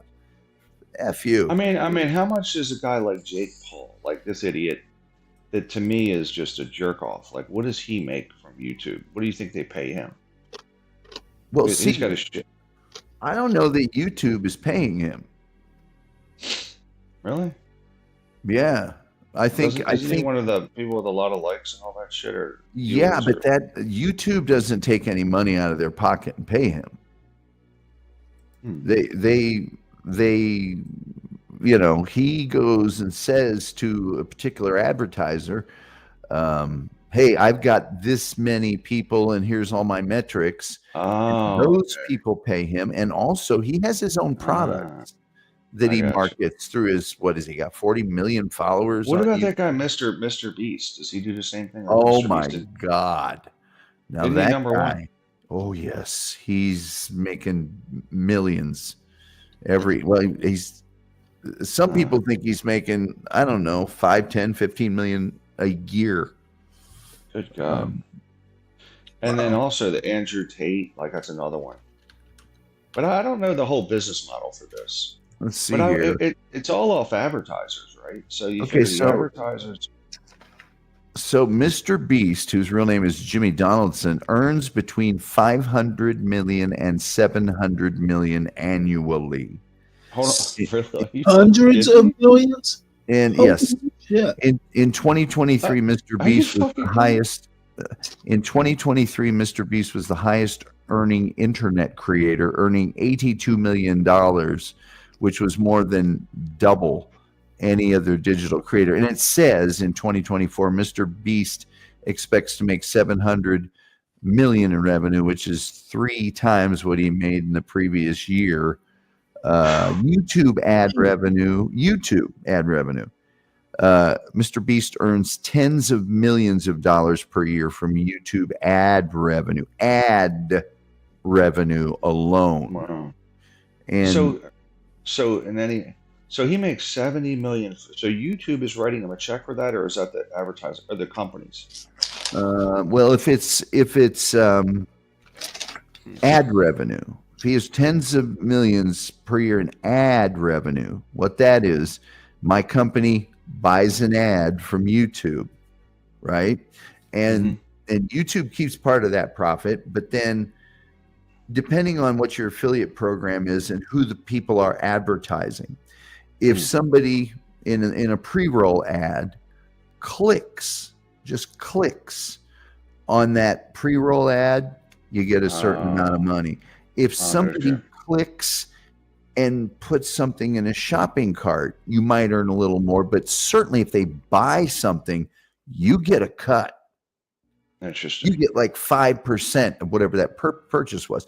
And it goes up and down depending on what the product is. So that's what he makes with the ad revenue alone.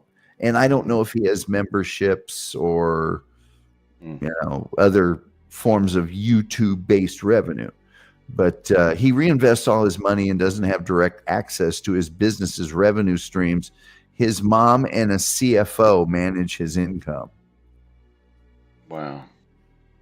How old is this little bastard? Was he like 15 or something? This guy in the jean jacket? No, Mr. Beast, the YouTuber. Oh, he's older than that. Yeah. Oh, is he? Okay. Let me see. Well, why doesn't he manage his own money? What is he, Miley Cyrus or one of these people? I think he's probably one of those guys that's like, I'm not good at that. I trust my mom and the CFO, and I'll have them do it. He'll spend it on coke. He'll spend it on coke and shit. I don't know. He doesn't necessarily seem like the kind of guy, but he's 20. I don't know. I've never seen He is 26 years old. Wow. It's crazy. And so did you say he is worth 700 million? Or he generated 700 million himself, like he made 700 million. He's made $700 million. And now he's averaging, 80, 90 million a year. Wow.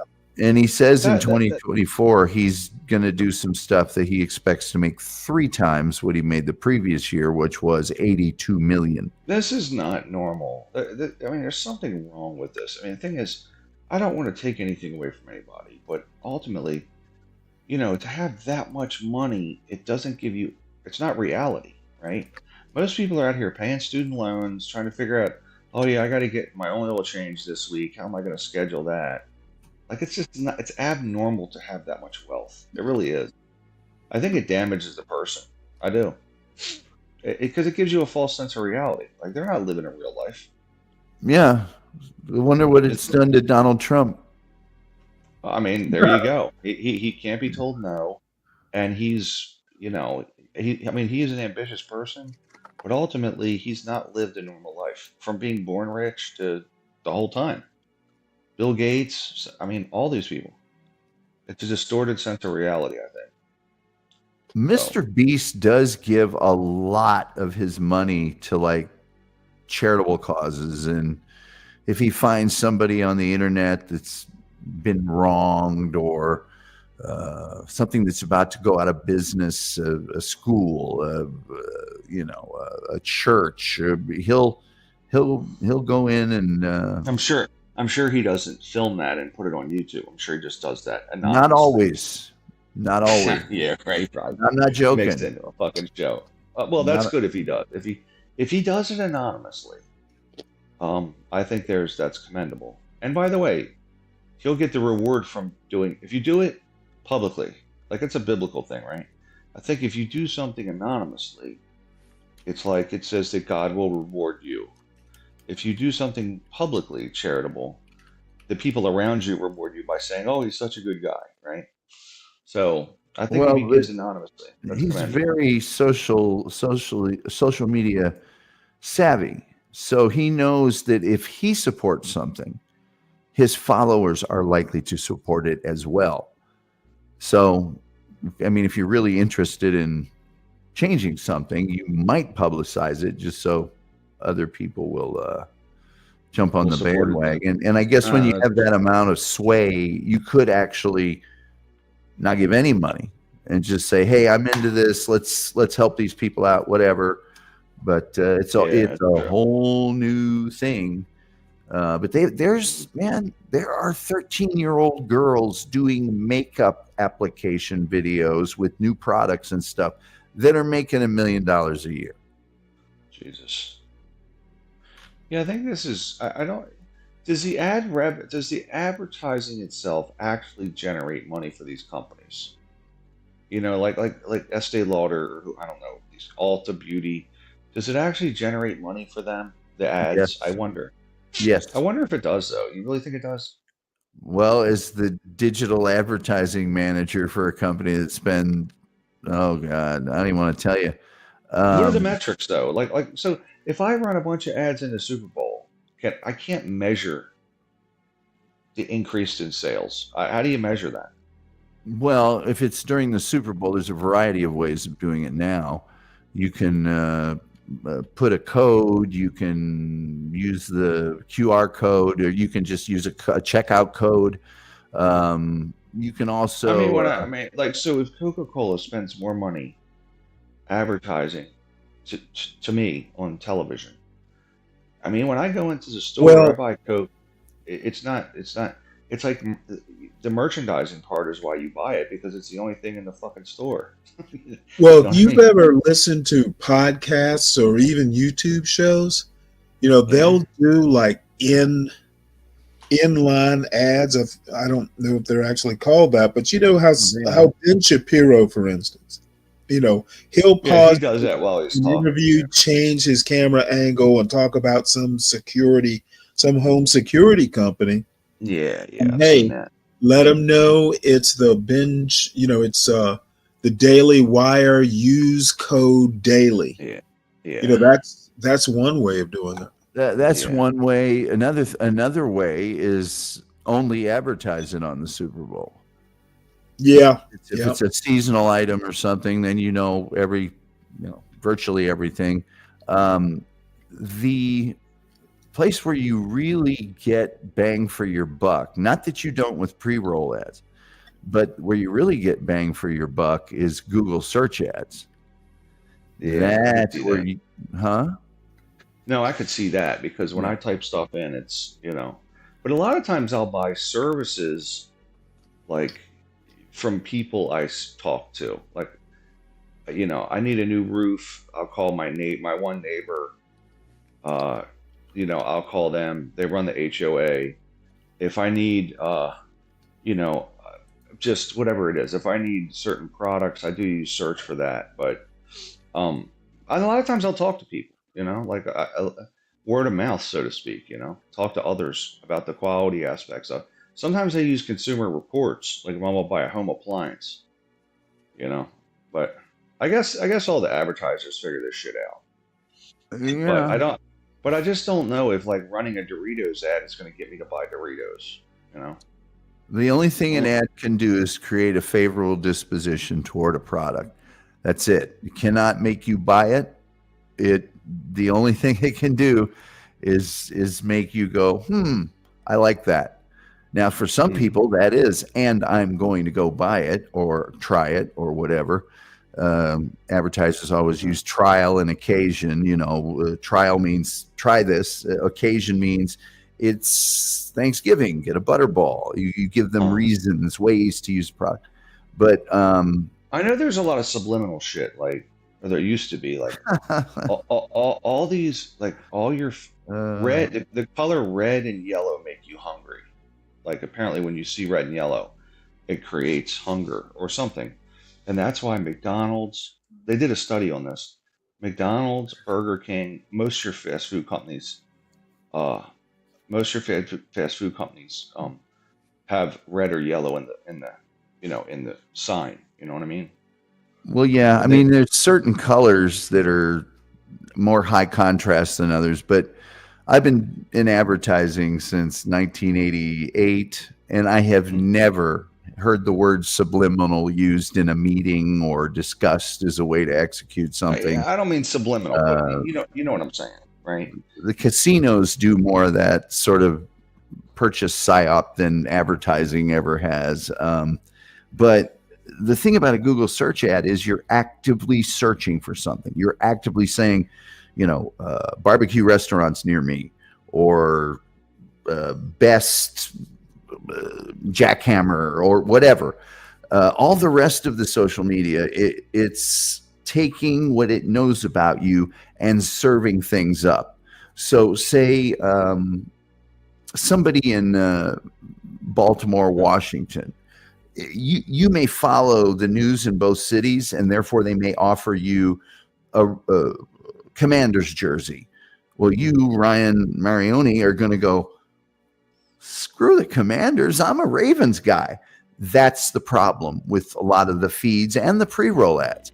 Yeah. The thing about Google search ads is you put the keywords for that search in properly, and your ad for your product is going to be at the top of that search that says sponsored.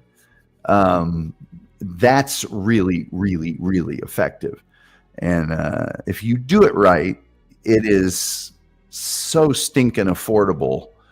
It's not even funny. I mean, if you can get like 20, 25 cents, 15 cents a click, in other words, that's how much it costs you to get somebody to click to go to your site or your purchase area. Man, that is so much cheaper than direct mail and radio and television, everything else. And then that figures into, you know, cost of acquisition. What does it cost you to get someone to buy your product? And because of all the metrics and analytics, you need to dial down on your specific target. And then you can actually test the content when you advertise. You can test the headline. You can test the picture and figure out what is the proper mix of all those things. And that's super effective. Very, very effective. Interesting. Yeah. But incidentally, I would walk away from myself at a party talking about this crap that I do all day, and in fact am doing now while I'm talking to you. Yeah, that's right. Yeah, I don't mean to make you work. That's all. No.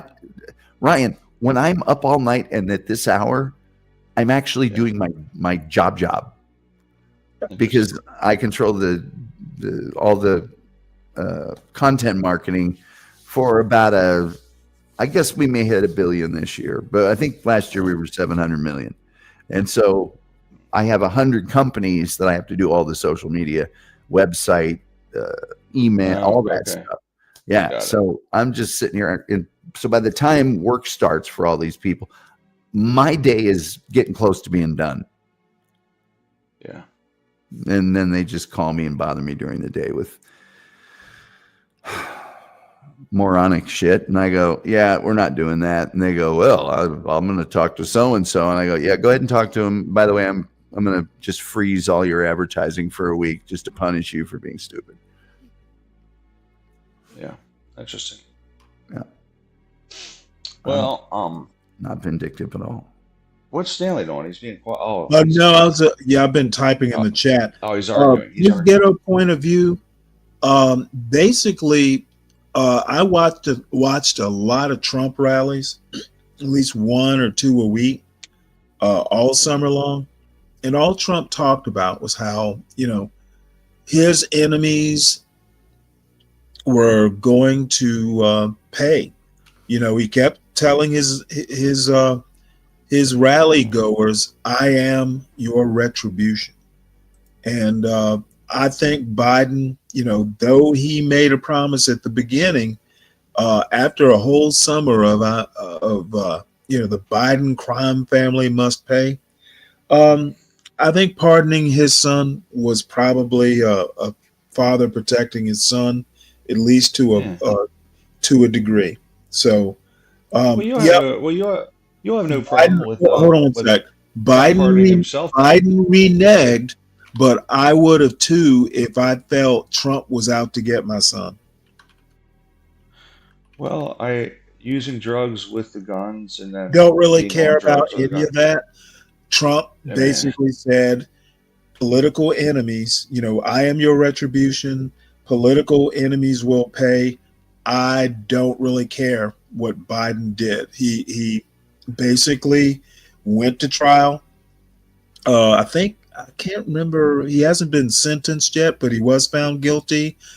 I think Biden can duck under the cover of, hey, I don't want my son to be exposed to Trump's retribution, his vendetta agenda.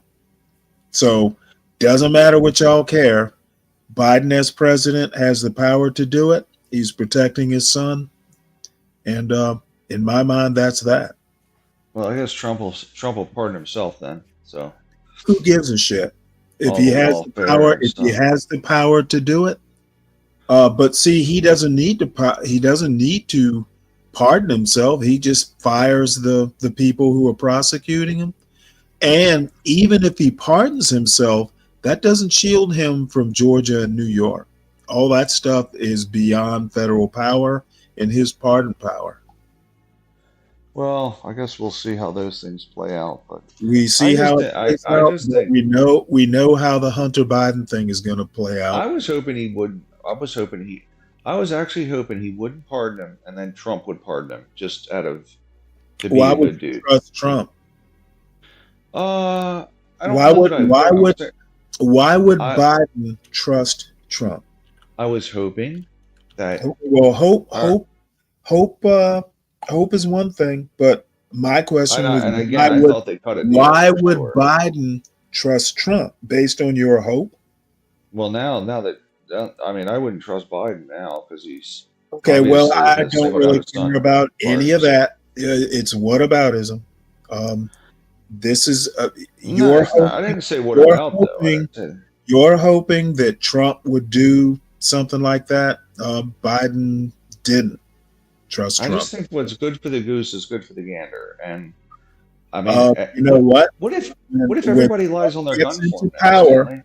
When Trump because I don't like silly arguments, Ryan. Have you ever committed a felony? No. I don't. Now we're talking about Biden pardoning his son.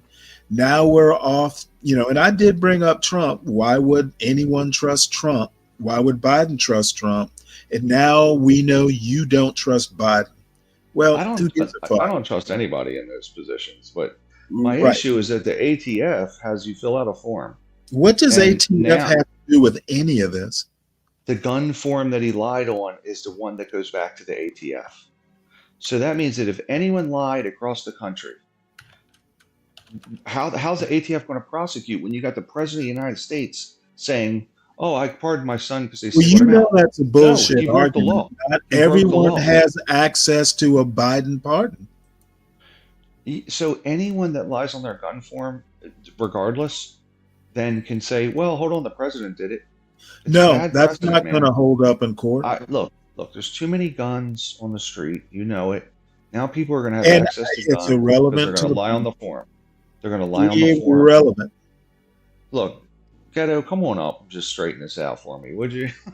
Oh, Ghetto, come on up so you can get. I mean, we'd have to go back through all the pardons. Get There's been controversial pardons for a long time, and every person that was pardoned, you'd have to say, Honestly, don't get why by this time y'all don't know that. You know what? I don't give a fuck about the ATF Okay, the and whole other point is, people. But Hunter Biden got convicted. If his father wasn't president, he would not have access to the pardon. I don't see how this relates to other people who lie on their forms. They That can form- say, "Oh well, Biden pardoned his son," but that's when not a you fill legal out argument. that form, it says it's imprisonable for Okay, 5 irrelevant years. to the point. 5 years. Right? So Irrelevant. you fill it. to I the mean, point. you get nervous when you fill it out. You're like, "Oh man, is this correct? Am I doing the right thing?" But you know Ultimately, what? Irrelevant to the pardon point. okay. Well, I'm just saying. I think it's a bad look for both Hunter and Joe. It's a bad look, but you know what? Biden lost. He has the pardon power. I think at this point, shit, he's already lost to Trump. What does he care how something looks? I just think if Trump runs around pardoning person after person now, right? I think that the media was going to blow up and say, "He's So pardoned all you these people." think What that about Hunter Biden Biden? pardoning is going to cause Trump to pardon a bunch of people? Why wouldn't it? Okay, do you know that people like Roger Stone and Paul Manafort, all kinds of people got pardoned at the end of Trump's term? I know, terribly so. I was critical. If anything, Trump pardoning convicted felons like Michael Flynn. Trump pardoned I think it was a convicted felon, Michael Flynn. I'm pretty sure that Hunter is too, right? It's a felony. Trump influenced Biden. Well, you could say that, but I think he vowed not to help him. He vowed not to help his own son. He wouldn't. Okay, he vowed until Trump started making veiled threats. I listen, man. If you weren't watching Trump, did Trump the Republicans, did were Trump making threats. not spend the summer talking about retribution?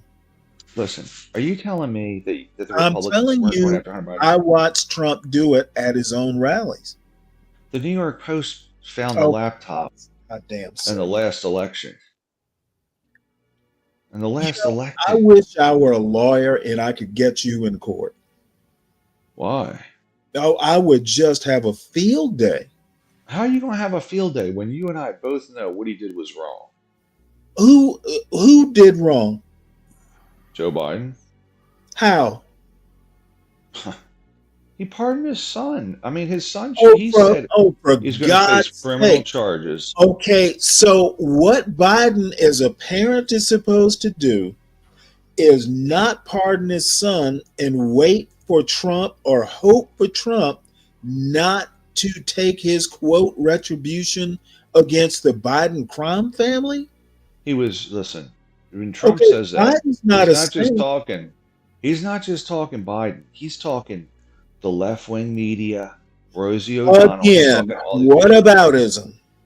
He's talking everyone, not just Biden. He was saying everyone. Who else has Biden pardoned so far? And I know he's going to pardon some more people. Presidents do at the end of a term. He probably will. He'll probably. I hope he pardons everybody from Shit, I hope he pardons Trump. He probably will. He probably will pardon. Here's my feeling. Would Biden be wrong in pardoning Trump? I was hoping.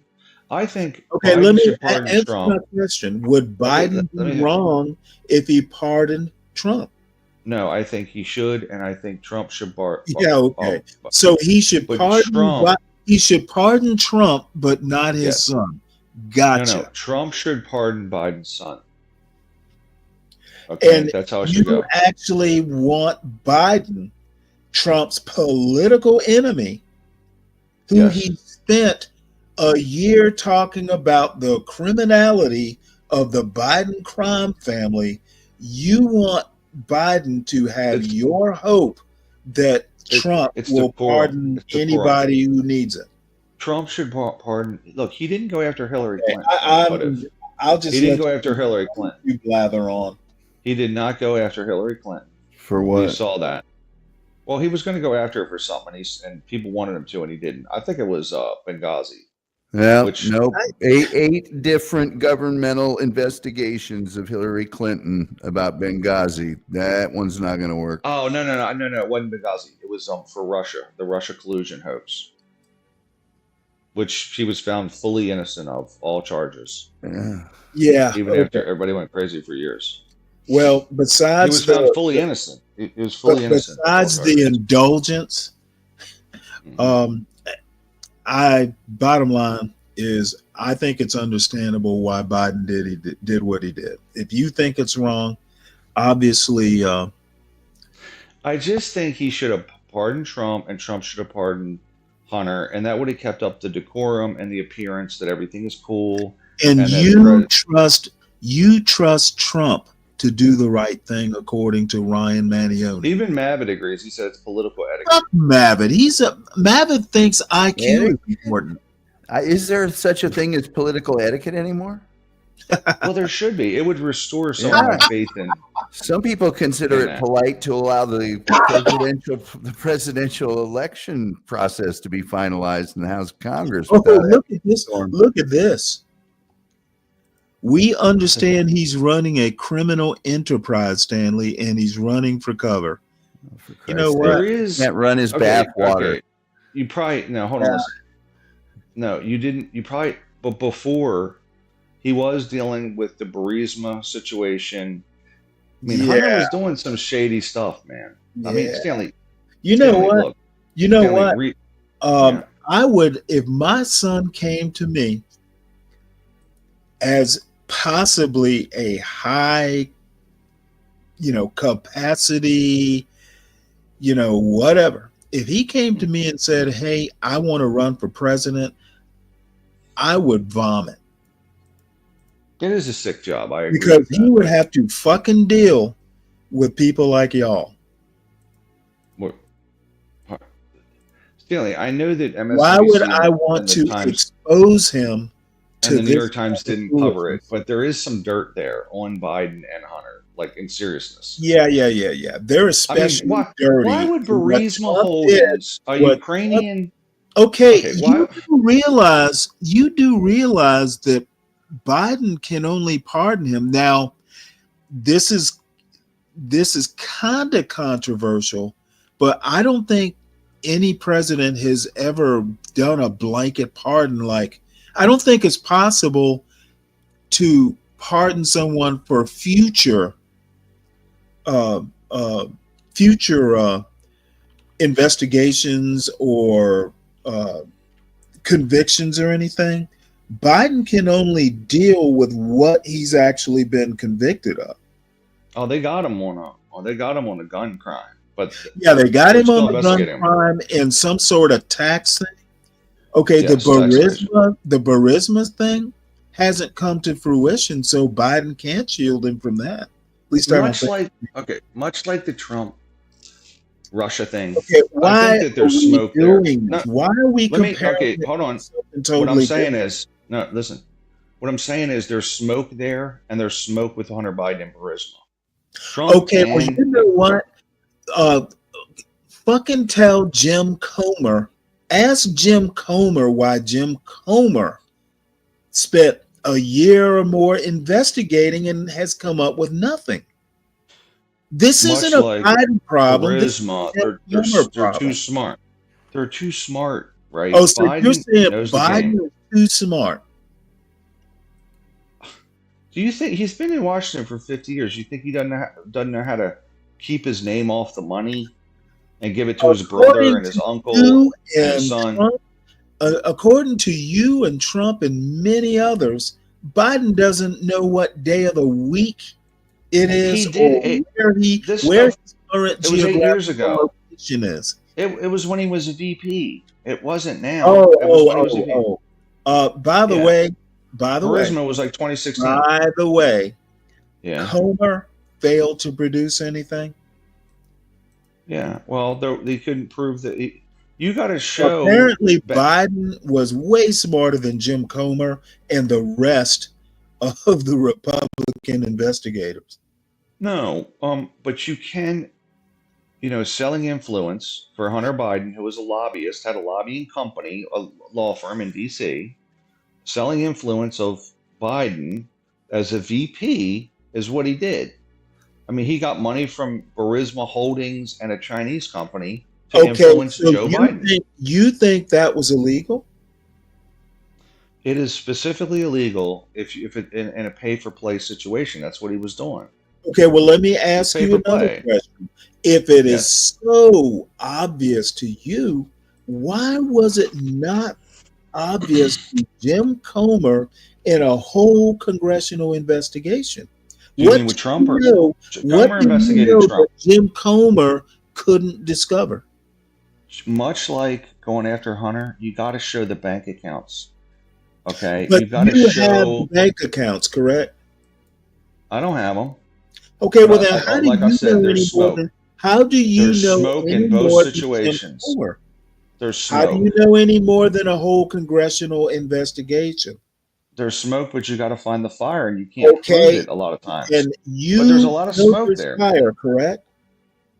Listen, all I'm saying is Okay, when I'm you listening. go over to Ukraine 11 times as Do a you VP know for no more reason, than a whole congressional investigation, and they had it out for Hunter? There were invented computers and invented? press What are you talking conferences. about? There was a We're laptop gonna that they get found the in Biden. Delaware. We're The gonna laptop was real. The New bullshit. York.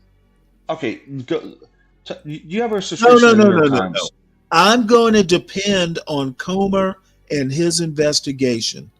The laptop was real. Okay, according to you, but not according to the investigators. Like according to the New York Times, They it was did real. not produce evidence.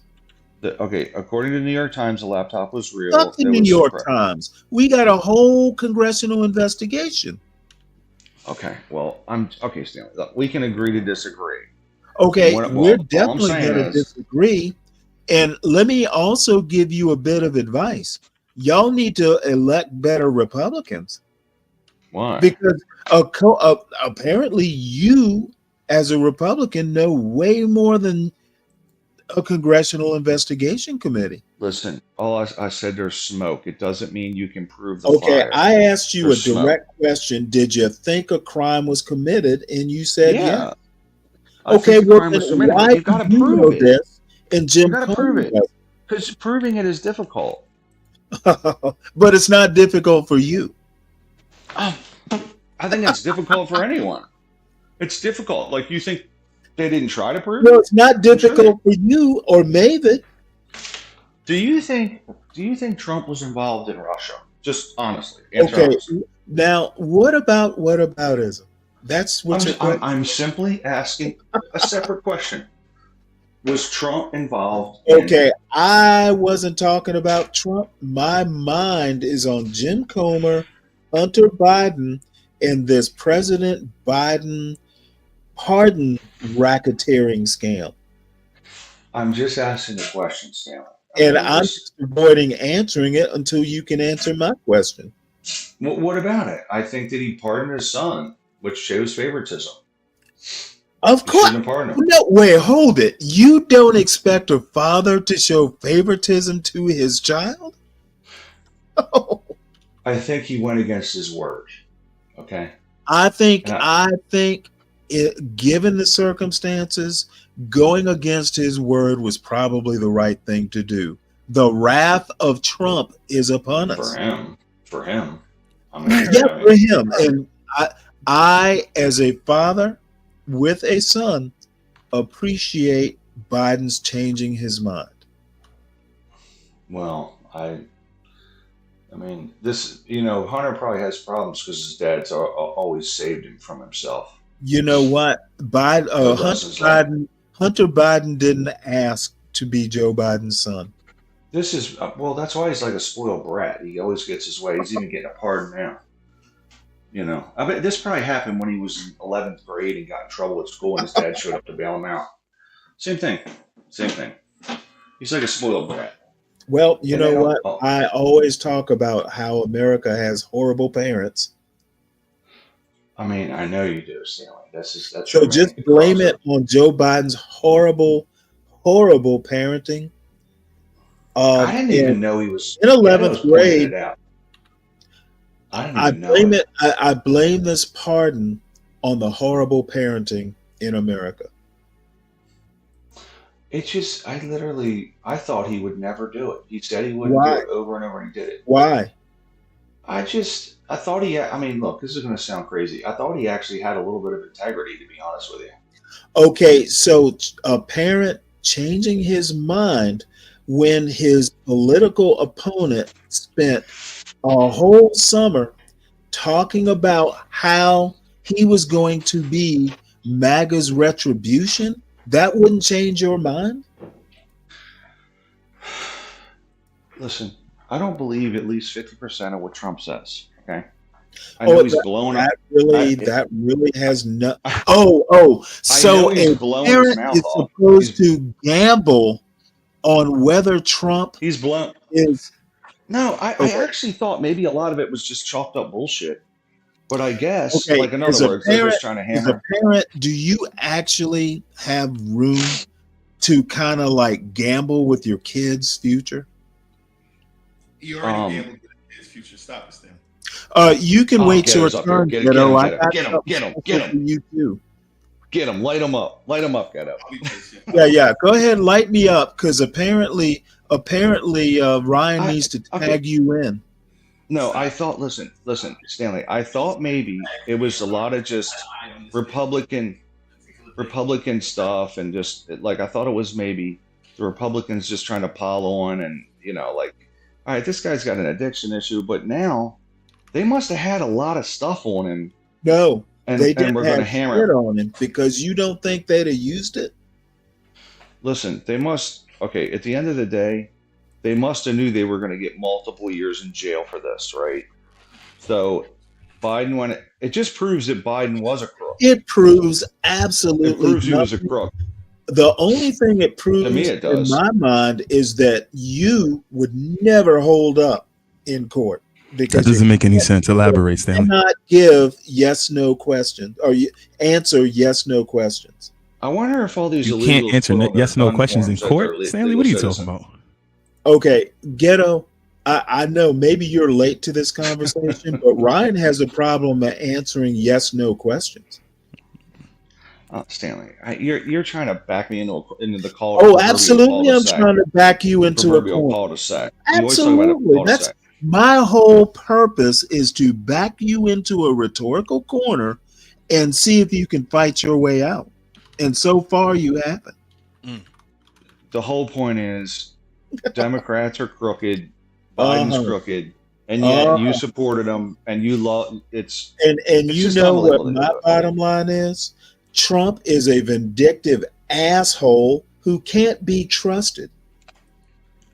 He was honest the entire time, Stanley. Is that what you're saying? Oh, hold on. Let me finish up with Ryan. You're saying he was honest the entire time, and he was transparent about his agenda. Let's see what happens when I back you into a corner. You know it's going to happen. So, Steve, gird your loins, sir. This boxing is a sweet science. So everyone knows. You can try to cut the ring off. This boxing is a sweet science, sir. This is way better than pop the balloon. I'm awake.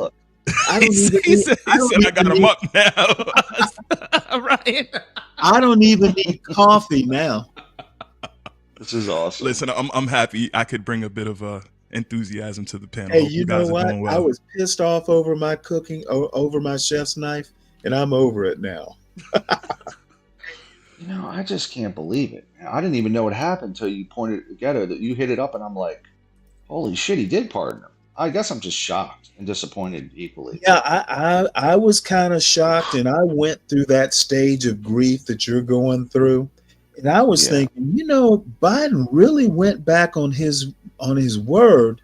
Yes, and he did. Then my memory started drifting back to those Trump rallies where lock him up and lock her up and I am your retribution and all that biblical bullshit Trump started spouting. MSN.com. 6 times Kareem violent Jean-Pierre said President Biden wouldn't pardon his son Hunter. And you know what? as last week. I justified. I'm using your liberal sources. Hey, use MSNBC. And I freely admit, Biden said he wouldn't. So he's a liar. All of a sudden. So you admit Biden's a liar? No. That's not a lie. He's reacting to the reality How? that Trump is a vindictive asshole who's liable to just. He's a liar. You know what? He lied. I'm thinking Biden. You're a very intelligent man. You know what a lie is. Biden is senile. He's so senile. No, he's not senile. He thinks Trump is going to execute his boy. Stop it. I know y'all like to play the Biden senile card whenever it's convenient for y'all. Hey, you know what? Y'all have been saying all summer how senile Biden is. And right, now and y'all let him be in office this entire time. Y'all let him be in office this entire time. Now all of a sudden, when it's convenient for your argument, the man doesn't have his marbles straight. We suffered the consequences. So now that we suffered the consequences in Trump, the victor, who is your retribution, we got to protect our own. May I quote the MSNBC article? Sir? May I quote the MSN.com article? Excuse me. May I quote? So I'm just gonna piggyback to the end of the article, which I shared to the back. I went to Joe Biden. I called him Saturday, and I said, Mr. President, we got to protect our boy. Exactly. We cannot let Trump the mighty, Trump the conqueror, execute our boy. I mean, Stanley, I imagine you do have that level of political clout. Trump doesn't sentence anybody. Okay, that's the judicial system. Exactly. So you don't respect the courts, Stanley? Nope, absolutely not. Courts? Wait, a court said that Biden can't pardon his son? No, court said he was guilty on his charges. So you don't yeah. And a president can do what? That's not what I asked you, Stanley. So the courts. Trump wasn't sitting behind the bench with a gavel and a judge's gown on. No, hold on, Stanley. Answer my questions, and I was hoping you could. I am answering your questions. Hunter Biden is convicted, and a president. See, Ryan, he don't like being boxed in the corners. The president has the power to do what? The president has the power of pardon, sir. I'm aware. How's he going to it's like Obama pardoned over 2,000 people, which you seem to try to ignore. Did Biden break the law? No, he used the powers that were under his purview, just like Obama used the powers under his purview. Absolutely. Can the courts overturn a pardon? That would be very difficult for the courts. It is impossible to do. Right. Stanley, you feel good about that? You feel good that they can go over justice in that manner?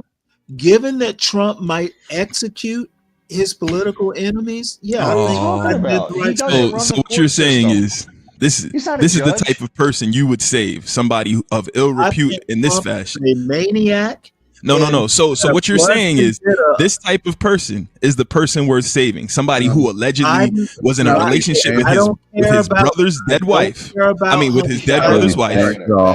Now see, what's going to happen? This is the person we're saving. A person who left guns by his school. A person who was in a relationship with his dead brother's wife. A person who was openly trafficking in narcotics. A person who was openly trafficking in narcotics. A person who was paying for age sex workers. The person you're saying we should save, right? I just want to know for the record, Stanley. I'm just asking. I'm sorry, Tom. Go ahead. Well, no, you keep doing these silly things like going. So you're saying this. You create your straw man, then you begin to worship it. He never said that, and you're just a troll. And I'm not a troll, Tom, but it's good to see you, Tom, and I hope your week was well. You just interrupted me. You're incapable of letting someone finish their statement. Tom, you always interrupt me, but you're cute though. You're a very handsome guy, and you work in ads, so you think you have a slick tongue. You really don't. Do not. You really don't. Interrupt you. You really don't have a slick tongue. You're really not that clever. You're really not that smart. You really don't. You really can't tell me what I think unless you think. You can't tell me what I think either, but you're telling me that I'm a troll. I didn't tell you what you think. You sit there and impose on me. Of you and don't want the same favor return of you. It has nothing this is to the do clown with show that goes on when Tom comes on, guys. Listen to the Tom clown show. That's my estimation of you. Put your red nose on next time so I can know that you're in your clown mode. Please just make it clear. Put your simply my estimation of you. Your estimation. You're trying to use cute words to try to cover up the fact that you're throwing opinions, but you don't want any thrown on you. I don't think you're cute, Tom. Oh, so you have the authority to throw opinions, but I don't, of course, because I don't have the complexion. Is that what you're saying? Your turn. That's it. To wait my turn. Was it your turn or was other people talking? Yes, it was. You said, I apologize, Tom. Go ahead. You said those exact words. I was being facetious because you cut me off and you were just talking over us. I see. You're facetious. He's like that means you're a troll. On his word. Facetious means I'm a troll. Are those words synonymous with one another, or is that only in your lexicon? Ghetto. What did you That's just the lexicon of Tom. You say your question. I couldn't hear it. I said, is that actually what those words are synonymous with, or is that just the Tom lexicon? What words? You just said facetious and troll are synonymous. I said, is that no, what you mean, or is that your lexicon? I didn't say they you were just synonymous. said I was being a troll because I said I was facetious. No, I didn't say that. You're just running your mouth back. You're just mouth vomiting at this point, Tom. Not what Tom, I you're just mouth vomiting. That is exactly recorded. what you said. Let's run the tape back. Let's run the tape back. How much money you got? That's exactly what you just said, Tom. Tom, how much money you just got? You got just what you just said, Tom. And I followed it up. How much money you got? You got 500 on it, Tom. You make money. You're in ads. You got 500 on it, Tom. You make money. You're in ads. Exactly. Hello. That's what happened. These low character leftists kill me. These low character leftists kill me. Low character. Precisely what happened. Ghetto. How about let people talk? Because he's a troll. He won't. You never let anybody talk, Stanley. You literally cut off John Galt, but okay, go ahead. It's his channel, and you cut him off. And you say, no, you can't speak, John. You're not over here when I overtalk John Galt, too. Sir, thank you for admitting you overtalk people. And you literally overtalk the person who runs the channel. And you want to know why I overtalk? So you have authority and other people don't, is what you're saying. That's cute. All right. Hey, that's what being a moderator is all about. You know that. BDSM. Hey, all I have to say, and then I'll let you Whips and chains. Y'all just got his leather boots on. Y'all just do not know how to answer questions. Should we call you Madam Stanley? You're over talking me right now. I am. You're right. Well, stop that. all I have to say is that I think Biden did the right thing given the circumstances. And if that means that he looks bad in public, hell, he's lost the election. He's never going to run again. Stanley, click on what's in the back chat and play it for the group. Play it for everyone. It's about Hunter. Is that a request or an order? Yeah. No, it's a request, please. It's about Hunter. It's an important documentary on Hunter. Well, it can't be important. It's in order, Stanley. Do it now. Please just play it. You know what? Let's see. Is this the one with the Afro man? Hunter got high? You expect me to play that? Just play it. It's really funny, man. I swear. No, thanks. It's the funniest thing. It's one of the funniest videos I've ever seen in my life. So you expect me to play a rap video for you? This is awesome. It's so funny. Does it advance your argument? No, it really doesn't. It's just, it's cute. It's just a cute thing. Yep. All right. If you insist, since now we have to play cute to make your point. Ghetto, have you seen it? It's so funny. Well, wait, hold it. Maybe not, but I can share some interesting videos. I'm guessing this is gonna get some sort of strike or something. No, it's not gonna get a strike. How do you Why would it know? get a strike? Actually, I don't know. I'm not real good at knowing. Okay, well, let me do this. Let me just put it in the chat, in the general chat, so everybody and can people play can watch it. People can watch it. Okay, yeah. I don't know about strikes, so it could. I don't want to mess it up. So well, I you know what? I'm not going to be able to overtalk John Galt when he tosses me off his fucking channel. Yeah, we don't want to do that. We don't want to get him any strikes. So, but it is really funny. So you would get a strike for Biden's cocaine use, but it was okay to show women using dildos. This is crazy. This video says allowing the channel is crazy. Video says official music video. It sounds like a copyright thing to me. It's a copyright thing. I think. I don't want to get John in trouble, so we should play it. But it is funny. Okay, so chat, I put this video that Ryan wants you to see. It's Afro Man, so you can watch it on your own. And Mavid, I know you want to help defeat my argument. I know you got the burning desire to do it, but man, you just don't have the capability. It just talks about Hunter sending out his dick pics and getting high. See, and all this what do the dick pics? What was he convicted of sending out dick pics? No, it's just funny. Look, it's the president's son. Like, think about what ill repute that is. Like, he's like an Anthony Weiner Jr.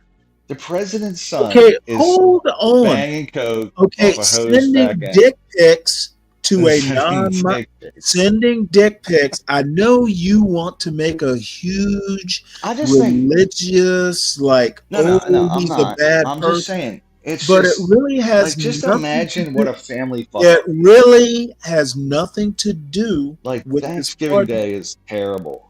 Nothing it doesn't have to do with a party. But just imagine I know you want to do whataboutism, but what about his dick pics? I know. Okay, you play the second clip I just sent you. It's not an official It's pic. not illegal. It's not illegal. Okay, I get it. Okay, and it has nothing to do with Biden's pardon. The second clip I just sent you would actually advance my argument. Could you please play it, sir? Well, what is your argument? You were too busy over talking Tom for me to hear it. Because Tom's just so handsome. I was just so attracted. Well, kiss him. Stop over talking him. I can't through the internet. Oh, wait, hold it. Okay, now this video that you sent from the Charlie Kirk show. No. Go to the second one. The Truth Seeker Network. Oh, okay. Who put this Charlie Kirk thing in here? I didn't. I'm not sure. Because that's talking about his illegal drug use, which I don't think was part of it. Yeah. The Charlie, I did put that Charlie Kirk link, but don't play that one. Play the second one, please. Was he convicted for illegal drug use? He should be, but No. Isn't the reason that he was not allowed to have a gun is because he was using illegal drugs? That's literally the conviction. Yes. Yeah. Of course, you're just gonna talk fast, so I can't get a word in edgewise or a question. You just asked, was he convicted of that? Are they asking questions or are they just being rhetorical, Ryan? I can't tell. Okay. I don't know. Let's see if you can answer a question, Ghetto. I'll try, sir. You're so witty. Hunter Biden convicted of a drug charge? The reason he caught a gun charge is because he lied on. Please let me actually answer the. No. Why don't you stop him from cutting me off, Tom? Tom, stop him from cutting me off, Tom. Everybody is so well mannered up here except Ghetto. Okay, Ghetto. Answer my question. My question is, was a drug charge something that he was convicted of? Sir, you do understand. Okay, of course you can't answer yes or no. You're not. You're playing games. You're playing fast and loose with your words. Rhetorical games, trying to see if I can get a straight answer out of you. Sir, he was convicted of a gun charge because he was not allowed to legally have a gun because of his illegal drug use. You're not listening. But why did he catch the gun charge? Because of the illicit drug use. So that actually is in line, sir. And actually, it's not a charge anymore. It's a conviction. Right. He was convicted because of his illicit drug use. Are you trying to say that's not the case? No, he wasn't. What? He was convicted because he lied on a gun application. What was the lie? What was the lie, Stanley? What was the lie, Stanley? You know what? He wasn't charged with No. Give me a straight answer, Stanley. What was the lie? Okay, it wasn't. Stick to your own rules, Stanley. Give me a straight answer. He was convicted of. Stick to your own rules and give me a straight answer. I'm not going there. Exactly. You see, Ryan, they put up paradigms and set up constructs that they don't even stand on themselves. What you can't do is stick to facts. He lied about his illicit drug use. I just sent you and him illicitly using drugs juxtaposed with Joe Biden putting out the drug bill. That is insanity that you'd even allow that. No, what it is you can't play the clip. You cannot figure out how to defeat my question. So therefore you want to gish gallop around it. No, he's being look. What's the definition of that? Question's about drug use. It's a form 70. It's a 44773. It's a 4473 ATF form that says, "Are you on drugs or currently using drugs, or have you used drugs in the past?" And what was his answer? No, when he was, because they had video of him doing drugs. So now I know you know how to pronounce NO. Now, what was he convicted of?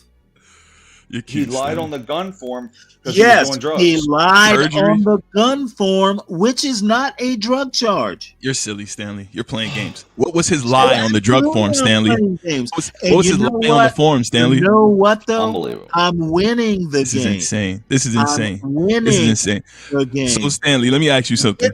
Let me just ask a question, please. May I ask a question, please? Your usual bullshit. May I ask a question, please, Stanley? Please do.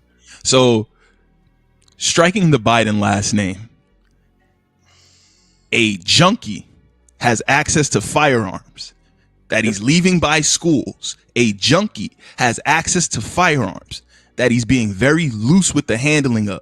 And you would be okay with that person being pardoned. Oh, look at you. Stop. You see, wow. Damn, Tom, why don't you jump in, Tom? You want to change the topic. And you're moving Question the 11C. And I'm Question not 11C on the gun form.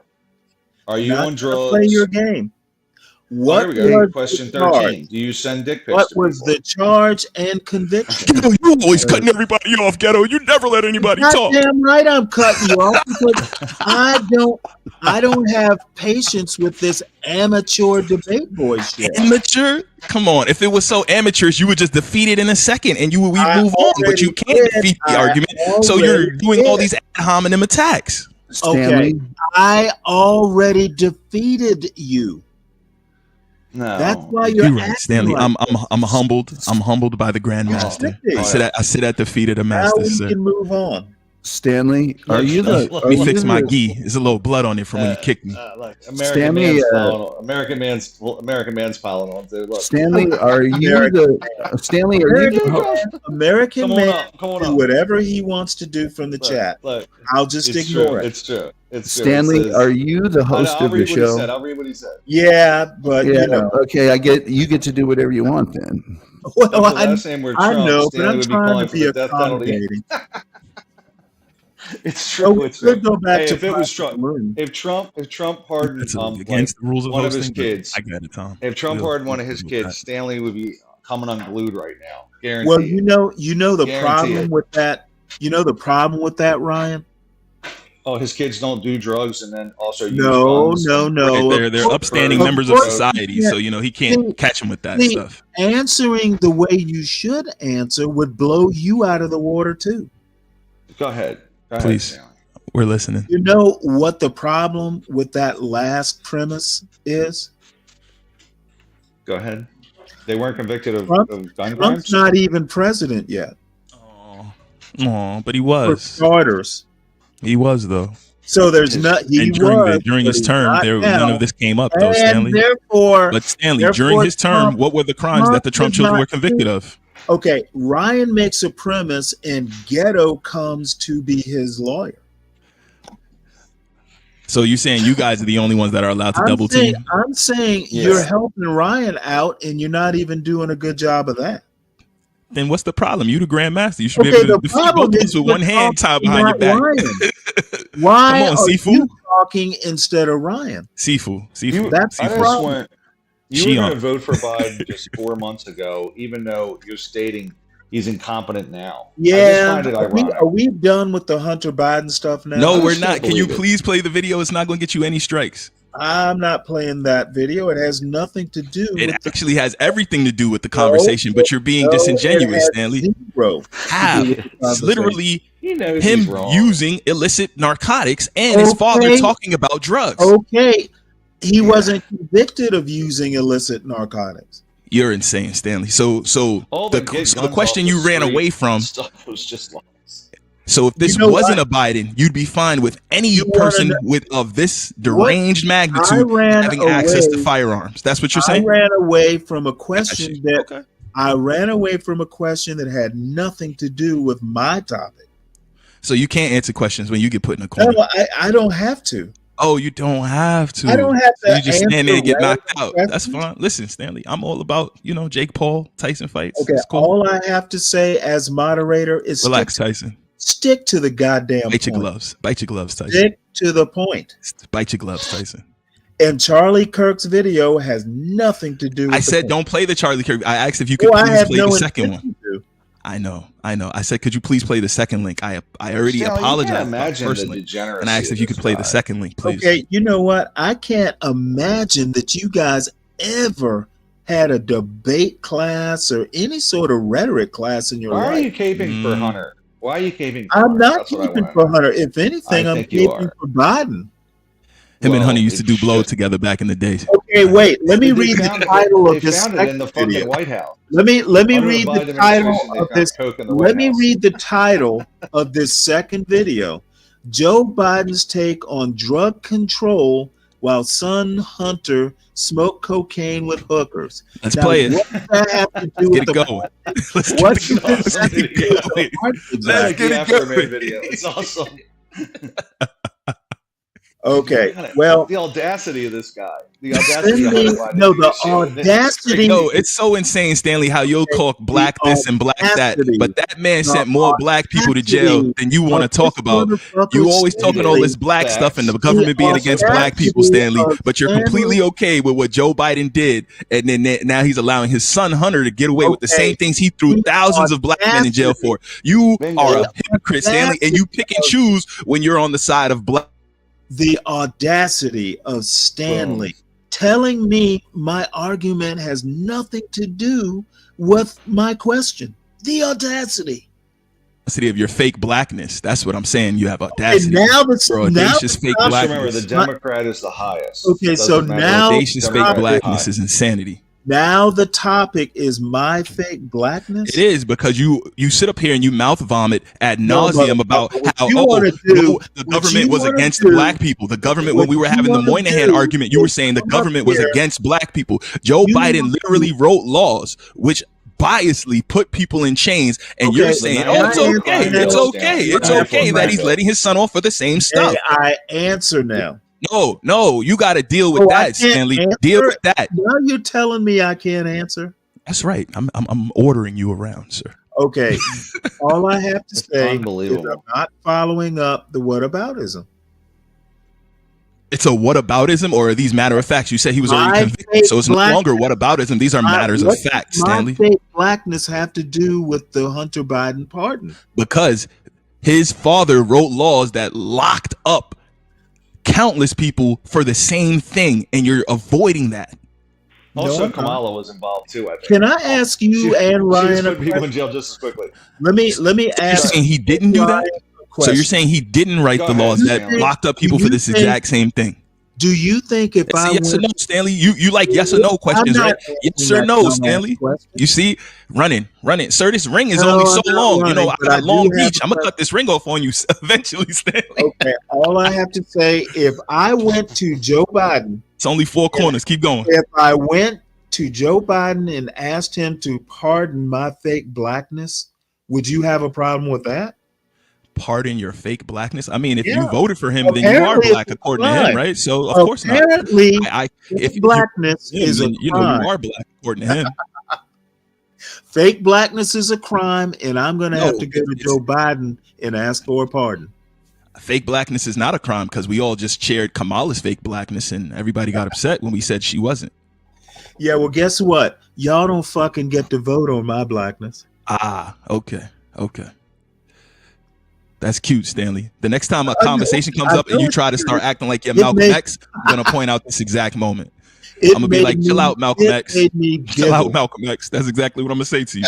And to remind you of this moment where you refuse to acknowledge the hypocrisy of your position. I don't think it might be hypocritical, but it's insanely hypocritical. It might be hypocritical, crazy. but it's on topic. As is this video that I'm showing. It's Well, not that I'm on attempting to topic. show. Not any topic I care to recognize. Yeah, I know. That's the difference. It is on topic, but it's not. It doesn't fit your narrative. Joe Biden is not. If Joe Biden is not pardoning any degeneracy, mentioned He's in that not video. pardoning degeneracy. Oh my God! I don't. Not any that. What's that the definition video, of degeneracy, God sir? Damn, dude. Let me answer the question. Hookers and coke or not? Okay. Yeah. It's nothing to do with the pardon. Is my point. He was pardoned for guns, Stanley. Right. For a gun. Which he was not legally allowed to have because of his illicit drug use, Stanley. But what was he? Because he was say it again. Lying on the form about his illicit drug use, Stanley. He was lying on the form about his illicit drug use, Stanley. He was lying on the forms about his illicit drug use, Stanley. Is that a true or false statement? Is that he was convicted for lying about his illicit drug use? Is that a true or false statement, Stanley? Andre 420, what's good? Salute to you, man. I understand that you think you're good at this, but you're actually not. No, I'm actually excellent at this. No, you cannot stick to a topic. If you say so. Do yes, no question. To play the video, but you're saying it's not on topic. Why don't we let the people decide if it's on topic? Why would I play the video? Exactly. Why don't we let the people decide, Stanley? Why do you get to just decide? Why do you just like MSNBC? I'm going to give you. He swears that Trump is going to be this dictator, but he's being very dictatorial now, isn't he? I'm going to give you the time to explain how is this relevant to what Joe Biden pardoned? I have said it several times. He pardoned him. He pardoned him for illicit drug use and lying about said illicit drug use on federal paperwork. He lied about said illicit drug use on federal paperwork. He lied about his illicit drug use on federal paperwork. He lied about his illicit drug use on federal paperwork. The video literally shows him using those illicit drugs while his father is sitting there condemning drug use. This is really starting to be annoying. Does the video say that? Does the video talk about the gun charge conviction? What I do, and we own this company, and I will fucking say that to his face. Yo. Yeah, because his big deal is, well, we might want to mute Tom. You might want to mute Tom. I think he's talking about. Does the video cover the pardon at all? The video covers the crime. No, it doesn't cover the gun charge, does it? The crime he was convicted of. No. Was the lying about his was illicit drug use. The charge was lying about what, Stanley? Lying about. Well, lying on the application. You see, look at that. Look at that. Oh, you know what, motherfucker? Okay, here we go. Lie on it. Okay, I guess I'll have to mute you too. Okay, the crime was lying on the gun charge application, period. What he lied about, Why'd you mute me? Lied about is irrelevant.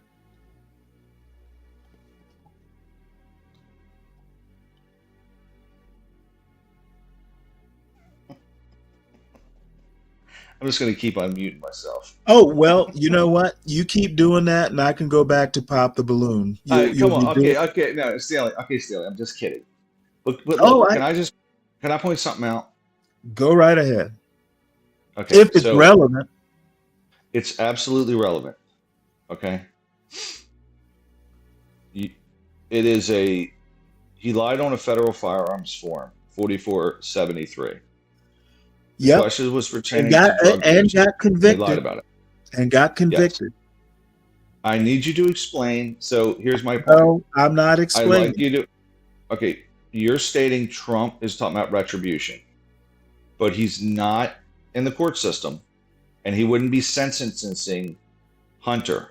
So okay, well, let me tell you. That would be the courts, not Trump. Tell you. So how's he going to get retribution? Would be. How's he going to get retribution? He's not a judge. When Trump gets into office, he's going to control the Justice Department. But not the court system, which is going to sentence Hunter. He's going to sentence him. Right. Not the Justice Department. It's the court system. It's under the judiciary, which is a separate branch altogether. So how's he going to get retribution? How's he going to get retribution? Absolutely correct. And okay, thank you. The thing is that who can say what kind of sway Trump will have on Trump appointed judges? That would be illegal if he were to do that. No, actually, it wouldn't be. So he's going to call the judge and say, "I need you to throw the book at Hunter Biden." No, it would be the judiciary is separate. It would be much more subtle than that. Well, I'm sure it would, and I'm not saying Trump wouldn't make an attempt to do it, but Trump doesn't need to make the attempt. He literally talked all summer long about him and his being the retribution. There are plenty of judges who would go along with that. He doesn't need to. I just don't know. It's a separate branch altogether, though. Like, they're the sentencing people, the judges. It's under the judiciary, which will be under the Supreme Court ultimately. They're the ones that will be deciding about. Ryan, apparently you're not familiar with how with checks and balances. Okay. No, I am. They're already appointed. Okay, well, no, I don't think you actually are. President, why do you think they nominated him? Trump nominated him. They approved him in Congress. When the news reports on judges, they will go, well, he's a Trump appointed judge, or she is an Obama appointed judge. Obviously, that I totally get it. Damn it, let me finish. Okay, go ahead. Obviously, the politics is important. Trump has spent all summer campaigning on how his political enemies would be made to pay. Yes, he doesn't need to call. He doesn't need to call a judge to have influence. He spent all summer influencing people. Can those judges be removed from by Trump? They can't. Trump has no sway over the judiciary. That doesn't fall on him. He's not in the judiciary. You're basically saying that Trump would have no political influence over judges he appointed. Those judges can give Hunter an hour or 5 yes years. Or no? How about just yes or no? No? Okay, well, are you saying no? I don't believe that. They should not know. They shouldn't. It should be non-political. It should be. No, but can you say that definitely? I can't say it definitely, but I do think well, then, you know it's what? hard to have retribution when you're not in the judiciary. Like if Clarence Thomas said it, then that's one thing, because he's over the judges, like he's in the judiciary, whereas the Hunter adjudication is under judiciary branch. It's separate from the executive branch. Trump's executive branch. It's totally separate. You see?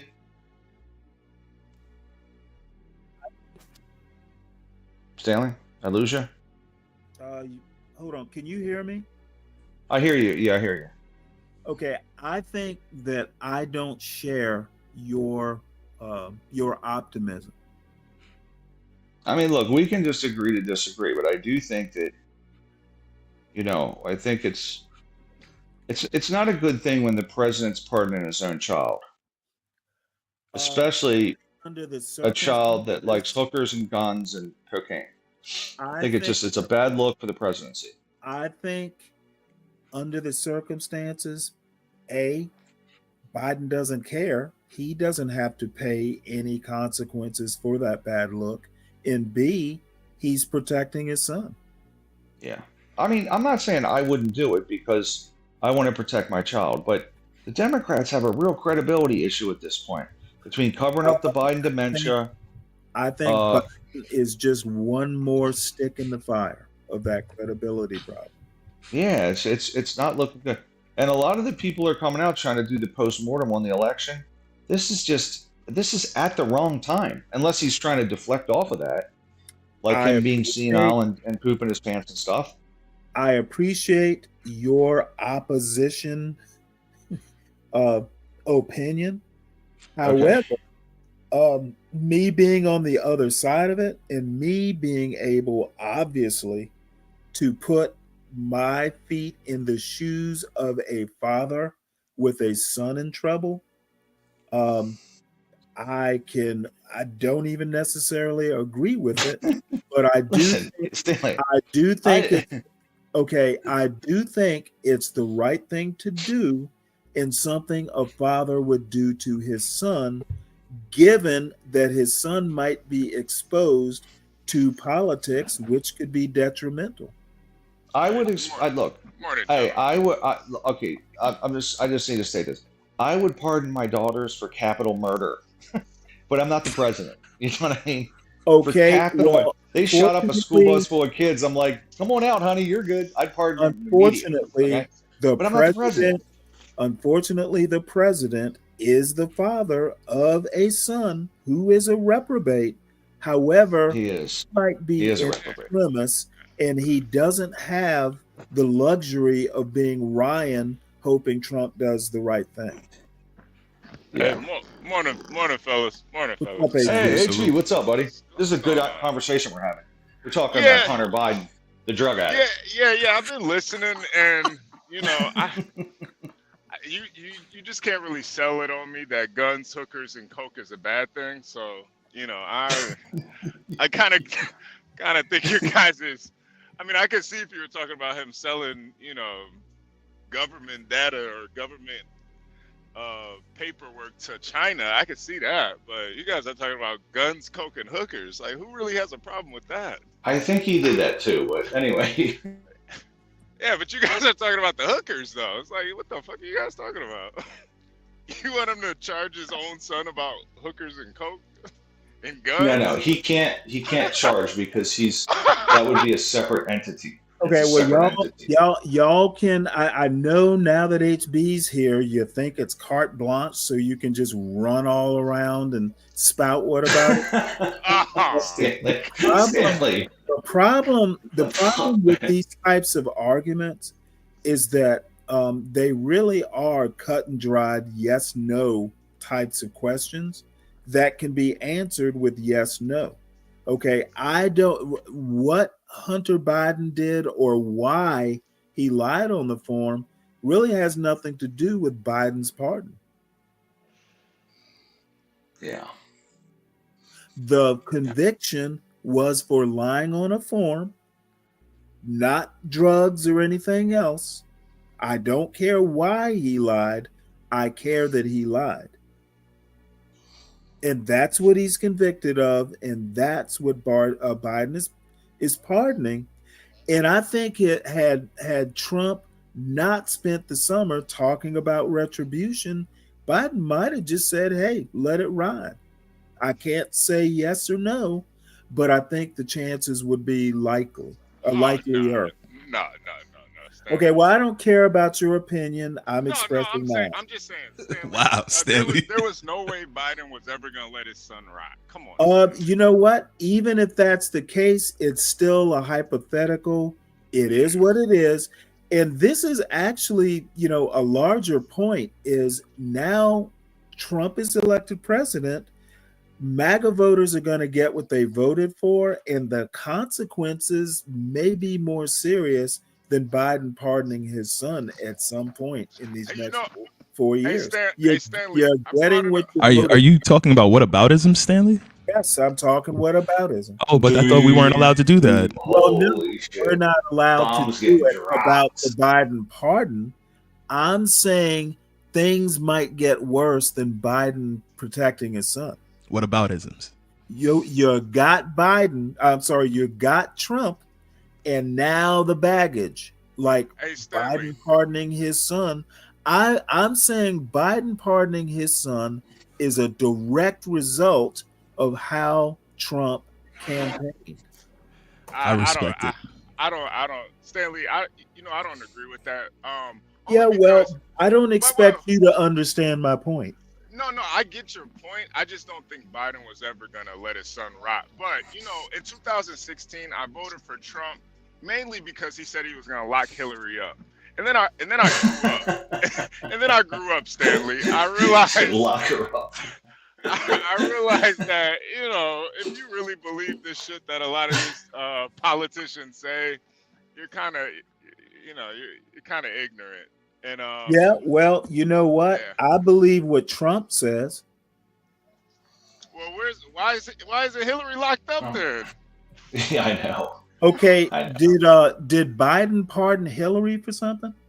No, I'm just saying Trump said okay, well, we're not talking Hillary. Why are you doing this sort of whataboutism? I'm just saying that and by the way, Biden did it, Trump the reason Trump didn't convict Hillary is because he couldn't. Well, because he's not a judge. He's not because the Justice Department didn't find anything to charge her with. Allegedly. Well, allegedly, but no charges were ever filed. Allegedly, So y'all are even talking through your hat on this point. I saw the email. I don't think so. I think the servers were real, but I got it. This is actually changing my whole view.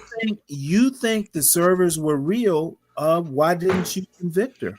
Why didn't you charge her? Well, I'm not in position to charge her, Stanley. This is actually changing everything, Stanley. You really I now believe it. President or their kids, man. Like once we start going down that road, it's we don't really have a nation anymore. We got to believe in something. We got to believe in something. I don't agree with that. I think that Trump has pardoned plenty of criminals. Between the '94 crime bill and Kamala, they put 100,000 black people in jail, and now Hunter's walking. Hunter's nobody cares about black people. Right? Nobody cares about black people. Were any of those 100,000 black people and Joe Biden writing it? Ryan, before you go too far with this rhetorical foolishness, were any of those 100,000 people Biden's son? No, exactly, and that's why systemic racism is real by Democrats. You know what? Right. Well, it's obviously it's obvious. Realer. You know what? White people, regardless of their persuasion, are guilty of that sin.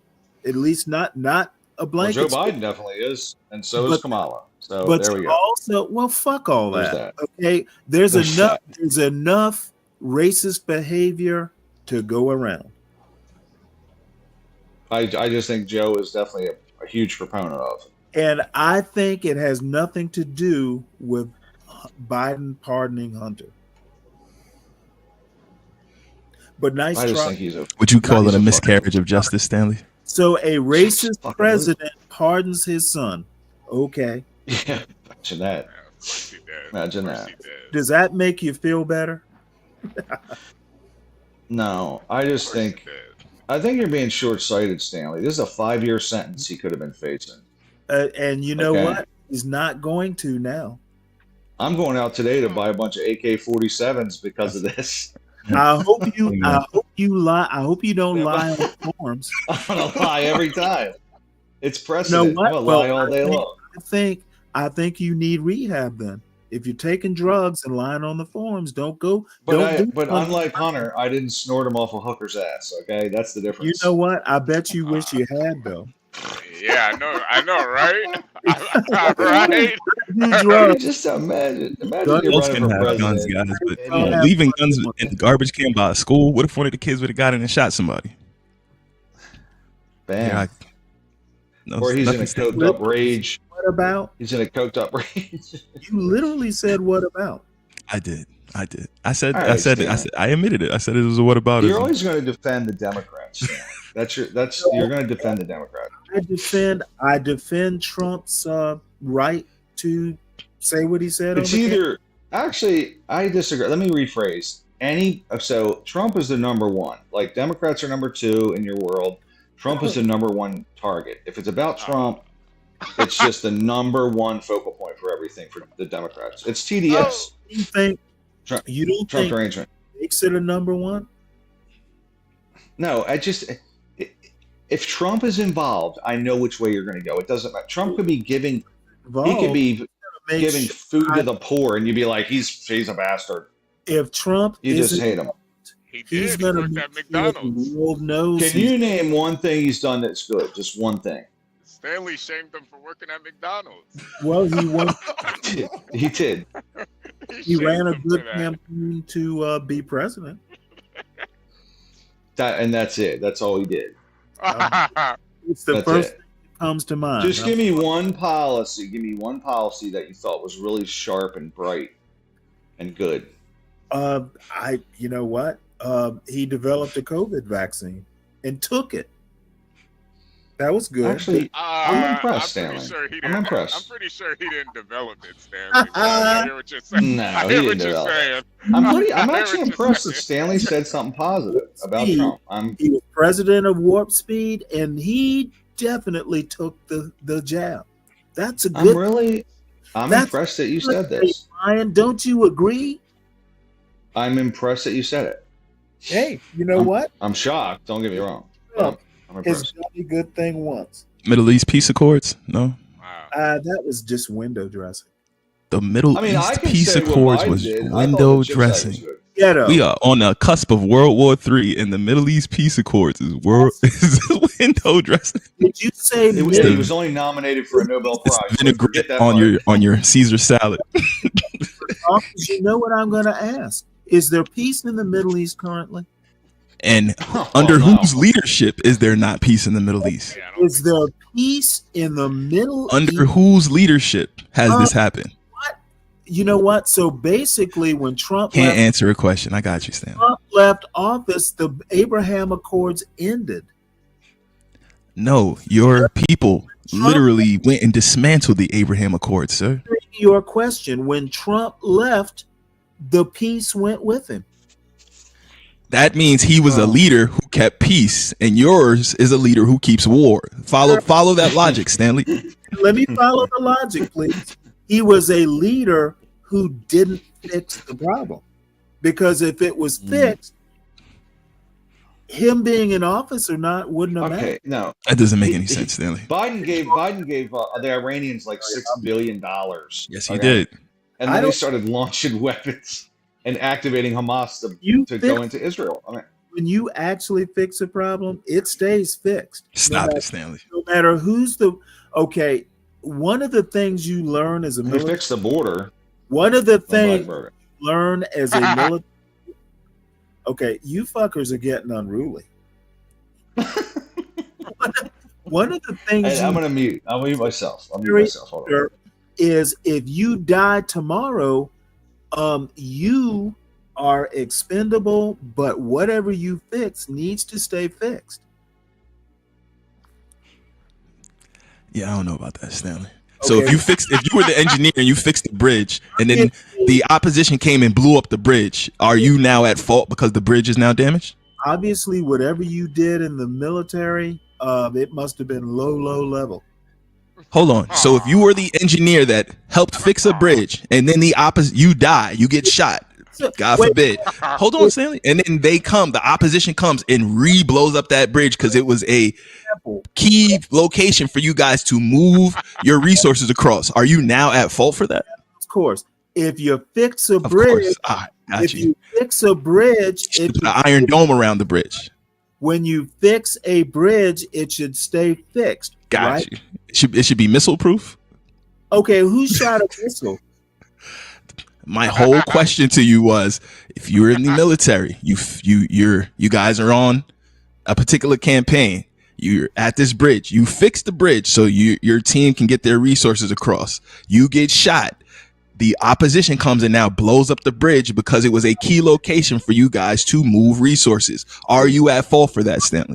Saying Biden was the opposition and Biden blew up the peace accords?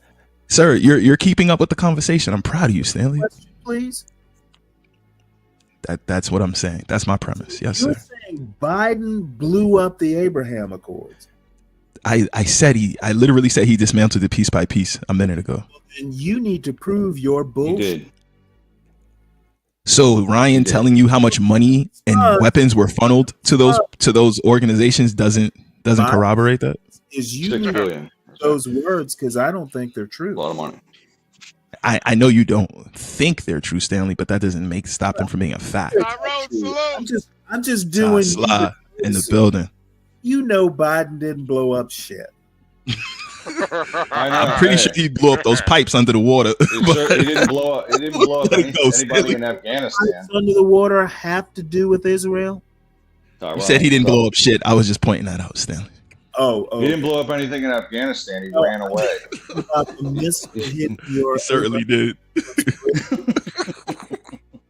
But listen, this has been fun. I gotta go get my son up so he can one day get to Georgia Tech like your son Stanley. So I gotta get off this. But salute to everybody on the chat and on the panel. This has been fun. He'll be there. You and I will still be arguing. I believe that. You know what I mean? Because I don't think you're gonna get out of here anytime soon, Stanley. I think you got a long life ahead of you. I hope so. You too. What grade is your son in? Fifth. Okay. Well, good. Awesome. Salute you guys. Peace, everybody. See you, Ghetto. That is a blessing. I'm so glad he pointed this out. I didn't even know that Joe Biden did this until he said something. And today it's going to be I'm going to be looking for all the. Oh, you mean the pardon? Yeah, Ghetto. I didn't know until Ghetto said something. I didn't know yesterday. I had no idea. Yeah, I didn't. Yeah, you guys didn't have your channel yesterday, so I really didn't read the news right. Uh-oh. Well, we need to do better about that. Yeah, I don't know what happened. I guess everybody's family was in town. I was just tired. Man, I'll tell you what, it was a long weekend for me. Phew. This is a long weekend. So, too many days, I think, without having any real work or anything messes people up. Doesn't mess me up. Well, you're retired, Stanley. Stanley, you don't. Yeah. I'll tell you what, though, I was ready. Like I said, I was ready for my son to go back. It was too much work having a kid in the house. What, just having to clean up and stuff? Yeah, he just apparently now that he's a college student, he thinks I live in a self-cleaning house. Yeah, I get you on that. I get you. But then when you go out to dinner, he's still looking for you to pay, isn't he? You know what? His grandpa, because I'm not going out with those motherfuckers. Yeah, I go out to dinner with my kids, and it's like they don't even reach for the check or the wallet. They don't. That's nothing. Just no response. After adding side salads and shit to the meal, fucking $9 for a side salad. I'm like, really? Just add that on, huh? Yeah, I'll take lobster, stuff it with some shrimp. I want a side salad like that in my little town. What's that? We don't have see restaurants like that in my small little town. I just say, where's the sandwich menu? We're not getting entrees. We ain't getting no fucking entrees. You're not getting two sides. You're just going to get a sandwich. How's that? Oh, come on now. But even now, it's like $20, man. He usually pays for that sort of stuff. Who does? My father-in-law. Oh, that's good. If he pays, then that's awesome. I gotta pay. Is that true? Is that true, Stanley? Maybe it's no, I flip out because I literally first thing I did when I woke up this morning while my son slept till midday, is I went in there and cleaned up the kitchen because he didn't do it. Yeah. Would he leave like dishes in the dishwasher or something, or dishes in the sink? He went over to a friend's house to cook a dinner of some sort. He took my main chef's knife, left it over there, took a couple of spoons, left it over there, and then he left the kitchen a mess. Oh, 'cause last night he decided he wanted to. I made chili dogs last night. So he tonight to take the chili and a bunch of tortilla chips and make like whatever it's nachos. So and of course, you know, I've got to clean up the dishes because he was in a hurry to leave. Yeah, of course. But anyway, you know, it won't last forever. One day he'll have his own house. Are you going to go over and trash it? No. That's what you got to do. Nope. Sweet vengeance. I'm going to stay right here. Well, we can chat on the phone. Well, you know, Stanley, I think you should be more like Joe Biden and clean up your son's messes, man. Come on, man. Oh my God, that was good. HP, that was great. Yeah, constantly bailing them out doesn't really do much. You don't learn nothing. Come on, Stanley. Oh my God, that was great. Perfect timing, HP. Perfect timing. That's a good one. Stanley don't have a comeback. I can't believe it. I can't believe he doesn't have a comeback. I've never known him not to have a comeback. Good Lord. I mean, 'cause I don't know. It's just you guys are trying to cause. Man, stop it. If I got those type of powers, if my son was on a death penalty, I'm bailing him out, man. That's what I said. Capital murder. Get the fuck out of here. Oh, Shot up a school bus. I'm getting him out. I'm getting him out. He's a hypocrite. And hell, you know what? Using your logic, Biden probably doesn't even remember that campaign. He probably doesn't. Bear in mind, you were going to vote for him, Stanley. You were propping him up. Okay. You know what? And I would vote for Kamala again tomorrow if the election were tomorrow. You know what? It's just. I think Trump that's it. Is a character. Trump. Okay, so Stanley, wouldn't you agree that the last 3 elections have been about one person, and it's not Hillary, Joe? Yeah, it is. I've said this many times. It's always been about Trump. And so far, Trump is 2-1. That's pretty crazy, though. One person has that much effect.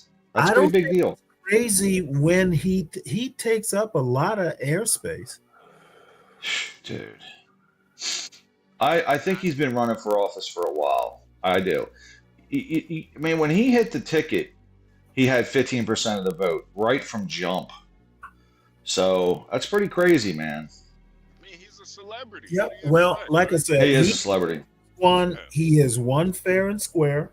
I actually look forward to seeing, what happens. Yeah. It's definitely a cult. It's a cult of personality. It's a cult of personality. To pardon his son. Let's see what other damage he does. Yeah. But Trump is a personality more than anything, from what I could see. Yeah. And Ryan, that's what kind of separates us from like third world countries too. Like we're not like Iran or whatever country Gaddafi ran. What country did Gaddafi? Libya. Yeah. That's what separates us from those, hellholes. Is we don't sacrifice our presidents and their family. They do that over there in the third world. And we try with the vice presidents, but no, we don't go full through with it. I think it really is all like political theater. Because I really thought Trump was gonna put Hillary in jail, and then when it didn't happen, I was like, wow, he was just saying this shit just to get my vote. And I think it's the same thing with with Biden. I'm gonna put my, I'm not gonna pardon him. Come on, these people are not gonna let anything happen to any of these presidents or their family, because it would take away the faith in America, the whole process. Yeah. This might be, and it might be the timing, because the left wing, the left wing media doesn't seem to be getting off of trying to figure out why Kamala lost. Like every day, I'm hearing, well, we did this, we did that. Like they're just on this post-mortem. So maybe this is a way to distract that and go, here's what Biden did. You know, like get him off of Kamala. That's what I'm thinking. Kelvin, I didn't realize that though until it didn't happen. I really thought Hillary was going to jail. I really No. HB, how many people have gone to jail that have been president, vice president, or at that tier? Nobody. Nobody. Ever. Yeah, I know. Ever. I know. I mean, Richard Nixon, you know, like Kennedy did a lot of stuff. I mean, there's a lot that people have done, and nobody's ever gone to jail at that level. Yeah. So I think it's all bullshit. It is. And I don't think Trump's going to go to jail. He's not going to go to jail. He ain't going to go to jail. Of course he's not. No, that whole thing was just to win votes on the left. Yeah. They really made people think he was going to go to jail. He was never going to jail. Never. Even if Kamala lost or Kamala won, Trump was never going to jail. Seriously, man. It's all political theater, man. And Hillary, no jail. Yeah, come on, man. I mean, Clinton. You know, I was reading, I was looking at some stuff on Reddit about like what actually happened with him and that chick in the Oval Office. Apparently, he stuck a cigar in her pussy and then smoked it right afterwards and said, I think it was a cigar holder. No. The vial. I don't think it was an actual cigar. It would get too moist. That was no. He didn't. He stick like the part you put in your mouth inside of her pussy and then smoked it right afterwards. Really? Yeah. He said that's he told her that's a pretty jaded fucker. It's pretty jaded. Yeah. He told her it tastes better that way. Yeah. I think you're lying. No, I'm serious. I'm serious. That's bullshit. I'm serious. That's why she. What is crazy is he did do this while the Arab, like all the Arab states were in D.C. to have the meeting with Clinton, and he was skipping out, and she's a Jewish girl, right? Yeah. So they were pissed. Like this created an international situation. They were very upset. Like he's over here messing around with this Jewish girl that's half his age, and all these Arabs are in town. Like, what the fuck, man? Like it caused an international issue, you know. So ultimately, yeah, dude. I guess Lewinsky is a Jewish name. She was a Jewish girl, yeah, absolutely. Think about that. Damn. And the whole Arab people, they were all here in town, and he's over there messing with her. So they took it as an insult. You know, they took it as an insult. Yeah, like it was a big time. It was big time.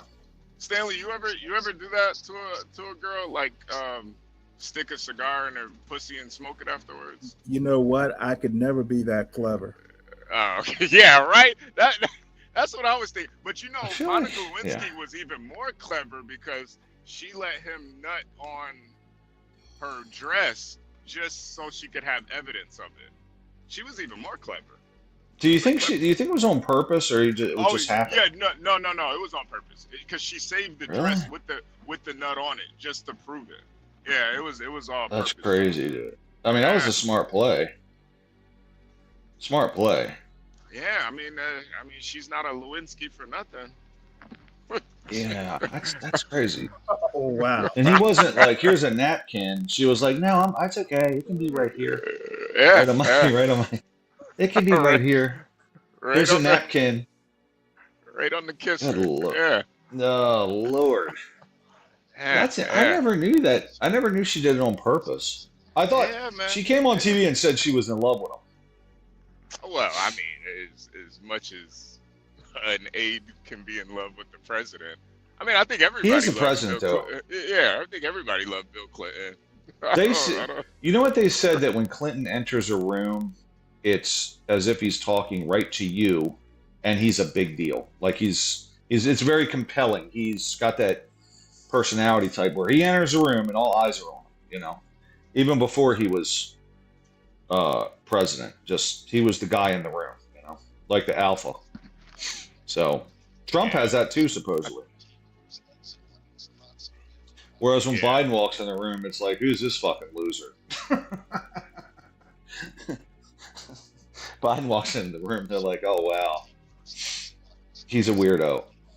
Apparently, Mavid says her black friend wore the dress and was impregnated. Wow. I don't know about that. I think that sounds like it's possibly not true. David actually believes that. I feel like that's not true. She wore the dress and then got pregnant from it? I don't know how that would work. I don't know. Well, I don't know. Girls are pretty weird like that. Friend Mavid had with Lewinsky. Wouldn't it be dried out? Would she have? I don't know how that would work. Mavid, you have to give us a better explanation. It's magic. It's magic seeds. Magic seeds.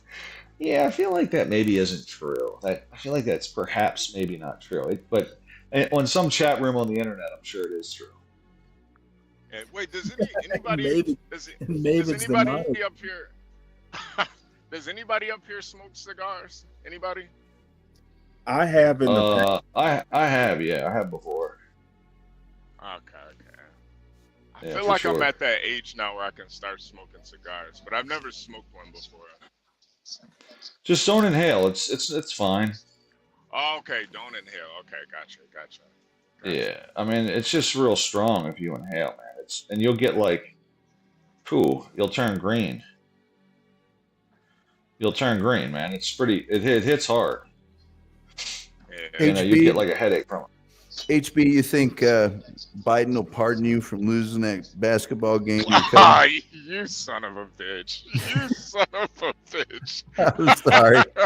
I thought I shared that story with you, and I didn't know this was gonna be a running joke. And you know I'm from Indiana. I can't let that go. She was guys have a modern magic and bird. She was a D1 athlete, for God's sake. Come on. I will show you the U.S. women's national soccer team losing to some 15-year-old boys, if you'd like. I believe you. I believe you. All right, I'm never going to bring that up again. No, she didn't dunk on me. She can't dunk, but she is a baller. Took him to the rack, but didn't dunk. Yeah. I mean, she got a couple of shots off of it. She sprang off your chest. Deacon Dave said he smokes them. All right, yeah, because I'm thinking about going to one of those cigar lounges and. Yeah, I've been thinking about that too. Mitt brought it up. So don't inhale. Just kind of let it like kind of like wine testing or wine tasting a little bit. You shouldn't be inhaling cigar smoke. Dude, it's going to give you a severe. It's strong, man. It's no joke. Yeah. You don't want to inhale it. You don't want to inhale it. It's heavy. Like, Yeah, it's heavy. You'll probably throw up if you inhale it. No lie. It's strong. When I was a kid, I smoked them for the first time. I was like, it was like Swisher Sweets or something real cheap, and I'm telling you, I pretty much threw up. It was that heavy. So you know, Kelvin, I didn't think about it until I read that story about Clinton sticking that cigar up Monica Lewinsky's pussy. That's what made it sound kind of cool. It would inspire me too. It would inspire me. Yeah.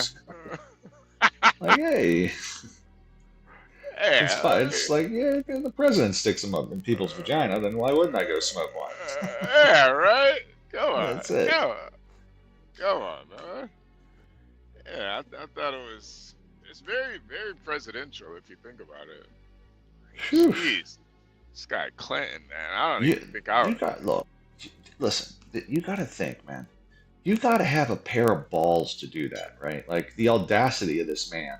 You're in the most powerful office in the world that was occupied by Abraham Lincoln, like all these greats, right? You're talking about John F. Kennedy was in there during the Cuban Missile Crisis trying to negotiate. He's in there. He's like, hey, Monica, come on over here and check this out. Yeah, yeah. And Plus he's she- got his pants off. He's got his pants off behind the desk. Come on over here, Monica. Let me tell you something about Arkansas. This Yeah, guy's plus crazy. Hey, Mr. Plus she's President. plus she What was the a hell? Jew. Plus she was a Jew too. I didn't even realize that, man. That like She's Jewish girl, yeah. yeah, Dude, that and just meanwhile, makes Hillary's walking around the White House. He's like, I'm trying to keep away from that old battle axe, and he's just avoiding Hillary. She had to be suspicious. Oh, She had to maybe. I'm sure Hillary had her own little, things on the side too. Like I don't think. And I bet it was a woman. That's all I'm saying. Yeah, more than likely. I bet I don't think. that was a I woman. don't think Hillary was just in there mad about it. I think Hillary probably knew. Honestly. She probably knew. Yeah, he wasn't like his first rodeo. Yeah, It wasn't his first rodeo. it's freaking Hillary He went Clinton. around You a think couple she times. doesn't know. He's the one who said, She make knows. sure you don't wash that dress. Yeah. Yeah. Right. Yeah, actually, that's a good point. I'm gonna take him down. Yeah, Kelvin. I've never met a Jewish girl that wasn't freaky, Kelvin. Yeah. Yeah. Jewish girls. They know how to keep a man. I'll tell you that much. Man, Yeah, it is amazing though that he literally, like, the Arab Council was there talking about, and you remember the time, like that was like 99. I mean, bin Laden was just getting his people into the country at that point. I mean, it's pretty crazy, right? 99? Yeah, I think it was 99 he was messing with Monaco, wasn't he? Or maybe 97? Something. No. No. I think it was 96. I think it was 96. Oh, was it earlier? Okay. Yeah, 96. I know his whole presidency was embroiled in this situation. I mean, it was a huge seller for the media. They loved it. They couldn't get enough of it. Fox News was wire to wire with it. I mean, so playing it all day long. So Man, I wish I was like old enough to really live through that like you guys were. Like you guys were all like in your 30s when that happened, man. Well, Stanley was like in his. I got to watch. I was in my 20s. I got to see Yeah, the whole, actually, I was 18. 18 of that. One of the prosecutors was Bob Barr, who's a Georgia congressman. Huh. Did you think even back then, Stanley, it was kind of like it was impeachable? It was an impeachable thing. Well, I mean, what they were impeaching him on was lying about it. Oh yeah. And Henry Hyde had to resign because a prominent Republican, it was found out that he had dalliances, and so to like make the censure or the impeachment legit, he went, I'm going to resign my seat because that's what a person should do. There's a great book that goes into heavy detail on the whole scandal called A Vast Conspiracy. It's by Jeffrey Toobin. And it's very much behind the scenes. The machinations of Monica Lewinsky, man, for a young girl, the Clintons were really good at taking people down because, they had so many things in the past to sort of try and discredit people. And the FBI, I think it was the FBI, locked her in a hotel room and grilled her for an insane amount of time. And she kept saying, can I leave? Well, if you can leave, but if you do, we're going to blah, blah, blah, blah. The attorney that she called, and I can't remember his name now, Stanley might, was actually like a real estate attorney or something. He was not like a big high-powered attorney. And that's the dude that she called, or the family referred her to. And he said, get your things and walk out. And once that happened, they had absolutely no more leverage on her. And then they were desperately trying to keep her quiet. That other chick that she recorded all the tape, it's man, there's so much stuff that happened behind the scenes. It's insane. And the whole thing that people forget, or some people forget, is the whole Paula Jones. The real reason that he was lying about Lewinsky was because he was being investigated about Paula Jones. Yep. And if he said, well, of course she went down on me 15 times or 9 times between 95 and 97. Then all of a sudden, Paula Jones' claims seem extremely legitimate. So there's a whole bunch of things that were going on in the background there, but I highly recommend the book, Vast Conspiracy, Jeffrey Toobin. Wait, what did Paula Jones claim? Because I vaguely remember that. I know I remember her name, but what was her claims? I thought she was like a senator or something. She was like some trailer trash woman from Arkansas. She was like a campaign volunteer. She might have had some low-level state job, but the state troopers kind of helped Bill. I think he groped her or something like that. I can't remember exactly what her story was, but I mean, it was true. And then that depends on what is and all that stuff came out. Lewinsky was definitely a step up. Yeah. From Paula Jones. And Bill Clinton was disbarred. Yep. So. Wow. Jeez. But you will get the dirty details, not dirty details, but you will get the actual number of calls, the actual number of, that Clinton was doing this. He wrote her a note, said he was sorry. I think he gave her a Walt Whitman book with a big extra. All of the back, everything is in that book. Yeah. Wow. Man, that's why it would be hard for me to be the president too, man. Because man, that would be tough not to take advantage of all that snatch getting thrown at you. I mean, you're the most powerful man in the world. He had a big scandal in his first run up to president. That wasn't Paula Jones. Was it Gina something Flowers? Yeah, Jennifer. Yeah. I mean, a lot of people say he was, well, never mind. But, yeah. Wow. That's our boy, Bill. Jennifer with a G. Mm-hmm. Oh, yeah. She was a freak. She had a Jennifer with a G. Well, she must have been from Arkansas too, huh? I think so. Might have been. Yeah. I know that he had oh God, there was a bunch of and there was another lady too that was like a secretary or something. There's quite a few of them. But Bill was at least smart enough to, when he was in office, know that, hey, I've got to work with this Republican Congress or I'm out of here.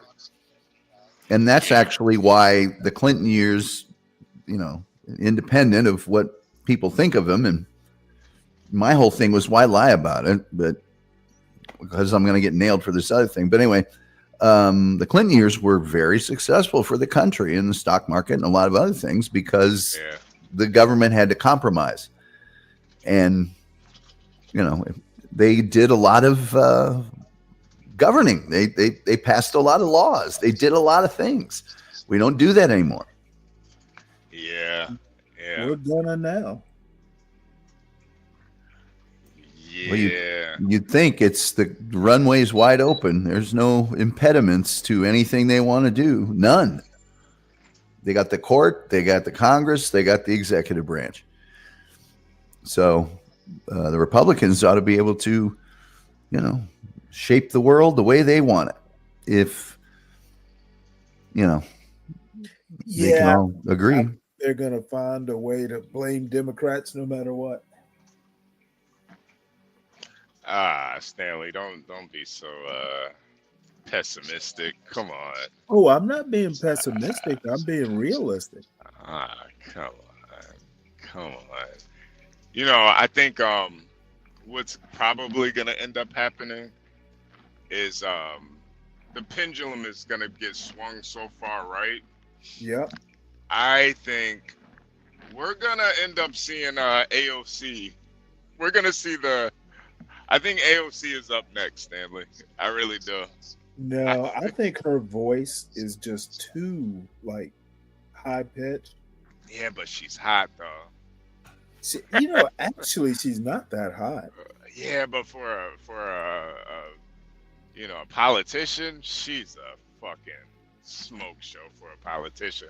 Who's hotter than AOC? What politician's hotter than AOC? Some would think Lauren Boebert. Let me look her up real quick. Yeah, I'd say Boebert's better than AOC. I don't know. She's different. Way better body. I've seen younger pictures of Boebert when she had her hair bleached blonde. Yeah. Now she looked like she was fresh out the double wide. There's no way they can run AOC. The Democrats are going to have to come way center and we're just like you the next election, or they're going to get more of the same. Yeah, I don't think reputation-wise she's going to be able to. She'll have to be like in her 60s before people forget. Yeah. No, I could definitely see that. I think it's. I do think it just kind of how it got out of control with the left. I got a feeling it's going to get out of control with the right. Oh, you know what? Actually, that was something I meant to ask you, Tom, earlier. There are already rumblings, in the progressive camp that, essentially the Democrats need to do basically the suggestion that if the Democrats want to recapture the working class, they're going to have to go left to like a Bernie Sanders, crowd to basically make that crowd their base. And I just don't foresee that. I don't either. Yeah, I think they lost that Bernie Sanders crowd. Yeah, but there are people on the left that are saying, hey, if you want the working class, you need to come back to us on the left. I don't think they can do it with Bernie. I think they can. I mean, I think if they come center or more center, then they can get that working class. I just don't. Bernie. Let's pretend he's not too old. I think he's progressive on enough things that it might disqualify him from. I think they almost, and I know, Stanley, this is not a great word to use, but they almost need to get someone who is a bit more populist. At least in they need a Democrat like they need a Western state Democrat like Gary Hart used to be. That it just was a big on the environment and foreign policy and not crazy on social or identity issues. Well, see, I don't see how you can be a left populist and not be crazy on the identity stuff. I don't think it should be a left populist. Progressives aren't identitarians technically. They're more class. Yeah. What do they call it? I want to say essentialist, but I don't see how you can be a left progressive without being a socialist. I think that's true, but I think the progressives are going to have to come to terms with the fact that your ideas are not going to win us enough votes. And if you want to get your deals done, you have to win. And to win, how many did they lose by in popular vote? But it doesn't even matter. They lost every swing state. they've got to do something to be more, just more close to center, to reach more people. Most of the people in the country are center. Well, how do you go more center than Biden? I don't know. I think personally, I think Biden won because it was an anti-Trump vote. That's exactly what it was. So, I mean, it's politics at that point, inconsequential. I think they need someone with that track record, though, because right now, name recognition wise, all they have are the, greatest hits, to trot out. And they've got to get some new blood in there. And for the longest time, the people that they've championed as new blood have not been, well, like yourself, Stanley, the left center. They just aren't. Well, championing. I'm allowing to be the left version of Trump. That's what they need.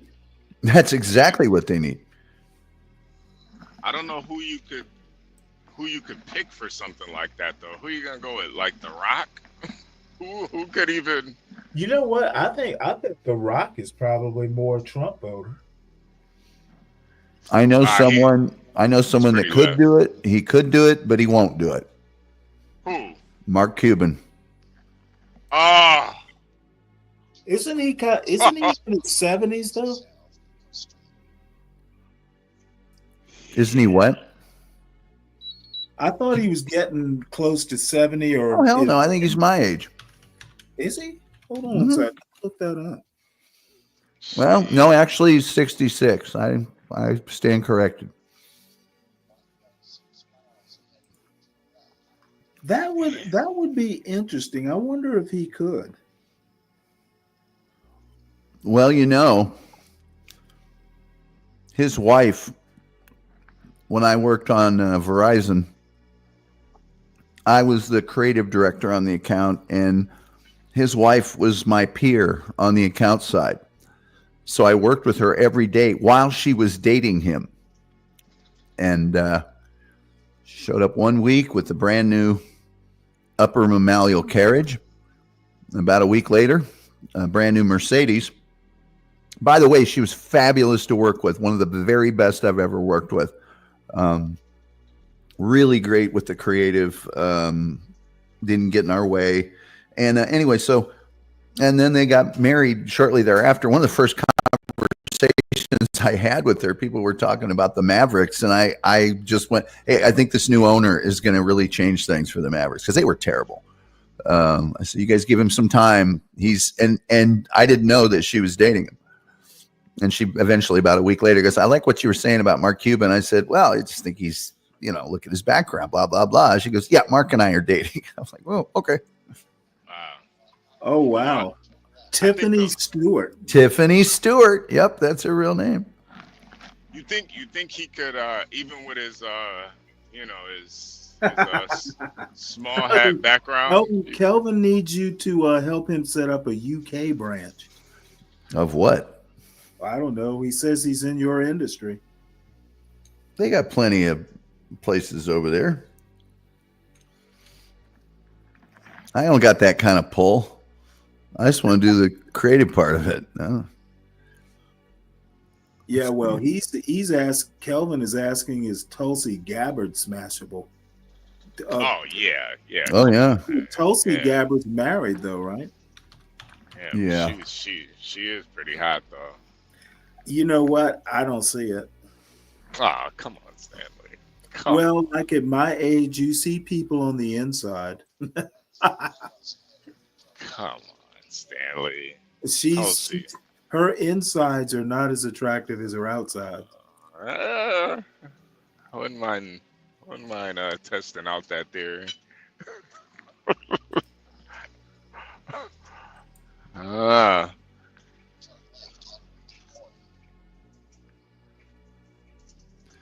Pam Bondi back in the day. I don't know about now, but Pam Bondi, I couldn't believe she's 69. Oh yeah, I think we were talking about her the other day, and yeah, she does not look that old at all. It's kind of insane. She must be on some something, facelift or something. I don't know, but back in the day, telling you. I've been watching some of those facelift videos. Man, some of these facelift videos, some of these women, Jesus Christ. Some of these doctors, I think what it is women fuck up by overdoing it and then like going to these third world countries to get it done. But if you get a good LA plastic surgeon, these guys work miracles.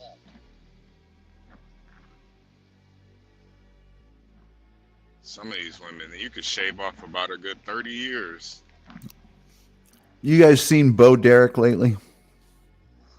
Yeah, she's married to that dude from Northern Exposure. Yeah. Well, she's never had anything done. And she's 68, but she looks like a human being. You know, she still has all of her features and stuff. Yeah, she looks older than she used to, but she said, no, I'm not doing that Hollywood thing where maybe one facelift you can get away with not looking like you had a facelift, but two, you're going to get that, you know, surprised catfish thing with your lips. And it just, yeah, it's just, well, I'm looking at a picture of her now. She looks her age, but if I were her age, I'd be okay with it. Yeah. You know, I just have to put on a movie every now. I'd have to put on 10 every now and again to. Well, if you stand her next to a whole bunch of women her age, she looks incredible. You know. But,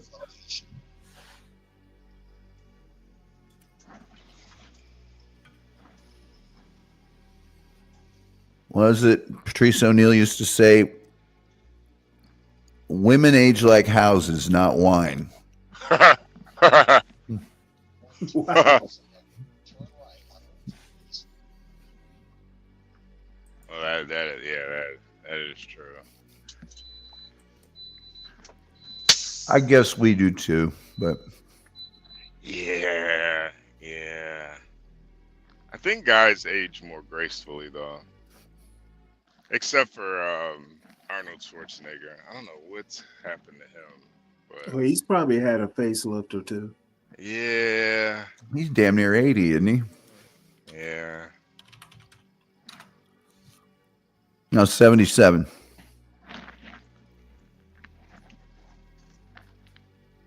Yeah, I'm pretty sure Biden had a facelift too, Stanley. I'm pretty sure. I wouldn't doubt it. Well, if you're going to put those chiclets in your mouth, you know, he definitely's got dental work. And hair plugs. Yeah.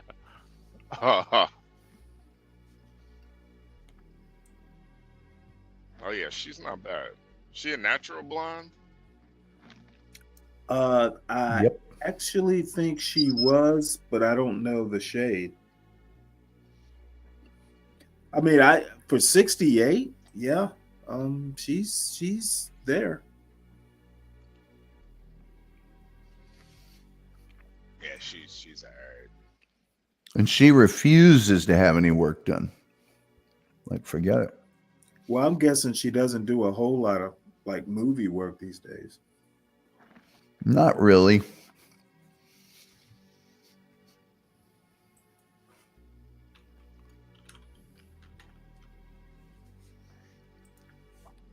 She was married to John Derek for the longest time, who was legendary for women that looked almost exactly blonde, statuesque.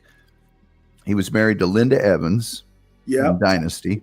Ursula Andress. Oh, wow. Who was in Dr. No. And a chick named Patty Bears. I don't know who the hell she is, but she was a Russian chick, Russian actress. What was her name in Dr. No? I want to say it was Virgo, but I know it was. Was it? It was some weird one-word name like that, wasn't it? It was. Yeah, it was Solitaire or some Bondy thing. No, it was Honey Rider. The start of the James Bond, pussy galore type names. Oh yes, Stanley, I did want Yeah, to that's ask you. right. It was Honey Rider. What'd you think about Kash Patel as the FBI pick? You know what? I had an article on him that I didn't wind up using last night. Mm-hmm. He's got some he's been Trump's attack dog on intelligence. So they're basically saying he doesn't really have the credentials. However, I think he has enough. He was a assistant U.S. attorney. I think he's got a couple things that I think he'll get confirmed. They just need to figure out, they just need to get Christopher Wray to resign, or maybe he's coming up on that 6-year term. But I'm pretty sure Kash Patel will probably get it. Yeah. I know Kash Patel's. I'm not gonna say he's a conspiracy theorist, but he's kind of a conspiracy theorist, but not in like the crazy way. But I think it's a good pick for Trump. I don't know how it's gonna work out though, but Mr. Servitive. Let me drop the link. Yeah, I think really the only people that really care about this are the people that voted for Biden. Like honestly, I don't blame them. I mean, like, because I feel like if you were a Biden voter, and I think that would supremacy. Oh, come on up here, Hood. Let's talk. Let's talk about our future Asian overlords. That would be more of a, that's like your candidate kind of losing and not honoring his word. He said he wasn't going to pardon him, and he did. But I think, honestly, I really don't blame him. Like, why would you not pardon him? Okay, well, Trump literally spent the summer saying how there would be retribution. I wouldn't leave that up to, I hope Trump is just kidding. Did you care when Merrick Garland got passed over and then? Oh, I had a huge problem with it. No, I'm talking to HB. Did you care about that when, a few weeks before the election, they all went back on their promise, we will never, ever, ever not let the president because I think you probably didn't care, and there's no reason for you to have cared. Yeah, so we'll let the next president have his choice. That went out the window. Yeah, I mean, I don't think that Democrats are going to be as concerned about it as Republicans will be. Yeah.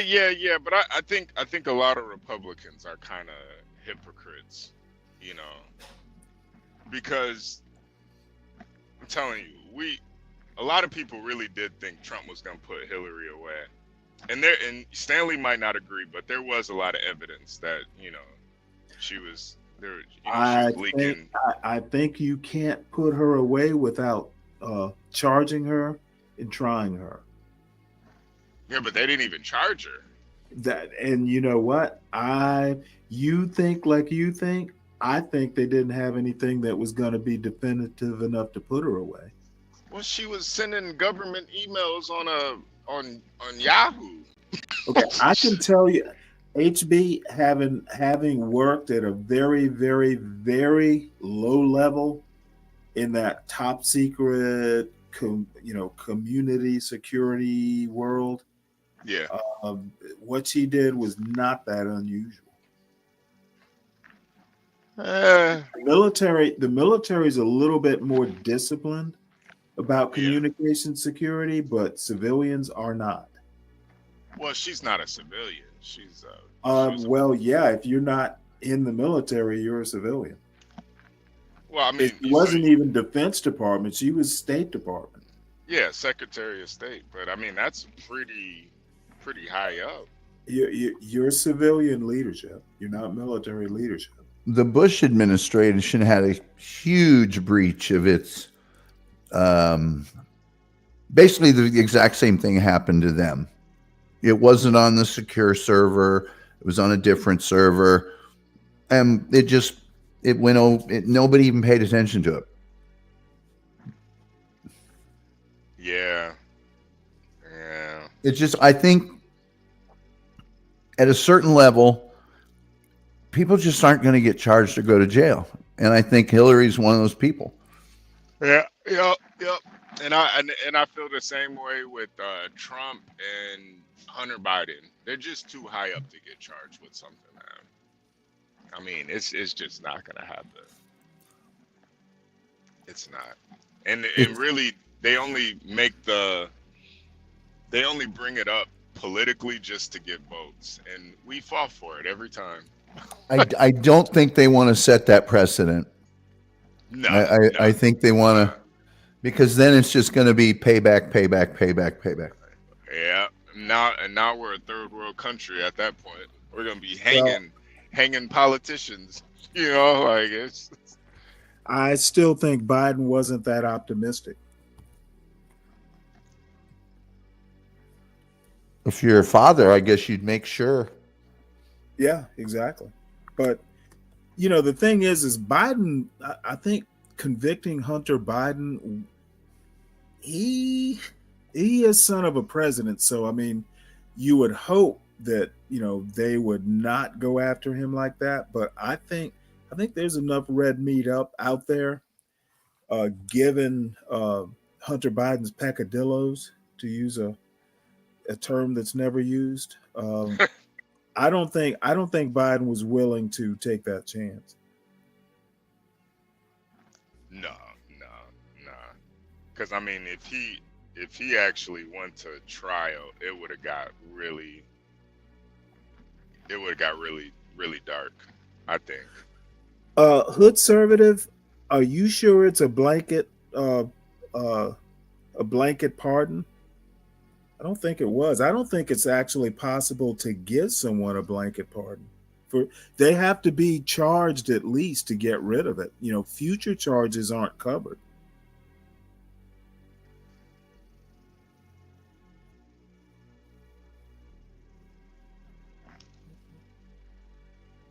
Yeah, and then it's just like, do you guys really want to see? That's not how you spell it, Kelvin. Do you guys really want to see Hunter Biden in jail? Like, do you really want to see that? I don't know, man. To be honest, I don't care one way or another. Same here.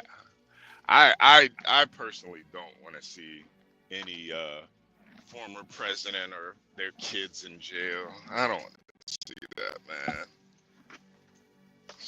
It's just gonna go downhill from there. Maybe when I was younger, I used to think shit like that could happen, but this is America, man. Got standards over here. Yeah, okay. we do, Stanley. We got standards, man. Come on.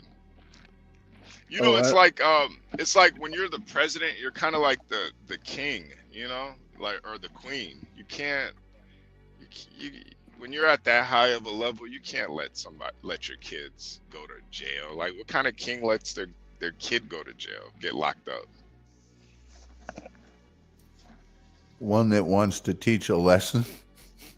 Well, yeah. I mean, Yeah, but Did you ever have like friends that did some little crappy, they stole a pack of gum when they were 6 and the parents went right straight to the manager. My son stole this gum, then got him in trouble. And because a security guard or police or a kid goes joyriding when he's 14 and the dad goes, yeah, lock his ass up. I'll be there in the morning. yeah. No, I definitely. When I was a kid, I did one of those tours of a Scared juvenile straight? home. Yeah, Oh, okay. I did a juvenile home tour, and that shit was brutal, man.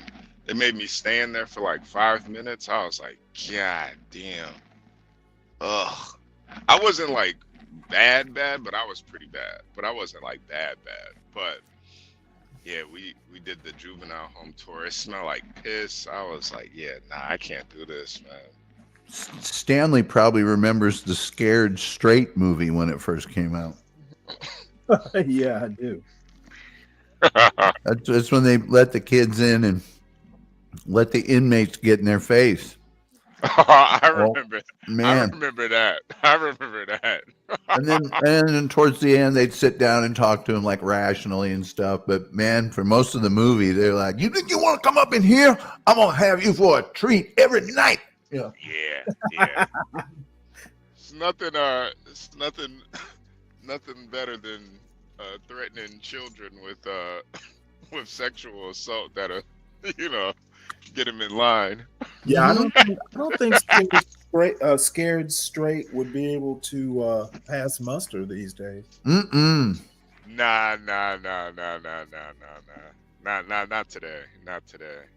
Cause you gotta think too, like probably some of those kids might actually be gay.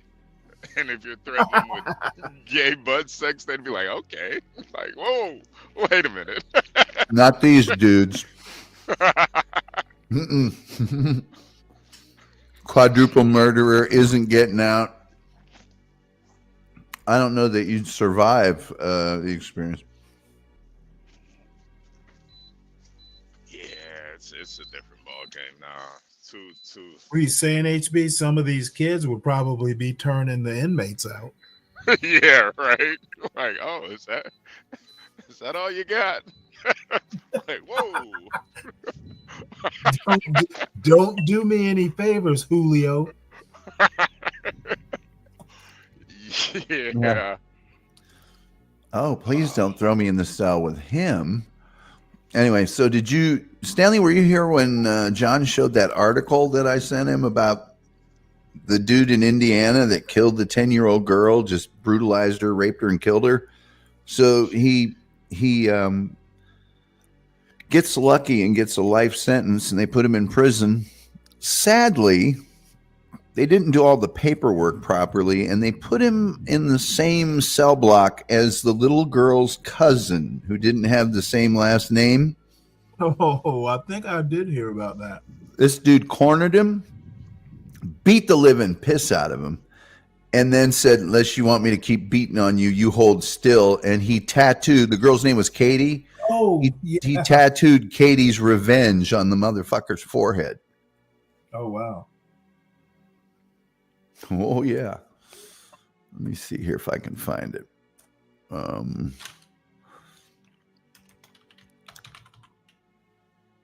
Here we go.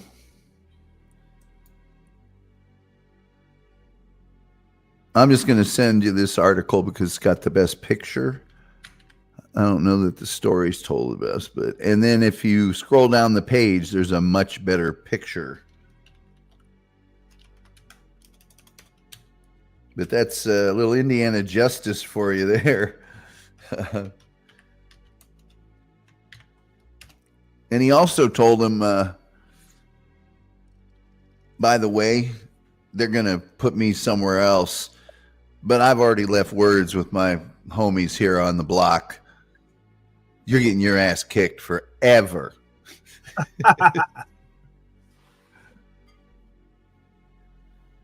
I thought it would be something like, well, hey, if you get that tattoo removed.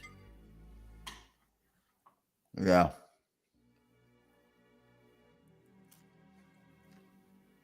Anyway, the link's in the. Yeah, I got it.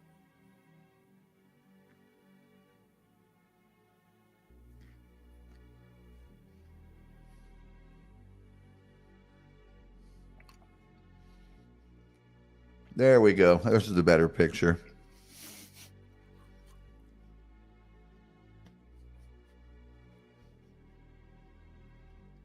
Yep. Crime doesn't pay, kids.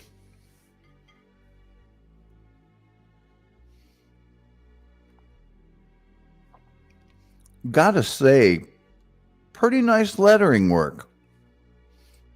Yeah, very meticulous.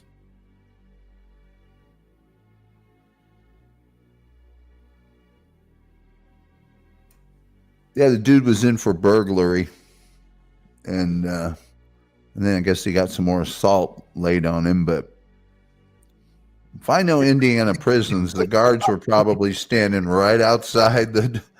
Yeah, we might as well let this go for a while. I can guarantee you, it was worth the extra time to tack on. Mm-hmm. Probably, I bet they're probably just gonna they're probably not gonna add that much time. Well, I think they gave him an extra 2 years. This was back in 2006.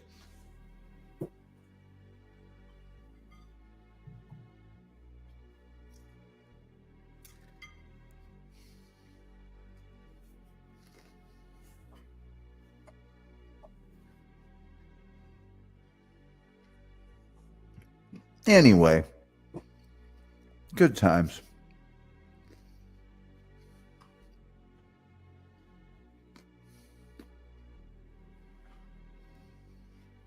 I'll be back in a second. I gotta call my mom. I like to call her when she's walking the dog in case she falls down or something.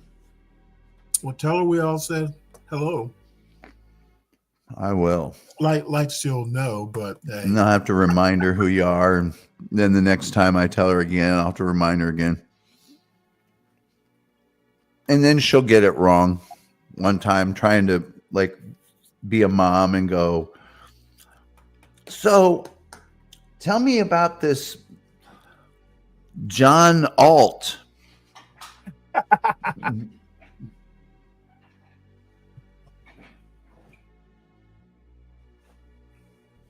What was the thing she was trying to tell me about? I forget what it was, but she was trying to say the name of someone popular. And it was that Katie Como. I kept going, Katie. There's no popular singer named Katie Como. You know where I'm going with this? Yo, this guy looks hilarious. Katie Como, and it turned out it was Katy Perry, and she got it confused with Perry Como. Oh wow! That's kind of funny and understandable. Yeah. Katie's Revenge. Mm-hmm. Okay, I'll be right back. That's actually like a good name for a movie, Katie's Revenge. Well, I'm starting to. Me and Stanley are starting now. Me and Stanley are starting a band, and that's the name. Katie's Revenge. Mm-hmm. That's a really dope band name, though. Mm-hmm. The shitty part of it is to be in the band, you have to get that tattoo. Oh. Well, you know trouble. How Stanley feels. You know how Stanley feels Can about it be tattoos. a temporary tattoo? Yeah. We've been having trouble getting other people to join. Katie's Revenge. Can't figure out why. Hey, SKC, what was Hood Conservative's question?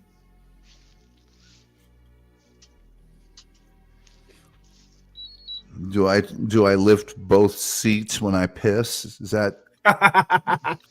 If you've been to prison, you better lift that seat up. Well, given the topic of his show last night, that's actually apropos. What was the topic? I don't know. It was something about the gender wars and men are basically. I got called feminine, a feminist a lot in the chat. Well, that's kind of how, with this whole gender war thing, the men have they've pretty much become exactly what they hate. So it's the same way women try to shame you into believing what they believe. The men do the same thing now. Well, I'm kind of a simple person when it comes to that sort of thing. I don't believe, I'm not a huge critical theory fan in the first place. I think they just way overcomplicate things. And I like I said in their chat, in Hood Servitors chat, I'm a boy meets girl kind of guy. And if it gets much more complicated than that, I'm kind of not on board. Yeah. And that's the thing, that they try to complicate it. Like, I don't have to date every woman in America. I only have to date one. Two at the most. Two at the most. So it's like, how could there be a war? I don't gotta deal with these bitches. What war is going on? That's why I think, a lot of that shit really hurts. I mean, I'm grown, so it doesn't affect me, but if you guys are like talking to young boys and shit, you guys are really doing them with this harm, man. Like, you're really fucking these little kids up if they really believe that bullshit. Like, bro, you only gotta focus on one bitch, man. If she don't work out, I got you. Yeah, move on. Move on, right? But thinking that it's a gender war, like, bro, this shit, you're pretty much gonna turn guys. I just don't know how you get into a quote serious relationship. You know how on Pop the Balloon, every now and again, someone will say, well, hey, I'm dating to meet someone to marry. Right. And, if you're suspicious of every move, I just don't see how that's conducive to building that type of relationship. It's not going to work. It's like Mr. and Mrs. Smith. If you think the woman that you're dating is a spy, that shit's never gonna work out, man. But I do think there are certain things about like that type of rhetoric that is true. Like, you gotta be able to protect yourself. You don't want to be a simp, but you also don't want to be a fag either. And I think a lot of times it's a very fine line where it's like, so you're telling guys not to date women. Is that what's going on? So what's the alternative? Kelvin here says boy meets girl narrative ended in the 80s. And here we go, and communitize like in Here It Goes. I'm like, no, I'm not going to get too deep into it. And I'm not going to get into a whole, like, these guys are wrong. I'm like, I want y'all to live your life, as it suits you. But I can tell you right now, I have experienced the boy meets girl. And yeah, maybe I was older. It can happen. And it's the normal. My mother used to warn me about, hey, as a matter of fact, I can remember her some girls I dated in high school. She had some choice advice, which I promptly ignored. But I think that going in paranoid just isn't. It's not my style. Yeah, nah. I think you just gotta. It's just simple shit. Like, you gotta protect yourself. Yeah, you gotta protect yourself. But were you aware of the other day? Tough Guy, gets on here and he starts just blasting women, for basically opening their legs. Like, if they open their legs, it's their fault. And I'm like, unless that PUSSY has a tractor beam, you can say no. You don't have to get between those legs. Yep. And I'm simply not going to stand here and listen to someone blame, baby mamahood and baby daddyhood all on the woman. That, as a matter of fact, in my opinion, and I said this, if a man cannot resist and have self-discipline and self-control, then he's not a man in the first place. Yeah, and then too, when you really think about it, like on a macro level, what society or culture is led by the women? Well, there have been a few matriarchal societies, but America isn't one of them. Yeah, what I'm saying, like a society that actually lasted, stood the test of time. None of them. Well, here's the deal. Culture looks to the women for the solutions. I don't agree with that. I think women have solutions in things that they tend to be good at doing. Yeah, in the kitchen they got solutions. If America were a matriarchy and Black culture, if you want to call it that, is matriarchal because of the high single motherhood rate. If it were actually matriarchal, a whole system, a whole culture, a whole society would be built and successful. America isn't a matriarchy, and I don't know that I believe that Black culture within American culture is any more matriarchal. If it was, we wouldn't have the issues we have. If it were truly matriarchal. What do you mean by that? What do you mean by that? I mean, we have a lot of problems with single mother households and the products of single mother households. Therefore, it's not matriarchal because problems are generated. If we were truly a matriarchal society, we would have figured out how to raise kids successfully in that matriarchal society. Oh, yeah.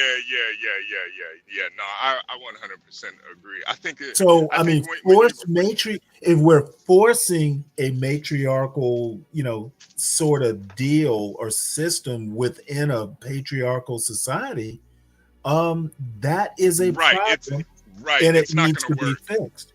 Right. That's more just it's not really a matriarchal society. It's more like just a right. It's a problem. Forcing a matriarchal sort of deal in a patriarchal society leads to the problems we have now. Therefore, it's not a true matriarchy. Yeah. And you know what? I'm sorry if folks don't have that kind of way of working out the logic. It's basic logic. Yeah, to be a true matriarchal society, it would have to be ran by we women. We would figure out how to raise successful children. Right. We don't have those tools. And then, like, men would pretty much just be like breeders. We wouldn't have any power at all. Yeah, we'd have a woman president, etc. we just So I never even thought about it like that, Stanley. Like it's not really a matriarch. It's more just it's a round stick in a square hole. It doesn't fit. And I see Communita reacting with a bunch of laughing emojis. I'm sorry if you can't work out that kind of logic. I'm admitting we have a huge problem. And because we have a huge problem, that's evidence that we're not actually a matriarchy. I was watching this weekend. I was watching these videos of, like the first responders to domestic cases, and it's like, man, you see these women, they're fucking hot, Stanley, but they're batshit crazy, and I think that's the real issue. It's like a lot of these guys, they can't say no to the pussy because the bitch is hot. Like I'm sitting there watching this shit, and I'm like, yo, why the fuck would this guy mess with this woman? And then she's getting arrested and she's telling the cop, I don't have any panties on. And then I'm like, oh, okay, now I get it. Now I get it. now I get it. But it's like, most of these guys can't control their dicks, man. These bitches be crazy. I'm gonna agree to the extent that, hey, if a man can't be, to use a word that I hate, a man can't be stoic enough and self-disciplined enough to resist that sort of thing, now he's not that much of a man. Now, if he's the product of a single parent home where the mother was the queen bee, there was no male influence, I agree that's a problem, but it's not a matriarchy. It's a single mother. It's a single mother household. Which is a round stick in a square hole. It's just not working. Yeah, and I think when you say a matriarchal society, we've never really seen one. Not in America, we haven't. Nah. You've heard about them in history, Africa and other, but I mean, these are like hunter-gatherer sort of societies. Right. Where that sort of does matter, like if you're, I could see a matriarchy working in that sense where, the men are off, fighting wars, protecting the village. So you need the women in that sense to kind of rule the tribe or whatever. I could kind of see that working. But even then, I don't know. I don't think there's a such thing as a matriarchal society.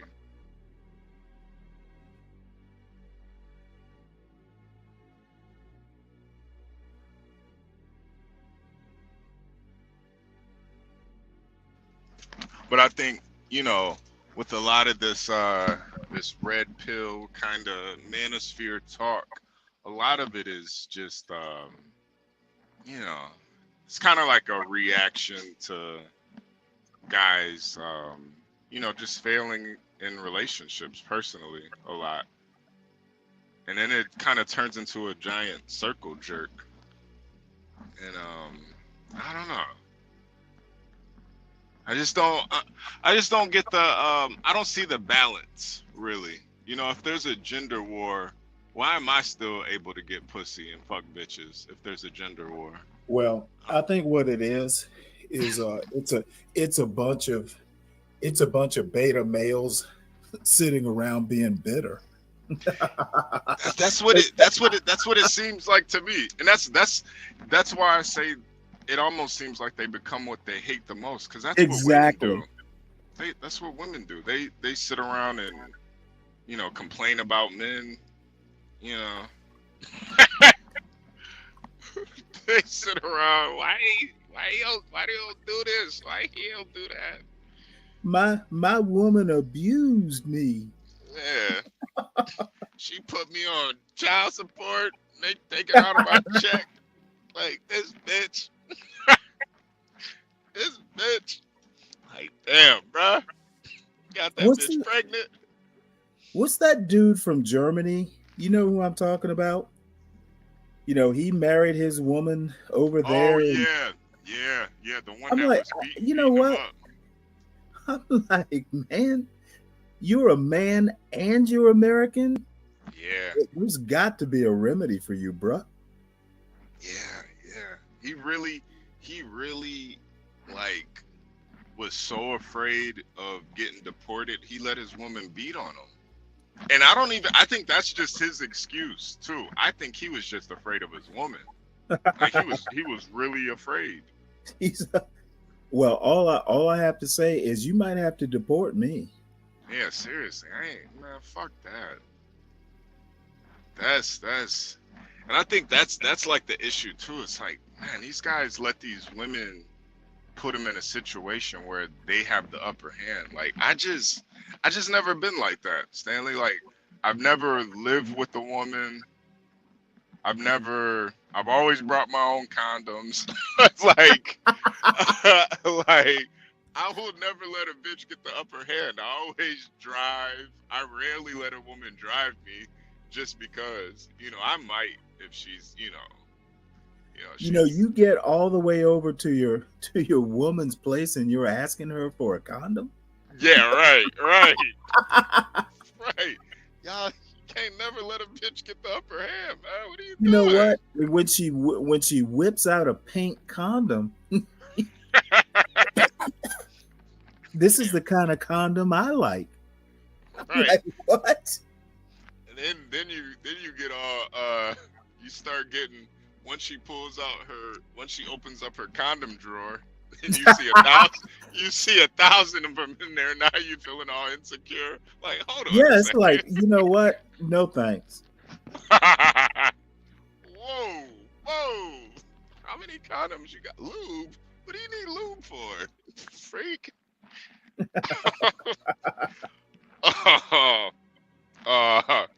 HV and dirty folk have much in common. Yeah, I'm not gonna lie, SKC, I'm a reformed Pookie and Ray Ray. So when I hear you pseudo intellectual brothers talk about the Pookie and Ray Rays and stuff, it kind of offends me. Cause I'm a reformed Pookie and Ray Ray. I turned my life around 2021. So, But you know why? Because you are a man. And you know me, I'm kind of, I'll read a book and cook dinner and all this stuff. But when it comes down to it, my wife, she took care of herself. My wife was a widow, and she took, basically charge of her kids for 14 years. Her husband had been dead 14 years when I met her. But when we hooked up, there was no doubt who, like, I'm sorry, I know that you're used to, doing stuff kind of your own way, but that's changed now. I mean, you have a choice. I will work with you. If what you're saying makes sense, I'll go along with it. But when the rubber meets the road, if I have to make the decision, you will follow me. Right. And it wasn't a whole lot of I'm the man and beating my chest and bullshit. It's all in how you carry yourself. Yeah. Like I do look into my eyes. Do you see doubt?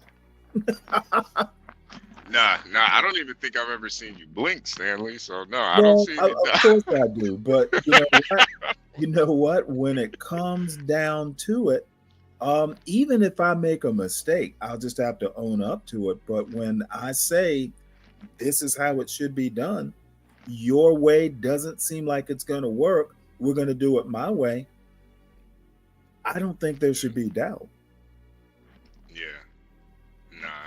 And women too, they naturally look to us for leadership too. That's like the big thing. Yeah, if you're not gonna be a leader, then you're gonna get what you get.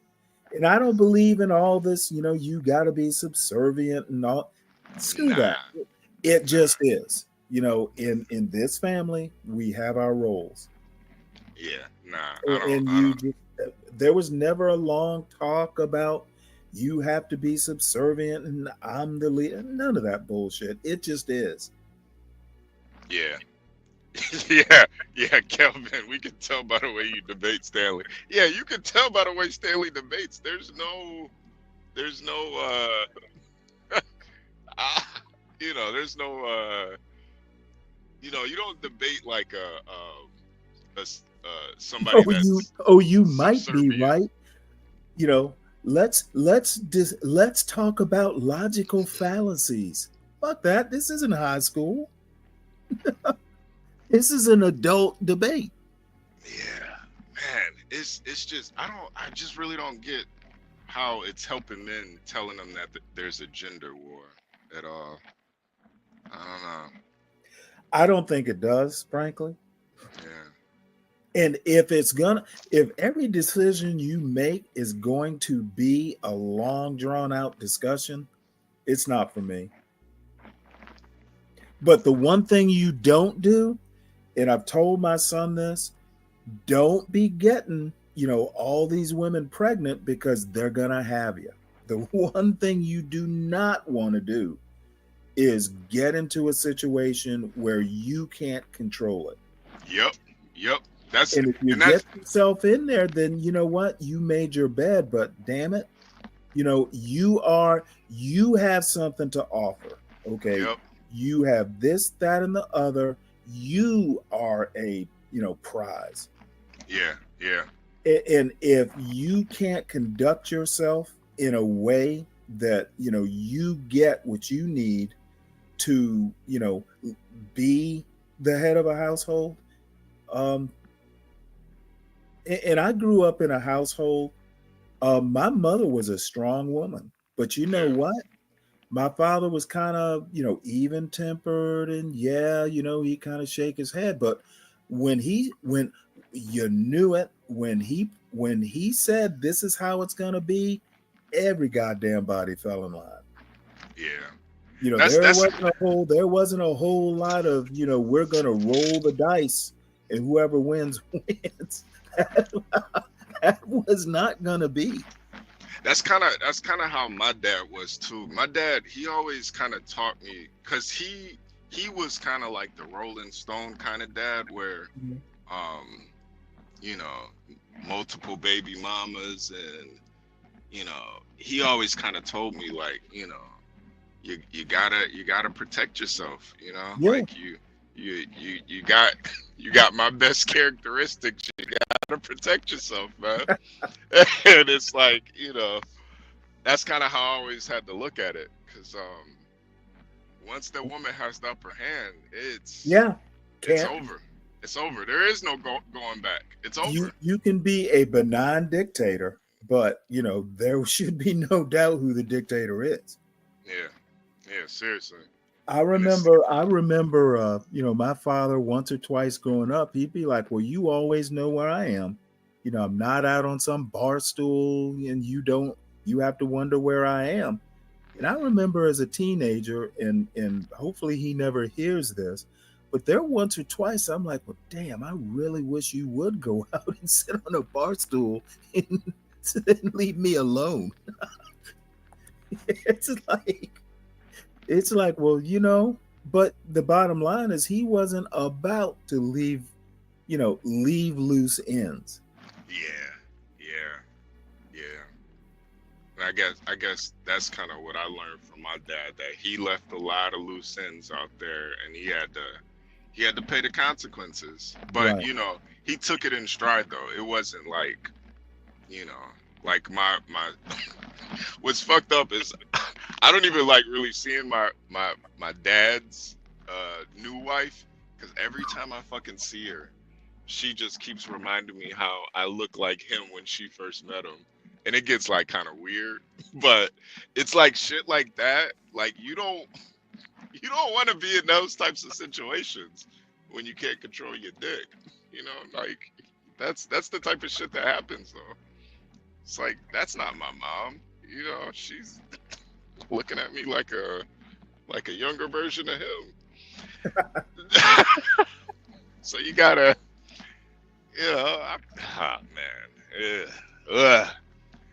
that's why, when I do have a kid, I definitely want to be married to the woman. I don't want to make the same mistakes a bunch of these red pill guys make.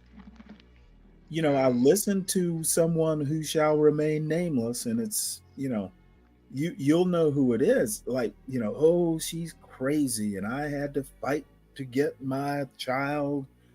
I'm like, fuck that shit. Yeah. That's just weak to me. Well, I mean, but the thing is if you put yourself in that position, right. Like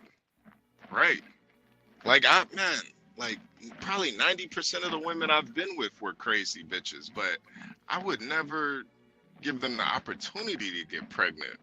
Like, are you crazy?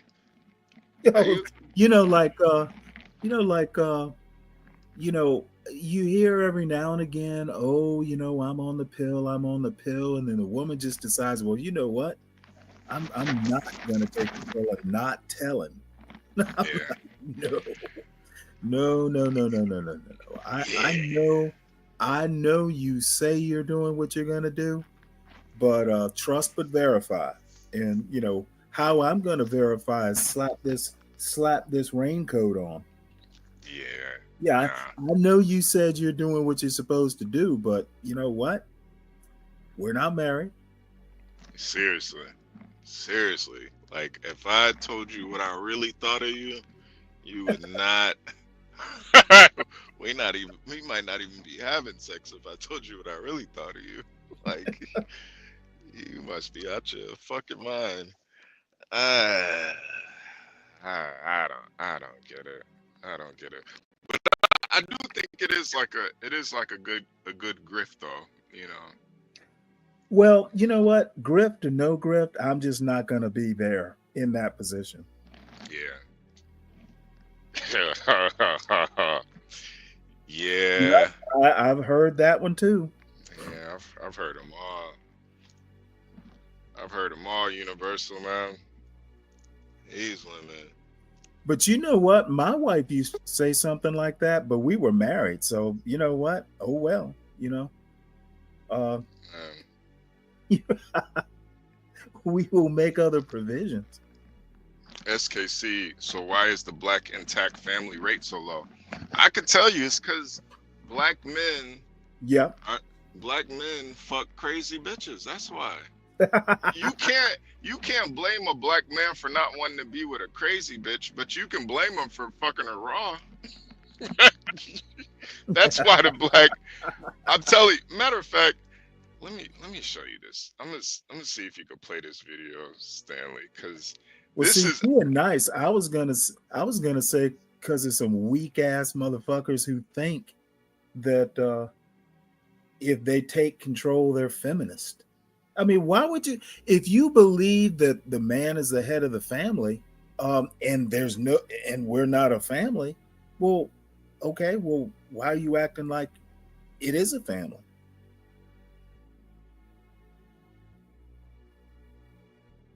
And putting yourself in a position where the government has to get in there and take control, that's not manly behavior, in my opinion. Yeah. But check this video out in the back. Now, now this should answer your question, SKC. I watched this video, and this is the type of girl in my younger days I probably would have smashed. I'm not gonna lie, I would have smashed her. I would have never had kids with her though, and this is why the black family is not intact. This is why. So this is SKC's answer, huh? Yeah, this is your answer right here. This is your answer. At 7:53. Can you hear it? Yeah, I can hear it. Yeah. Officers in Georgia responded to a domestic dispute after a woman reported that her children's father had assaulted both her and the kids. The man also called, saying the woman was blocking him from leaving for work and following him outside. The officer arrived and found him waiting outside the building. I just try to get my stuff and walk to go to work. But I ain't do nothing. You know how she is. Where? I just don't want to go to jail. I stay here because I don't want to go to jail. I want to go to work. That's it. Why'd you have to come back to get your stuff? Because she had the stuff in the car and then she wouldn't let me get out of the car. That's what caused the commotion. And then when I got out of this car, then she started causing more commotion. I didn't do nothing, man, bro. I just trying to go to work, bro. I ain't even put my hands. She ain't got no bruises and nothing, but she gonna say more and more because she mad and I'm trying to go though. I ain't do nothing, man. I promise you I ain't do nothing. Do you have any marks scars? On you? No, I don't. I'm from work, but now I don't have nothing. No, I don't have nothing. And then I can show you the recording, because now her son about to say I've been putting my hands on him and stuff, but I haven't. Isaiah? Yeah, he's going to say that because she going to tell him to say it. So I was recording too because she broke my phone. Knocked my phone out my hand.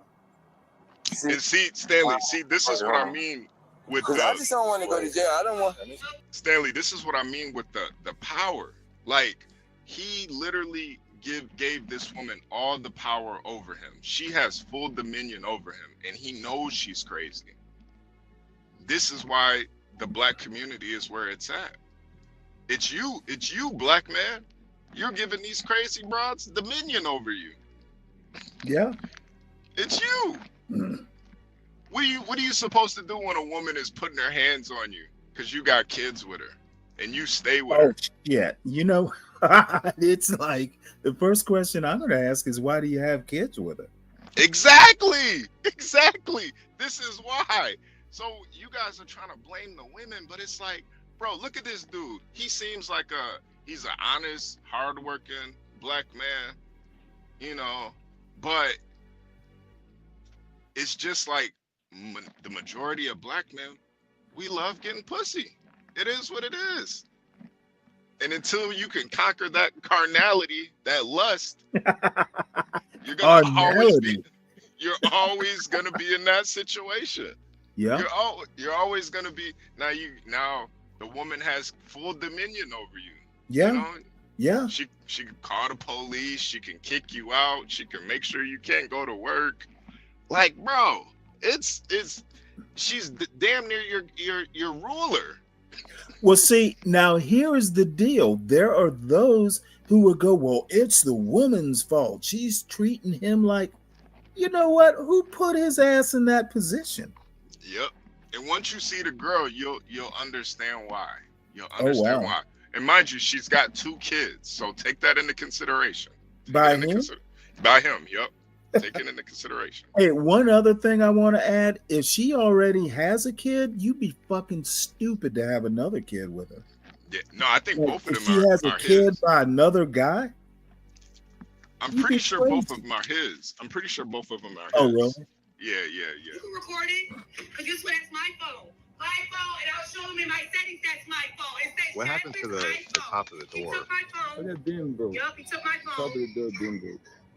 He got From my the last time, remember you was there and all that the thing happened? It still never got fixed. It just had a crack in it. That's not surprising. Say yeah, yes he did. Yes, he did. You scared to tell. You scared to tell. Because all you do is start in my kids. All you do is start in my... Yeah. I don't care, Zoe. You're not going to work. You're going to be broke for the rest of your life.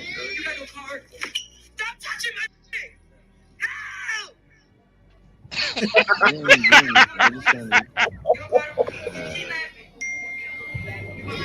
recording this like a broken phone. Do you have a person?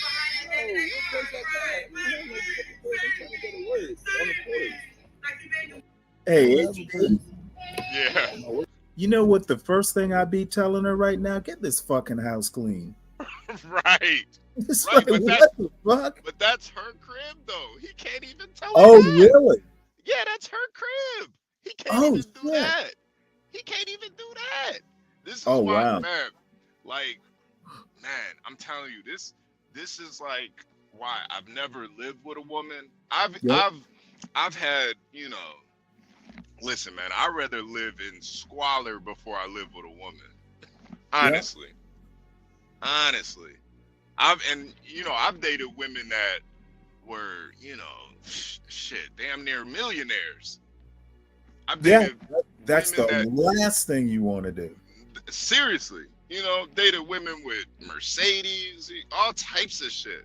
Oh, you can stay with me, you know how many women have like asked me to come live with them, Stanley? Like literally come live with them. You can save up, you don't have to do none of this, none of that. And I'm just like, I'd rather live in my truck before I go live with a woman. Like, are you crazy? Well, you know, and I just had a thing in my head where, you know, I can imagine my son telling me that, oh, you know, me and my girl are gonna move in. I'm like, first thing I'd ask him is, are you fucking crazy? That's the last thing you want to do.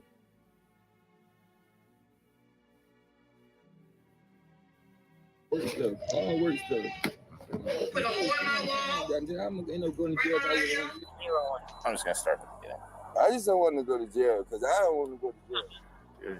I don't want her to go to jail neither, though. I'm not doing nothing.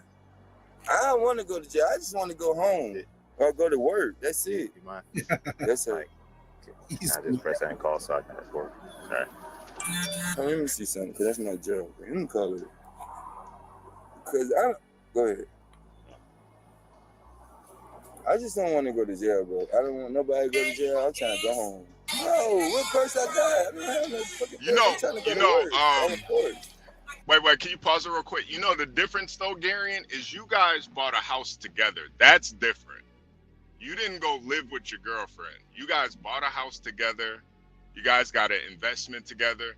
If anything were to happen, you guys got to split that shit. You're not living with her. That's the difference.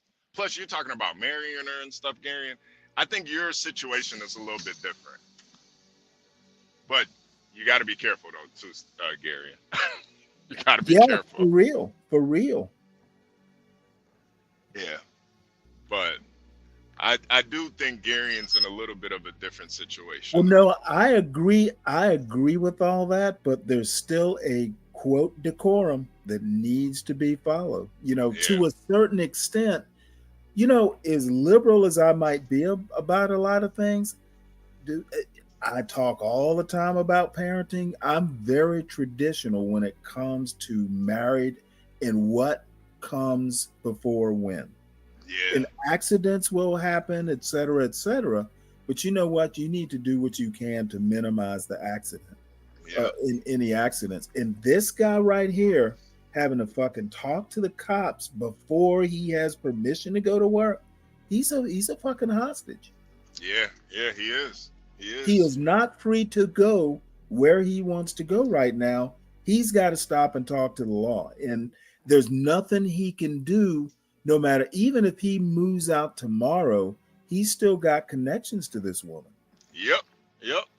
He's tied for life. Tied for life. Yeah. Yeah. Yep. I'm telling you, people. Oh man, and it's so sad because he doesn't seem like a bad guy at all. He seems weak. Just weak. That's it. And I bet that he sits down and watches Hood Conservative show last night. No solutions though. There's no solutions. You gotta just tell somebody these guys, listen, man, you fucked up. You fucked up. He was probably on the panel. You got a ain't shit bitch pregnant, man. And now you want to blame her. It's just like, man, I can't blame the women, man. I'm a man. I can't blame a woman. What type of man blames women?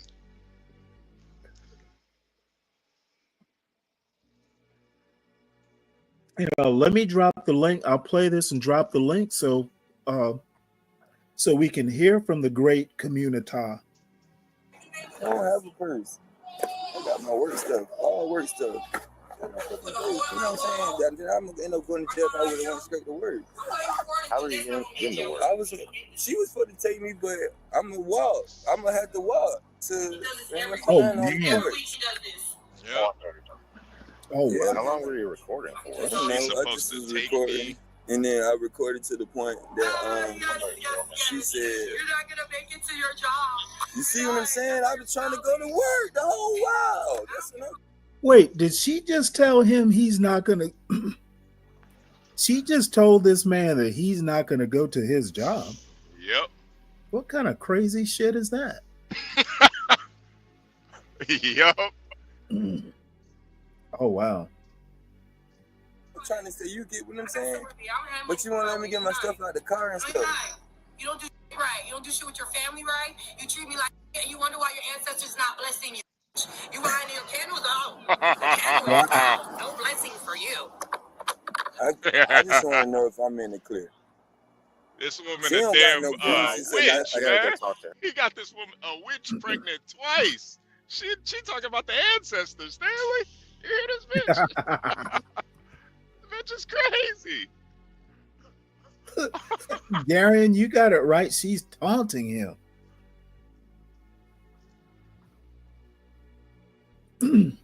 I want Communita, can you take this in your working framework and explain it to me? Oh, the woman.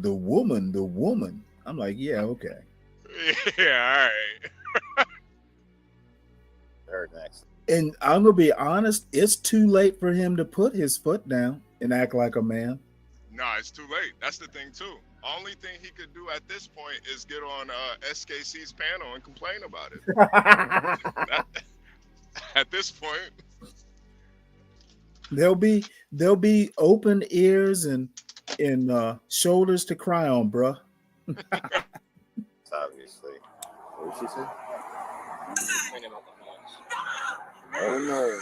What noise? There was never no noise up there. She lying. I guess, can you stay with him and then I gotta go talk to her? I have to talk to her first. What do you mean? Oh, okay. That's not ours. I don't know what that is. Yeah, I was like, hey. What you doing? We got a phone call. No. Please don't do this. No, it's not. Oh my God. You I called was. or he called? No, yes, because my car. I need help with my car, sir. What? I had put my kids in the car, and when I was getting my stuff out the house, my car won't start. Like it's locked. It's locked. My car's locked. Can you please help me? That's what I'm trying to do. And then I was looking for him. He's up there. He's about to walk to work. He got his bag on his backpack on his back. Yeah, he's about to go to work. Because our car is locked. I need you to help. Can you please help me, sir? Please. Car? Yes, it's the car. It's the car. Please. Please. Wearing I don't know what's wrong. The brakes are off. Shit. See, that's my kids are taking home. I tried turning it. It won't turn. It's a brand new car, sir. I'm trying to take him to work. A cheetah rug with fuzzy slippers, man. This is the type Did anything happen? This is the type of women a lot of these niggas impregnate, Stanley. This is it right here. Yeah, this is wrong. They say the women are the problem. Nothing happened. I swear, nothing happened. Oh, now nothing happened? In my car, it won't start. She was yelling help and shit. Yep. And the cop already saw the video, so he already know what's up. She's walking. So he didn't commit any crimes. He didn't do anything wrong. It's just fake. No, he didn't. But what he doesn't understand is once you call the cops out for a domestic, somebody got to go to jail. Absolutely. There's no escaping it. No, somebody got to go to jail. He don't get that. She just said, did she just say she called because her car's broke down? That's funny. Yeah, just completely lying. My car's broke down. But you know, it's crazy, It's Ryan. crazy. Most of the guys in this chat would smash that girl. Most of the guys would. I mean, most of the guys would. If I knew there was no strings attached, yeah. I mean, Keep it real. we're good. We're good. Keep it real. Keep Yeah, it real, Ryan. we're good. We're good. Just sign off. Just sign off. We're smashing that all day. Mind you, she's got 2 kids, and she's still body is still That's nice. fine. I thought you had a different Yeah, car. exactly. I thought you had a Yeah, different. I had a Buick, but see, the Oh, yeah, ignition you went gotta- out, so my dad had came to basement to pick it up, and I got this new car. Okay. 43. Can you ask him legality question?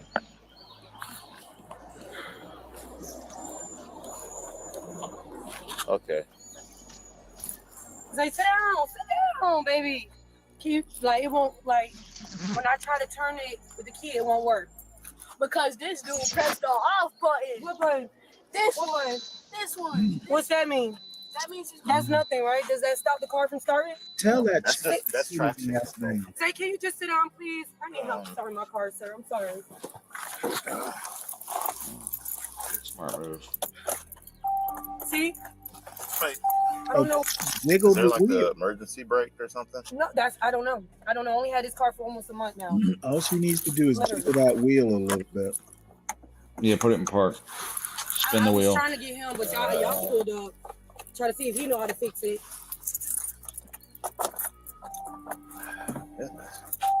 And it's never Yeah, had this jerk. issue? Turn the wheel. Never. Literally. The wheel's got it. The wheel's locked up. Hey, please, baby, get in the car. I don't even know what the problem is. I think the other officer knows more about cars than me. And her boyfriend or husband or whatever, he should know this. Well, he doesn't have a car, so he doesn't even know. He don't even got a car. So. Yeah, he's taking a skateboard to work. He's got a skateboard. He's skating to work. Well, at least he got a job, but yeah, he don't even got a car, man. He don't know. He's skating. This is ridiculous. Matter what? Hello? Hey, no, how well do you know Hyundai Sonatas? My car is locked. Like, it won't turn. Oh, he's running the plates. He's gonna run the plates. Could you come down here and help us with the car? So you must have called the police when you was walking. He must have called y'all when he was walking. He called after you called. That's why I said so, because I was right here trying to fix this, and while he was saying, he said he was going to walk to work, but I guess he was trying to call y'all too to see if he could help. Charlene, the bus wasn't. Yeah. So you're not going on the bus today, baby. I have to take you to school. You got a dentist appointment at 10:30 with Donald. Okay. You'll see your friends. She's got it together. She's got a dentist appointment. Yeah, the other officer's coming to help with Okay, the car. thank you so much. Why isn't she properly dressed? Of course, I'm gonna see what I can do to get your car running. Thank you. I can't make any promises though. I know. Well, she was obviously getting ready. You gotta go to school, baby. You'll see.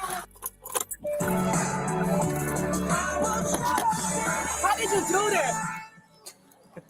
What did you do? I need to know. I'm a man. So your car has an anti-theft which engages. So the issue is that your entire system was locked up. So with most foreign cars, you can crank your wheel hard to the left, which will then re-engage it. So as long as you're cranking it and then turning foot on the brake, you can turn it on. Okay, thank you so much.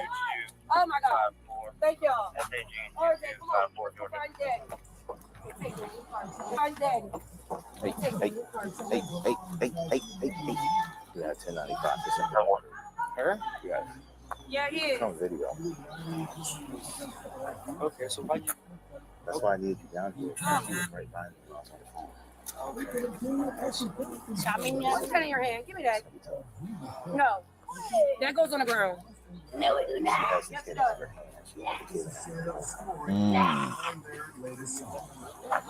She should have. I don't understand. Those are the words that changed my life forever. Hey, can you get a car for the seagull, please? All right, Jasmine. Yeah. All right, so here's a bad thing. You're going to be placed under arrest. Why? For simple battery. Oh, What you mean simple battery, sir? Domestic. What you mean domestic? Can I call? Can I It was call? on video. Can I call? Can I call? I got video too, though. I can show y'all. You said nothing happened. No, I call my mom. I call my kids. My kids. We're going to let you make a phone call. Okay, hold on, sir. Please, sir, please. Please. Okay, sir, can I please call? I got to call, please, my kids. My car. What the hell? My kids, y'all, please. Please. Y'all, pleall, Daddy! Y'all, can I please call? Stay still. Just stay still. Just stay still. Y'all, I didn't hit him, y'all. Y'all, please, my son is right here. Can I please call? Y'all, come on. Resisting. Stop resisting. Okay. Can you come here, please? Help! Jesus. Oh my God, y'all really? What did she do though? What did she do? What did she do? She hit the guy. Well, she's the one who called the cops, right? I know, but did she hit the guy? That's why they're arresting her. She hit a dude. Apparently. That's it. I mean, okay, so let's be serious. Women really, unless you try to stab them or shoot them, it's just women. I mean, come on, man. What is he gonna? He's Ryan, prosecuting. No. Once you involve the police, it's a state issue now. You don't even got to testify in a domestic. That's the thing. This is this is the thing. Like, if let's say you and your wife get into a argument and she just like slaps you, and then she calls the police. I would just laugh. I mean, let's be serious. Yeah, but if somebody calls and says it's a domestic, one of you guys are going to jail. One of you guys are getting that's arrested. true. That's true. So it's not about if she wants to testify. 9 times out of 10, the girl's gonna change her mind right afterwards. But the state picks it up. Do they have it? They got it on film of her trying to hit him or something. Yeah. They showed it earlier where she basically smacked the phone out of his hand. And as petty as that shit sounds, this is the type of shit that it starts with you smacking somebody's phone, and then it goes to you beating the shit out of a bitch. That's how this shit starts. Or the flip side, it starts with a woman smacking you, and now you're looking down the barrel of a 357. That's how these things start. Yeah, I was gonna say if she tries to poison them or, but I don't know. You can't take them seriously. Let's be frank. Okay. Well, my question now is, what does he do? He works construction. He's a What I'm saying, he's skating back. He's skating back over to the car, and then he's going to drive. I think. Well, no. I mean, in the bigger picture. Now, this was already toxic. It's going to get more toxic. Where do you go from here? Like once she's going to take this arrest out on him, guaranteed. Right. Guaranteed. What I'm saying is, what should he do? And if she's that dysfunctional, he's got to get away from her and maybe try to get custody of the kids. Yeah. But it's hard to prove the woman wrong in the child custody case. I'll tell you firsthand. I mean, you got to prove them unfit. It's not who's more fit. You got to prove the woman unfit. And by the way, that's almost impossible. I spent thousands of dollars to do it. Thousands and thousands of dollars hiring PIs. You got to prove them unfit. Okay? Yeah. It's not just about the better parent. You got to prove the woman unfit. It's a very biased system. Well, the bottom line is, the question about, the woman being the problem and all this stuff. I'm still going to say he got himself into this bed, and that's just this whole thing. But Stanley, but he did. He chose this woman. But listen, man, women can change. They have hormone issues. I mean, they're all over the place. There's no stability there. That's more a reason to be a man. I mean, you have a kid with one, their hormones get all jacked up. They lack reason and accountability. I mean, Ryan, she was like this before the kids, man. Absolutely. This a hood rat bitch right here, right? There's no, and I'm not shitting on hood rat bitches. There are some hood rat bitches with decorum out there. I mean, so I'm just saying, generally speaking, though, women change, man. They can change multiple times. Okay, well, that's why I never vote for any of them. Once again, allowing if what you're saying is true, that definitely means he needs to be the stable one. Yes, I agree. Right. And he's just gonna have a hard time. A woman and her kids it's the state. One of those kids is old as shit. Well, he can choose, but it's at some point they can choose, but it's still tough, man. I mean, the women win most of the time. Look, I went to court. Hold on, before we get to the custody part and the fit and unfit part, the question was, why is the black family, in this state? Because of weak men. Yeah, just like this. That thing doesn't look like he's in control of shit. Nothing. Yeah. Well, he's not present. He's not present in the situation. Well, he was. He was. Yeah, he's gonna come back too, and you'll see. Okay, he's coming back. It gets worse, but it gets worse. Yeah, she's not a bad looking chick, and this is why I always say black men are the biggest simps, because I can tell you right now, if it were me, she's not good enough. To be honest, if I passed her on the street, I wouldn't even look at her. Yeah, but most black guys would smash this chick. You know what? Thank God I'm not most black guys. That's true. Black guys need to stop being most black guys. That's the problem. That's SKC's. That's the answer to SKC's question right there. There's so many women out here, guys, black men specifically, keep choosing the wrong types of bitches, and y'all let them shame you. Y'all let them do all this shit to guilt you into picking them, and you do it anyway, knowing that they're crazy. Women can be very manipulative too. Like, I think they're always playing. I say it all the time. Women are playing chess and men are playing checkers, and that's true. I don't even think they're that manipulative, Ryan. They just got get a book from the library or something and learn how to play chess. Ryan, I don't even think they're that manipulative. I just think it's the pussy, man. They got fired Gucci. That's all it is. Yeah, that's true.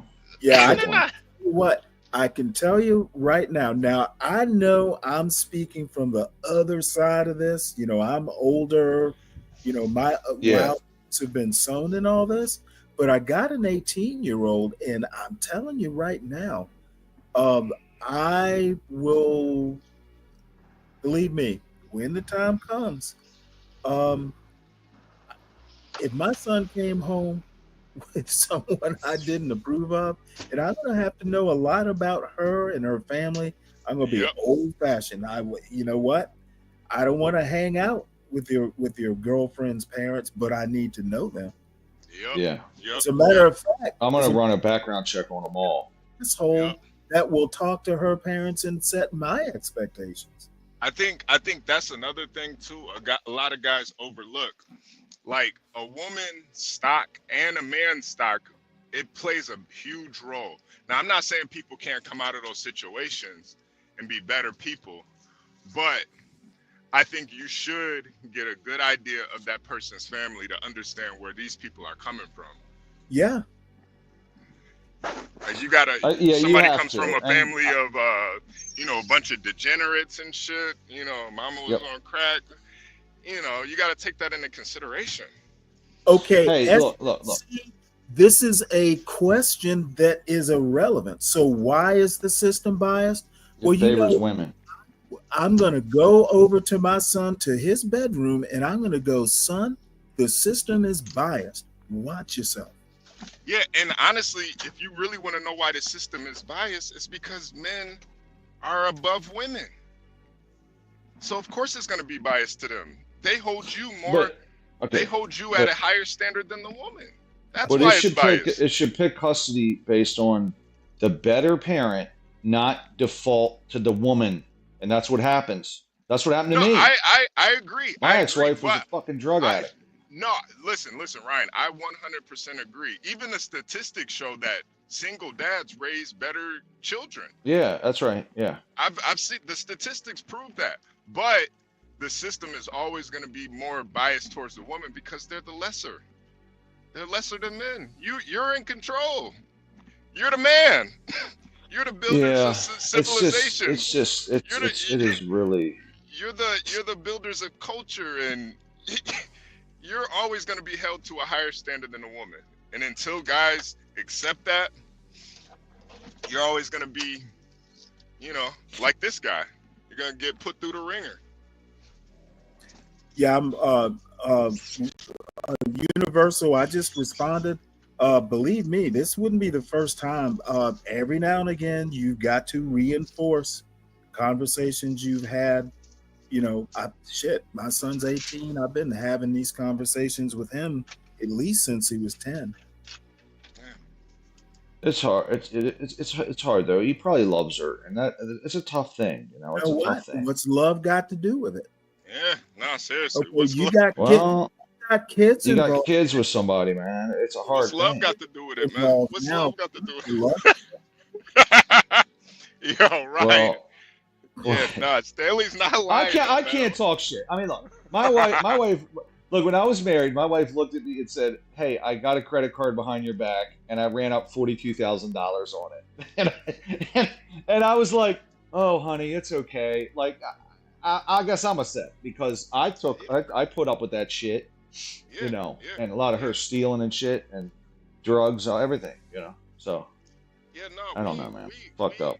And I'm gonna be real. I'm gonna be real blunt, and y'all are gonna think I'm some elitist asshole. My son is at a place where hopefully he doesn't meet bitches like this. Yeah. No, seriously, 9 times out of 10 he's not. But right, but there's always the off chance. But what I'm saying, and I know I sound like an asshole, but you know what? I'm black. I know what's out there. And these are my mother could be fucking brutal. Yeah. It's like, don't bring that bitch home. Seriously, man. Seriously. Well, they make their own decisions ultimately. In my neighborhood, there were 1 or 2 girls I knew, in high school who lived in my neighborhood, and I'd go to dances and, different functions. But I used to think my mother is fucking harsh. She would talk about some of the girls I was dating in high school.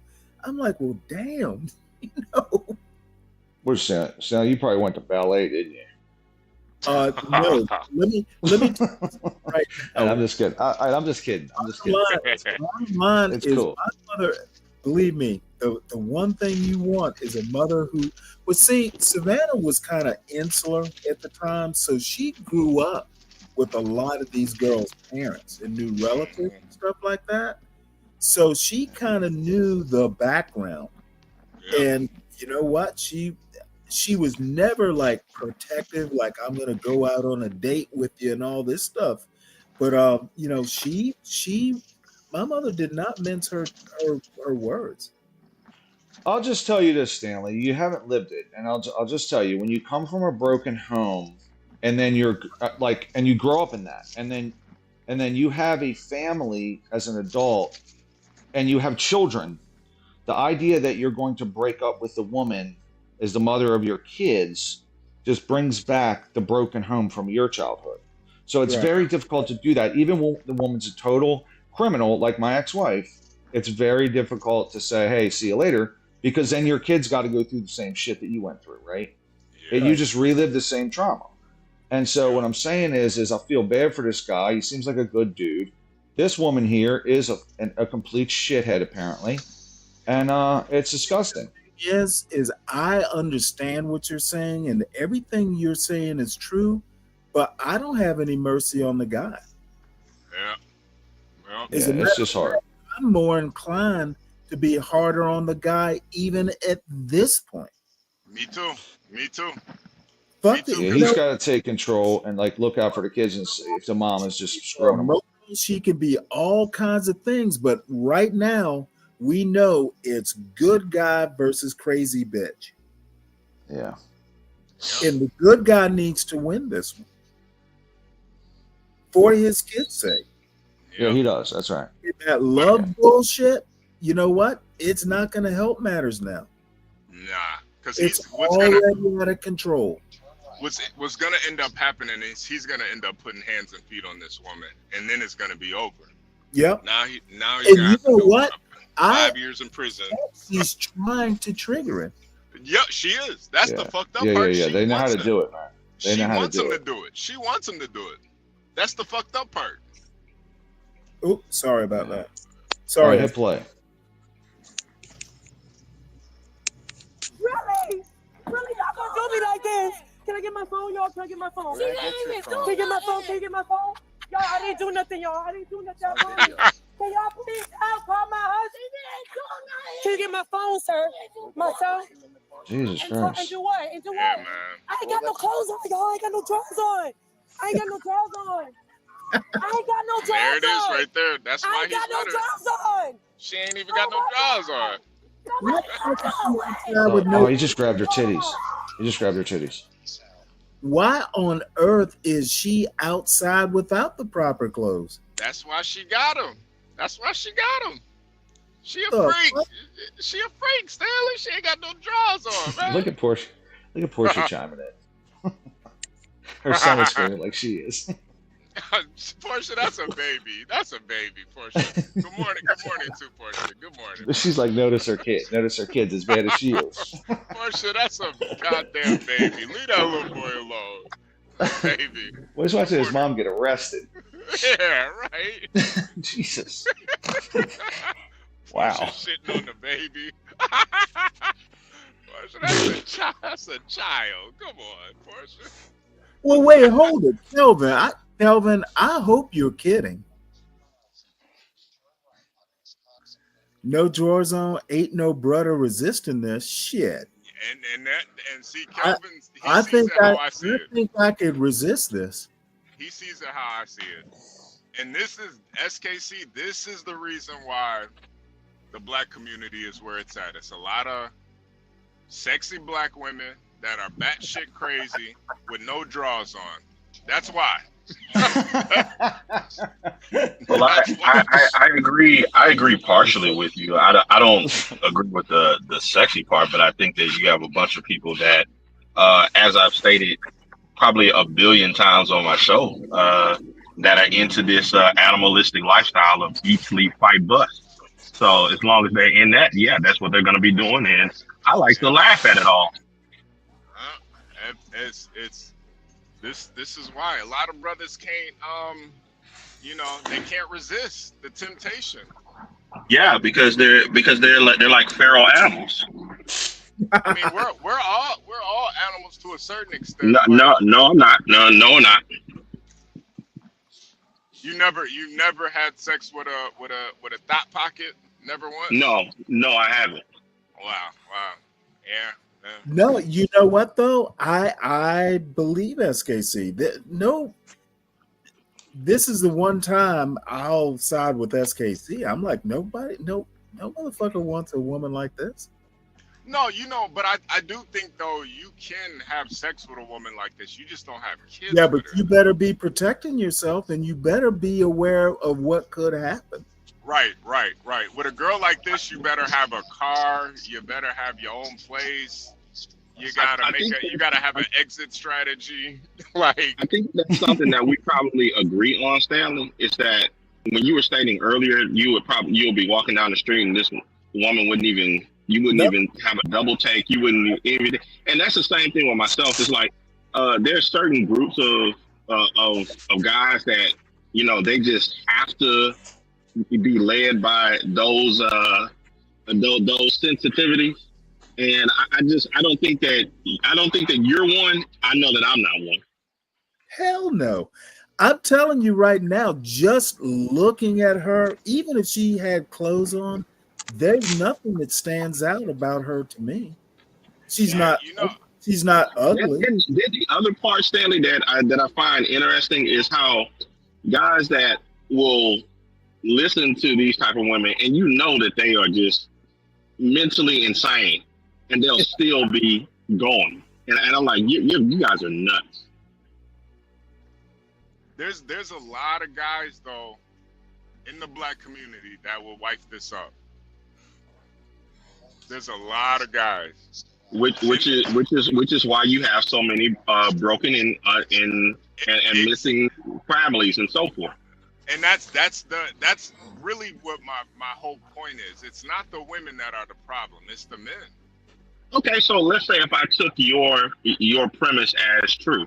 So basically there should be a whole bunch of women that everybody from your mentality, from the guys that they just can't say no, they have to be having sex with any type of woman and so forth. So there should be a large group of women that a whole bunch of guys are banging, and then a small group of women that guys are marrying. That's your utopia of Black America. Well, I'm not sure I understand the premise of your question, but let me see, can you help me understand? I'm not one that gets into all Black women are queens and all this bullshit. No. They are human beings and should be treated with respect, but acting like they're some queen or some shit. Nope. Hell no. Yeah, and that's the thing too, Stanley. I'm with you on that. Like, I don't have to I don't need to disrespect them, but I'm not on that queen shit either. Nine out of 10 of them are fucking sluts. They're whores, and I'm gonna treat them accordingly. Well, I'm not saying they're sluts either. I'm just saying, you know what? Until they prove that there's something special, treat them like a human being. Treat them with respect. Right. But you know what? Like fawning and being, what they're calling a simp. I mean, I don't even want to comment on the beginning of this relationship, but I do know at this point in time, if he doesn't grow a pair and control this situation, he's going to be the loser in it, and his kids too. He's already the loser, and his kids are gonna suffer, and then they are going to go on to wreak havoc with other children that grew up just like them. Because if you take, for instance, Stanley, let's say if they had a daughter or something, it was like the same age as your son, you would fervently tell your son to avoid this family and that girl, with all of your energy. Yeah. So then you're gonna have people like this that are gonna keep recreating with people like that, and they are going to populate at a higher degree than your sons or my sons and my daughter. I 100% agree. so then the problem continues to go in that direction, and then at the end of it, I'm just looking at it from just a bird's eye view, stating, well, yeah, the men are just effed up. That doesn't fix any of that stuff. Well, no, but blaming the women doesn't either. Nah, it doesn't. Well, I think looking at it from a top-down view and stating, no, these people are effed up. I agree with that.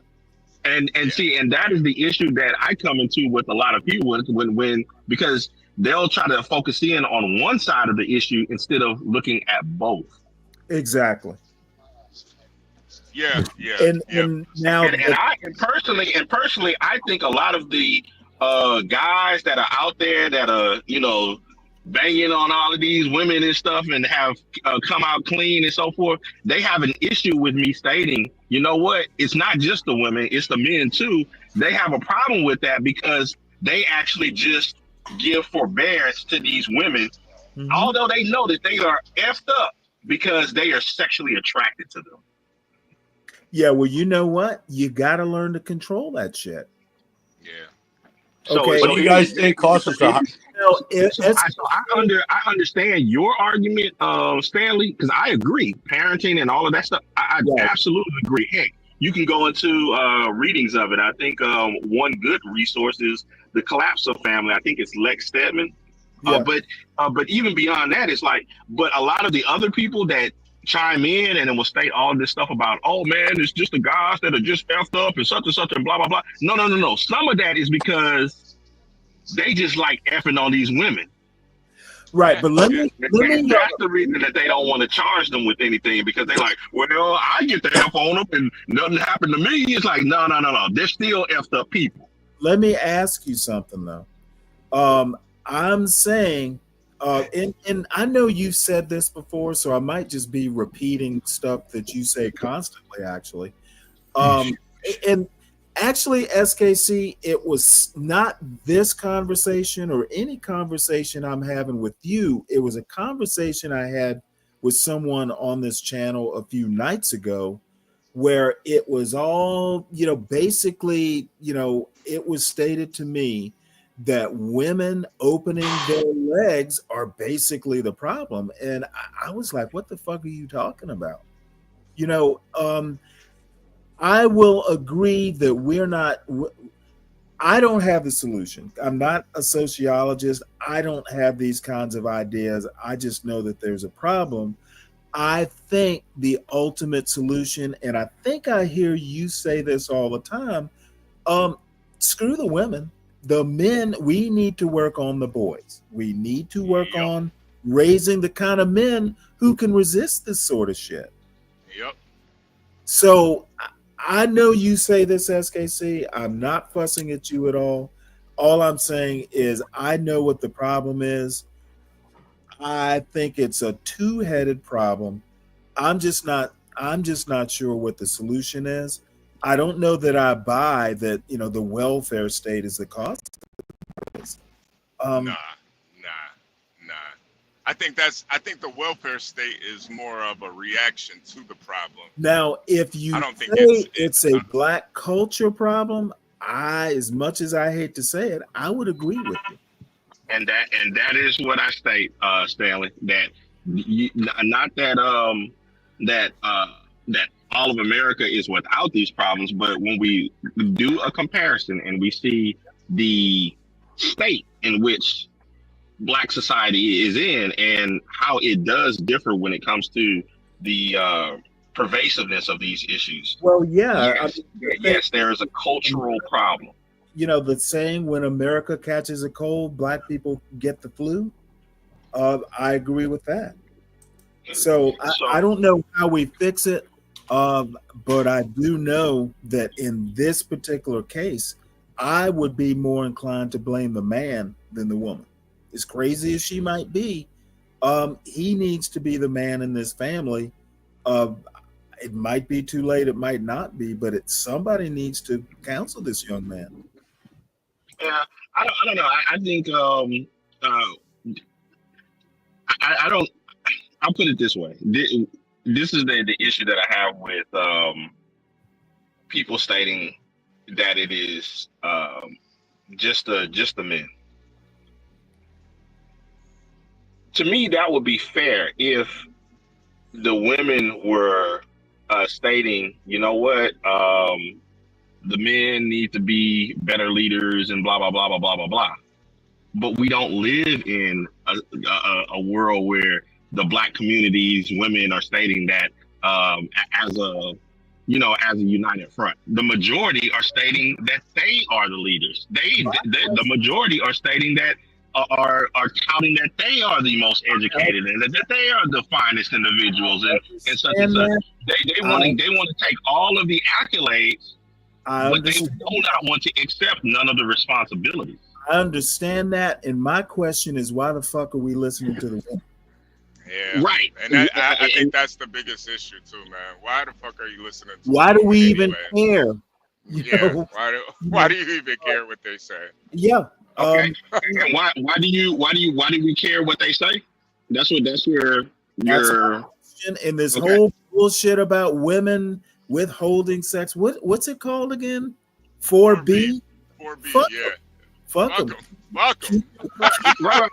And that's fine. That's fine. I like if I was to take yourself and HB's position, I would say probably the only person that would be able to stand toe to toe with me would be Stanley, because one, we didn't deal with Black women.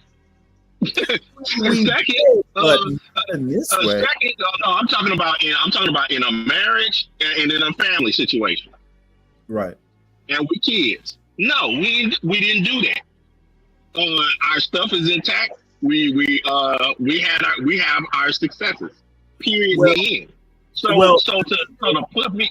place the whole thing about all the personal stuff, that would be easy for me to come on any sort of panel and beat my chest about blah blah blah. But I'm trying to say that you cannot put your personal lifestyle and choices on everybody else. They're gonna say, Stanley and SKC, you didn't marry Black women.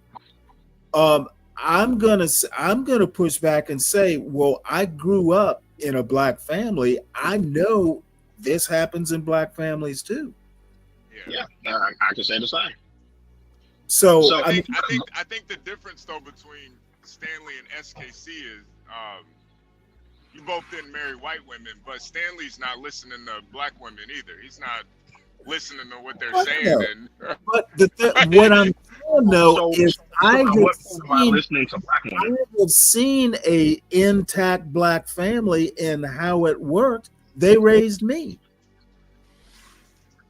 So I have a model, even if I'm not living the model, I've seen a successful model.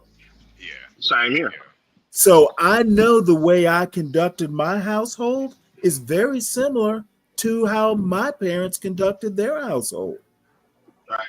But the crazy thing though, Stanley, is the models that we came from. White guys, but then they talk shit about Black men. It's like, why do you even care what Black men think and say about you? You got a white husband. Why do you even care? But HB 100%. Fuck it, you're gone. I don't need to listen to you.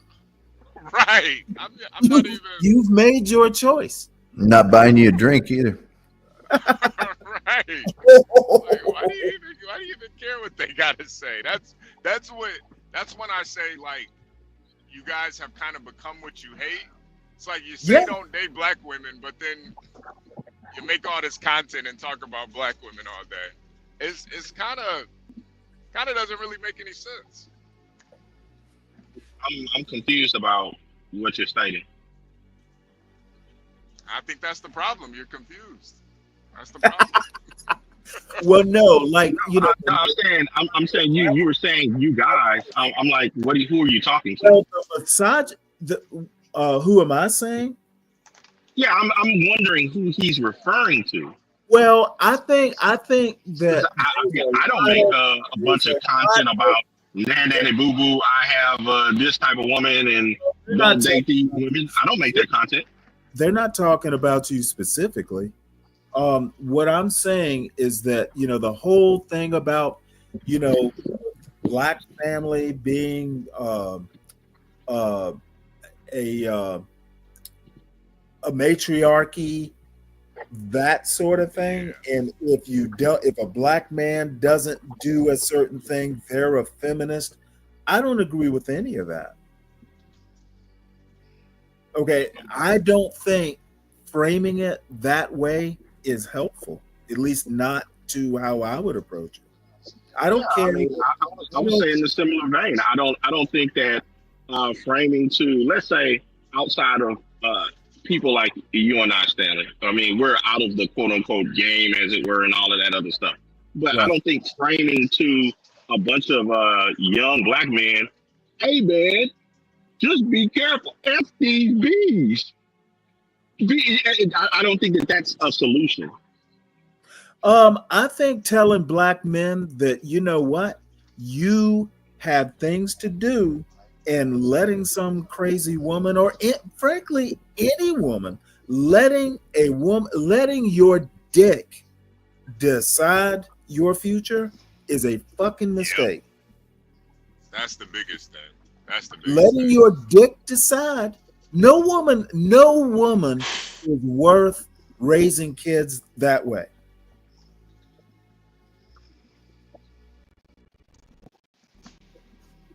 Yeah, that's the biggest thing. You know. So and here's another part in that, and I've had that. That manhood isn't, you know, below your belt. Manhood is between your ears. Okay, the dick is a tool. The dick is a tool, not your brain. Yeah, but to a certain degree, this is and here's a point that I think a lot of the men do not want to have a conversation about at all. I've spoken about it and gotten a lot of flack back. Right. Guys want to play this game about, oh man, I just want what's between her legs and all of that other stuff. It's like, no, there's a lot of these guys that they actually want a relationship.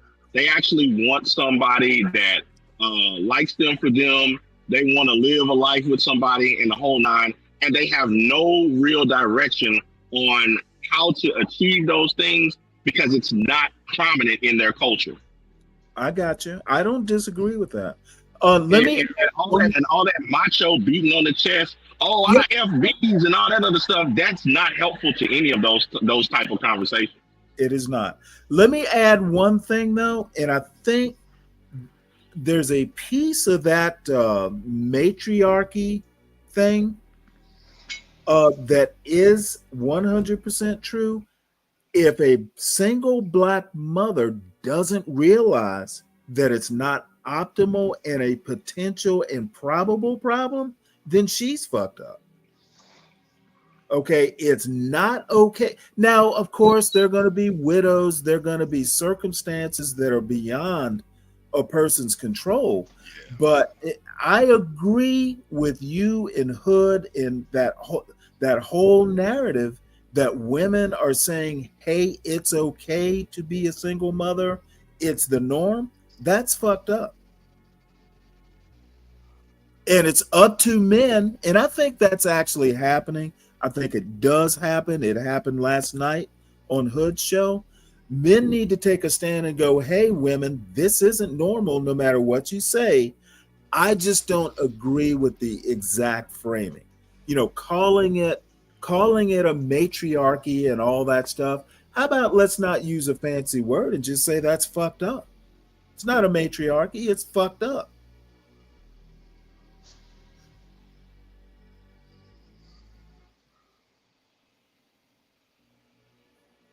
And men who accept it are not feminists, they're fucked up.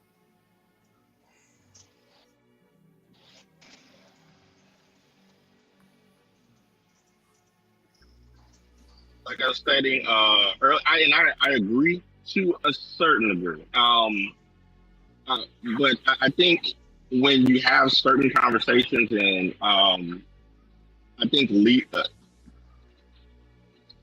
I think a lot of the guys that lead with their personal sexual exploits have blind spots in the conversations, because as much as they may not want to admit it, a lot of their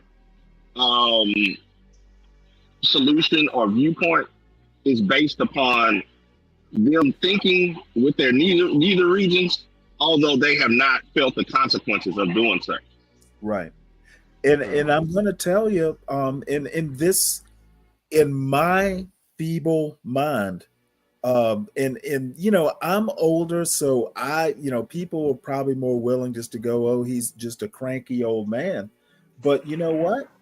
If my son came to me with some of this bullshit, I go, you're fucked up.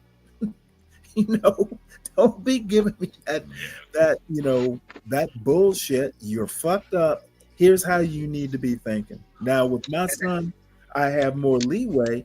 I agree that not having black male role models is probably the biggest problem. I would agree to that. Exactly, but Stanley. Stanley, I do think sometimes we take the reality of it out of it too. Right. Like, your son is in school, man. There's gonna be a lot of women choosing him. It ain't even about him what he wants. Yeah, I'm sure he wants a wife. They shouldn't be choosing him. They should not be. That's the wrong framing. They should not be choosing him. It's the fucking opposite. No, what I'm saying is that, there's gonna be women that pull up on him. And he needs to you know what? Those are the women he doesn't want. Well, by and large. I mean, there are exceptions. But what I'm saying, exactly. There are. You need to understand, don't come to me saying, "Oh, daddy, hey, she's all into me." My first question is going to be, "Well, are you into her?" Okay, what is she offering you? Right, not the opposite. See, and that's what I mean, Stanley. And the weird thing about it, Stanley, is say if your son and my son were friends, they could probably have that conversation of, your dad would say something about this chick or whatever. But when you have a multitude of guys that they don't have that sort of background at all, they're going to be saying the other thing. Man, go ahead and get this. Go ahead and knock her out, man. All that other dumb stuff. Hey, SKC, I've been in spaces and still every now and again go into those spaces that you and I both know exist, where these motherfuckers are out there talking about all the bitches they conquered. Conquered is the word I'm going to use. They're probably 10 to 1 of those sorts of spaces versus this space. Oh shit. And it's guys our age.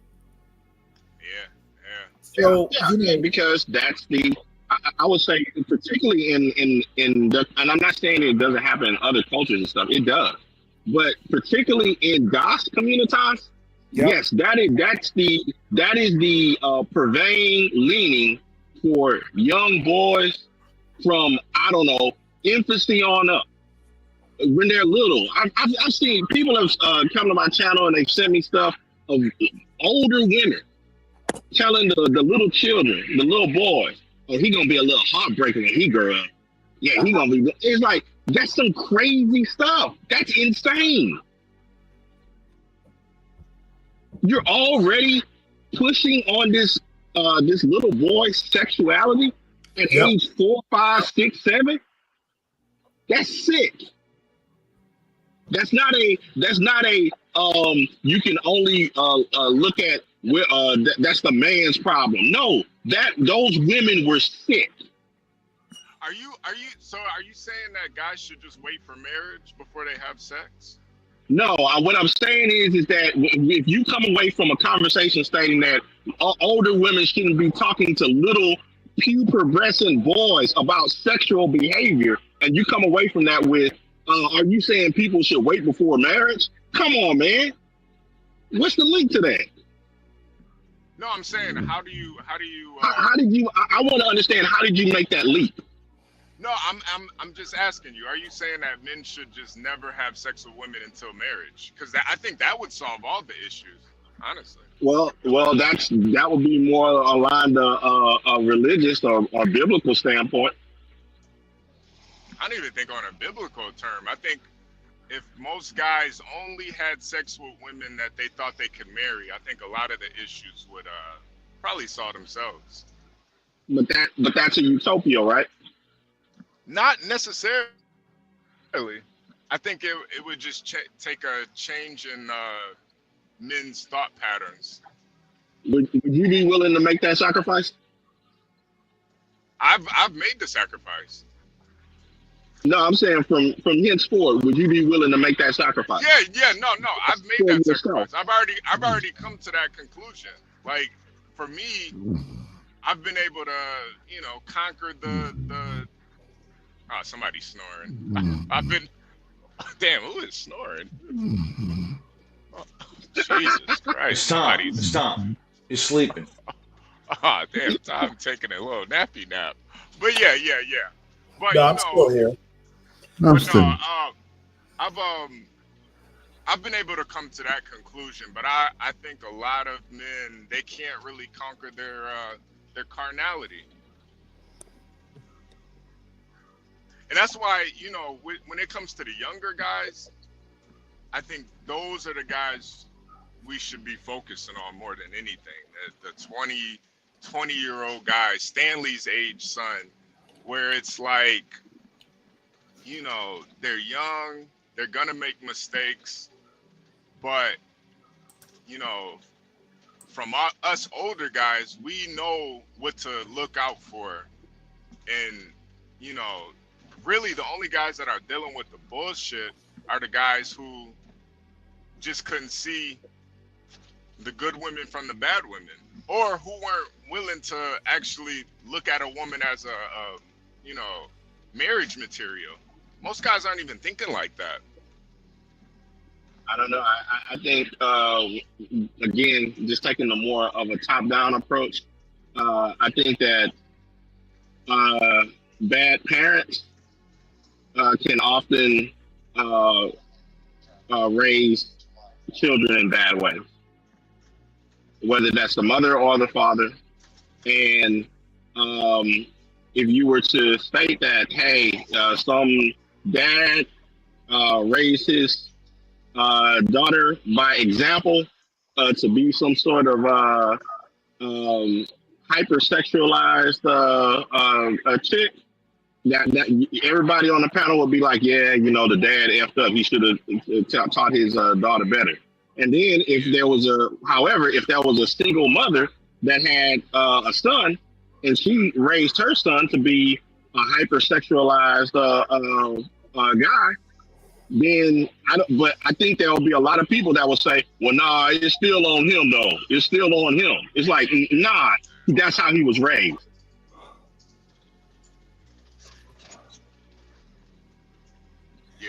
Yeah. I just, that's the imbalance that I see in a lot of these conversations.